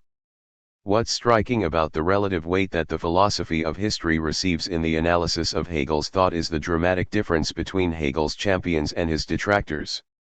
Adherents of Hegel's philosophy looking to elucidate this philosophy almost never take the philosophy of history as their starting point. It is difficult to think of an exception, especially in the last 50 years. For those seeking to poke holes in Hegel's system or to set him up as their philosophical fall guy, however, the philosophy of history is their go-to text. It provides much juicy material, apparent ethnocentrism, justification of violence, indifference to real historical events, and, most damningly, teleology, to bury the entire system. It is the work that Benedetto Croce has in mind when he says, before Hegel seeks the data of facts, he knows what they must be. One opponents glom onto this text as a representative one, but they are able to glom onto it with such vitriol precisely because it isn't. One of the key features of Hegel's philosophy is that it contains multiple points of entry. One can begin with the phenomenology of spirit, the science of logic, the encyclopedia, or even the history of philosophy without suffering any initial missteps. Each of Hegel's works has a legitimate claim to serving as an introduction to the entire system. In this sense, there is no bad choice when one begins to read Hegel for the first time except the philosophy of history, which has, not coincidentally, for a long time functioned as the standard shorthand for Hegel's entire philosophy. Because the philosophy of history offers the easiest image of Hegel's thought both to apprehend and to caricature, people unfamiliar with Hegel wrongly embraced it as his key text. Whereas each of Hegel's other major works rehearses in some way his dialectical system while introducing the subject matter, logic, philosophy, religion, and so on, the philosophy of history does not. It is a work in which dialectics has only a peripheral role relative to the description of various societies and their development of freedom. If we just examine the philosophy of history on its own terms, it is evident that Hegel himself is responsible for much of the misunderstanding that surrounds it. He leads the reader unfamiliar with his other work to believe that he sees history as a progressive march to a preordained goal achieved only by Christian Europe. The potential for this dramatic misreading arises because Hegel, when he gives these lectures, is talking to students already schooled in his philosophy. Properly grasping what Hegel is up to in the philosophy of history requires, I claim, a background in Hegel's other works, though Hegel himself never says as much. He never states that the philosophy of history can't stand on its own, but, in order to salvage it at all, this must be our conclusion today. This work misleads because it seems to present a triumphant image of progress that leads inexorably to the Europe of Hegel's time without any consideration of those sacrificed for the sake of this progress. In this work, Hegel describes history as the progressive unfolding of freedom, but he does not fully develop the foundation of freedom. His concern is to distinguish his concept of freedom from the liberal or romantic version that associates freedom with an absence of social constraint. For Hegel, there is no natural freedom. Instead, freedom arises through subjectivity's break from the immediacy of the natural world. He claims that the human being as spirit is not an immediate being but essentially a being that returns to itself. This movement of mediation is thus the essential element of spiritual nature. In this way human beings become independent and free. Hegel argues here that mediation is not the interruption of our naturally free inclinations with the restrictiveness of law. Instead, mediation provides freedom. But at no point in the philosophy of history does Hegel offer a precise definition of freedom. He tells us clearly what his vision of freedom is not, but not what it is.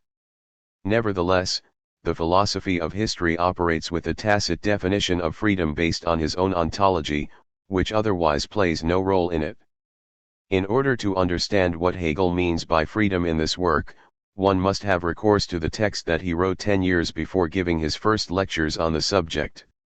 It is most likely because the philosophy of history is Hegel's most accessible work that teachers and students seeking a shortcut to his philosophical system flock to it. But the accessibility of this work is entirely misleading. The work is not valueless, but, to get at the conception of history articulated here, one must navigate a perilous path. The only way to the purported ease of the philosophy of history is through the minefield of Hegel's most difficult work, the science of logic. It is impossible to understand the stakes of the philosophy of history without grounding it in the science of logic. Ironically, this is exactly the claim of Hegel's enemies. For them, the science of logic establishes a pattern of thought that the philosophy of history imposes on a recalcitrant history, with the result that his version of history resembles his logic but not history as it really happened. In this picture of Hegel's philosophy, he is so arrogant or so naive as to assume that real history corresponds to the dialectical unfolding he discovers in the structures of thought. Obviously, such a position would be indefensible today, or, frankly, even when it was first formulated. But if we understand the science of logic as the key not to how the course of history logically develops but to the definition of freedom that animates the philosophy of history, its theoretical primacy seems less ridiculous. Point 3. The great insight of the science of logic is that the contradictions of thought necessarily entail contradictions in being itself. When thought tries to determine the identity of any entity, it discovers a contradiction because every entity involves what it is not and every identity depends on what negates it in order to have identity at all. Nothing simply is what it is. In the final chapter of the book, Hegel distinguishes the revelations of his logic from ordinary formal thinking. He writes, "The firm principle that formal thinking lays down for itself here is that contradiction cannot be thought. But in fact the thought of contradiction is the essential moment of the concept. For whereas Kant sees the contradictions that reason discovers as an index of its overreach and its errors, Hegel views the contradictions of reason as a positive assertion of knowledge. Reason's great achievement is its ability to think the contradiction that inhabits all being, to articulate how being necessarily involves its own negation. If there is no aspect of being that escapes contradiction, if every entity, even God, includes what negates it, then there is no consistent authority in the world. Authority depends on consistent self-identity. We attribute authority where we posit an absence of contradiction. But we do so only insofar as we leave the figure of authority unthought. Its consistency depends on our positing it as unknown, and when we try to know it, as Kant does in the Transcendental Dialectic from the Critique of Pure Reason, its contradictory status becomes evident. The subject finds itself enthralled to external authority only as long as it can believe in the consistent status of this authority, and the discovery of its contradiction has the effect of freeing the subject, as the subject recognizes that even the ultimate authority is in the same boat as the subject itself. According to Hegel, we know that there is no possible higher end for the subject than its own freedom because we have discovered that there is no being without contradiction. Freedom is the result of this discovery. In a discussion of Kant's discovery of the categorical imperative in the history of philosophy, Hegel provides his most thorough and compelling definition of freedom. He claims, "For the will there is no other end than the one created out of itself, the end of its freedom." It is a great advance when this principle is established that freedom is the last hinge on which humanity turns, the last summit from which humanity lets nothing impress it and accepts no authority that goes against its freedom. 5. The key point in Hegel's definition of freedom here is that it coincides with the refusal to be impressed by the other. As he sees it, subjects are impressed by substances, by beings that appear beyond any contradiction.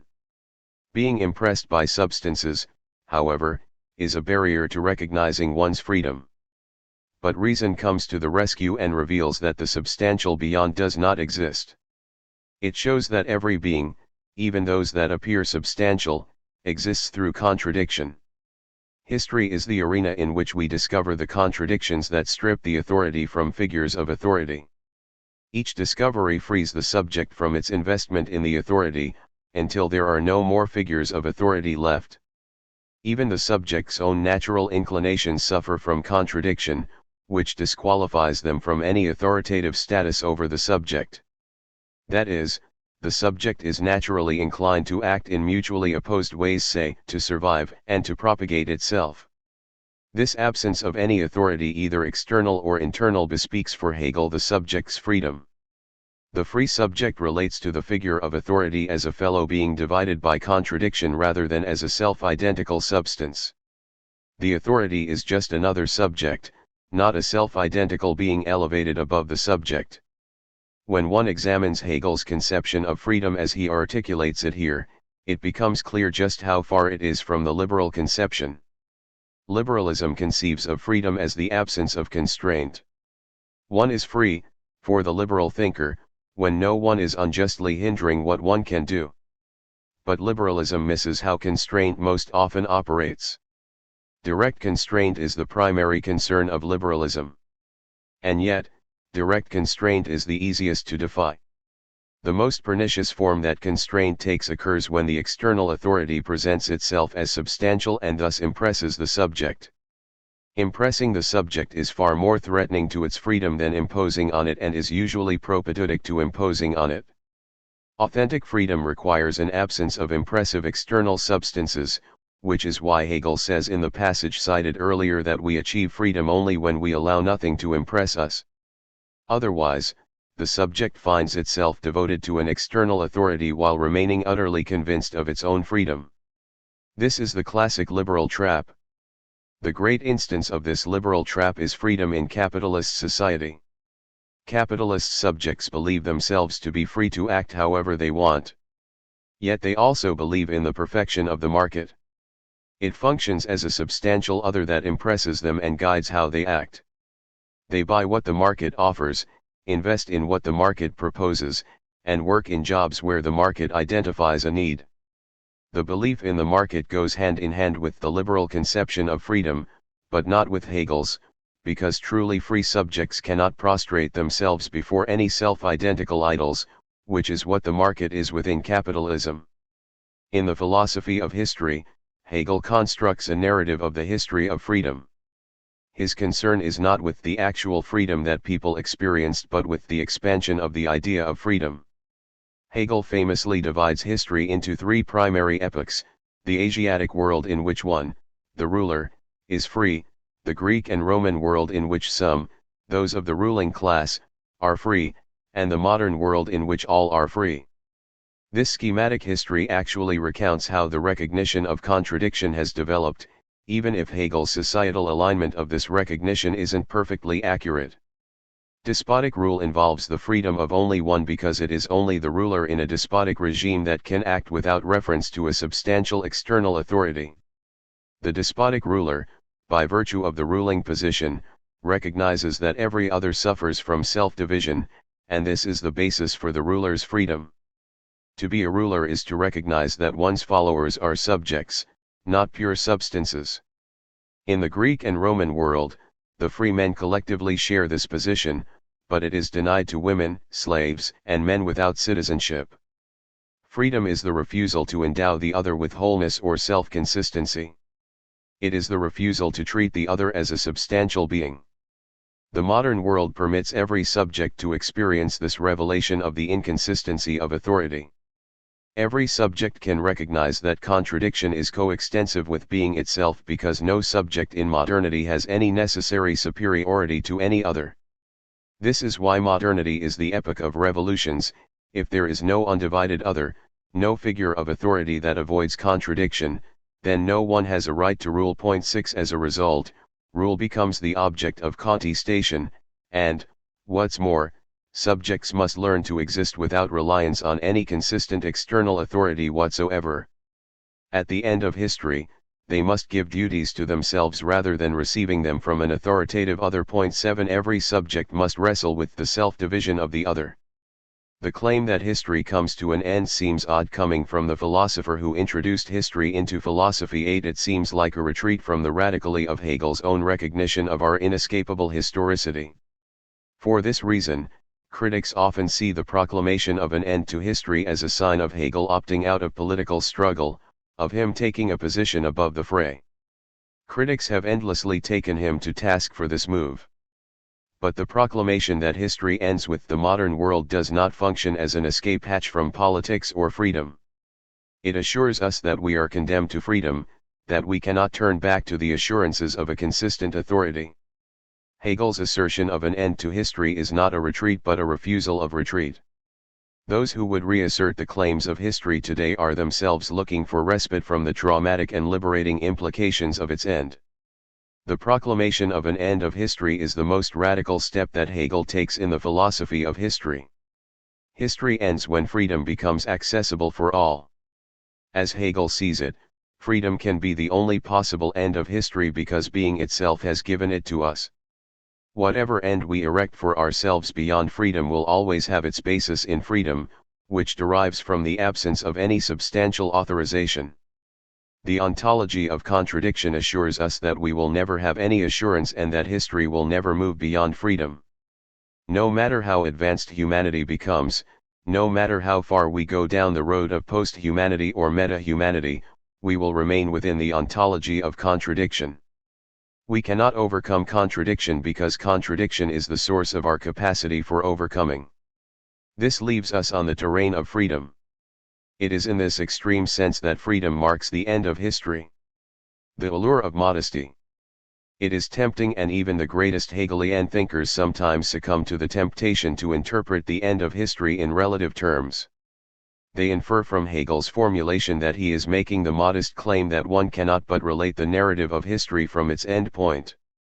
Because the future is radically foreclosed to our thought, Hegel never wavers on this point. We cannot anticipate, so the argument goes, the direction that history will go or the future truths that it will reveal.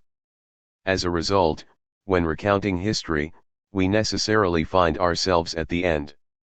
This is how Slavoj Žižek conceives of the end of history. For Žižek, the end of history signifies our total immersion in history, which condemns us to speak about history as if we were at its end.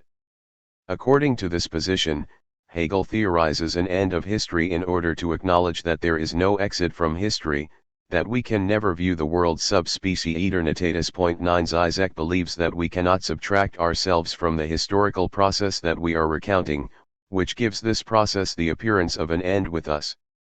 Hegel's point, Žižek claims, is not that all of human history ends with him, but that we cannot but think history from the end, which is always now.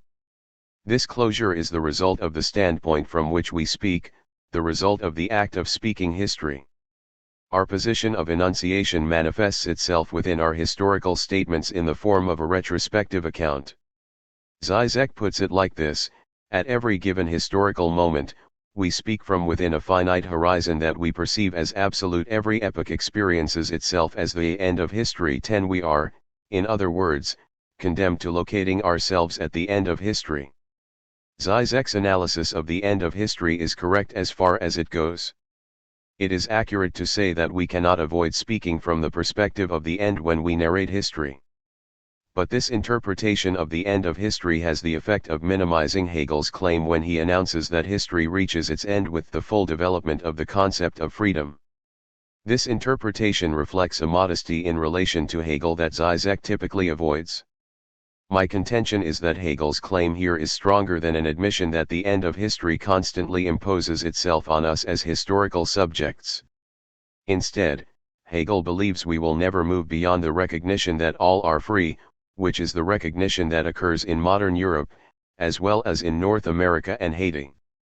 This does not mean that significant historical events will cease or that no new avenues for the articulation of freedom will be discovered, like some new form of communism, for instance. But, for Hegel, history as a field for the unfolding of new insights into existence reaches its conclusion with the recognition of universal freedom, which occurs with the development of modernity and the French Revolution. The assertion of freedom based on the recognition of intractable contradiction is the most important event in the history of subjectivity. It marks the end of history because no subsequent event can ever top it. Though it has become fashionable to bash Francis Fukuyama's proclamation of liberal capitalist democracy as the end of history in 1989 as a terrible reading of history and of Hegel, his thesis is true to Hegel's thought in one crucial sense. 11 Like Fukuyama, Hegel believes that history can come to an end, that we can reach a decisive recognition that no subsequent event can dislodge. The difference is that for Hegel the end of history is not the end of political struggle because it has its origins in the recognition of a divided substance rather than in the achievement of a particular political regime. Freedom is the key to history for Hegel because freedom is the correlate in the subject of the recognition of being as contradictory. The freedom of all that Hegel sees manifest in modern Europe has its basis in the absence of any consistent other that might function as an authority for the subject. The subject is free because it has nothing external to it that it can rely on for guidance. Every external authority that the subject would defer to, God, nature, the monarch, the people, history itself, and so on, suffers from the same contradictory logic that besets the subject itself. The modern subject can fantasize a consistent other, but this consistency can only be phantasmatic for it. When it posits laws of historical development or harmony in nature, the modern subject attempts to avoid the fundamental insight of modernity, the inconsistency of the other, and thereby to escape its own freedom. But the problem with these stratagems is that they rely on the freedom they purport to escape. The end of freedom. While one temptation is to relativize Hegel's conception of the end of history, the other is to reject it altogether, which is the majority position. Most interpreters of Hegel refuse the image of Hegel as a philosopher of the end of history. Point 12 Because it seems so evidently wrong, because history clearly introduces fundamental substantive changes to existence after Hegel's death, Hegel's champions have found this thesis untenable, which has led them to attribute it to someone other than Hegel himself. That someone is Alexander Kojève. For much of the 20th century, Kojève seems like the most important interpreter of Hegel's philosophy. Though his interpretation cuts against the grain and marries Hegel with Marx and Heidegger, who were, to say the least, strange bedfellows, it reignites the spark of this philosophy and creates an awareness of Hegel as a valuable thinker that otherwise would not have existed. The Hegel of the 20th century is more or less Kojève's Hegel.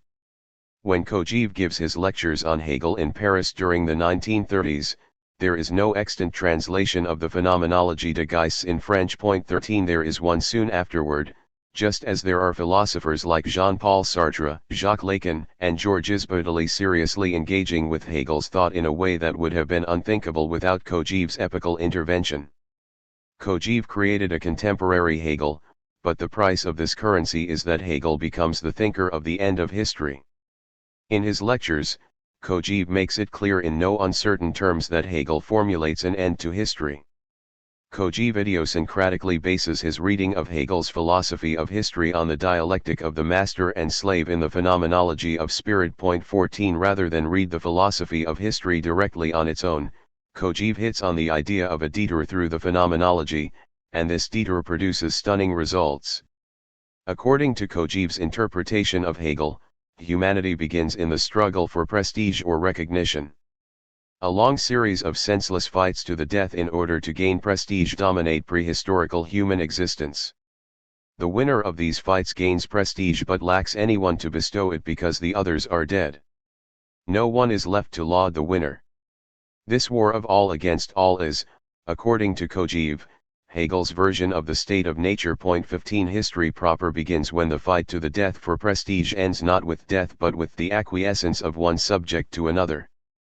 At this point, the slave offers to work for the master in order to avoid death, but, even more importantly for Kojève, the slave also agrees to recognize the master. The slave's gesture of capitulation, rather than simply indicating cowardice and dishonor, becomes the inaugural gesture of history and the basis for all cultural achievements. Kojève's revaluation of the slave parallels Marx's revaluation of the proletariat. In each case, the apparent historical loser becomes responsible for the creation of value in history. The contradiction within this relationship is the motor for history. It is the slave that drives history progressively forward while the master ends up cast aside. For Kojève, the master suffers from an untenable position. He claims, the master struggled and risked his life for recognition, but he obtained only a recognition without any value for him. This is because he can only be satisfied by the recognition from someone whom he recognized as being worthy of recognition. The attitude of the master is thus an existential impasse. 16 The master desires recognition from someone worthy of recognition, but, at the same time, she or he cannot tolerate the existence of another master who would have this status. There is only the slave to recognize the master, and the slave's recognition is really no recognition at all. As a result, mastery leads to a historical dead end or an existential impasse. As Kojève sees it, history is the struggle for recognition, and the master has no way of achieving it. Slaves, in contrast, have history on their side. Through the dread of death and subsequent work for the master, the slave finds another avenue for recognition that is not open to the master. When slaves successfully revolt, they establish a society of mutual recognition in which they can achieve satisfaction. This society is the end of history. In his lectures and subsequently, Kojève waffles on just when history does come to an end. He begins by accepting the verdict he attributes to Hegel that history ends with the Napoleonic regime after the success of the French Revolution. But later Kojève sees the end in American capitalism and, ultimately, in what he calls Japanese snobism. In each case, the end of history arrives when subjects attain mutual recognition. Despite the enormous influence that Kojève had on French thought in the 20th century, and on American neoconservative thought, most committed readers of Hegel view Kojève not as a commentator on Hegel but as an altogether separate thinker, the thinker who believes in the end of history. Point 17. Philip Greer gives this position its most compelling formulation. He painstakingly shows how Kojève's thesis of the end of history borrows liberally from Alexander Koyer's own distortion of Hegel's philosophy of history in order to produce a distinct philosophy. Point 18. Greer claims straightforwardly that Kojève's end of history thesis has no obvious grounding in Hegel's text. 19. By interpreting the end to history as foreign material inserted into Hegel's philosophy, Greer can simply dismiss this troubling idea and preserve Hegel as the thinker of a continually evolving history. But the price of this corrective is too high. While Kojève's conception of the end of history may have gone astray, we cannot abandon the idea altogether while remaining true to Hegel's project.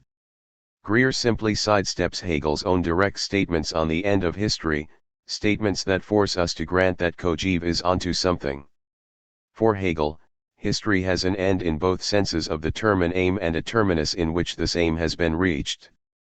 When spirit is at home not with another but with itself, with its essence, not with something contingent but rather in absolute freedom, Hegel believes that this is the final end of world history. 20. History achieves this end in modern Europe. Point 21. Here, Hegel gives Kojève enough material to justify his claims about history coming to an end that he identifies with freedom. The problem with Kojève's interpretation is not, as Greer would have it, that it lacks textual warrant. The fundamental problem is that Kojève imagines history coming to an end through the elimination of contradiction. Kojève supplements the philosophy of history with the phenomenology of spirit, specifically the master-slave dialectic, when he should have supplemented it with the science of logic. He rightly sees the need for another text to make sense of Hegel's most idiosyncratic work, but he chooses injudiciously. Kojève identifies a society developed out of servitude in which mutual recognition overcomes social antagonisms. This is the point at which Kojève's debt to Marx gets the better of his allegiance to Hegel. Contra Kojève, history doesn't come to an end when a society emerges that no longer suffers from self-division. Hegel's point, I claim, is exactly the opposite. History comes to an end when we recognize that we are all free, and we recognize that we are all free when we recognize that nothing can avoid contradiction, that there is no possible consistent authority to provide a ground for our identity. Kojève is on the right track when he identifies the end of history as a crucial pillar of Hegel's edifice. But his attempt to theorize it has the effect of knocking it down. Thinking the end of history requires seeing Kojève as symptomatic of its refusal. A Christian that refuses heresy. When we grasp Hegel's conception of freedom and its relationship to contradiction, the explanation for the privileged role that Christianity plays in his thinking about history becomes clear. It is not that Hegel simply prefers his own religion and that of Europe, which is what it seems on the surface. Christianity offers a philosophical insight that no other religion does. This insight derives from the unprecedented act of divine humiliation that it enacts, and this is what Hegel finds so appealing about it. With the death of Christ on the cross, humanity is able to witness the contradiction at the heart of the divine, the revelation that the divine endures the travails of finitude. It is a moment at which the infinite shows itself as finite, an event that strips all authority from the divine. The divine humiliation that Christianity enacts follows directly from Christ's message of love. A loving God or a God capable of love cannot be a pure substance but must be a subject. Only divided subjects can love because only divided subjects turn to the other to look for a corresponding division. The message of love initially draws Hegel to Christianity, but it is the humiliated God entailed by love that sustains Hegel as a devotee. The advent of Christianity marks the end of history for Hegel, even though it takes over 1500 years for the world to register this end. With Christianity, it becomes possible to recognize that even the highest authority imaginable, even the infinite authority of God, suffers from the same contradiction that besets the lowest subject. But Hegel does not end his account of history with the death of Christ or with the Edict of Thessalonica in 380 CE that installs Christianity as the religion of Rome. 22 The decisive blow in the development of Christianity occurs with Martin Luther, who offers subjects a direct relation to God. As long as the Church functioned as a mediator between the subject and God, the subject could not partake in the freedom that Christianity enacts. 23 The presence of the Church sustains God's obscurity for the subject and leaves God in a position where divine contradiction does not become evident. History ends only when the God of the beyond comes down to earth for all subjects, which is what Protestantism occasions. At this point, everyone can see the divine humiliation that transpires in Christianity. 24 But Christianity is not the only religion in which the divine manifests itself in a finite form. Both Hinduism and Buddhism have their own versions of incarnation, each different from the Christian version. Both fail, according to Hegel, to formulate the severity of the humiliation that God suffers in Christianity. The point is not that Hinduism and Buddhism lack the sophistication or elegance of Christianity, but that they lack its extreme humiliation of the divine. For instance, a certain version of Buddhism posits God's reincarnation in another Dalai Lama after the death of one, whereas in Christ God dies once and for all. The Buddhism of the Dalai Lama preserves God from the depths of finitude to which Christianity subjects the divine. The profound abasement of God in Christianity is the source of the freedom that it provides. This is what leads Hegel to make the impolitic remark that a human being who has not the truth of the Christian religion has no truth at all, for this is the one and only truth. 25 Here, Hegel not only fails to be a good multiculturalist, but he also theologizes truth, which would appear to make him a bad subject of modernity as well. 2 strikes against him in a single sentence. But he doesn't strike out. His statement about the truth of Christianity is neither a failure of multiculturalism nor a retreat from modernity. Christianity is the one and only truth insofar as it proclaims that the subject must experience divinity through its humiliation, which any modern subject Hindu, Buddhist, Muslim, Jew, Christian, or Taoist can do by recognizing that the divine doesn't exist beyond contradiction. Otherwise, one condemns oneself to unfreedom. Protestant Christianity implies freedom for all because it exposes the fundamental contradiction of God itself. It represents an advance beyond Catholicism, for Hegel, because it does away with the intercessor of the Pope, a figure that has the effect of obscuring the subjectivity of the divine. The true Christian ceases to be impressed by the glory of God. This glory loses its ability to dominate the subject insofar as it comes down from the beyond and exists in a finite form, and dies. The recognition of contradiction at the heart of the divine announces the end of all slavery. Of course, slavery continues well into the era of Christianity, but for Hegel this requires a betrayal of the foundation on which Christianity is built. History ends with Protestant Christianity and the freedom that it unleashes, but most often modern subjects take up a heretical attitude to their Christianity. Hegel stands out as a Christian because he absolutely refuses heresy. Unable to confront the humiliation of God, most Christians restore the divine to the position that it has in other religions. Every claim that no one knows God's plan, or I have faith in the man upstairs to guide me, or we look to God for assistance in our crisis indicates a thoroughgoing abandonment of the basic tenet of Christianity: God is no longer a mysterious being existing beyond the contradictions of our existence. The real heretics are those who cling to an unknown God in order to avoid confronting a divided God, a God suffering from the same humiliation that subjects themselves endure. Hegel recognizes that his version of Christianity is not the garden variety version. During his theorization of its link to freedom, he admits, we need to remember that we are not to be thinking of a Christianity of the man in the street, as whatever anyone makes it out to be. 26 The problem with the Christianity of the man in the street is that it refuses the full weight of the divine humiliation and clings to the existence of an undivided God. For Hegel, this recalcitrance from the average Christian does not have the power to block Christianity's philosophical revelation. It is this revelation that brings history to an end, despite the rearguard efforts of most contemporary Christians. The absence of idealism. There are two standard readings of the philosophy of history, both of which take Hegel as an idealist in the strict sense. The worst of these, favored especially by Hegel's opponents, sees history as a teleological narrative directed by a transcendent God who uses particular historical events and actors to accomplish the universal goal of freedom. According to this reading, Hegel's indifference to the suffering of particulars sacrificed in the slaughterhouse of history is the necessary byproduct of his investment in the endpoint of the historical narrative. The second reading posits an imminent development of freedom in history. Though no transcendent force plans the development of history, it moves in the direction of freedom because of a human longing to be free.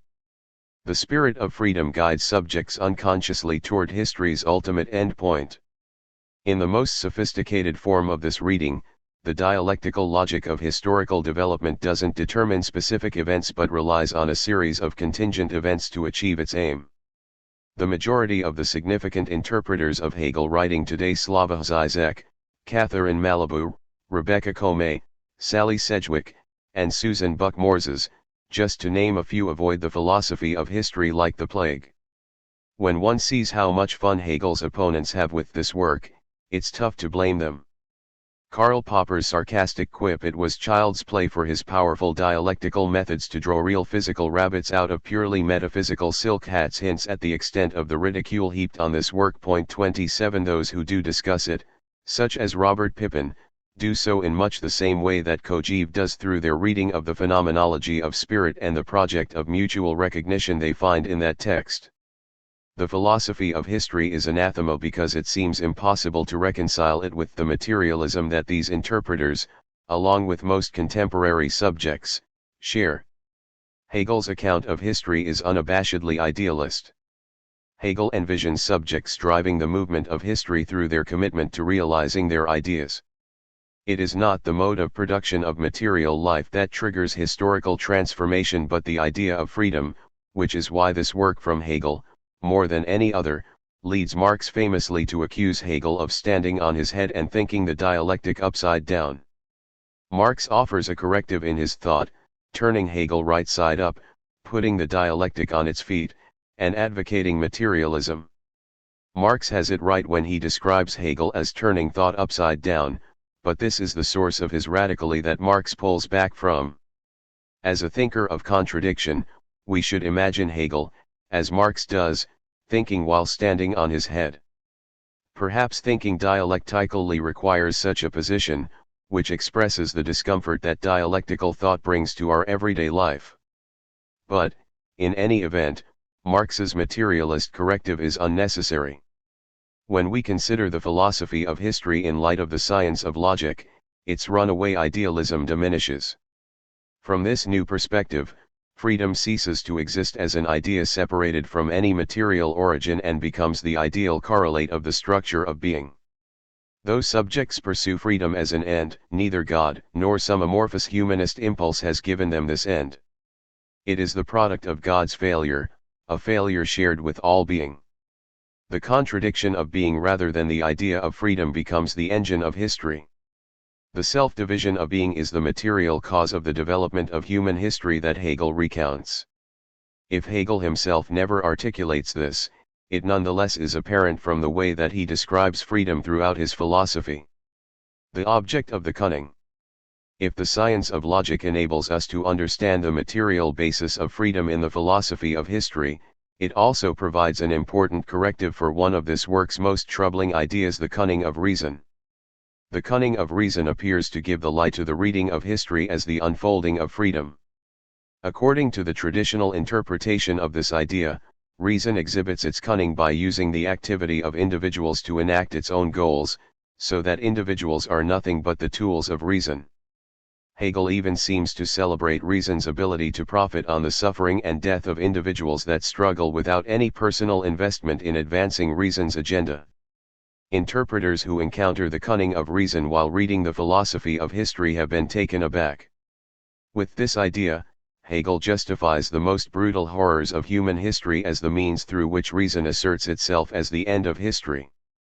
The idea of the cunning of reason seems to be that one cannot make an omelette without breaking millions of eggs. Understood this way, the cunning of reason is clearly at odds with the discovery of freedom that animates the philosophy of history. But the problems go even further. The idea of the cunning of reason also makes it seem as if history knows what it's doing. The universal has a plan that individuals enact unknowingly while pursuing their particular aims. In this way, the cunning of reason operates like Adam Smith's invisible hand of the market, which uses the selfishness of individuals to create social cohesion. 28 They don't know, but history itself does, which is why everything goes according to plan even when everything seems to be going awry from the perspective of individuals caught up in history. 29 The cunning of reason enables interpreters of history to identify the universal always at work in history. In the philosophy of history, Hegel's presentation of the cunning of reason appears unambiguous. He famously claims that the cunning of reason sets the passions to work for itself. As a result, individuals are sacrificed and abandoned. The idea pays the penalty of determinate existence and of transience, not of itself, but from the passions of individuals. 30 In this passage Hegel's investment is not with the passions of individuals but with the idea that profits from their sacrifice. The problems here are twofold: suffering individuals don't matter and the universal directs human history like a puppeteer. The worst stereotypes of Hegel's philosophy are compressed into a few sentences. Just as one must read the development of freedom in the philosophy of history through the discovery of contradiction in the science of logic, one must have recourse to this earlier text to make sense of the cunning of reason in the latter. Hegel addresses the cunning of reason when he comes to the discussion of teleology near the end of the science of logic.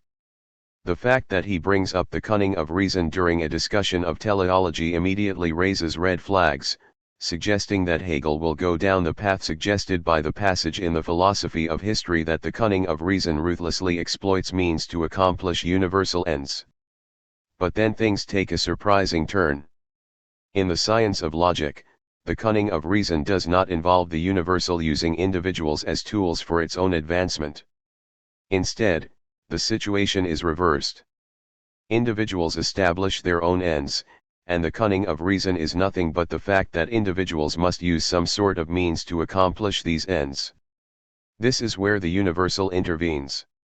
For example, I must have recourse to public transportation to accomplish my aim of going to the movies. This particular aim doesn't advance the universal, but the means that I use public transportation does. This is the cunning of reason as Hegel defines it in the science of logic. Despite what critics of Hegel proclaim, it concerns only the means, not the end. The cunning of reason is the product of the subject's own purposiveness but is not itself teleological. Reason doesn't use individuals, they use it when they pursue the ends that they give themselves. In the course of their activity, subjects do not accomplish their ends directly but do so via another object. Reason depends on this mediation, which intrudes on every action.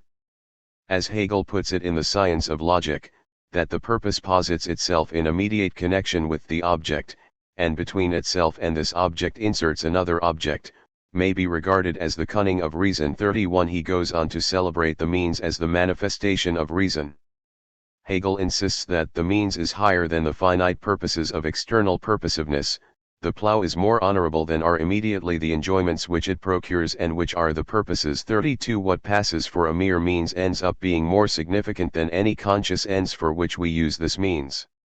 Subjects use reason even or especially when they have no conscious intention of doing so. The importance of the cunning of reason resides in its dramatic reversal of the relationship between means and ends that it enacts. What subjects consciously try to accomplish takes a backseat to how they accomplish it. Through this reversal, the cunning of reason supports rather than undermines the role that freedom plays in the philosophy of history. To recognize the value of means at the expense of ends is to free oneself from one's social or natural determinants. Means are the side of freedom. The most significant instance of the cunning of reason in the modern world is the creation of public transportation. We most often use public transportation to move from one private action to another, from our life at home to our job or to some sort of entertainment. The transportation is just a means to serve our private ends. But in the act of using public transportation, We form a public world with others and create a bond that connects us with strangers. This connection is more important than our private ends, but it emerges out of the means that we use to accomplish these ends. Freedom does not reside in the subject's ability to consciously choose its own ends. It is always just choosing among given possibilities, but in its ability to invest itself in the means without regard for the ends. When this occurs, the subject loses its dependence on the particularities of its situation that determine its ends. Rather than working to ensure my survival, I can find satisfaction in my work for its own sake. Just as a tool can become more valuable than the end it serves, my work can become more valuable for me than what it accomplishes. When this occurs, I break from the constraints of survival and reproduction. I even break from the social demand for productive labor. While occupied with the means, I am free from the prescribed ends, and it is the cunning of reason that makes this freedom evident. Though the cunning of reason seems to mark the absence of freedom within Hegel's system, there is no freedom without it. When we take the explanation of the cunning of reason from the science of logic into account in the interpretation of Hegel's philosophy of history, the indifferent brutality of the idea vanishes along with the sense that reason externally manipulates history. The point is not that reason uses unsuspecting individuals to advance its agenda, but that reason itself is the means they use when advancing their own agenda. We think that we employ means in order to accomplish the ends that we set out for ourselves. But our ends are not free. We discover freedom through the means we use to accomplish our unfree ends. Why history doesn't seem over. When Hegel lectured on the philosophy of history in the 1820s and early 1830s, he could still feel the aftereffects of the American, French, and Haitian revolutions. It seemed as if the freedom deriving from the recognition of the contradictory status of all authority would change the world irreversibly, enabling the philosopher to announce the end of history. But the 2 subsequent centuries did not bear out Hegel's certainty that the recognition of freedom had become ineluctable. What we have witnessed in the time since Hegel's death has been a desperate search to erect a new authority that would avoid God's humiliation, an attempt to avoid recognizing God as contradictory and confronting the freedom that this implies. This turn toward authority is not a rebirth of history but rather a neurotic response to its end. If Hegel did not predict this reaction against contradiction, it was because he was not yet Freud and lacked a theory of neurosis. The neurotic subject confronts the absence of a substantial authority, and rather than taking up the freedom that this absence grants, this subject fantasizes an authority not riven by contradiction. Hegel never spends any time in the philosophy of history dealing with those who want little to do with the freedom of contradiction, but this position is far more prevalent today than the one that accepts freedom without asking for assurances from the other. The 2 basic forms that the neurotic reinstitution of authority take today are naturalism and fundamentalism. The naturalist sees the natural world as bereft of contradiction and thus capable of acting as an authority for the subject. According to this position, the subject's freedom disappears in the face of the dictates of its nature. In its most popular form, naturalism envisions the gene as the non-contradictory figure of authority. The self-identical gene knows what it wants and pursues its aim with a ruthless purpose. Though subsequent scientists have complicated the picture that Richard Dawkins lays out in The Selfish Gene, his classic text still provides the most compelling account of the gene as the contemporary authority figure. He writes, "The genes are master programmers, and they are programming for their lives. They are judged according to the success of their programs in coping with all the hazards that life throws at their survival machines, and the judge is the ruthless judge of the court of survival."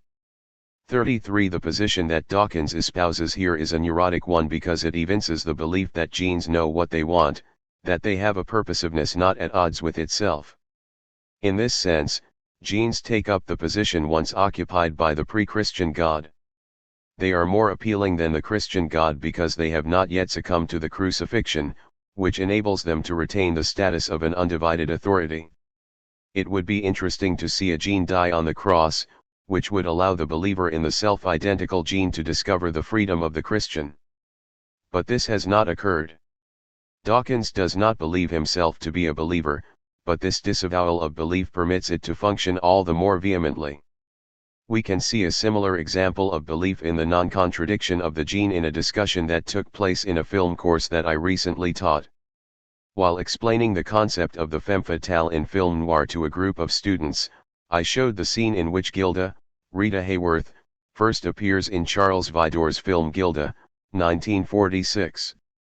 In this famous scene, the camera cuts to Gilda with her long hair covering her face, and she flips her hair back in order to reveal her face to both the other characters in the film and to the spectator. This is a classic image of the femme fatale establishing her allure. But rather than seeing this as either a sexist image of the woman or a bold assertion of femininity, or both at the same time, the students labeled it an instance of peacocking, someone displaying her reproductive appeal to prospective mates interested in propagating their genetic material. As the students, to a person, proclaimed, "We choose our sexual mates on the basis of an unconscious instinct that seeks out the best genes in possible sexual partners. A woman with hair like Rita Hayworth's, they reasoned, undoubtedly possesses excellent genetic material. The students might not know their desire, but at least their genes do." While applying this naturalist concept, it did not even strike them as odd that the female peacock isn't the one who does the peacocking. The important point was the authority that the naturalist explanation could provide. For them, and for Richard Dawkins, the gene is a non-contradictory authority that provides refuge in the modern abyss of freedom. Naturalism is not, however, the only neurosis at work today, though it is the most widespread. The other neurosis, while exponentially more rare, is also much more visible. Fundamentalism of all stripes does not rediscover the substantiality of authority in the obscurity of a gene but prefers a more grandiose form. The embrace of God, nation, or ethnicity as an undivided authority amid the contradictions of modernity enables the fundamentalist to exist in this world without confronting its consequences. But because the modern world denies the existence of any substantial authority, fundamentalists must resort to extreme acts to assure themselves of the authority's presence. By blowing up a nightclub or shooting an abortion provider or participating in ethnic cleansing, one acts in order to provide proof that the authority is an authorized authority. The fundamentalist act is an effort to substantialize the authority, but the act inevitably undermines itself. If the authority really were substantial, such acts would not be necessary. The fundamentalist attempts to reignite history and deny the crucifixion by sustaining the idea that God still exists in the beyond, where the divine can remain substantial and avoid the pitfalls of contradiction. The fundamentalist's version of God defies revelation, which means that fundamentalist Christians must betray the core tenet of their own religion. But the question for the fundamentalist runs deeper: if God exists beyond all revelation, and thus beyond all contradiction, how can the subject receive the divine message? The very fact that the believer hears from God indicates that God too is a subject and not just a substance. Both the naturalist and the fundamentalist try to work around the end of history and its irreducible contradiction. They seek out an identity that can be what it is. But for the modern subject, this position is only ever a neurotic fantasy that collapses when confronted with the exigencies of the modern world. Contradiction and its correlate of freedom continue to bombard the neurotic subject with revelations of non-identity at the heart of their authority's identity. One never escapes contradiction for good through the neurotic fantasy because this fantasy nourishes itself on contradiction. It stages what it avoids. When we recognize the radical implications of Hegel's philosophy of history and the proclamation there of history's end, we can reconcile ourselves more easily to its outsized position within the popular image of Hegel. Even though the interpretation of this work depends on a reference to the science of logic, it nonetheless has something important to tell us about our contemporary condition. The philosophy of history is not just a way of avoiding Hegel. It is also a path leading to the most pressing questions of contemporary politics. The end of history is not the end of politics. In some sense, it marks the beginning of political contestation in its most authentic form. Rather than struggling for freedom, subjects must now struggle for the form of life most adequate to their freedom. The liberal capitalist answer has clearly revealed itself as wanting. Its failure stems directly from its basic misconception of freedom as the absence of overt constraint and its superstitious investment in the market as an authority without contradiction. Attempts to realize a communist society have betrayed contradiction through adherence to either the laws of history or the apotheosis of the party leader. These two failures leave the field of politics open. We have witnessed how freedom will not manifest itself. It remains to be seen how and if it will. Chapter 8. Resisting resistance, or freedom is a positive thing. After tarrying with the negative. Freedom is unimaginable without negation. The ability to negate the givens of its existence, whether they come from biology or from culture, provides the basis for the subject's freedom. Hegel, because he recognizes the central role that negation plays in the formation of subjectivity, is a philosopher of freedom. As Hegel sees it, the subject doesn't just play out the various determinations governing its actions but has the ability to determine itself, and this ability begins with the negation of what would otherwise determine the course that the subject pursues. The role of negation in the subject's freedom shows itself clearly in the relationship of a child with its parent. The child experiences its freedom from the parent at the moment it defies the parent's commands and acts contrary to what the parent dictates. By transgressing the parent's authority, the child reveals that this authority does not have a determinative power. Parental authority appears as less than authoritative in the face of the child's disobedience. This lack of authority serves as an indication of the child's freedom. And yet this example reveals the essential problem of the association of freedom with negation. As long as one negates an external authority, one remains on that authority's terrain rather than on one's own, which produces a very circumscribed notion of freedom. The child can disobey, but it is still the parent who establishes the rules that the child disobeys. If freedom manifests itself only as rebellion or resistance, it isn't freedom as such. The child really becomes free when it moves past rebellion, lives on its own, and determines its own life. In the same way, Hegel's conception of freedom begins with negation, but it ends with the recognition that this negation must manifest itself in some positive form if the subject is to free itself completely from the external authority that it negates. Hegel's subject discovers its freedom not just through a single negation but through a series of negations. In the self-consciousness section of the Phenomenology of Spirit, this dynamic unfolds in its most straightforward fashion, which is why so many discussions of Hegel and freedom focus on it. In the dialectic of the master and the servant, Hegel famously locates freedom on the side of the servant. Even though servants must act according to the master's whims and have limited control over the direction of their own lives, servants have negativity on their side. They experience their own nothingness through the confrontation with the fear of death, and they experience the nothingness of the external world as they negate this world through work. The fear that keeps a servant and impedes servants from risking their lives in revolt is actually an emancipatory fear that reveals the insubstantiality of the servant's own identity. Hegel notes that the servant felt the fear of death, the absolute master. In that feeling, it had inwardly dissolved, has trembled thoroughly in itself, and all that was fixed in it was shaken. However, this pure universal movement, the way in which all stable existence becomes absolutely fluid of everything permanent, is the simple essence of self-consciousness, the absolute negativity, the pure for itself. The negativity of an absolute fear emancipates servants from their attachment to themselves as substantial beings. They grasp that everything about themselves that they assume to be fixed and stable can simply melt away, and this frees servants from a belief in their own identity as something determinative and authoritative. According to Hegel, the same process occurs with the external world when servants work on it, which is what masters compel them to do. Servants experience directly the malleability of the external world as they alter it by growing food, digging holes, or building houses. Even though the world resists the servants' actions to modify it, they are able to do so nonetheless, which has the effect of proving to them its insubstantiality and impermanence, even amid its intransigence. For the servant, the external world's malleability reveals that it cannot be authoritative. The fearless masters who don't labor have no contact with this negativity and thus enjoy the fruits of mastery in pure unfreedom.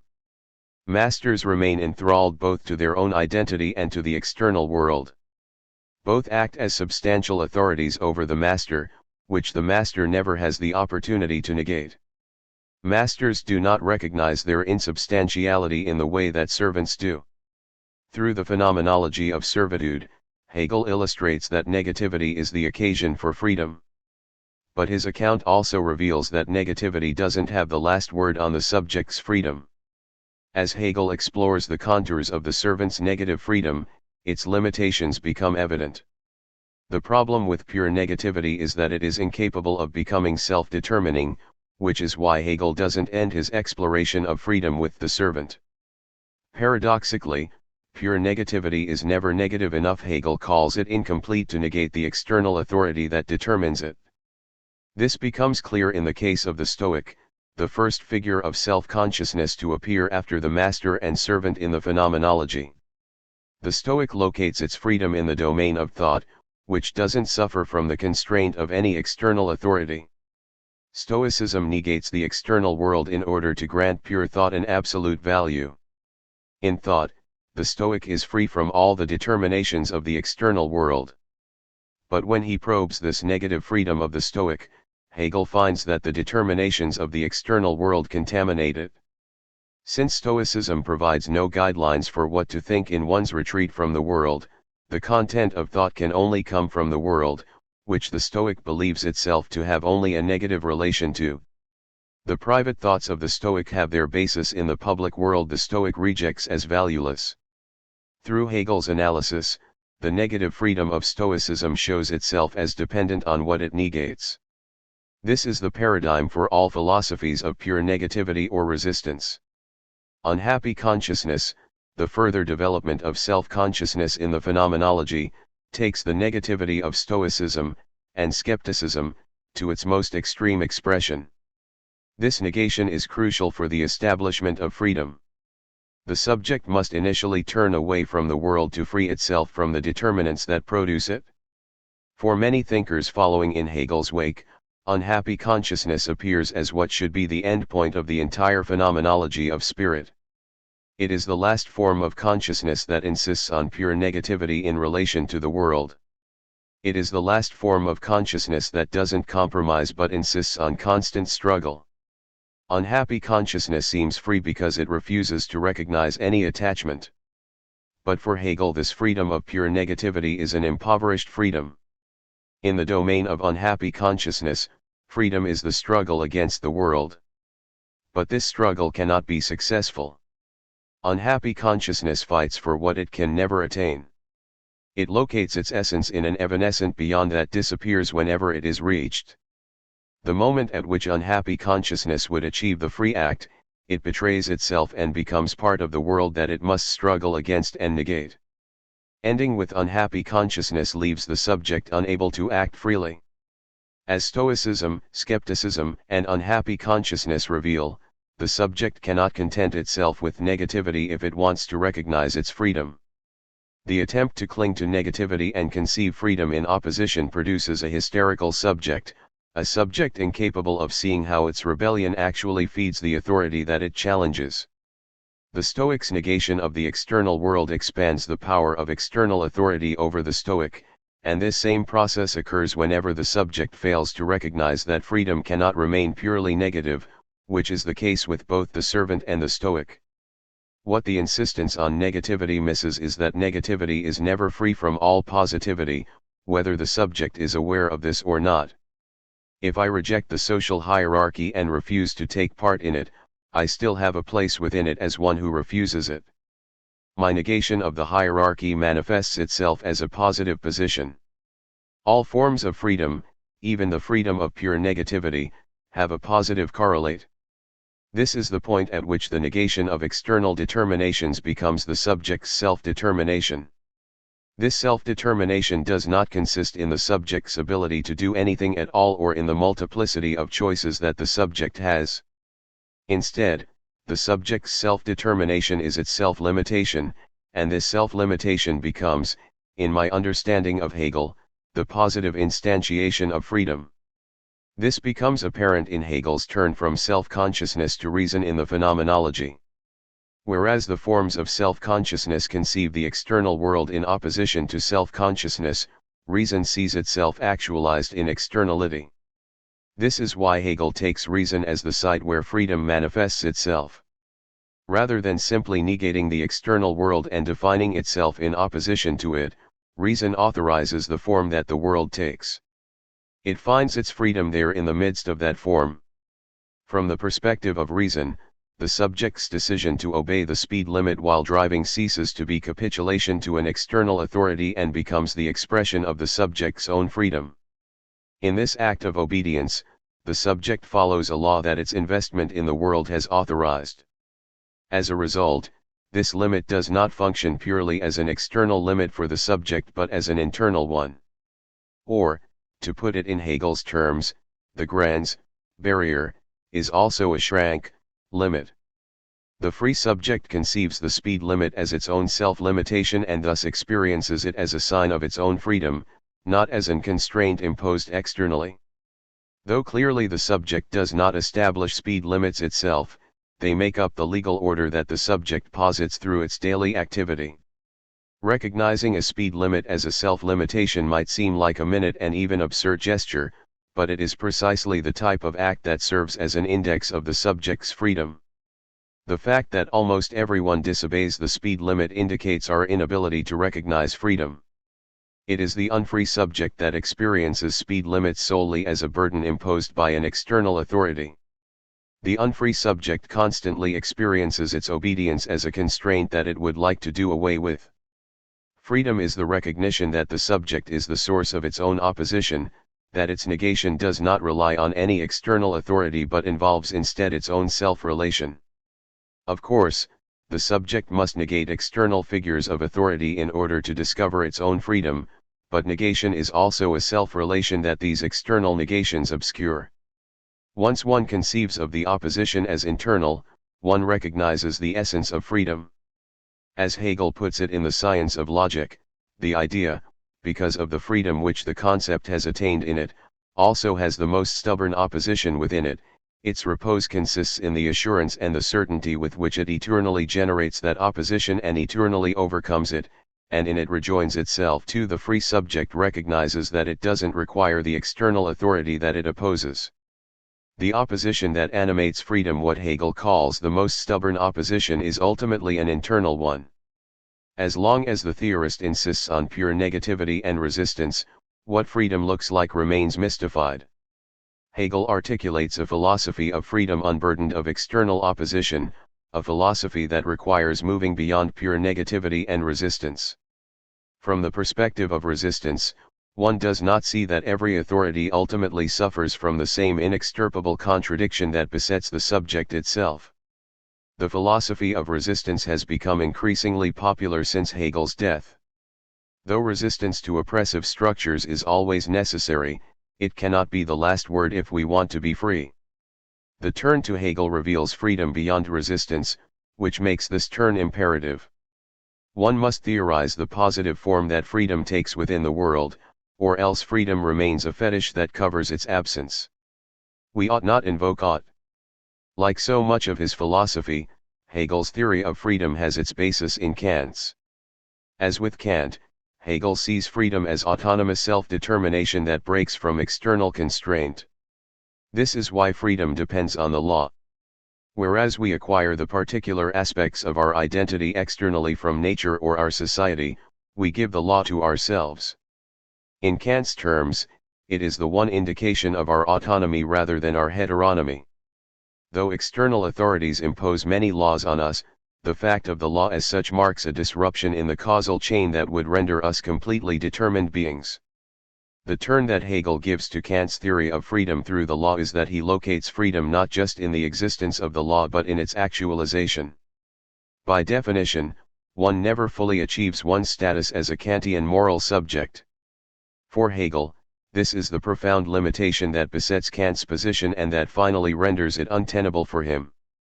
And yet Kant does make a significant advance, The revolution of Kantian morality is that it locates freedom within the law rather than in the law's abeyance. In the act of giving itself a moral law, the subject declares its freedom either to obey this law or not to. 3 Even recognizing a law as a law indicates the subject's freedom from the givens of its being insofar as it suggests that the subject could act otherwise. This capacity for acting otherwise emerges with the formulation and recognition of the law. The law arrives from the subject itself, according to Kant, even though the subject experiences the law as an external constraint. The law does not first come from outside and then become internalized by the subject. Instead, the subject's act of giving the law to itself renders it capable of accepting external laws. Kant does not view the existence of the law as part of the subject's ideological manipulation but as the sign that such manipulation must pass through the subject's freedom. But Kant never permits this freedom to become fully actualized. It remains a negative freedom acting against the world as it is without ever assuming a positive form within the world. The Kantian subject fails to see that its free acts constitute the world within which it acts. Although Hegel finds much to criticize about Kantian morality, he stops to admire the radically of the moral revolution that Kant inaugurates toward the end of his history of philosophy. He recognizes that the decisive step forward that Kant makes lies in linking morality to freedom rather than to constraint, which is how we typically conceive morality. In his discussion of Kant, Hegel states, "There is no other aim for the will than the one created out of the will itself, the aim of its own freedom." The establishment of this principle was a great advance. Human freedom is the ultimate pivot upon which humanity turns, the ultimate and absolutely firm pinnacle that is not open to influence, so that the human being grants validity to nothing, to no authority of whatever form, if it goes against human freedom. For Hegel grants that Kant doesn't just postulate but actually proves the subject's freedom and that he does so through the moral law, just as he says. Kant makes what Hegel calls a great advance, but his conception of the moral law as what the subject ought to do rather than what the subject already does marks his fundamental misstep. By aligning his philosophical position with the ought, sollen, Kant distances himself from moral success. The Kantian subject constantly struggles to act morally but never fully does so. Morality consists of striving toward moral action, and the incessant failures of the subject force Kant to posit the subject's immortality in order to allow this striving to continue. Because the subject defines itself through unending striving, death does not represent a genuine barrier. Fichte makes the ought of Kantian morality into the basis of his entire philosophical system. The problem with this is that striving after the good replaces the act. Kantian and Fichtean subjects avoid acting, according to Hegel, because when they do they enter the sphere of limitedness. They foresee this and therefore fear every contact, remain enclosed within themselves, and revere their inner infinitude. 5. Kantian and Fichtean freedom has the paradoxical effect of creating a subject unable to be certain that it has acted morally and thus freely. Kant and Fichte's version of morality is that of the rebel. Though they align morality with the law rather than with its transgression, they fail to take this alignment far enough. Hegel pushes it a step further. By identifying ourselves with the achievement of the moral law rather than striving to achieve it, we reveal that freedom is not the absence of limitation but the encounter with an internal limitation that drives us to act. Though one can assert one's freedom in standing up to an oppressive regime like Malcolm X or Sophie Scholl, one can also do so every time that one acts without any external guarantee for the act. This is why crime is inherently unfree. It treats the law as an external force that it can transgress. Free acts, in contrast, stem from the conviction that the law, even if it is society's law, is one's own. In this sense, freedom implies that the subject is responsible. When Kant and Fichte envision the moral act as what the subject ought to accomplish, they avoid the responsibility that Hegel's version of morality entails. We should not think of Hegel's philosophy as a rejection of Kantian morality but as the absolute development of it. Kant and Fichte correctly grasp that the subject realizes its freedom in the act of giving itself the law, but they fail to see that this act itself is sufficient. They believe that there is something more to morality, a fulfillment of moral perfection that the subject is yet to achieve. This hysterical view of morality leaves the subject always on this side of moral probity. In doing so, it creates a moral paralysis. The Kantian and Fichtean subject aims at moral perfection and in this way misses the opportunity for the garden variety ethical act, an act accomplished by recognizing one's morality as actual rather than as potential. The insubstantiality of the other. For Hegel, the subject is free because there is no substantial other that can function as a determinative authority for it. The idea of a substance completely divorced from subjectivity and autonomous and independent entity functions as the basis for philosophical authority in every modern thinker prior to Hegel, and this hampers efforts at conceiving freedom. As long as the subject believes that an autonomous and independent other exists, it cannot truly conceive itself as free. This is because the image of a substantial other that knows its own desire and evinces perfect self-identity has a hypnotic effect on the subject's desire. This image captivates the subject and leads the subject to identify its desire with that of the supposed substantial authority. 6 The subject posits the other as substantial insofar as the other remains obscure to it. Absence of knowledge creates the illusion of pure substantiality that precludes the emergence of the subject's freedom. There is an inverse relationship between the obscurity of the other and the freedom of the subject. The subject interprets this obscurity as an inaccessible hidden truth, and it constitutes itself relative to this otherness, which leaves it enthralled to what it doesn't know. As Hegel points out in the Philosophy of History, the unfree spirit knows truth only as a beyond. The spirit that is free is spirit for itself, is not through an other. 7 The unfree subject remains hypnotized by the spell of an obscure otherness. But overcoming this spell requires more than simply conjuring it away. The subject is free only when its substantial other suffers abject humiliation without ceasing to be the expression of authority. This is why, for Hegel, the death of Christ represents the key moment in the unfolding of freedom. The most substantial image of the other that humanity has ever produced, the infinite God of monotheism that exists beyond the constraints of the physical world, identifies itself with a finite being in an utterly humiliated form. Freedom requires the authority to lose its purely substantial status without losing its authority, so that the subject recognizes that the authority exists for it and through its support rather than independently. We can see an instance of this freeing effect when a child sees its parent behave foolishly in public and endure mockery from others. The child undoubtedly pities the parent, but the parent loses substantial authority through this humiliation. The parent becomes a lacking figure and yet remains an authority at the same time. The child gains freedom from parental authority in this reconfiguration of authority as still authoritative but not substantial. The point is not simply that authority disintegrates, leaving the child on its own.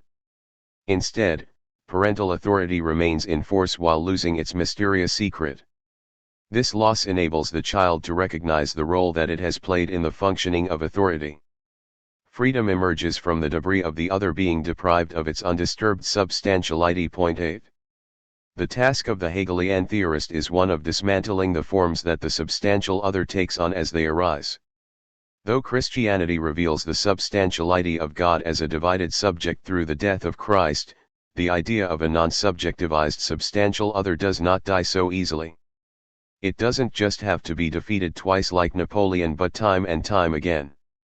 Though the unknowable God is the most intractable form of the substantial other, this figure also has many other guises in the contemporary world. We posit it in the secrets of the natural world, the desires of the terrorist, or even the innocence of the child. Substance is the secret truth that we believe we cannot know. What we posit as an epistemological barrier functions ipso facto as a barrier to our freedom. Though there will always be gaps in our knowledge, these gaps do not contain a hidden truth. The idea that what we don't know is a truth that we are missing obscures the internal limit through which our freedom constitutes itself. Hegel insists on absolute knowing, that is to say, the idea that there is no hidden truth in what we don't know, even though there is always something we don't know in order to articulate our freedom. The subject who rejects absolute knowing and believes in an ultimate truth that exists elsewhere rejects its freedom through this gesture. Freedom depends on not believing in the substantiality of the other and on recognizing that every other is in the same existential bind as the subject itself. Why we don't remain in the provinces. Hegel's critique of the freedom of pure negativity has an analogue with a key decision in his life that provides an instructive contrast with Martin Heidegger, who faced a similar decision and made the opposite choice.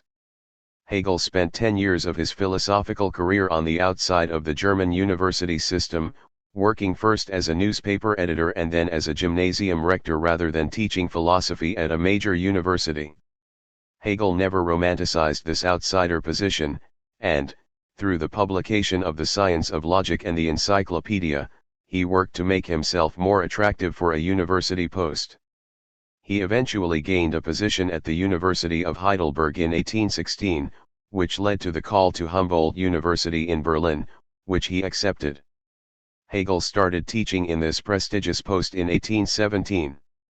Hegel's move from provincial newspaper editor to philosophy professor at the center of the German university system was a move from the margin to the center. When he published the first part of his most important book, The Science of Logic, in 1812, Hegel was an anonymous gymnasium rector in the provinces. But when he suddenly died in 1831, he was on the top of the German philosophical world. His thought became the standard against which all other philosophical systems constituted themselves. Hegel accepts the call to Berlin because he wants to disseminate his philosophy of freedom, and Berlin offers him the largest stage for doing so. By accepting a position at the center of German intellectual life, Hegel exemplifies his own conception of freedom.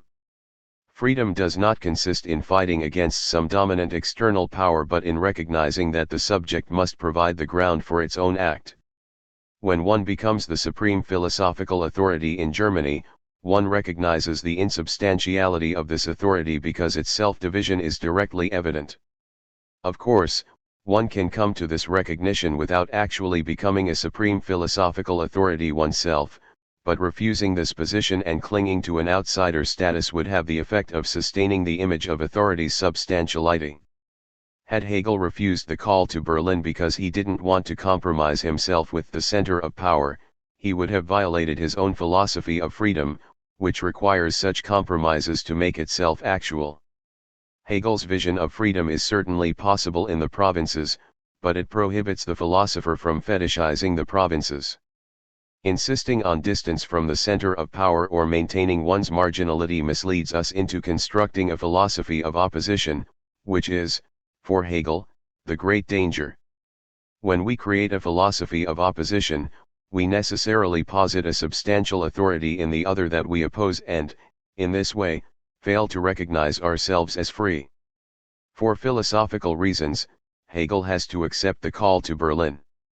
This places him in direct opposition to Heidegger, who receives a similar call a little over a century later. Just as Hegel's acceptance of the call to Berlin offers a personal analogue for his conception of freedom, Heidegger's refusal does the same. Unfortunately, the prevailing conception of freedom today is much closer to Heidegger's than it is to Hegel's. When it comes to the decision to move to the center or remain in the margin, Heidegger makes the contemporary decision. Refusing to heed the call to Berlin that Hegel so eagerly accepts, he opts to remain at the University of Freiburg amid the Black Forest. Leaving his Nazism aside, this decision seems to place Heidegger on higher ethical ground than Hegel. He chooses slow country life where he can spend time thinking and interacting with everyday neighbors rather than hobnobbing with political leaders and famous writers. In short, being a philosopher is more important to Heidegger than being recognized as a philosopher, which is what would draw one to Berlin. 9. In his defense of the decision to remain in the provinces, Heidegger points out how life at an intellectual hub has a distorting effect on one's thought.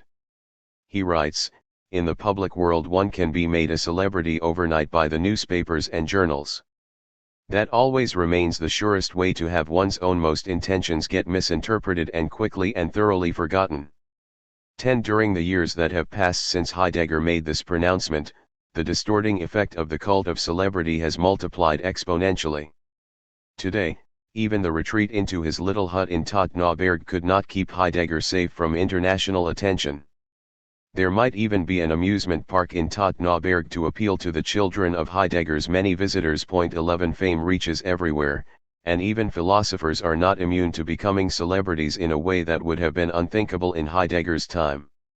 In today's intellectual universe, there is much more critique leveled against Heidegger's politics than Hegel's. This is due not to the time that Heidegger spent at his hut in retreat from the world but to the moments when he ventured out. Though Heidegger resisted the call to Berlin, he did not refuse the opportunity to become the rector of the University of Freiburg after the Nazis came to power in 1933. As rector and as Nazi Party member, Heidegger openly identified himself with figures of authority. If Heidegger had simply remained at his hut in Tottenauberg and continued to philosophize about the dangers of modernity, he would have eliminated avant la lettre almost all criticism of his politics. But, in a sense, the rectorship and the public engagement associated with it represent Heidegger's attempt to articulate a positive form of freedom. It fails because he finds the image of rebellion too attractive to resist, and rebellion fundamentally shapes the form that his public engagement took. The same impulse that leads Heidegger to reject the call to Berlin also moves him in the direction of Nazism. He sees in Nazism a rebellion against modernity, and this spirit of rebellion enthralls Heidegger. He sees modernity as the ruling authority that contemporary philosophy must contest. In the introduction to Metaphysics, Heidegger offers a clear portrait of the danger confronting Europe that Nazism promises to defeat. He writes, "Russia and America, seen metaphysically, are both the same hopeless frenzy of unchained technology and of the rootless organization of the average man. 12 Against this onslaught of enforced conformity coming from both East and West, Nazism, as Heidegger conceives it, offers the possibility of preserving what doesn't fit in modernity like a philosopher in a hut in the Black Forest." The unhappy political career of Martin Heidegger offers an object lesson in the inadequacy of rebellion as the form of freedom. The impulse that leads Heidegger to oppose authority leaves him vulnerable to the most despotic authority when it paints itself in the guise of a metaphysical rebellion. Heidegger's commitment to resistance as freedom ironically drives him into the heart of a political system that tolerates no resistance of any kind. Heidegger's great political error stems from a theoretical one concerning the nature of freedom. The contrast between Hegel and Heidegger is a contrast between two competing ideas of freedom. Hegel's freedom has its basis in the absence of any basis. That is to say, we discover our freedom at the moment when we discover that the other is not just a pure substance, that what we don't know doesn't hold any secret truths. Our freedom relates to an obstacle, but this is our freedom's own obstacle, an internal stumbling block. The subject realizes Hegel's form of freedom through the abandonment of pure negativity and the acceptance of the subject's self-limitation. For Heidegger, the free subject does not follow along with the crowd.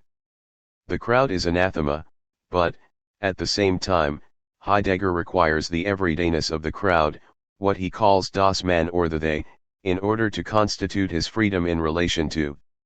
The they must play the role of the villain in Heidegger's thought, and freedom exists through the overcoming of this villain.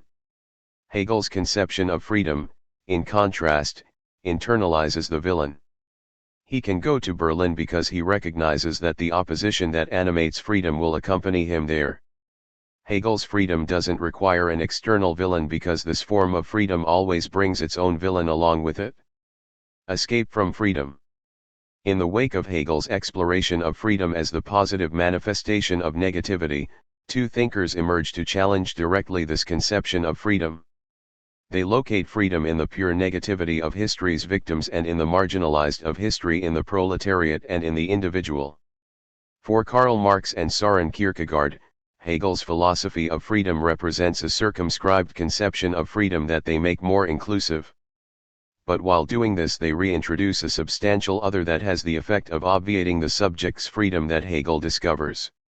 From our contemporary perspective, it is almost impossible not to look on Marx and Kierkegaard collectively as an advance on Hegel. Their expansion of freedom seems much more appropriate to modernity than Hegel's version. What's more, in clear contrast to Hegel, they both give us something to do. Hegel's freedom involves nothing but a change of perspective, seeing oneself in absolute otherness, or, in other words, recognizing the insubstantiality of the other. Marx and Kierkegaard impel us toward political revolution and the leap of faith. These parallel gestures move us toward absolute otherness rather than simply adopting a different perspective on it. But it is because they give us something to do that we should think twice before going beyond Hegel to Marx and Kierkegaard. To be sure, the proletarian revolution and the leap of faith evince more activity than Hegel's theoretical arrival at the absolute idea. But they both represent a philosophical retreat from Hegel's conception of freedom. In their own specific ways, Marx and Kierkegaard reinstall the image of a substantial other, which is why we should be skeptical of the advance on Hegel that they offer. Marx's great achievement involves the revelation that substance is subject in the capitalist economy.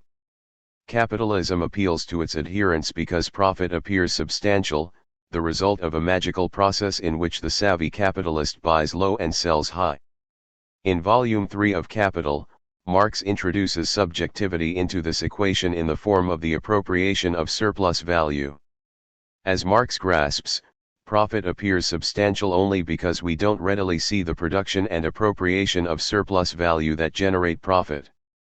Once we recognize this substance, profit, also as subject, the appropriation of surplus value, it loses its hold over us. We can escape the reign of the capitalist economy in which profit has the last word. But Marx's investment in freedom is not as thoroughgoing as that of Hegel. He reintroduces a substantial other when he turns from economics to politics. For the most part, Marx shrouds his vision of the communist future in silence. He offers only a few vague descriptions of what life in this future will be like, although he does characterize it as a realm of freedom, which seems appealing. Toward the end of Volume 3 of Capital, he differentiates between the economic realm of necessity and the realm of freedom that exists after the means of production have met all needs. He writes, "The true realm of freedom, the development of human powers as an end in itself, begins beyond the realm of necessity, though it can only flourish with this realm of necessity as its basis. The reduction of the working day is the basic prerequisite." 13. Because Marx ensconces freedom in an absolute beyond, it is not at all surprising that he does not go on to describe this realm of freedom. It is by definition beyond description and unknown, which gives it the status of a substantial other uninfected by subjectivity. Marx substantializes freedom in the form of a future to be realized. In doing so he falls victim to the precise trap that Hegel works to avoid throughout his philosophical system. At no point does Hegel point toward an unknown future in which things will be better as Marx does. Operating with this image of the future anchors the subject and provides a guide wire for its actions. This represents an abandonment of the subject's freedom, which is also what occurs with Kierkegaard. The substantial other in the case of Kierkegaard is more subtle. In many ways, Kierkegaard, despite his rabid opposition to Hegel, formulates a very Hegelian philosophy that identifies dialectical moments in the structure of belief. 14 But Kierkegaard refuses Hegel's interpretation of Christ's death. For Kierkegaard, God remains utterly distinct from the world of finitude. 15 The humiliation of Christ in the finite world does not manifest God's descent or desubstantialization. This is an impossibility that would eliminate the infinite distance that separates the subject from God, but it becomes everyday theology in the Christendom that Kierkegaard excoriates. This infinite distance is correlative to the subject's freedom. Kierkegaard poses it in opposition to Hegelian absolute knowing as the emblem of freedom. The subject's freedom, for Kierkegaard, depends on an absence of knowledge about God, who thus acquires a substantial status. Despite God's appearance in the finite form of Christ, Kierkegaard's God is not subjectivized. Kierkegaard's critique of Hegel focuses on how the latter fails to grasp his own inability, as a finite subject, to know God. 16 We can have access to God, but this access is only indirect, which is why Christianity requires the leap of faith on the part of the subject. Unlike Hegel, Kierkegaard gives the subject a task: accomplish the leap and become an authentic Christian, but the cost of this task is prohibitive. Even though Kierkegaard emphasizes that the existing individual is free to accept Christ or not, he stacks the deck through his characterization of God. No matter how often Kierkegaard proclaims that individuals experience anxiety in their freedom, even this anxiety becomes reassuring because God regains a substantial status in his philosophy, that was lost with Hegel.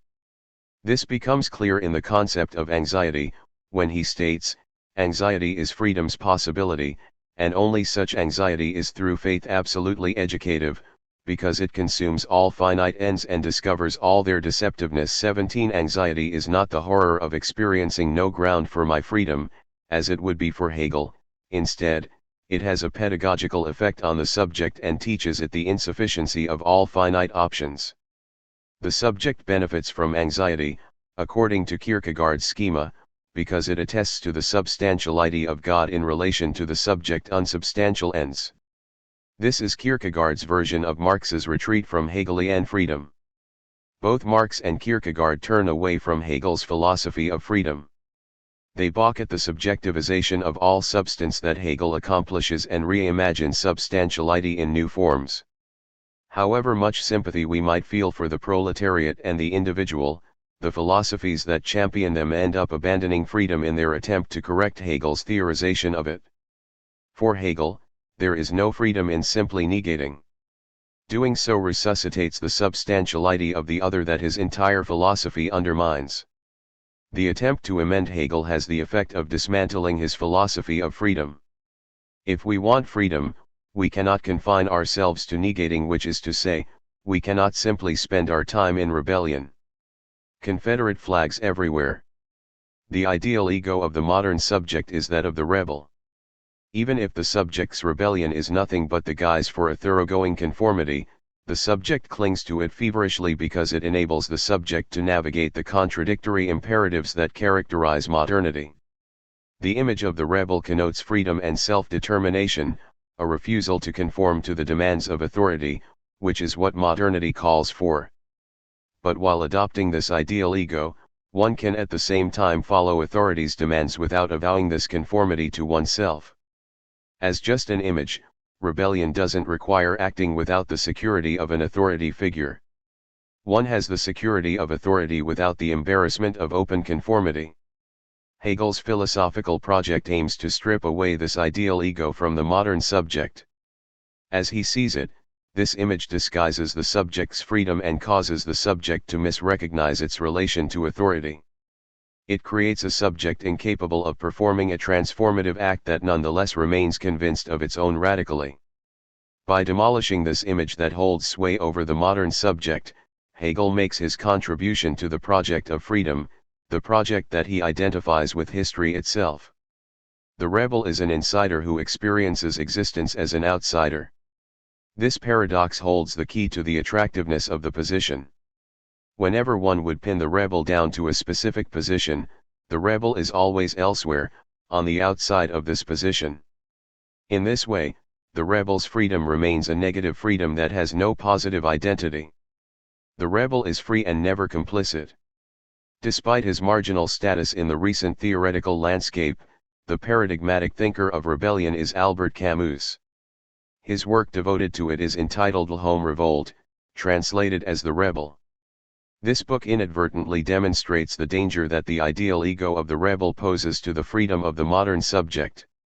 It is not an accident that the great apostle of freedom in the 20th century, Jean-Paul Sartre, went out of his way to denounce L'Homme Revolte and break with his former friend over its publication. Though Camus doesn't have many disciples today, his conception of rebellion implicitly informs the investment in resistance that proliferates throughout the contemporary theoretical universe. In L'Homme Revolte, Camus takes pains to dissociate himself from the winners in history and to side with the losers. This is, according to Camus, what it means to embrace the philosophical stance of rebellion. The tendency to rebellion manifests itself philosophically, in rebellion against the human condition and against God, and historically, in rebellion against concrete domination. In both cases, the urge to rebel, the urge to struggle against an unbeatable opponent, demonstrates humanity at its best. Revolt has value because, for Camus, it embodies the subject's freedom. To rebel is to reject domination, either the domination of God or of a human master, and not simultaneously to participate in domination oneself. Herein also lies the difficulty in sustaining rebellion and why, ultimately, it is always doomed to failure in Camus's eyes. If rebellion were to win, which is to say, if it were to become a successful rebellion, then it would cease to be rebellion and would lose its link to freedom. If rebellion wins, it becomes revolution, and revolution necessarily leads to a conformity that the rebel avoids. As Camus sees it, the thinker guiltiest of betraying rebellion is Hegel, who was also the first to grasp rebellion's importance. The betrayal consists in Hegel's insistence that the winner is always right, an idea that Camus sees present not just in the final affirmation of the absolute but even in the dialectic of the master and the slave. Though he attacks those who would completely dismiss Hegel's important contribution to the thought of rebellion, Camus nonetheless renders a damning verdict in the end. He writes, Hegel, furnished, on the level of the dialectic of master and slave, the decisive justification of the spirit of power in the 20th century. The conqueror is always right, that is one of the lessons which can be learned from the most important German philosophical system of the 19th century. 18 Oddly enough, Camus locates the idea that the conqueror is always right in the dialectic of the master and slave, chapter 4 of the Phenomenology, where Hegel shows, in no uncertain terms, that it is the conquered, rather than the conqueror, who is right. This profound misreading is doubly significant for its error. It is not just, as Sartre claims, that Camus hadn't bothered to read Hegel before attacking him, but that his commitment to rebellion utterly conditions his reading. For Camus, Hegel's great error, and he can find this error anywhere in Hegel, even in passages that are most opposed to it, lies in Hegel's abandonment of negativity for a positive form of freedom. For critics Jean-Paul Sartre and Francis Jeanson, who wrote the initial negative review of L'Homme Revolte in Les Temps Modernes, Camus's mistake lies in his allergy to revolutionary victory and in his allegiance to rebellious struggle. But neither Sartre nor Jeanson grasp why Camus rejects revolutionary victory. Camus transforms hysteria into a political and philosophical principle. In the face of what Camus considers an absurd world, the subject seemingly has no substantial other to serve as a ground for its freedom. Rebellion is a strategy for reconstituting the uninterrupted substantiality of the other in the modern world. This is why Hegel sees such a danger to freedom in the development of the rebel as modernity's ideal ego. The rebel always has a substantial other in the form of the authority that the rebel struggles against. This authority is purely substantial because it remains an authority even as its form undergoes a series of complete transformations. It doesn't matter what form the external authority has, external authority as such will endure. The struggle will go on, and freedom will never have to manifest itself in a positive form. Rebels never have to see how their resistance manifests itself without what it resists. Rebellion provides the comfort of being on the outside while imagining that there is a substantial enemy on the other side. Hegel wants to deprive us of this enemy, which functions as a barrier to freedom. Pure negativity constructs an image of freedom that eliminates the possibility for the recognition of freedom as actual. In contrast, when one compromises one's theoretical position with actuality and when one identifies positive formations of freedom, one is not tainting thought with the scourge of the real world. Instead, through this path one elevates thought to the dignity of actuality. Hegel pushes negativity to its ultimate point so that it loses its purity and manifests itself in actuality. Without this actualization, negativity cannot serve as the site for freedom. If one wants freedom, one must discover what happens when there are no external authorities left to fight, when the external authorities appear as the mark of our freedom rather than as an obstacle to it. One must denounce, but one must not remain content with just denouncing. The freedom to denounce fails to see that it remains caught up in what it denounces, whereas the freedom that identifies its own limit in the external authority reaches the point of self-determination. Chapter 9. Absolute or bust.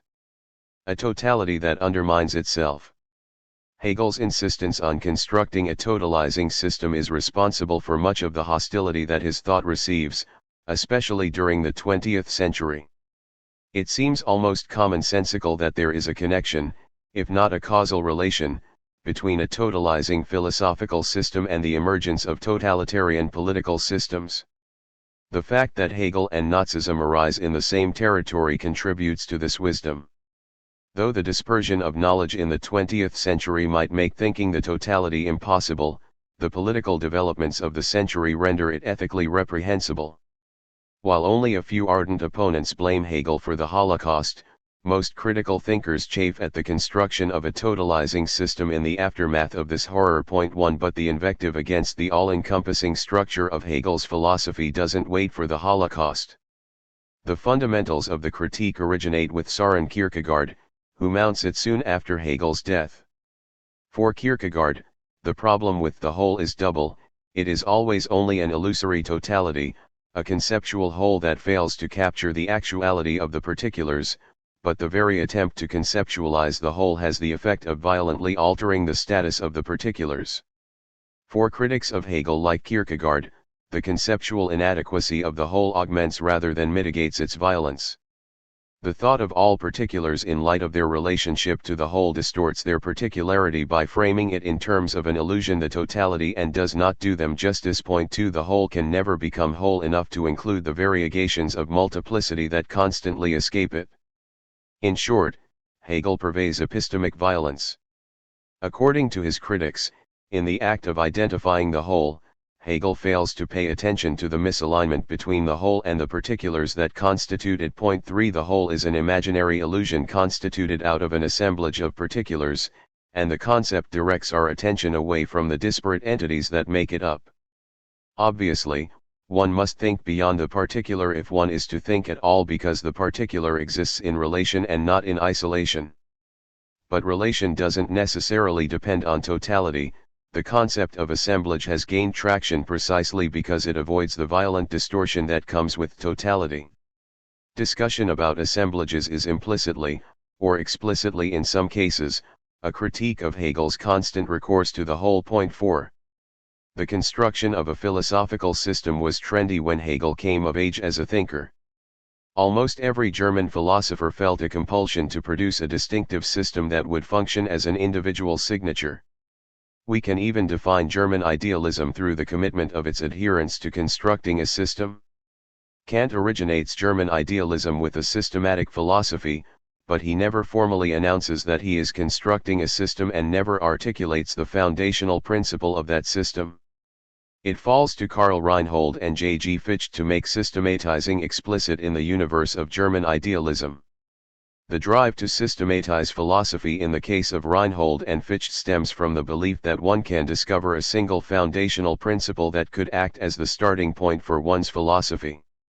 The system would emerge out of this principle and constantly refer back to it. For Reinhold, this principle is representation. For Fichte, in contrast, it is the self-positing of the I. Even though they establish opposed foundational principles, both thinkers believe that they are simply extracting the principle implicit in Kant's philosophy. From their perspective, Kant's failure is structural rather than theoretical. He didn't see the necessity of the system and thus left the foundational principle in abeyance. When Hegel comes along in the wake of Reinhold and Fichte, he retains their commitment to a system while abandoning their faith in the discovery of a first principle that would provide the foundation for that system. 5 Hegel's turn away from a first principle marks a key step in his emergence as a distinctive thinker. He comes to believe that any assertion of a first principle would always produce a one-sided and hence incomplete philosophy, a philosophy relying on the reference to some otherness that it doesn't conceptualize but nonetheless requires. Insisting on a first principle proves an insurmountable barrier to the construction of a system of the whole. In the preface to the Phenomenology of Spirit, Hegel clarifies his position on these questions. He states that the true shape in which truth exists can only be the scientific system of that truth, but he also claims that a so-called fundamental proposition or first principle of philosophy, if it is true, is for this reason alone also false, just because it is a fundamental proposition or principle. 6 In these two remarks, Hegel both affirms the necessity of a philosophical system and rejects a first principle for that system. He sees that no principle is sustainable as a first principle since it implicitly relies on other principles in order to distinguish itself. Reinhold and Fichte fail to develop coherent systems not because they don't try but because they remain wedded to deducing the totality beginning with the first principle. Point 7 The first principle provides the foundation for a system as they believe but actually infects the system with a lacuna that it is impossible to fill because the first principle is a presupposition that the system itself does not justify.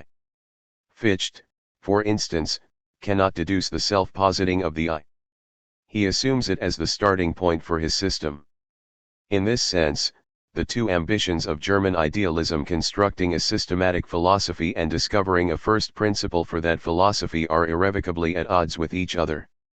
The impulse to systematizing precludes the articulation of a first principle that would found the system.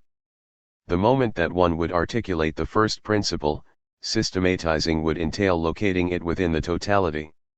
In this way, the demands of the totality vitiate the possibility of a first principle that would not immediately lose its priority. With the two statements from the preface to the Phenomenology of Spirit on the system and on the possibility of a first principle, Hegel preserves the most important legacy of early German idealism and breaks from the foundational prejudice that hampered its emancipation from early modern philosophy. Hegel owes the idea of the total system to the earlier German idealists. My contention is that it is this idea, cleansed of the corresponding first principle, that enables Hegel to reveal the inescapability of contradiction. Though Hegel constructs a totalizing system, its airtight structure does not produce a perfectly harmonious whole in which nothing is out of place. Instead, the totality renders visible the ontological necessity of contradiction. This is the reason that Hegel insists on thinking the absolute idea. When one pulls up short of the absolute and contents oneself with not thinking systematically, contradiction seems contingent and thus not inevitable. From the perspective of a particular, it appears as if one can eliminate contradiction by revolutionizing the situation. Or it appears that different particulars can coexist without conflict because they seem not to bear on each other. On their own, particulars create the illusion of the possibility of avoiding contradiction. This is, for Hegel, the great danger of the failure to think absolutely. If I think, for instance, of the problem of a worldwide financial crisis from the perspective of a particular bank, the contradictions expressed in the crisis become avoidable. Our bank can get ahead of the curve foreclosing before other banks, increasing our liquidity sooner, and so on. From the perspective of the particular bank, the crisis is a challenge to overcome, not a contradiction to endure. But when we take the whole of the capitalist system into account, the contradiction becomes necessary.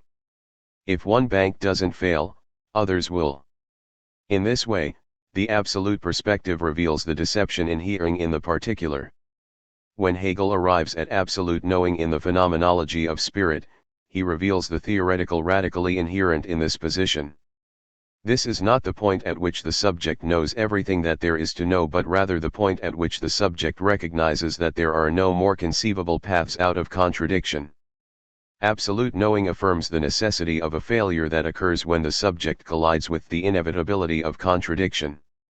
This is why one might rename absolute knowing the recognition of the inevitability of contradiction. The absolute does not bring together all prior partial perspectives into a holistic oneness. A close reading of Hegel's discussion reveals that, contrary to the popular understanding, the moment of attaining the whole does not announce the end of all conflict but rather inscribes the necessity of conflict within the system. The sublation, Aufhebung, of prior positions occurs through their failure. When we reach the absolute, we have exhausted all possibilities for the elimination of contradiction. At this point we have nowhere else to go. We have come to contradiction in its most intractable form, the internal division within being itself. In the absolute knowing section of the Phenomenology of Spirit, Hegel articulates the core of his philosophy as he does nowhere else. He proclaims that, when one reaches absolute knowing, knowing is acquainted not only with itself, but also with the negative of itself, or its limit. This limit is not an external one, which would transform Hegel into Kant, but the internal contradiction of subjectivity. This leads him to add, To know one's limit is to know how to sacrifice oneself. 8. The link between knowing one's limit and the act of self-sacrifice is found in contradiction. Recognizing oneself as a contradictory entity and recognizing that there is no solution to the problem of contradiction force the subject to give up the dream of pure substantiality, both its own and that of its divine other.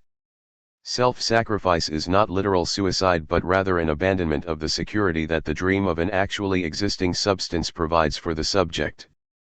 As long as one pulls up short of the absolute and the universality it entails, one remains invested in some form of non-subjectivized substantiality, located either in oneself or in some form of the other. The absolute deprives the subject of this escape hatch. It is not, as so many believe, a moment of ultimate mastery over the other but a complete abandonment of the security of all mastery. This is why so many subsequent philosophers have resisted following Hegel to the end of the line. 9. They embrace the dialectical method, while jettisoning the totalizing system and the oppressive absolute, or they critique him for dissolving all otherness within an all-encompassing subject.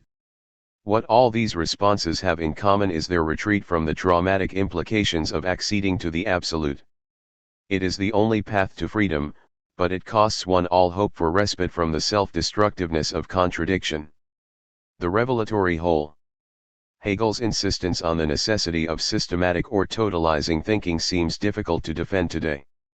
It is easy to see the epistemic violence that occurs when Hegel constantly refers the particular to the universal. By doing so, his critics argue, he fails to grant the particular its specific difference and conceives that difference only in terms of the universality that determines it. This has disturbing implications that many thinkers have pointed out. The attack on Hegelian totalization reaches one of its high points at the conclusion of Jean-François Lyotard's influential essay answering the question, "What is postmodernism?" 10. After identifying Hegel as the theorist who totalizes disparate presentations through a transcendental illusion, Lyotard goes on to identify this illusion with terror and to call for an absolute rejection of any pretensions to totality. He claims, "The 19th and 20th centuries have given us as much terror as we can take. We have paid a high enough price for the nostalgia of the whole and of the one, for the reconciliation of the concept and the sensible, of the transparent and the communicable experience. The answer is, let us wage a war on totality." 11. As Lyotard sees it, there is a clear through line from Hegel's totalizing philosophy to the mass exterminations of those who didn't fit within the totality in the Soviet Union and Nazi Germany. Though Lyotard doesn't explicitly pin the blame for the Holocaust on Hegel, he does see enough of a connection to issue a warning against the kind of philosophy that Hegel produces. The idea of a totalizing system is anathema to Lyotard and most other thinkers of the late 20th century. Not only has the absolute fueled Hegel's opponents like Lyotard, but it has also chagrined many of his adherents. For instance, Robert Solomon, in his otherwise laudatory In the Spirit of Hegel, asserts that the absolute is European cultural imperialism and a historical rationale for murder. 12. Solomon's position is not anomalous, but it does strain his ability to remain within the orbit of Hegel's thought. 13. The problem is that Hegel steadfastly identifies the true with the totality and refuses any attempt to break from the philosophical system. In the preface to the Phenomenology of Spirit, this refusal occasions Hegel's alignment of the true with the whole. 14. On first encountering this claim, it appears as if Hegel envisions a harmonious totality in which each part has its proper place and contributes to the whole. One might imagine this whole on the model of Plato's Republic, which has perfect stability because each caste remains in its assigned position without asserting any rights of the particular in relation to the whole. The good of the whole trumps the rights of the particular. This is the typical reading of Hegel's philosophy and his invocation of the absolute. Even the term absolute suggests that this is not a misreading, that Hegel really means that the system contains everything in its proper position. The danger of this type of philosophy has not gone unnoticed. As Solomon, among many others, suggests, it is almost indistinguishable from the history of European cultural imperialism. In response, Hegel's followers have worked diligently to craft a successful apology for the absolute. To this end, thinkers have begun to recognize the absolute not as a moment that eliminates all difference but as an explosion of it. Catherine Malibu is the chief exponent of this position. For Malibu, when we reach the absolute, we reach a moment of complete openness to transformation, or what she terms, following Hegel himself, plasticity. By pushing our position to its end point, we open ourselves to the radically new. As Malibu puts it, far from enforcing a violent stoppage of the dialectical progress, the advent of absolute knowledge will imply instead the exact opposite, its metamorphosis. Dialectical sublation will become absolute sublation, its own absolution. 15. When absolute knowing closes a window, it opens a door. Malibu interprets Hegel's absolute along the lines of the philosophy proposed by Tyler Durden, Brad Pitt, in David Fincher's Fight Club, 1999. Tyler Durden, the creator of Fight Club, is a prophet of subjective destitution, the abandonment of all shreds of symbolic identity that connect one to the social order. The Fight Club, in which one allows oneself to be savagely beaten, is the ultimate expression of this logic. For Tyler Durden, we attain freedom only after an absolute loss. He proclaims, it is only after you've lost everything that you're free to do anything. The destitution of absolute loss makes visible new possibilities that the chains of symbolic identity had foreclosed. This is the moment of what Malibu would call plasticity. As she sees it, plasticity corresponds exactly to the point of absolute knowing in the phenomenology of spirit. Hegel arrives at the absolute after the exhaustion of all other possibilities. We see that no earlier positions are tenable. At this point, openness to unknown possibilities ensues, possibilities that are not prefigured within the dialectic that precedes them. This is why Malibu identifies absolute knowing with the plasticity of the subject. The recognition that all previous possibilities have been exhausted represents the only possible path to novelty. The radically of Hegel's absolute is precisely its closure, its refusal to brook additional possibilities. It is only when we see that there are no more avenues that thought can take, no additional possibilities that might portend the possibility of eliminating contradiction, that we reach the absolute. Though Malibu is surely correct to claim that this opens up other hitherto hidden avenues for exploration, the main import of the absolute lies in the fact that it exposes the much more sober truth that any avenue for exploration will encounter, no novel development will overcome the contradiction that defines both thought and being. Public masturbation. Hegel's identification of the true with the whole has spawned ironic rejoinders, even among those who are largely sympathetic to Hegel's project. This is the case most famously with Theodor Adorno. In Minima Moralia, Adorno proclaims in response to this statement, the whole is the false. 16. For Adorno, the dialectical method provides the basis for critical social analysis, but the creation of a whole system from this method ultimately results in the betrayal of its critical function. Adorno abandons the systematic whole in order to preserve the emancipatory potential of the method. The problem is that it is not so easy to avoid the system. Hegel does not simply add the whole to the dialectical method. The whole is operative as soon as the method is.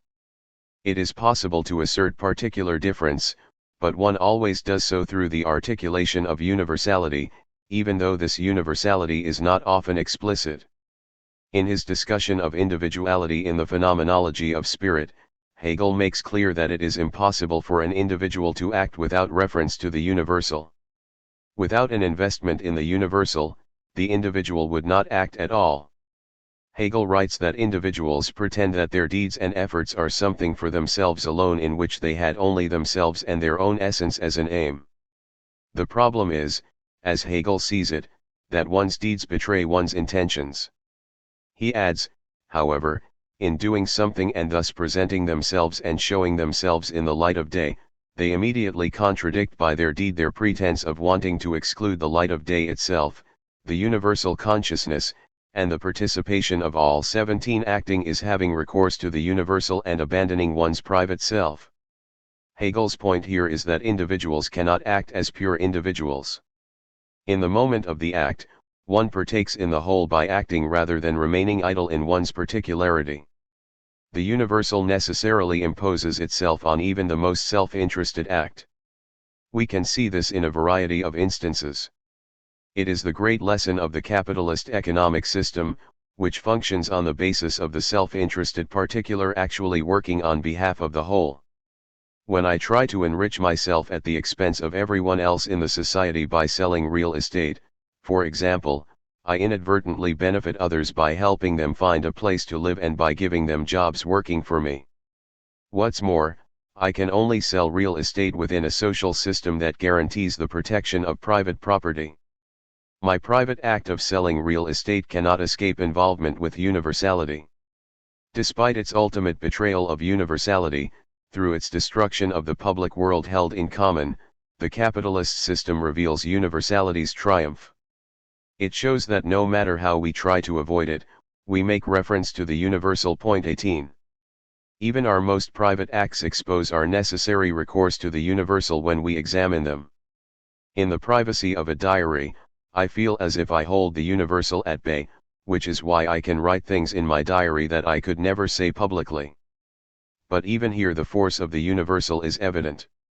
Not only do diary writers always imagine someone reading their entries, even if just a future self, but they also use the universal medium of language to communicate their private thoughts.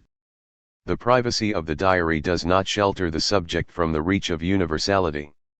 For this reason, masturbation, another essentially private act, presents a more thoroughgoing challenge to Hegel's claim about the role of the universal and the necessity of the absolute. Masturbators engage in this act for their own pleasure while using their own private fantasies. Unlike writing a diary, typically no one teaches the subject how to masturbate. Furthermore, one doesn't have to have recourse to language in order to do it. It seems private through and through.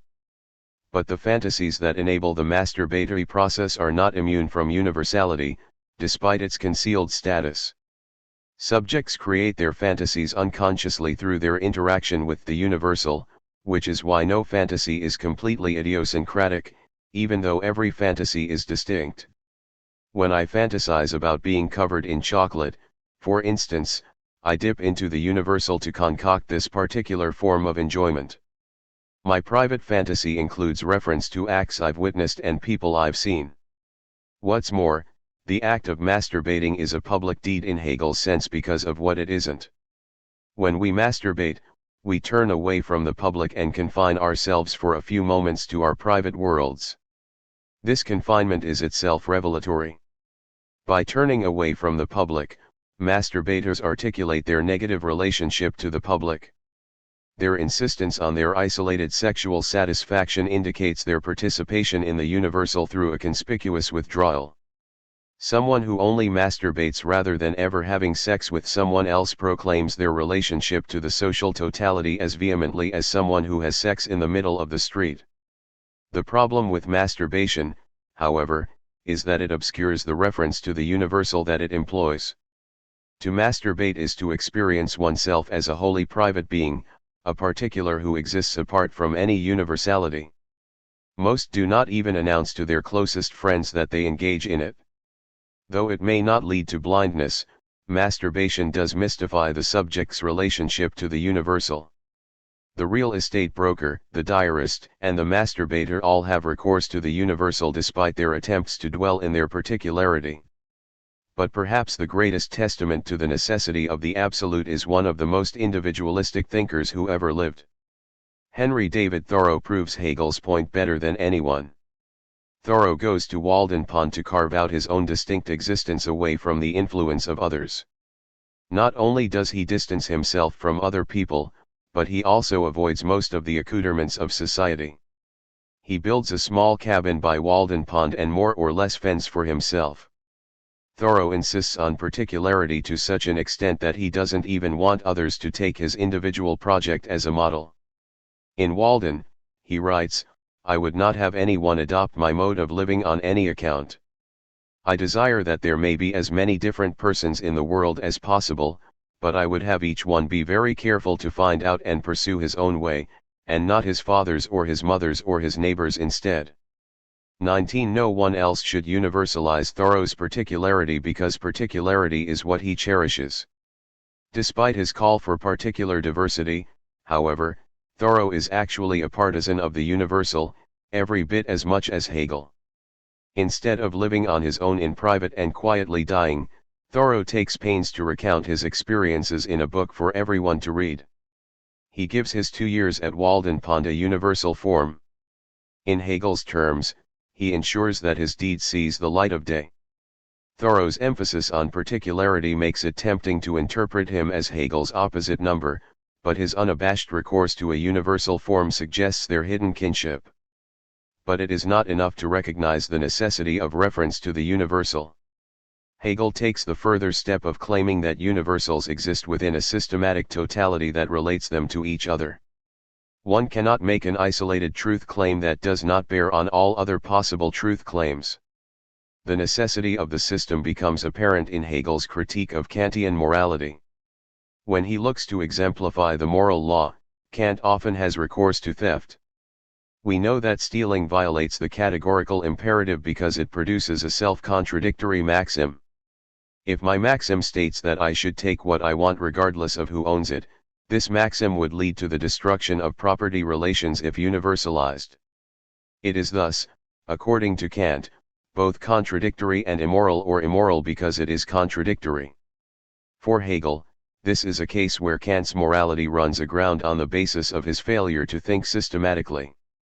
Kant treats the subject's maxim stealing is permitted in isolation from all the determinations of the social order, including the prevailing property relations. If the society had no private property and everything belonged to people in common, the maxim of taking what I want without regard to ownership would not at all be self-contradictory. One must take the whole into account in order to grasp what is actually at stake, which is what Kantian morality fails to do. One cannot conceive particular maxims in isolation from the whole. Every claim to a partial truth or a local truth necessarily implies a universal background that this truth relies on. 20 The attempt to avoid the whole leaves one unknowingly implicated in it. This is why Hegel goes through each position leading up to the absolute. If we stopped at the beginning, at sense certainty in the phenomenology of spirit or at being in the science of logic, we would simply blind ourselves to the ways in which these apparently simple positions actually imply a totality of relations they refuse to avow. In this sense, the move to the whole is nothing but the expression of what would otherwise be effective but unexpressed. The whole is always operative, and the explication of the system enables us to be aware of it rather than permitting it to work in obscurity. Hegel creates a philosophy oriented around the absolute because he believes that it is impossible not to do so. While this line of thought does provide a solid ground for Hegel's insistence on the whole, it misses the role that the whole plays in rendering contradiction evident. The problem with the insistence on local truths or particularity is not just that these statements enable the whole to function stealthily. They also have the effect of obscuring the necessity of contradiction. As long as one stops short of the whole, one sustains the illusion that we might discover, or at least that there might exist a state free of contradiction. This is, for Hegel, the great danger for thought. Reason is our ability to grasp contradiction rather than just being destroyed by it. But the refusal to think in a totalizing way betrays reason and leaves open the possibility for trying to overcome contradiction. As Hegel recognizes, we don't just arrive at the absolute. We can't avoid it. Though it comes at the end of the science of logic, and the phenomenology of spirit, as the final product of the trajectory of Hegel's philosophy, the absolute is at the same time the starting point as well. In the phenomenology, the experience of spirit doesn't begin with sense certainty, perception, and understanding, and then become more and more mediated, finally culminating in absolute knowing. On the contrary, thought begins with Hegel's endpoint, the absolute, and subsequently makes explicit what was only initially implicit. In the science of logic, Hegel makes this clear, contending that one may well say, therefore, that every beginning must be made with the absolute, just as every advance is only the exposition of it, insofar as implicit in existence is the concept. 21 Even the supposed apprehension of immediacy is always already implicated in the absolute idea. Rather than offering a description of the historical evolution of experience and thought, the phenomenology and the logic recount their mythology, the presuppositions that thought itself posits as its history. From the beginning, we find ourselves immersed in the absolute. As Hegel sees it, we can either attempt to swim through its waters or proclaim to each other that we are actually on dry land. Riding to singularity. Hegel's investment in the universal was such that he celebrates its triumph even when this means his particular demise. He knows that the sacrifice of particularity on the altar of universality is the only path to an authentic singularity. For Hegel personally, this sacrifice occurs when Napoleon invades the city in which Hegel lives. During the Battle of Jena, while Hegel is a young professor at the university there, he famously claims to have seen Napoleon riding on horseback from the window of his house. On October 13, 1806, he writes to his friend Friedrich Niethammer, "I saw the Emperor, this world soul, riding out of the city on reconnaissance." It is indeed a wonderful sensation to see such an individual, who, concentrated here at a single point, astride a horse, reaches out over the world and masters it. 22 Hegel's description of the event suggests that the encounter with Napoleon awes him and leaves him starstruck, which naturally garners suspicion. No fan of the conquering Napoleon, it seems, can be a philosopher for emancipatory politics. But what Hegel finds so appealing about Napoleon riding through Jena after the conquest is not the glory of triumph but its status as a positive form of freedom. Though in relation to the French Revolution and to the inhabitants of Haiti Napoleon was not an ambassador of freedom, in Germany it was a different story. Napoleon brings with him the universal and modernity. As he conquers Germany, he also reveals that a thread of universality underlies the various German particular identities asserting themselves at the time. Hegel recoils from the rampant German nationalism and reactionary insistence on traditional identity that predominates in Germany. As Hegel sees it, Napoleon's victory is the victory of universality over particularity, and universality has the effect of laying bare the falsity of the insistence on particularity. One's particular is never as particular as one imagines it to be. The subject always proclaims its particularity from a universal position, though this position often remains mystified.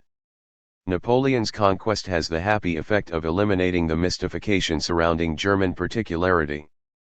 But for Hegel personally, the conquest is not quite so happy.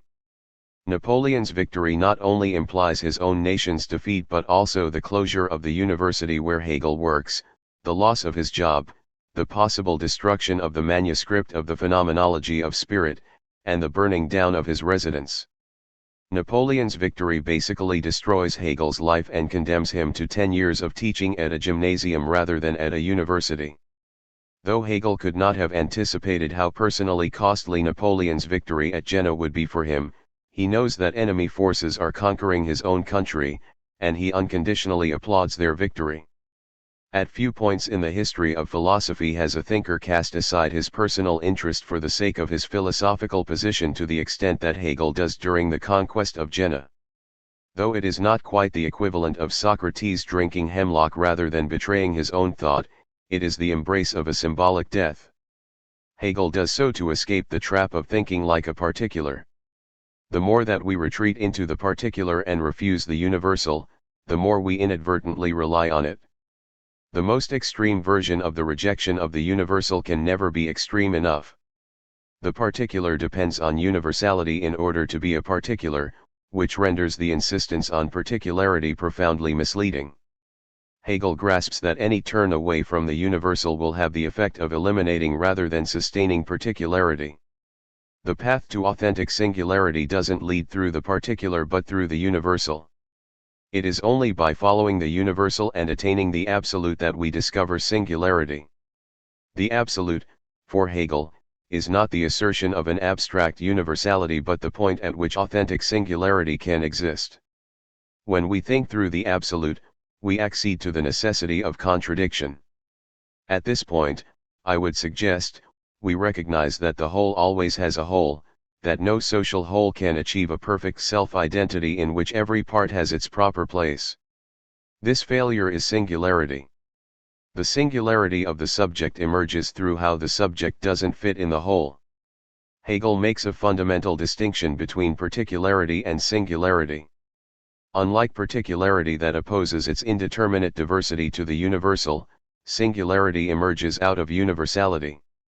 In the science of logic, Hegel calls singularity a determinate universality in order to convey this idea. Point 23 The singular includes the mediation of the universal within it and becomes unique through how it relates this internal universality. It arises through the recognition of the formative role that the universal plays in determining it, but it is able to articulate its exclusive difference through its relationship to this determination. By going through universality rather than simply ignoring it, we arrive at a determinate singularity rather than an indeterminate and multiple particularity. The explicit connection the universal gives the singular a unique distinctiveness that the particular lacks. The difference between particularity and singularity manifests itself in the contrast between two American thinkers of the early 20th century, Booker T. Washington and W.E.B. Du Bois. Slavery and its aftermath is an assertion of white particularity, a white refusal to accede to universal freedom and equality. This occasions various responses by black theorists, but the opposed programs of Washington and Du Bois stand out for their advocacy of particularity versus singularity. Washington proposes a solution to the problem of white racist society by calling for the development of black particularity, whereas Du Bois recognizes that any effective political program must engage the universal. Though Washington advocates for black freedom, he does so by accepting black particular difference. Rather than challenge the situation of black particularity in early 20th century America as an effect of white oppression, he exhorts his comrades not to revolt against this oppression but to cast down your bucket where you are. 24 As Washington sees it, one should develop one's particularity without insisting on universal aspirations. This insistence on the particular leads directly to the oxymoronic vision of a world in which black and white are separate but united. A few pages later in Up from Slavery, he adds, "In all things that are purely social we can be as separate as the fingers, yet one as the hand in all things essential to mutual progress." 25 Though Washington has a vision of social progress, it is not a vision of equality. Championing one's particularity always leaves one where one is, and where one is necessarily the contingent result of one's social situation. Washington leaves the black subject in an indeterminate particularity rather than allowing for the determination of singularity. Washington's emphasis on black particularity forms the basis for his politics. But black particularity involves doing activities that whites in charge have historically forced blacks to do, like tilling fields and performing menial labor. In this sense, there is nothing distinct about Washington's vision of black particularity. Black particularity is not singular, and this is its fundamental limitation. It is also the limitation of Washington's political position. W.E.B. Du Bois presents a clear contrast. Writing contemporaneously with Washington, Du Bois doesn't content himself with black particularity in response to white oppression but instead has recourse to the universal. He recognizes that the same universality that shapes whites also shapes black subjects. But blackness involves a different relationship to this universality. While the white subject can have the illusory solace of an alignment between white particularity and the universal, the black subject inherently recognizes the alienation of particularity in the universal that produces singularity. Because he pays attention to both universality and its failure to accommodate black identity, Du Bois can articulate black singularity in a way that Washington never approaches. In his most famous statement From the Souls of Black Folks, Du Bois claims, "It is a peculiar sensation, this double consciousness, this sense of always looking at oneself through the eyes of others, of measuring one's soul by the tape of a world that looks on in amused contempt and pity. One ever feels his two-ness an American, a Negro, two souls, two thoughts, two unreconciled strivings, two warring ideals in one dark body, whose dogged strength alone keeps it from being torn asunder." 26 This statement has gained so much acclaim because it captures both the weight of the universal and its moment of failure in which singularity emerges. Unlike Washington, Du Bois doesn't disdain the universal. he sees that the detour through universality is the only path to actual black singularity. The pure insistence on one's own particularity leaves one stuck within an indeterminate diversity. Du Bois moves through universality and engages it in order to discover the singular as a form of what Hegel calls determinate universality. Hegel insists on the absolute because he recognizes that we must think absolutely in order to arrive at the singular. The irony of Hegel's philosophy, and irony many have missed, is that, though he seems to serve up individuals for the sake of the systematic whole, the whole exists for the sake of singularity. When we stop short of the totality, we obscure singularity. Hegel recognizes that attempting to isolate ourselves in our immediate particularity and refusing the universal is actually a way of missing the opening for singularity. It is Hegel, not his later anti-systematic critics, who is the apostle of the singular. 27. Is Hegel a racist? Hegel's commitment to the absolute enables him to resist the traditional form of racism that refuses to see the racial other as a subject and instead treats this other as a substantial entity. This kind of racism emphasizes particular difference that it associates with race, enabling the racist subject to imagine that the denigrated other remains a natural being rather than an alienated subject. This is the position labeled Orientalism by Edward Said, that celebrates Eastern wisdom, fears black animality, and respects the aboriginal bond with nature. Though these attitudes vary widely, each of them stems from a substantialization of the racial other. They treat the other as whole, without the self-division that constitutes the racist subject itself. 28. When racial others are figures of substance rather than alienated subjects, they appear outside the absolute that governs all speaking subjects. In Hegel's philosophy, no one exists outside the purview of the absolute. As a result, no racial other has a hidden wisdom or a secret bestiality that derives from its connection with nature. In this way, he echoes Said's critique of Orientalism. In the most famous instance of this approach, Hegel refuses to grant to the ancient Egyptians a knowledge that outsiders lack, even though Egyptian art is replete with puzzles that suggest the existence of such a knowledge. In the Aesthetics, Hegel claims that our lack of knowledge of the solution to the puzzles of Egyptian art is already the solution because not even the Egyptians know.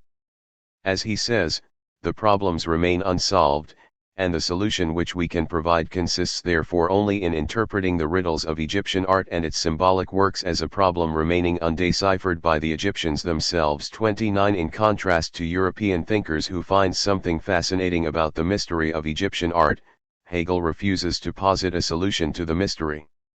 To do so would be to fall into the racist trap of believing that the racial other somehow bypasses subjectivity and exists as a substantial entity, thereby harboring a secret knowledge.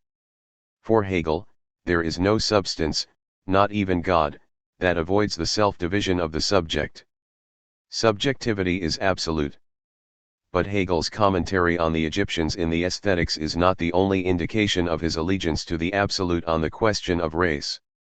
It is through Hegel's embrace of the Haitian Revolution that his racial solidarity through the absolute most stands out.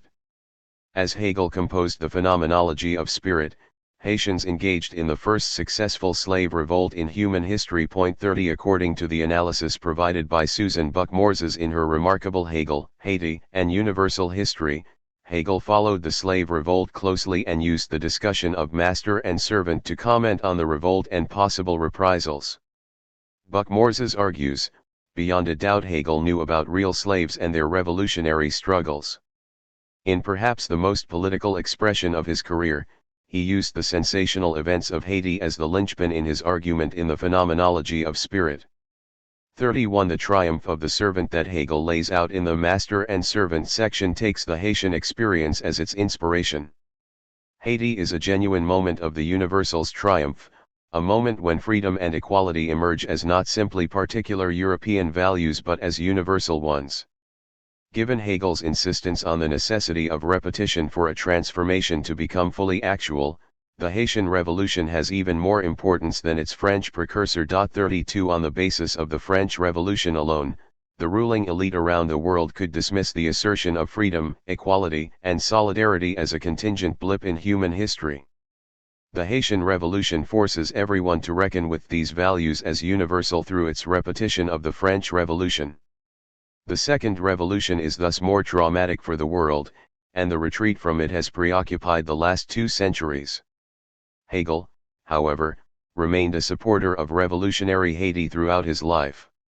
Later in the Phenomenology of Spirit, Hegel envisions how we should respond to the racism that locates the other's otherness in the materiality of the body.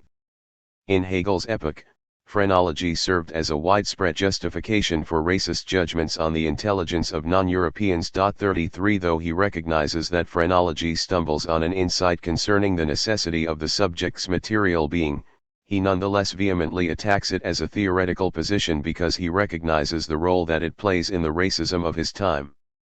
He goes so far as to imagine how one must combat this reactionary philosophy. Since phrenology reduces subjectivity to its natural material manifestation, it is impossible to respond through argument, which presupposes the acceptance the subjects break from nature.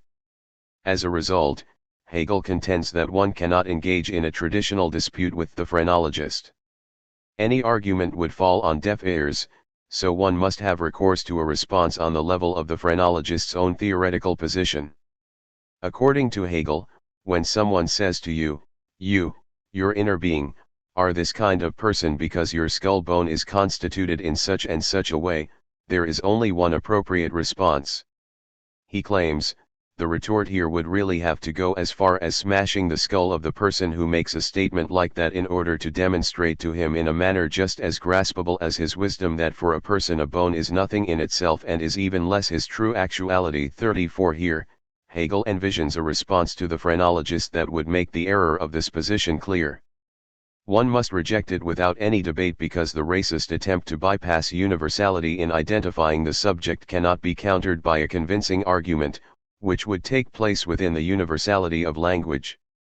Hegel's critique of phrenology and the racism inherent in it indicates not only his commitment to the universality of the absolute but also the anti-racism that accompanies this commitment.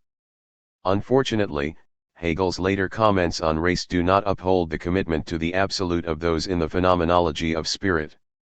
It is a commonplace to say that Hegel makes his most indefensible comments as a result of his commitment to an unrelenting totalizing. According to this line of thought, this commitment leads him to forget about the importance of cultural difference and vituperatively condemn those that have no proper place in his schema of history. In his critique of the racism that infects Hegel's philosophy, Peter Park identifies Hegel's insistence on a totalizing system as a culprit. He claims that Hegel's racism has its basis in his belief that truth is singular and that only one philosophy can be true. 35 The fall of Hegel's philosophy into racism, according to Park and others, stems from his failure to grasp the multiplicity of truth, to grant each culture its own particular validity. 36 Hegel's critics are undoubtedly correct to note that there are moments later in his life when Hegel adopts the traditional racist judgments of his society, though he never wavers from his belief in universal equality. It is certain, for instance, that Hegel accepts popular stereotypes of his epoch concerning Africa, due ironically in large part to the fact that he read almost everything written about Africa at the time. In the Philosophy of Spirit, the third part of the encyclopedia, Hegel's denigration of non-Europeans comes to a head. He argues that Africans are at fault for their own slavery, not the white Europeans who enslaved them. He claims, Negroes are to be regarded as a nation of children that has yet to step out of its uninteresting and uninterested impartiality. They are sold and let themselves be sold, without reflecting whether it is right or not.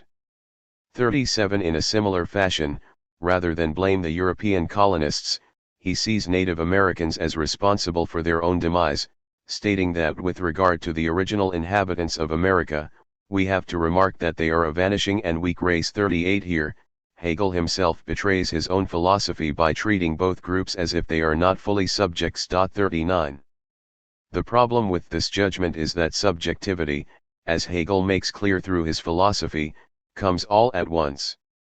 This is what Hegel means when he claims that one not only ends with the absolute but also necessarily begins with it. From the moment one becomes a subject, one partakes of the absolute even if one has not fully thought it through. By failing to include Africans and Native Americans fully within the whole, Hegel acts as if one can avoid it, which is what his philosophy absolutely denies. It is not enough to let Hegel off the hook because he never visited Africa or North America to meet Africans or Native Americans. His own disdain for the revelatory power of experience definitively rules out this line of defense. Hegel errs because he fails to see the particularity of what he reads about these people, that the Europeans writing about them are doing so in order to champion European particularity rather than to get at the participation of Africans and Native Americans in the universal. This error is grievous, but we cannot chalk it up to the dangers of universalizing. Hegel's failures occur not because of his investment in totalizing but at the moments when he betrays the absolute and falls back into a particularity replete with the rebarbative prejudices of his epoch. It is never Hegel's commitment to the absolute that leads him astray. He falters when he abandons the discipline of absolute knowing for the sake of a particular judgment. This is what critics of Hegel's views on race have missed. He errs not by being too systematic but by forsaking his own commitment to the totality. The problem lies in Hegel's own particularity and his inability to recognize its impact on his judgments. When he adopts stereotypical positions on race, he always does so at moments when he abandons his own philosophy of the absolute. The oppression of the particular. The problem with the insistence on particular difference is that this insistence, while it often appears in the guise of emancipatory politics, is actually the vehicle for oppressive social relations. Inequality has its basis in the rejection of universality and the celebration of particular difference. Once one abandons the universal for the sake of the particular, one abandons the very terrain on which one might convince others to support one's political program. The result is inevitably a political disaster. When we first think about particularism, it seems like a leftist position predicated on respect for the difference of the other. We tend to envision particular struggles as those of small farmers against massive agribusiness or a group of immigrants fighting against deportation. But it is fundamentally a conservative philosophy, which is why it functions as the endpoint of Samuel Huntington's neoconservative Bible, The Clash of Civilizations. After describing the dangers of the New World composed of opposing civilizations, Huntington writes, in a multi-civilizational world, the constructive course is to renounce universalism, accept diversity, and seek commonalities. 40 According to Huntington, there are no universals binding, for instance, Western civilization and Islamic civilization. They are two competing particulars that can coexist only through accepting the absence of any controlling universal. The great experiment in the apotheosis of the particular in the modern world is Nazi Germany. In direct contrast to the communist dictatorships that arise alongside it in the 20th century, Nazism adopts particular difference rather than universality as its point of departure. In this sense, rather than being a manifestation of Hegel's philosophy, as some critics charge, it is a thoroughgoing retreat from that philosophy. Nazism appeals to potential adherents on the basis of their particularity as Germans, while establishing this particularity through its distinction from another particularity, the figure of the Jew. It is not enough to contrast German particularity with French or British particularity. In order to form a genuine particularity, German particularity requires not just difference but a threatening opposition to identify itself. When one adopts the perspective of the particular concept, Hegel argues in The Science of Logic, one unknowingly finds oneself opposed to the universality that appears in the guise of another particular. Hegel contends that the particular is its difference or reference to an other, its outwardly reflecting semblance, but there is no other at hand from which the particular would be differentiated than the universal itself. 41 In the attempt to differentiate itself from another particular in order to identify itself, the particular has recourse to the universal because only the universal can provide a path through which the particular can distinguish itself. Another particular considered as particular doesn't suffice. In relation to another particular, the particular has no clearly defined identity. It can only be just one particular among others. This is why the universal is requisite for every affirmation of particularity. The particular concept is finally nothing but the determination of the universal that emerges in opposition to it. Hegel continues, the universal determines itself, and so is itself the particular, the determinateness is its difference, it is only differentiated from itself. Its species are therefore only, a, the universal itself and, b, the particular. 42 The particular concept relies on the determination of the universal through the form of an opposing particular. The case of Nazism perfectly illustrates Hegel's point here. The attempt to assert German particularity establishes an opposition between two particulars, German and Jew, but one of these particulars must take on the form of the universal in order to define the other. In an ironic twist, however, it is not German that takes on this role. The two particular species of the universal are Jew and German, but the opposing particular, Jew, is the one that comes to act as universal because it provides the basis through which one can identify oneself as a German. The oppressed group in a struggle of competing particulars will always represent the universal, even as it is degraded by the oppressor. 43. Nazism thus exemplifies the logic of the particular and reveals where it always leads. In attempting to affirm the particularity of German identity, Nazism installs the Jew as the universal against which this identity must define itself. The more Nazism promulgates the threat that Jews pose to German identity, the more this identity depends on the Jew as universal, which is why Nazi philosopher Alfred Rosenberg labels Jewishness an anti-race without any particularity of its own. 44 Nazi identity depends on the universality of the Jew, but this dependence only augments Nazi hatred. The ultimate endpoint of the logic of particular difference is the death camp. In order to sustain itself as a particular, the German requires the Jew to function as the universal that gives an identity to its particularity. As a consequence, Nazi Germany cannot eliminate the Jewish menace without destroying the basis of its own particularity, which is what it seeks to affirm through the annihilation. Nazism is an impossible project. It is not just morally or politically abominable but logically doomed to failure. Nazism imagines itself as conquering the world, Nazifying every possible territory. This creates the illusion that it is a project linked to the universality of Hegel's absolute idea. Just as Hegel leaves no region out of his universal history, Nazism aims at eliminating all space outside its dominance. The parallel leads some to suggest that absolute philosophy results in the dream of absolute dominance. 45 But, contrary to this superficial relationship, it is actually the absolute that arms us to struggle against Nazism in all its guises. 46.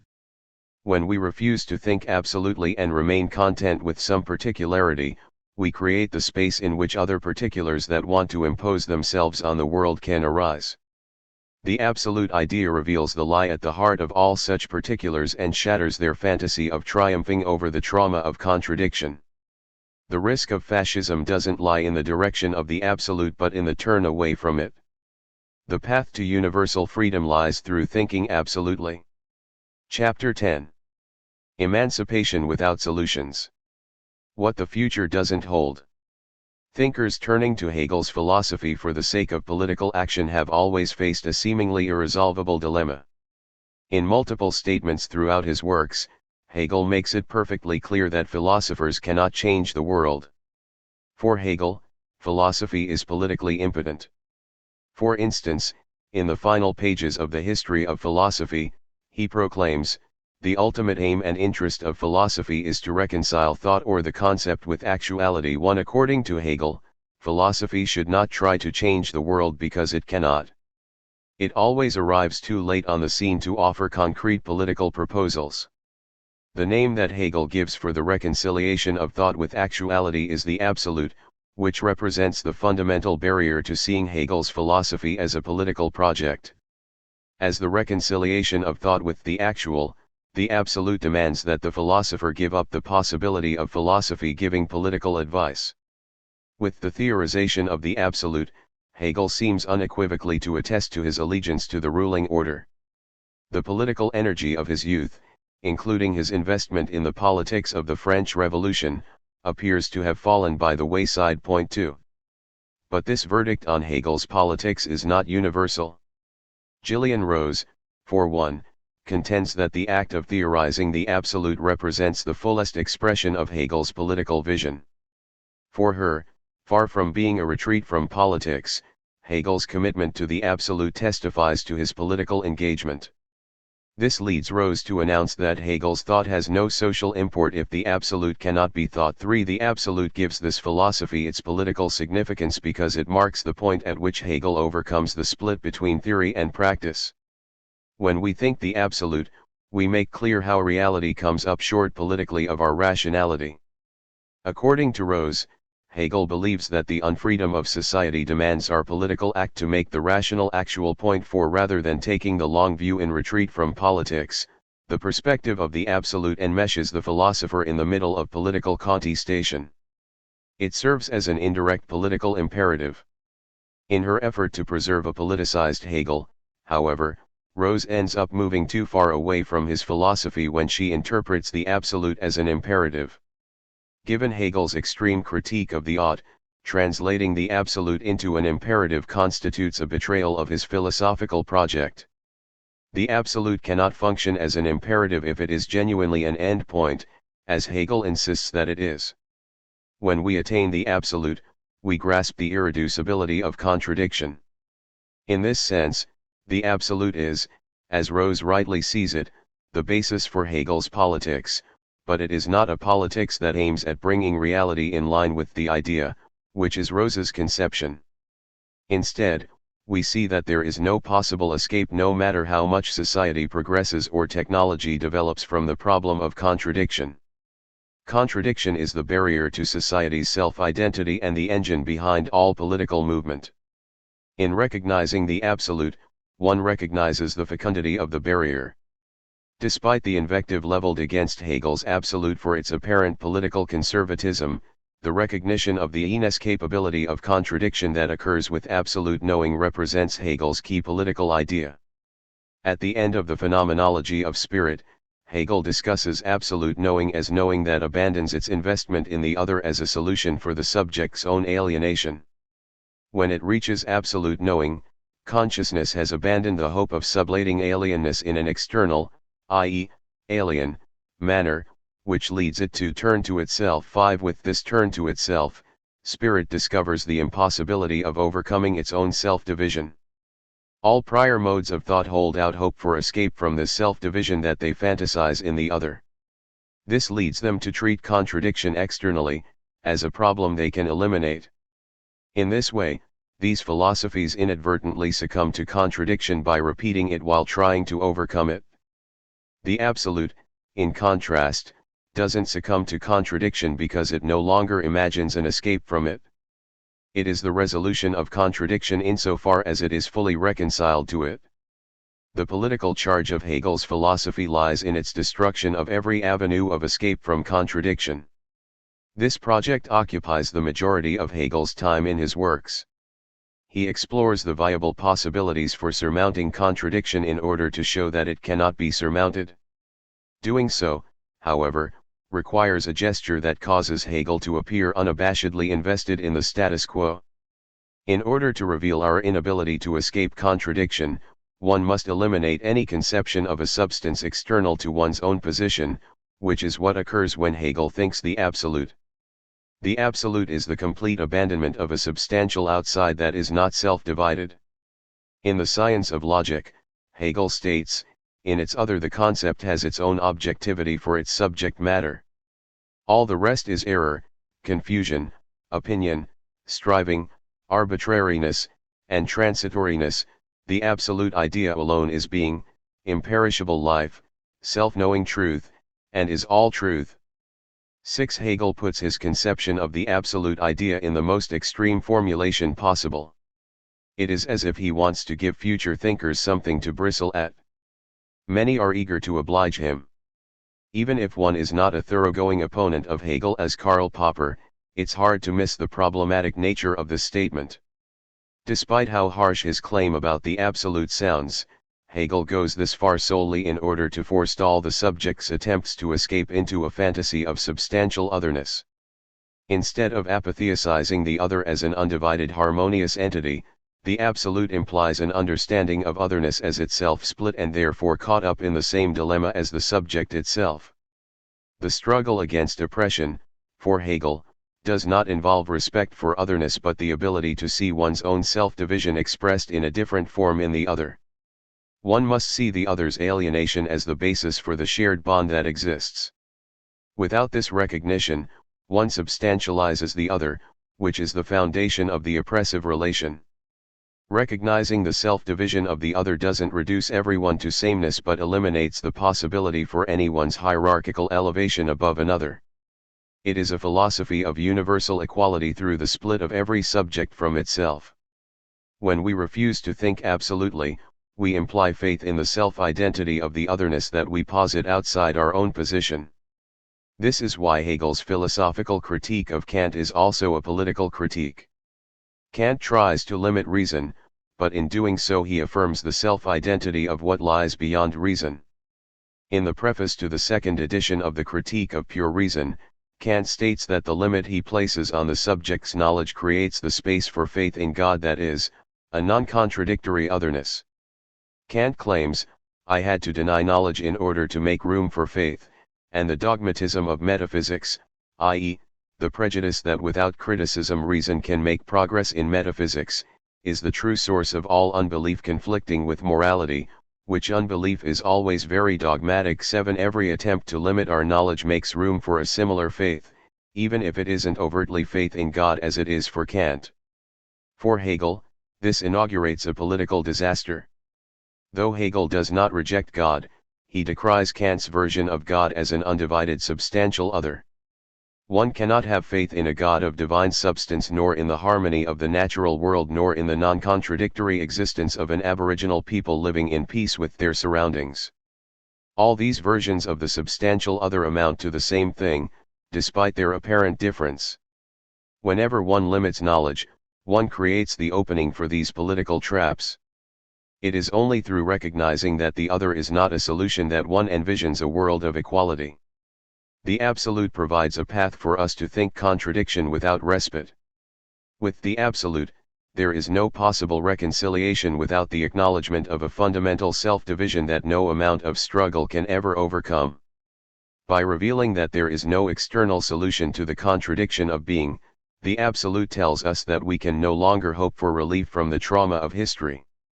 This is the point when contradiction makes itself manifest as irreducible and when politics becomes unavoidable. The poverty of recognition. The political battle is not for recognition, either of particular identities that seek it or of all subjects reciprocally. The lure of mutual recognition misleads many followers of Hegel seeking to decipher a political program in a philosophy that never makes one explicit. The fact that mutual recognition gains such traction among otherwise astute interpreters stems in all likelihood from the compelling description that Hegel gives of the struggle for recognition as he recounts the dialectic of master and servant in the Phenomenology of Spirit. 8. This is the most famous passage in all of Hegel's works, and its narrative appeal undoubtedly leads to the outsized importance that the struggle for reciprocal recognition has in the reception of Hegel's politics. This discussion in the Phenomenology of Spirit and its revival in the third volume of the Encyclopedia, Philosophy of Spirit, are Hegel's only elaborations of mutual recognition. In the former work, Hegel implies that mutual recognition is the only possible solution for the strife stemming from the struggle for recognition. It is the only way to avoid mastery, servitude, or death. In the latter work, he predicates freedom on reciprocal recognition of freedom by the subject and its other. 9. There is thus textual warrant for the position developed by Robert Pippin, Robert Williams, Robert Brandom, and others, some not named Robert, that sees Hegel's political goal as the establishment of mutual recognition. 10. But mutual recognition is never the political endpoint that Hegel himself formulates. If Hegel were really invested in the politics of mutual recognition, he surely would have written about it in his one published work devoted to politics, The Philosophy of Right. 11. But there is no discussion of mutual recognition there. Furthermore, its emergence near the beginning of the Phenomenology of Spirit suggests that it cannot function as a political ideal or goal for him. 12. This work doesn't end with two subjects recognizing each other, and, likewise, the philosophy of spirit doesn't conclude with free subjects engaged in reciprocal recognition. The endpoint necessary for adequately expressing the subject's freedom is the modern state or some similar collective structure, as Hegel makes clear in both the philosophy of spirit and the philosophy of right, rather than a community based on mutual recognition. Pippin's claim that virtually everything at stake in Hegel's practical philosophy comes down finally to his own theory of recognition and its objective realization over time and in modern ethical life seems a stretch when we consider how slight a role recognition plays in Hegel's overall philosophy. Point 13. Even though the philosophy of spirit provides ammunition for those who see Hegel as a philosopher of mutual recognition, the concluding nod to the state as the prerequisite for the subject's freedom would seem to preclude such an interpretation. At the end of this work, Hegel clearly says, since spirit wills nothing but freedom and has no other end than its freedom, the state is only the mirror image of spirit's freedom, wherein it has its freedom as actual, as a world before itself. 14. It is revelatory that Hegel's text, which plays a vital role in the conception of him as a philosopher of mutual recognition, ends with a panegyric to the state, not to the politics of recognition. Mutual recognition is not a sufficient condition for the subject's freedom, but it is a necessary one. Pippin and other proponents of mutual recognition put much more faith in recognition than Hegel himself does. For Hegel, mutual recognition fulfills just the basic requirement for the subject's freedom. It is not the ideal endpoint that Pippin would have it be. Instead, recognition indicates that the subject must leave its immediacy and act publicly.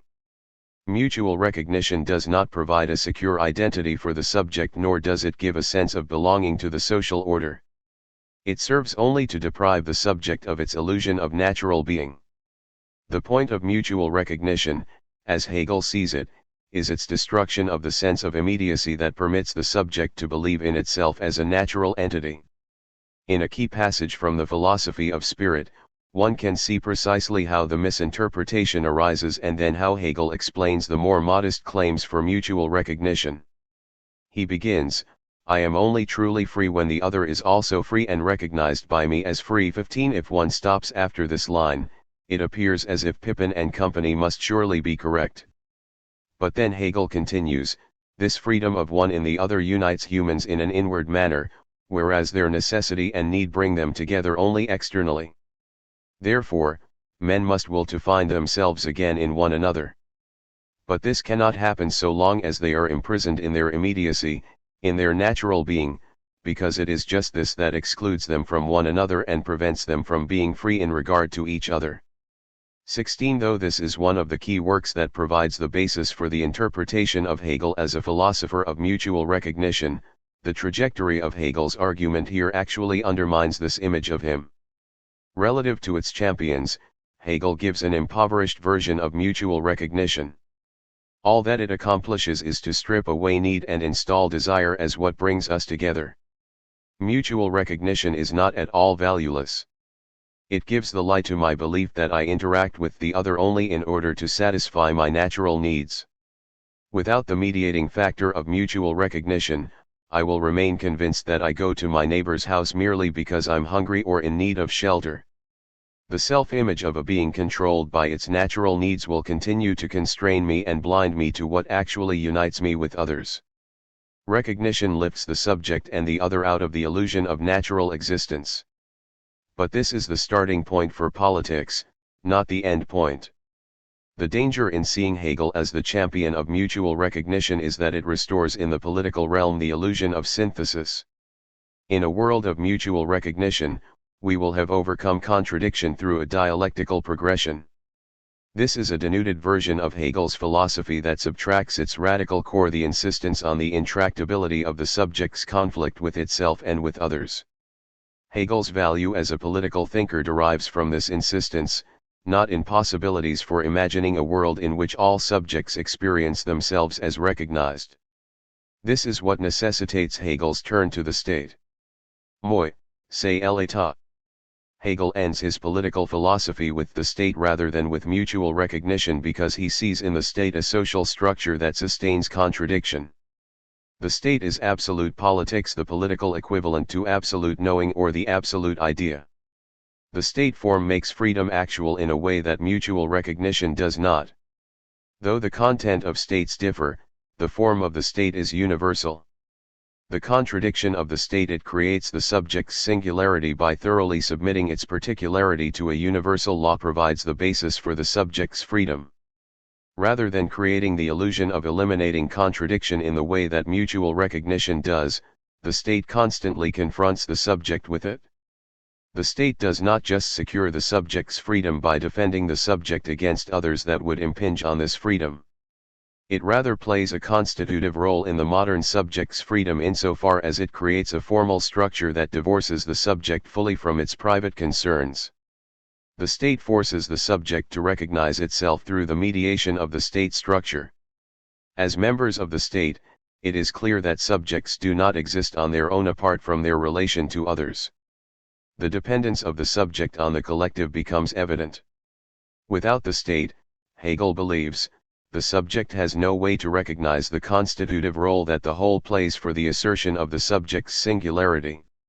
For modern thinkers prior to Hegel, the state is a necessary interruption of the subject's freedom and an interruption of the potential war of all against all that would transpire without it.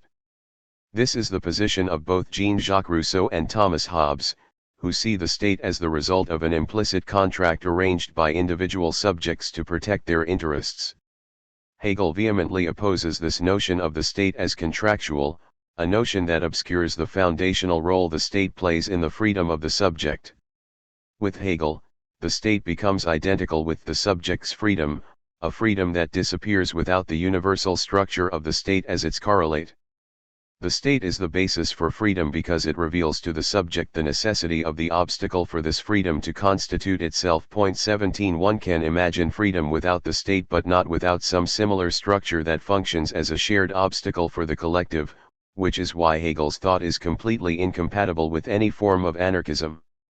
When the individual subject conceives itself without reference to the state, it conceives itself initially as a being of pure self-interest, even if it ultimately wishes to subject the self-interest to the interest of the community. One can imagine the subject pursuing its self-interest, but the problem is that this pursuit is not freedom. The subject's interests, even up to its interest in its own survival, are given to it by the society and the natural world in which the subject emerges. Hence, as Hegel sees it, self-interest has nothing to do with the subject's freedom, which depends on the subject alienating itself from the interests that society and nature have given it. The free subject alienates itself from its own givens, and the state is the vehicle for making this alienation explicit to the subject, which is why Hegel insists on it so decisively, in contrast to a loosely bound community, which would not reveal the subject's alienation. It is only through identifying itself with the state or some parallel collective structure that the subject recognizes that its freedom does not lie in the pursuit of its self-interest but rather in the uprooting of that pursuit. The state doesn't just alienate an isolated subject. It provides a shared obstacle for all the subjects that belong to it that holds them together as a unity. Subjects come together in the state not as an organic whole or an aggregate but as an alienated unity. They are held together through a shared way of being what they are not. Hegel's celebration of the state in the philosophy of right has proven the most ignominious aspect of his philosophy since the book's appearance in 1821. Soon after its publication, it becomes the emblem of Hegel's conformity to the Prussian monarchy in power at the time. It signals his refusal to use his privileged position as one of the most important philosophers in Germany to challenge authority rather than suck up to it. Even though many disciples of Hegel debunk this interpretation of the philosophy of right as an exercise in conformity, it has resonates because of Hegel's unconditional embrace of the state, which cannot but strike modern readers as a dangerous moment of capitulation that we would like to strike from Hegel's political philosophy. Hegel's celebration of the state seems like a relic of the 19th century, given the oppressive abuses of state power that characterize the 20th century. The celebration of the state becomes much more difficult to justify after the state-sponsored murder of millions. But in fact the totalitarian state arises precisely from the danger that Hegel himself identifies in the philosophy of right, the state failing to distinguish itself as a state and becoming confused with civil society. Point 19. When subjects view themselves as private individuals, as nothing but members of civil society, they open themselves to the appeal of the authoritarian leader who promises to harmonize all private relations. The state, in contrast, provides an explicit affirmation that private relations cannot be harmonious, that they must occur through the alienating mediation of the public world that highlights their unimportance. The authoritarian leader attempts to create harmony by eliminating the singularity that derives from public engagement. Authoritarian rule is not the evisceration of private life but its apotheosis. Under fascist rule, no one is permitted to act as a public being but is rather forced into the cocoon of privacy. The authoritarian regime prohibits public acts like demonstrations or open debates, even while it tolerates private subterfuges, such as sexual peccadillos or drunkenness. The fact that subjects existing under authoritarian rule view their private lives as a form of resistance to this authority merely testifies to authoritarianism's effectiveness in destroying the public world. The sacrifice of the contentiousness of the public sphere produces a social order that seems to run smoothly. This type of rule abridges the constitutive function of the state for subjectivity and treats individuals as isolated monads. But the repression of the public sphere ends up suffocating subjects living under authoritarian rule. One must have the public world of the state to be able to endure one's private life. Even if it doesn't lead to authoritarianism, the great danger of modernity is not a powerful state that impinges on individual freedom but the failure to recognize the state as a state and to mistake civil society for it. In civil society, Hegel's term for the social bond established through economic exchange, individuals benefit the whole by following their self-interest, such as when the baker profits from selling bread and the customer survives by eating it. The baker doesn't bake for the sake of the customer, and the customer doesn't buy bread to support the baker. Instead, the pursuit of self-interest benefits the whole and unites both parties. Point 20. As capitalism has developed since Hegel wrote this, civil society has increasingly encroached on the state and placed its own logic over that of the state, so that subjects have completely fallen for the ruse that the state is nothing but the guardian of mutual self-interest. In such a society, freedom becomes increasingly hard to come by. The danger that Hegel foresaw in 1821 has come to fruition. Though modernity gives birth to the form of the state, it also unleashes an unprecedented development of civil society through the capitalist economy. While the state and civil society develop simultaneously and often work together, their structures are fundamentally at odds with each other. Whereas civil society encourages the subject to immerse itself in its own private concerns, the state demands that the subject recognize itself first and foremost as a public being. When one conceives of the state as an organization that one joins for the sake of mutual protection, one reduces it to the logic of civil society. Once one thinks that state membership is nothing but an option, one misses completely the constitutive role that the state plays in one's subjectivity. This occurs when the state takes on the hue of civil society, which it has increasingly done since Hegel's death. The state today appears as an oppressive force because it has largely become an arm of civil society, serving as the handmaiden for the forces of capitalism. When this occurs, the state loses its capacity for giving individuals an ethical basis for their existence. Point 21. When the capitalist economy displaces the state in this way, it simultaneously disguises our solidarity as subjects. Without a recognition of the necessity of the state, we come to see ourselves as involved in a pitiless war of all against all, in which life is solitary, poor, nasty, brutish, and short. 22. Once the capitalist economy gains priority over the state form, the fundamental contradiction that defines our political being recedes from view. Capitalist subjects do not view themselves as political beings. Their individuality simply exists on its own, not through the mediation of the universal. As a result, they experience themselves as private entities. Capitalism's assault on the public world leaves subjects immersed in their own private particularity, unaware of the psychic necessity of the public world to underwrite their privacy. The more the state appears as an optional encumbrance, the more the subject loses touch with its freedom. Since the state restricts what the subject can do, it passes laws against theft, against drunk driving, and against other enjoyable activities. It seems as if the state has an oppositional relationship to the subject's freedom. By giving priority to the state, Hegel claims that we are public individuals before we are private ones. Our investment in the public sphere is not an option like the decision to vote or not, but the basis for our private existence. The priority of the state indicates that one must go through the detour of the public in order to be a private individual. Point 23. The embrace of the state is not a moment of conformity that Hegel might have avoided, but the basis on which he constructs his idea of freedom. As he grants the state a central role in the philosophy of right, Hegel puts the finishing touch on his philosophy of freedom that begins with the phenomenology of spirit. This completes the turn from Kant's subjectivist freedom, where Hegel begins, to an objective form, from freedom as pure negativity to freedom as a positive expression of this negativity. As Shlomo Aveinri puts it in Hegel and the Modern State, subjectivist philosophy has made it a rule to see freedom only in opposition to the state, overlooking what is to Hegel the immanent truth of the state as the actuality of rational freedom. 24. The state actualizes freedom through making the obstacle to self-interest explicit. When the subject recognizes its essential link to the state, it also recognizes that its freedom doesn't lie down the path of self-interest. The state reveals to the subject that its freedom is contradictory. The subject becomes free through subjection to the state, not before or outside this subjection. Mutual recognition does not yet make the detour evident in the way the state does. This is the basic contradiction that underlies the modern state. It constitutes the individual subject through its destruction of all the individual's particular attachments. It creates the possibility for privacy by fully submitting the subject to the public world. In the state, individuality must emerge through contradiction. This contradiction of individuality within the state manifests itself, for Hegel, in the figure of the monarch.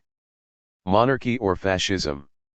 Hegel's belief that the monarch retains a role in modernity represents yet another of his apparent political missteps.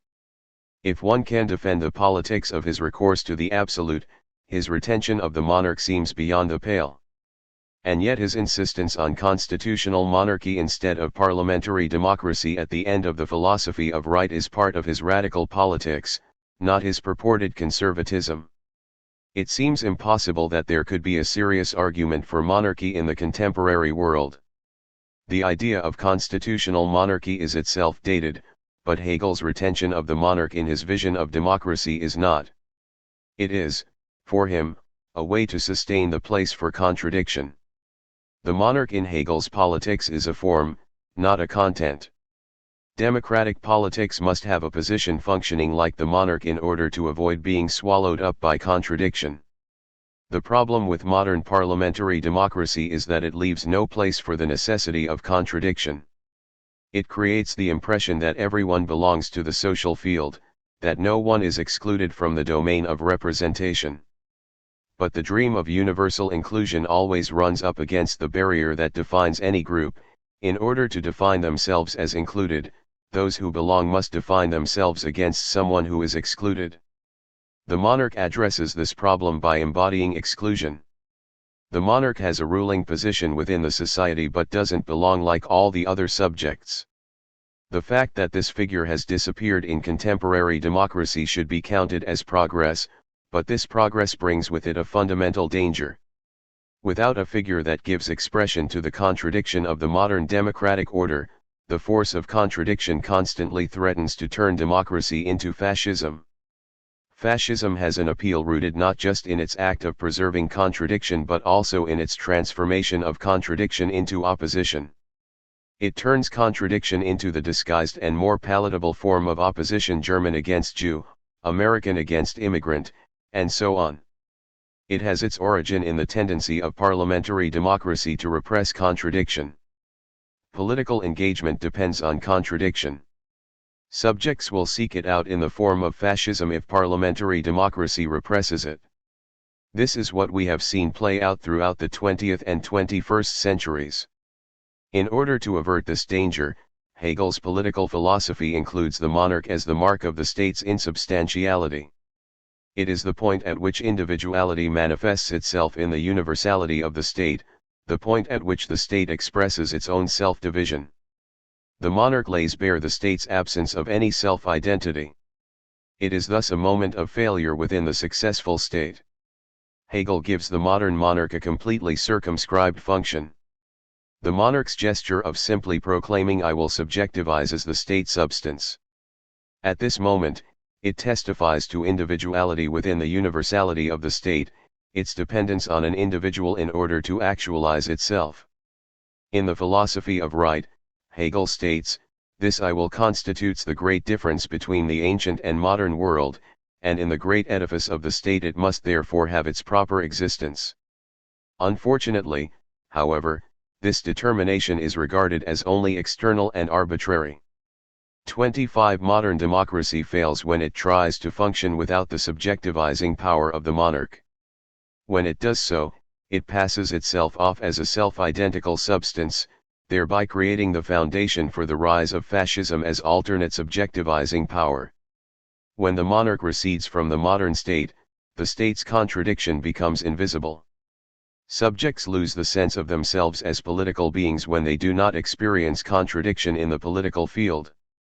A false consensus takes over, but this consensus never holds. The repression of contradiction in politics always entails its return, usually in the form of a fascist uprising, precisely because as subjects contradiction sustains our desire, which would suffocate without it. Hegel wagers that the presence of the monarch and the contradiction that this figure represents illustrate clearly the lack of any substantial consensus. Of all Hegel's contemporary champions, Slavoj Žižek stands almost alone for his defense of the monarch in Hegel's political philosophy. Rather than making excuses for the presence of the monarch, Žižek sees it as one of the keys to Hegel's radically as a thinker. He writes, the state without the monarch would still be a substantial order. The monarch represents the point of its subjectivation. 26 For Žižek, the monarch provides a path leading from the illusion of substantiality to subjectivity. He underlines its necessary because he recognizes the image of a substantial state is the primary political danger that we confront today. The retention of the monarch does not exhaust the political possibilities for expressing contradiction within the modern political order. It is hard to see this figure as tenable today. However, this is only one form the articulation of contradiction within democracy might take. Hegel limits himself to it because it represents the limit of his own epoch, but this in no way precludes the emergence of other possibilities. Whatever form contradiction assumes in today's politics, it must be as explicit as the monarch. Otherwise, the turn to fascism and the erection of enemies will inevitably commence. The expression of contradiction is modern society's bulwark against fascism. When contradiction recedes from view and the promise of social harmony emerges, the fascist leader appears to ensure that contradiction will manifest itself through the comfort of the friend/enemy distinction. This is a path that Hegel's political philosophy cuts off. Don't get involved. The danger of Hegel's political philosophy is that it will justify the world as it is. Hegel is very clear about what he sees as philosophy's inability to direct how the world will change. In the preface to the Philosophy of Right, he announces, a further word on the subject of issuing instructions on how the world ought to be, philosophy, at any rate, always comes too late to perform this function. When philosophy paints its gray in gray, a shape of life has grown old, and it cannot be rejuvenated, but only recognized. By the gray in gray of philosophy, the owl of Minerva begins its flight only with the onset of dusk. 27 As Hegel formulates it, philosophy has a restricted political capacity. Rather than imagining an alternative future, it has the ability to recognize the prevailing structure in force, what he calls the shape of life. Such a recognition on its own does not create anything new but only exposes the operative contradiction. For Hegel, the philosopher's task is to interpret the world, not to change it. In the 11th and final of his theses on Feuerbach, Karl Marx targets Hegel more than any other philosopher when he inverts Hegel's unarticulated motto, proclaiming that the philosophers have only interpreted the world, in various ways. The point, however, is to change it. 28 Rather than accepting that philosophy can only make pronouncements after great events have already occurred, Marx enjoins philosophers to thrust themselves into the mix and get their hands dirty. Ironically, it is the materialist philosopher Marx who proclaims that the philosopher can be the prophet of the great event. In the aftermath of Marx's injunction, it seems impossible to philosophize like before. In response, thinkers of all stripes have tried to transform philosophizing itself into offering practical advice, to use theoretical speculation to assist in envisioning a better world. This is what Hegel never does. For Hegel, attempts to change the world through philosophy will misfire. They will recapitulate what they struggle against. This is because philosophy cannot transcend the material conditions of its own time. When we propose an alternate future, we do so within the terms presently available to us. Even Plato's ideal republic, as Hegel sees it, was not an alternative to Greek society at the time but an expression of its internal logic. The possibilities that we conceive are possibilities determined by the prevailing symbolic structure, not challenges to that structure.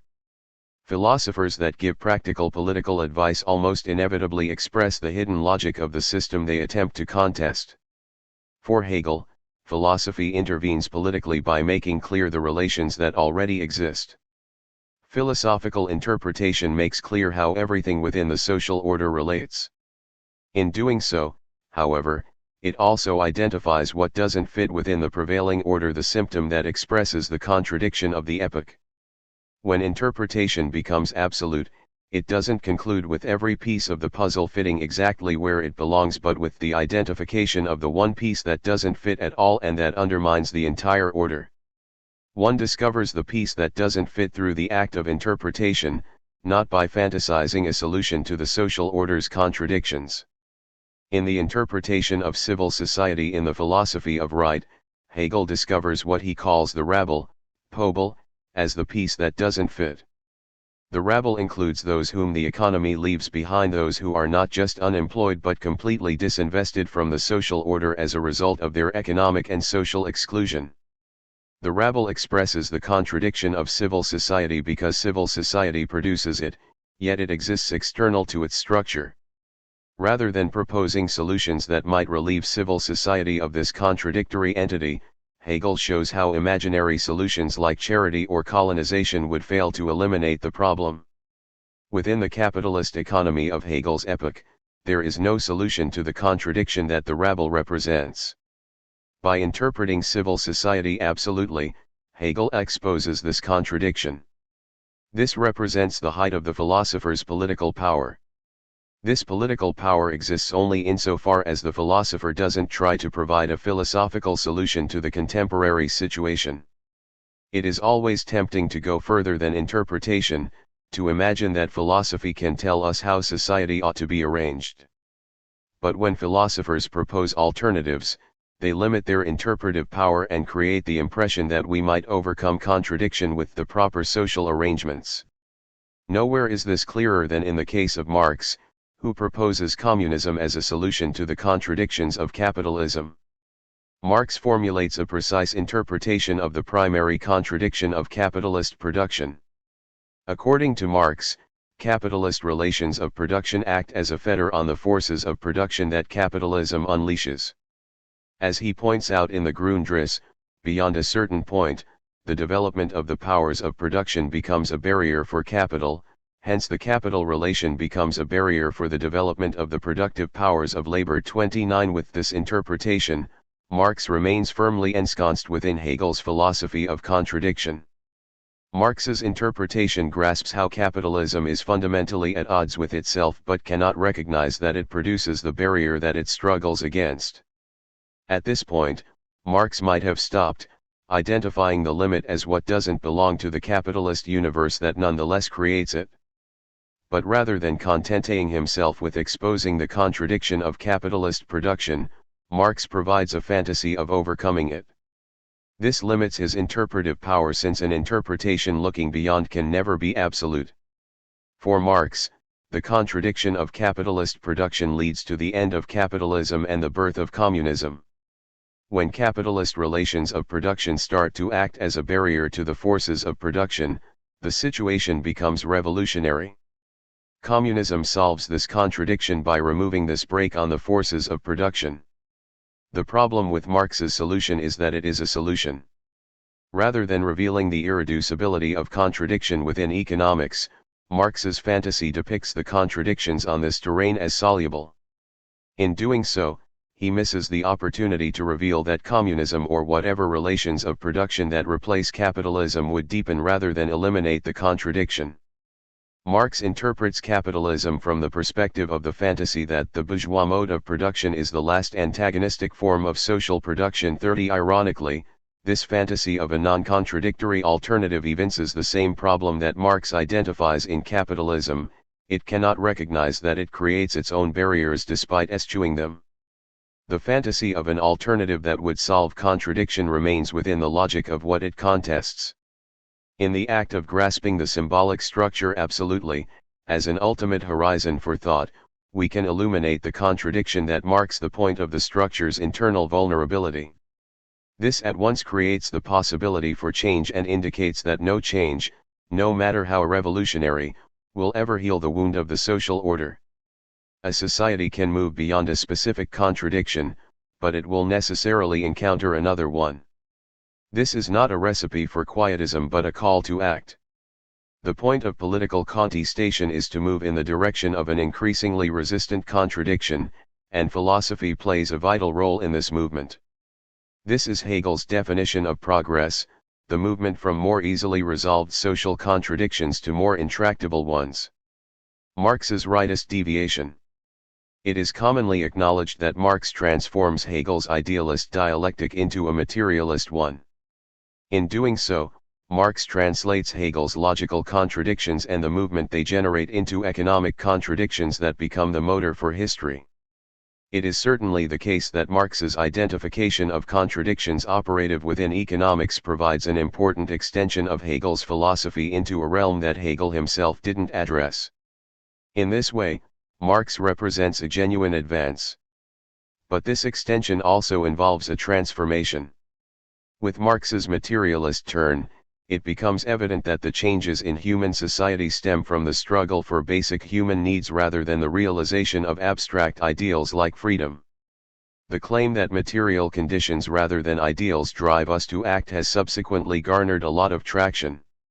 This translation seems to politicize Hegel in a way that his own philosophy could not accommodate. The materialist turn is also a turn to an emancipatory politics that lay dormant in Hegel's idealism. Marx predicts revolutionary uprisings while Hegel reconciles thought with the world. The turn from Hegel to Marx, according to many theorists, is the turn from philosophy to politics. 31 As a result, though there are numerous Marxist revolutions in the 20th century, there are no Hegelian ones. Hegel himself exhibits extreme political caution, which is why the same system can produce both left-wing and right-wing adherents. Marx throws this caution to the wind, which is why there are no right-wing Marxists.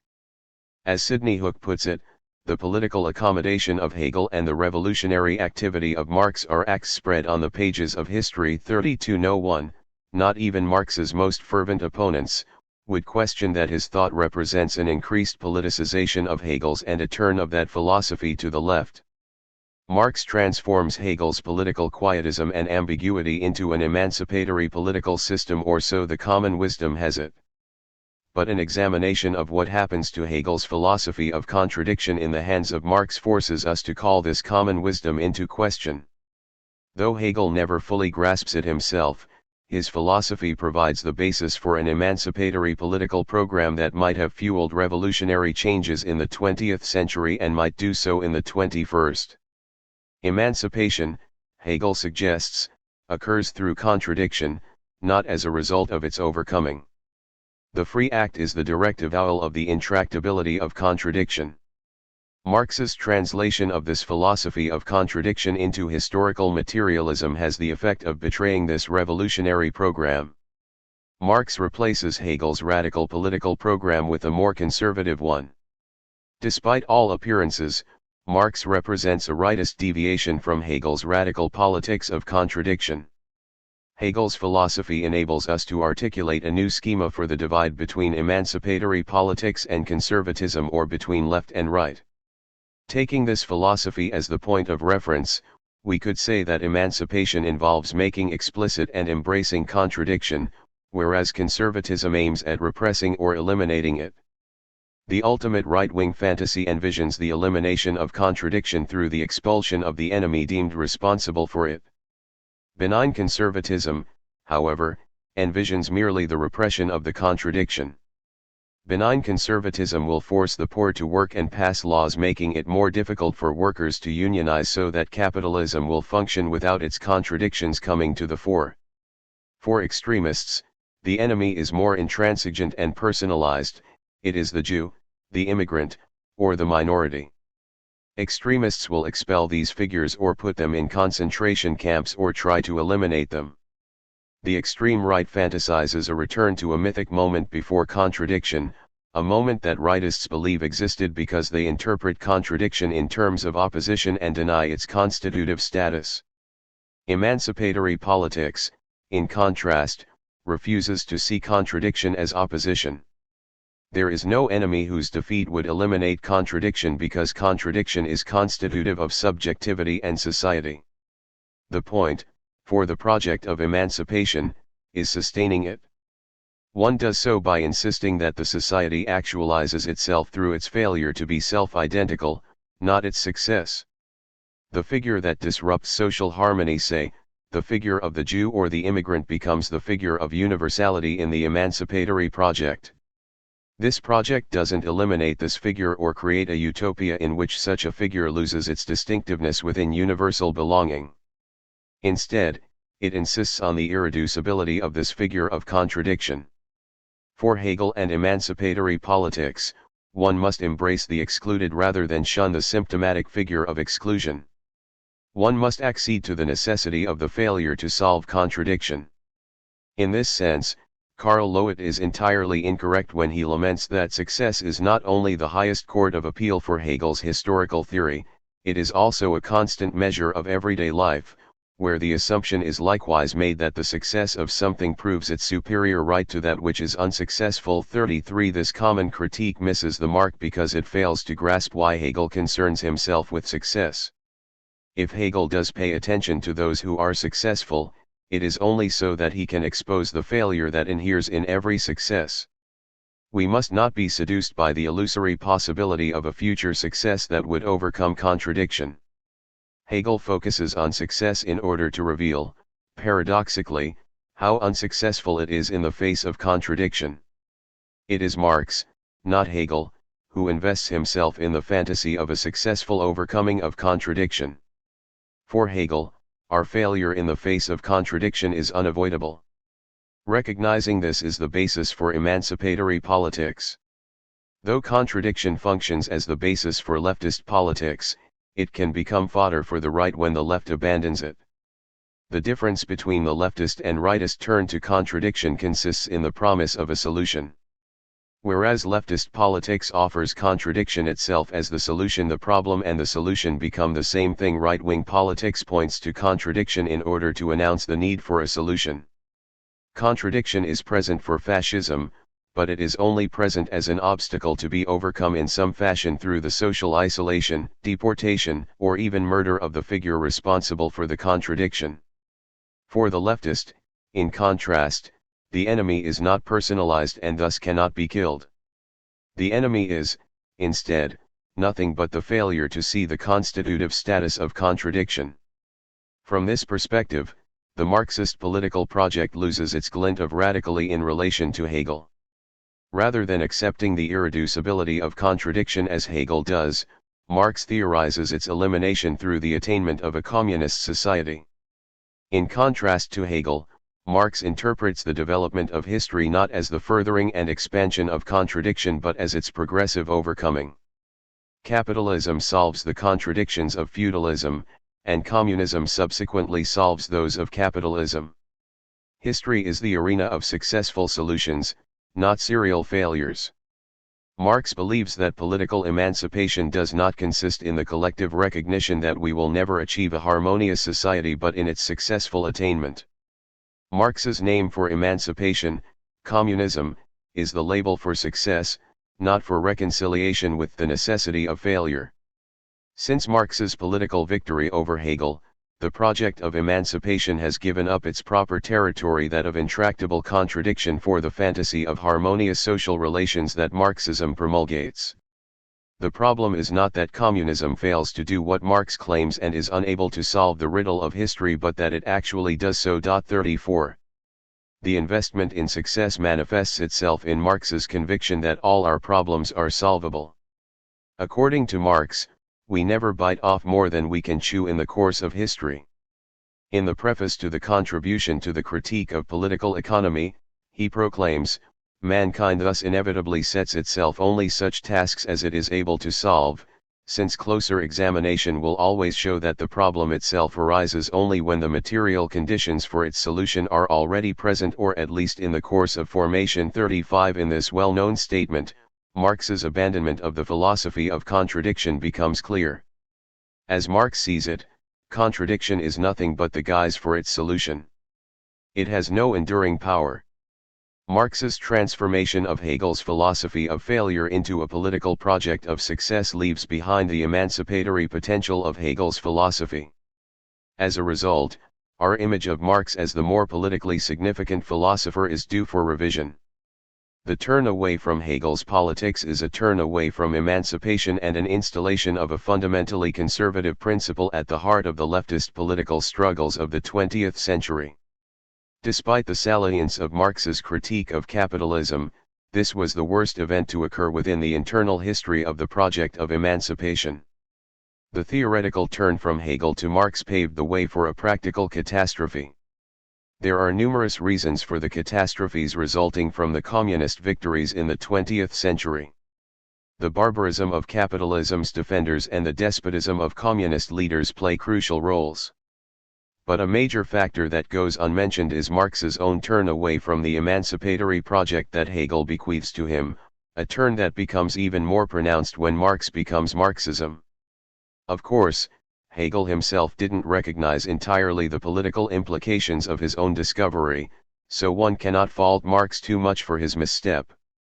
But once Marx translates Hegel's philosophy of contradiction into a materialist dialectic that aims at overcoming contradiction, all is lost. Once we imagine this overcoming as a real possibility, any sacrifice becomes justifiable for attaining it. Just as the capitalist will subject workers to untold hours of suffering for the sake of an expanded accumulation that promises the ultimate satisfaction, Marxist regimes will starve millions for the sake of a future free from contradiction. 36 As long as the elimination of contradiction is the goal, one remains within a logic that permits an unlimited sacrifice in the contradictory present. If future society could live without contradiction, one could plausibly argue that the Gulag is worth it. But this is the calculus that Hegel's version of emancipatory politics rules out. For this politics, the means is the end, because the end, no matter how ideal, never provides a solution. At our historical juncture, the failures of Marx's politics of overcoming contradiction create the opening for Hegel's philosophy that recognizes contradiction as absolute. Conclusion. Replanting Hegel's tree. The most revelatory event in Hegel's life likely never happened. According to the legend, Hegel, Friedrich Hölderlin, and Friedrich Wilhelm Joseph Schelling, three roommates at the Tübingen Seminary, planted a freedom tree on July 14, 1793, to commemorate their devotion to the French Revolution. This pledge of allegiance was a radical act at the time, an act that indicated their status as partisans of revolutionary upheaval against the established order ruling in Europe. Though Hegel's biographer Terry Pinkard admits that the story is almost surely false, he also claims that its believability for those who later told it lay in its adequately capturing the spirit that was undoubtedly animating the three friends. In other words, if Hegel, Hölderlin, and Schelling did not plant a freedom tree in the name of the French Revolution and sing La Marseillaise around it, they should have. Hegel's commitment to the event of the French Revolution provides the basis for his entire philosophy. The French Revolution and its counterpart the Haitian Revolution transform the world by announcing the end of traditional authority. Earthly authority loses its divine support, and divine authority loses its ability to dictate the terms of our existence. After this, all authority becomes subject to the same division as the subject itself. As a result, authority ceases to be authoritative. The French Revolution marks the end of any ontologically justified hierarchy. The values that the revolution promulgates derive from this toppling of authority's self-justification. These values liberté, égalité, fraternité are unevenly distributed in Hegel's work. Freedom clearly has pride of place, as Hegel interprets the unfolding of history as the development of freedom in the philosophy of history. Due to this work, Hegel is known as a philosopher of the historical emergence of freedom. But equality and solidarity also underlie the entirety of Hegel's philosophy. As with freedom, equality and solidarity are the political result of an ontology of contradiction. If there is no self-identity and every identity involves what negates it, then all subjects exist equally and in solidarity through this fundamental self-division. It is the isolation of each subject, without even the assurance of its own self, that each subject shares with all others. The isolation of the subject, for Hegel, is the basis of its solidarity. As Hegel sees it, his philosophy reveals what underlies the politics articulated by the French Revolution. Hegel aims at creating a philosophy that rises to the grandeur of the French Revolution. He does not translate the political revolution into philosophical terms but shows how the destruction of substantial authority enacted during this event has ontological ramifications.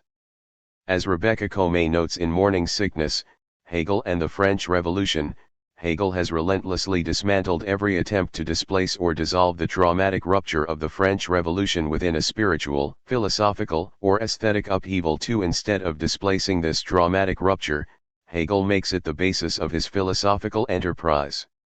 He does so by creating a philosophy that illustrates why we are free, why we are equal, and why we are in solidarity.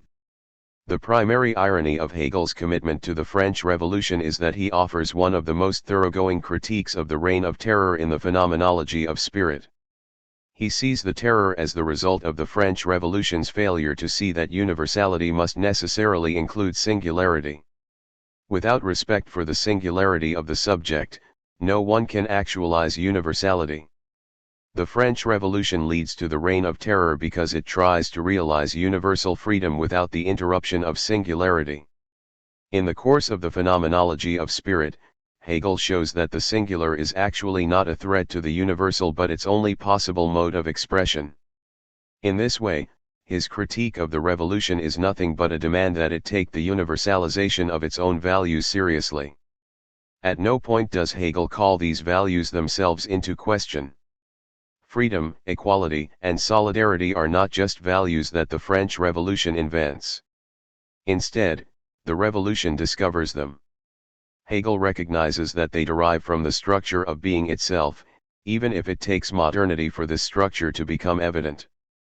But the ontological basis of these values does not ensure their political survival. There are many societies that have had no acquaintance with them, despite the profound reverberations of the French Revolution around the world. Most commonly, societies retreat from these values and accede to regimes of unfreedom, inequality, and self-interest. Hegel's philosophical intervention marks his effort to install these values in the world by illustrating their ontological basis.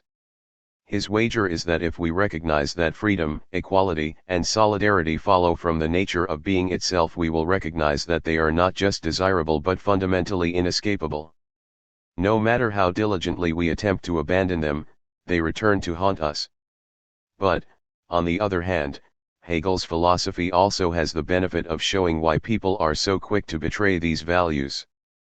Freedom, equality, and solidarity are inherently traumatic values insofar as they require us to confront the absence of any substantial authority. We can only live out these values if we forego any self-identical other that provides a secure background for our subjectivity. This is why the predominant uses of the term freedom represent its abandonment rather than its enactment. Since freedom is the absence of any substantial authority, there is no such thing as a free market. A market economy establishes the invisible hand of the market as a substantial authority, thereby abandoning freedom in the very effort to realize it. A similar misadventure besets the attempt to create a society of equals in the Soviet Union. Here, the objective laws of history take the place of the substantial authority. In the case of contemporary Christian and Islamic fundamentalism, the substantial figure of otherness is clearer. It is the undivided God that somehow makes known its wishes without suffering from any internal division that would make communication with others possible. In the aftermath of the French Revolution, these betrayals are not exceptional but habitual. These betrayals don't just cost us freedom, equality, and solidarity. They also fail to deliver on their promises. The free market produces a desolate world with incessant wars. The Soviet Union leaves millions of dead without even realizing a modicum of equality. Religious fundamentalism invests itself more in its hatred of secularism than its devotion to God. Trying to sustain the other as substantial inevitably backfires. In this sense, we have nothing to lose in affirming freedom, equality, and solidarity rather than retreating from them. Hegel had no illusions about saving the world. He understood that no salvation is possible, that every attempt to overcome contradiction produces a more violent one. But we do have the ability to reconcile ourselves to contradiction. Reconciliation, Versöhnung, is the fundamental Hegelian gesture. This is not existential or political salvation but a justification that reveals a divine rupture. It means accepting the insubstantiality of whatever authority we worship. It is only through the strict avowal of the contradictions in all authority that we uphold the values of freedom, equality, and solidarity.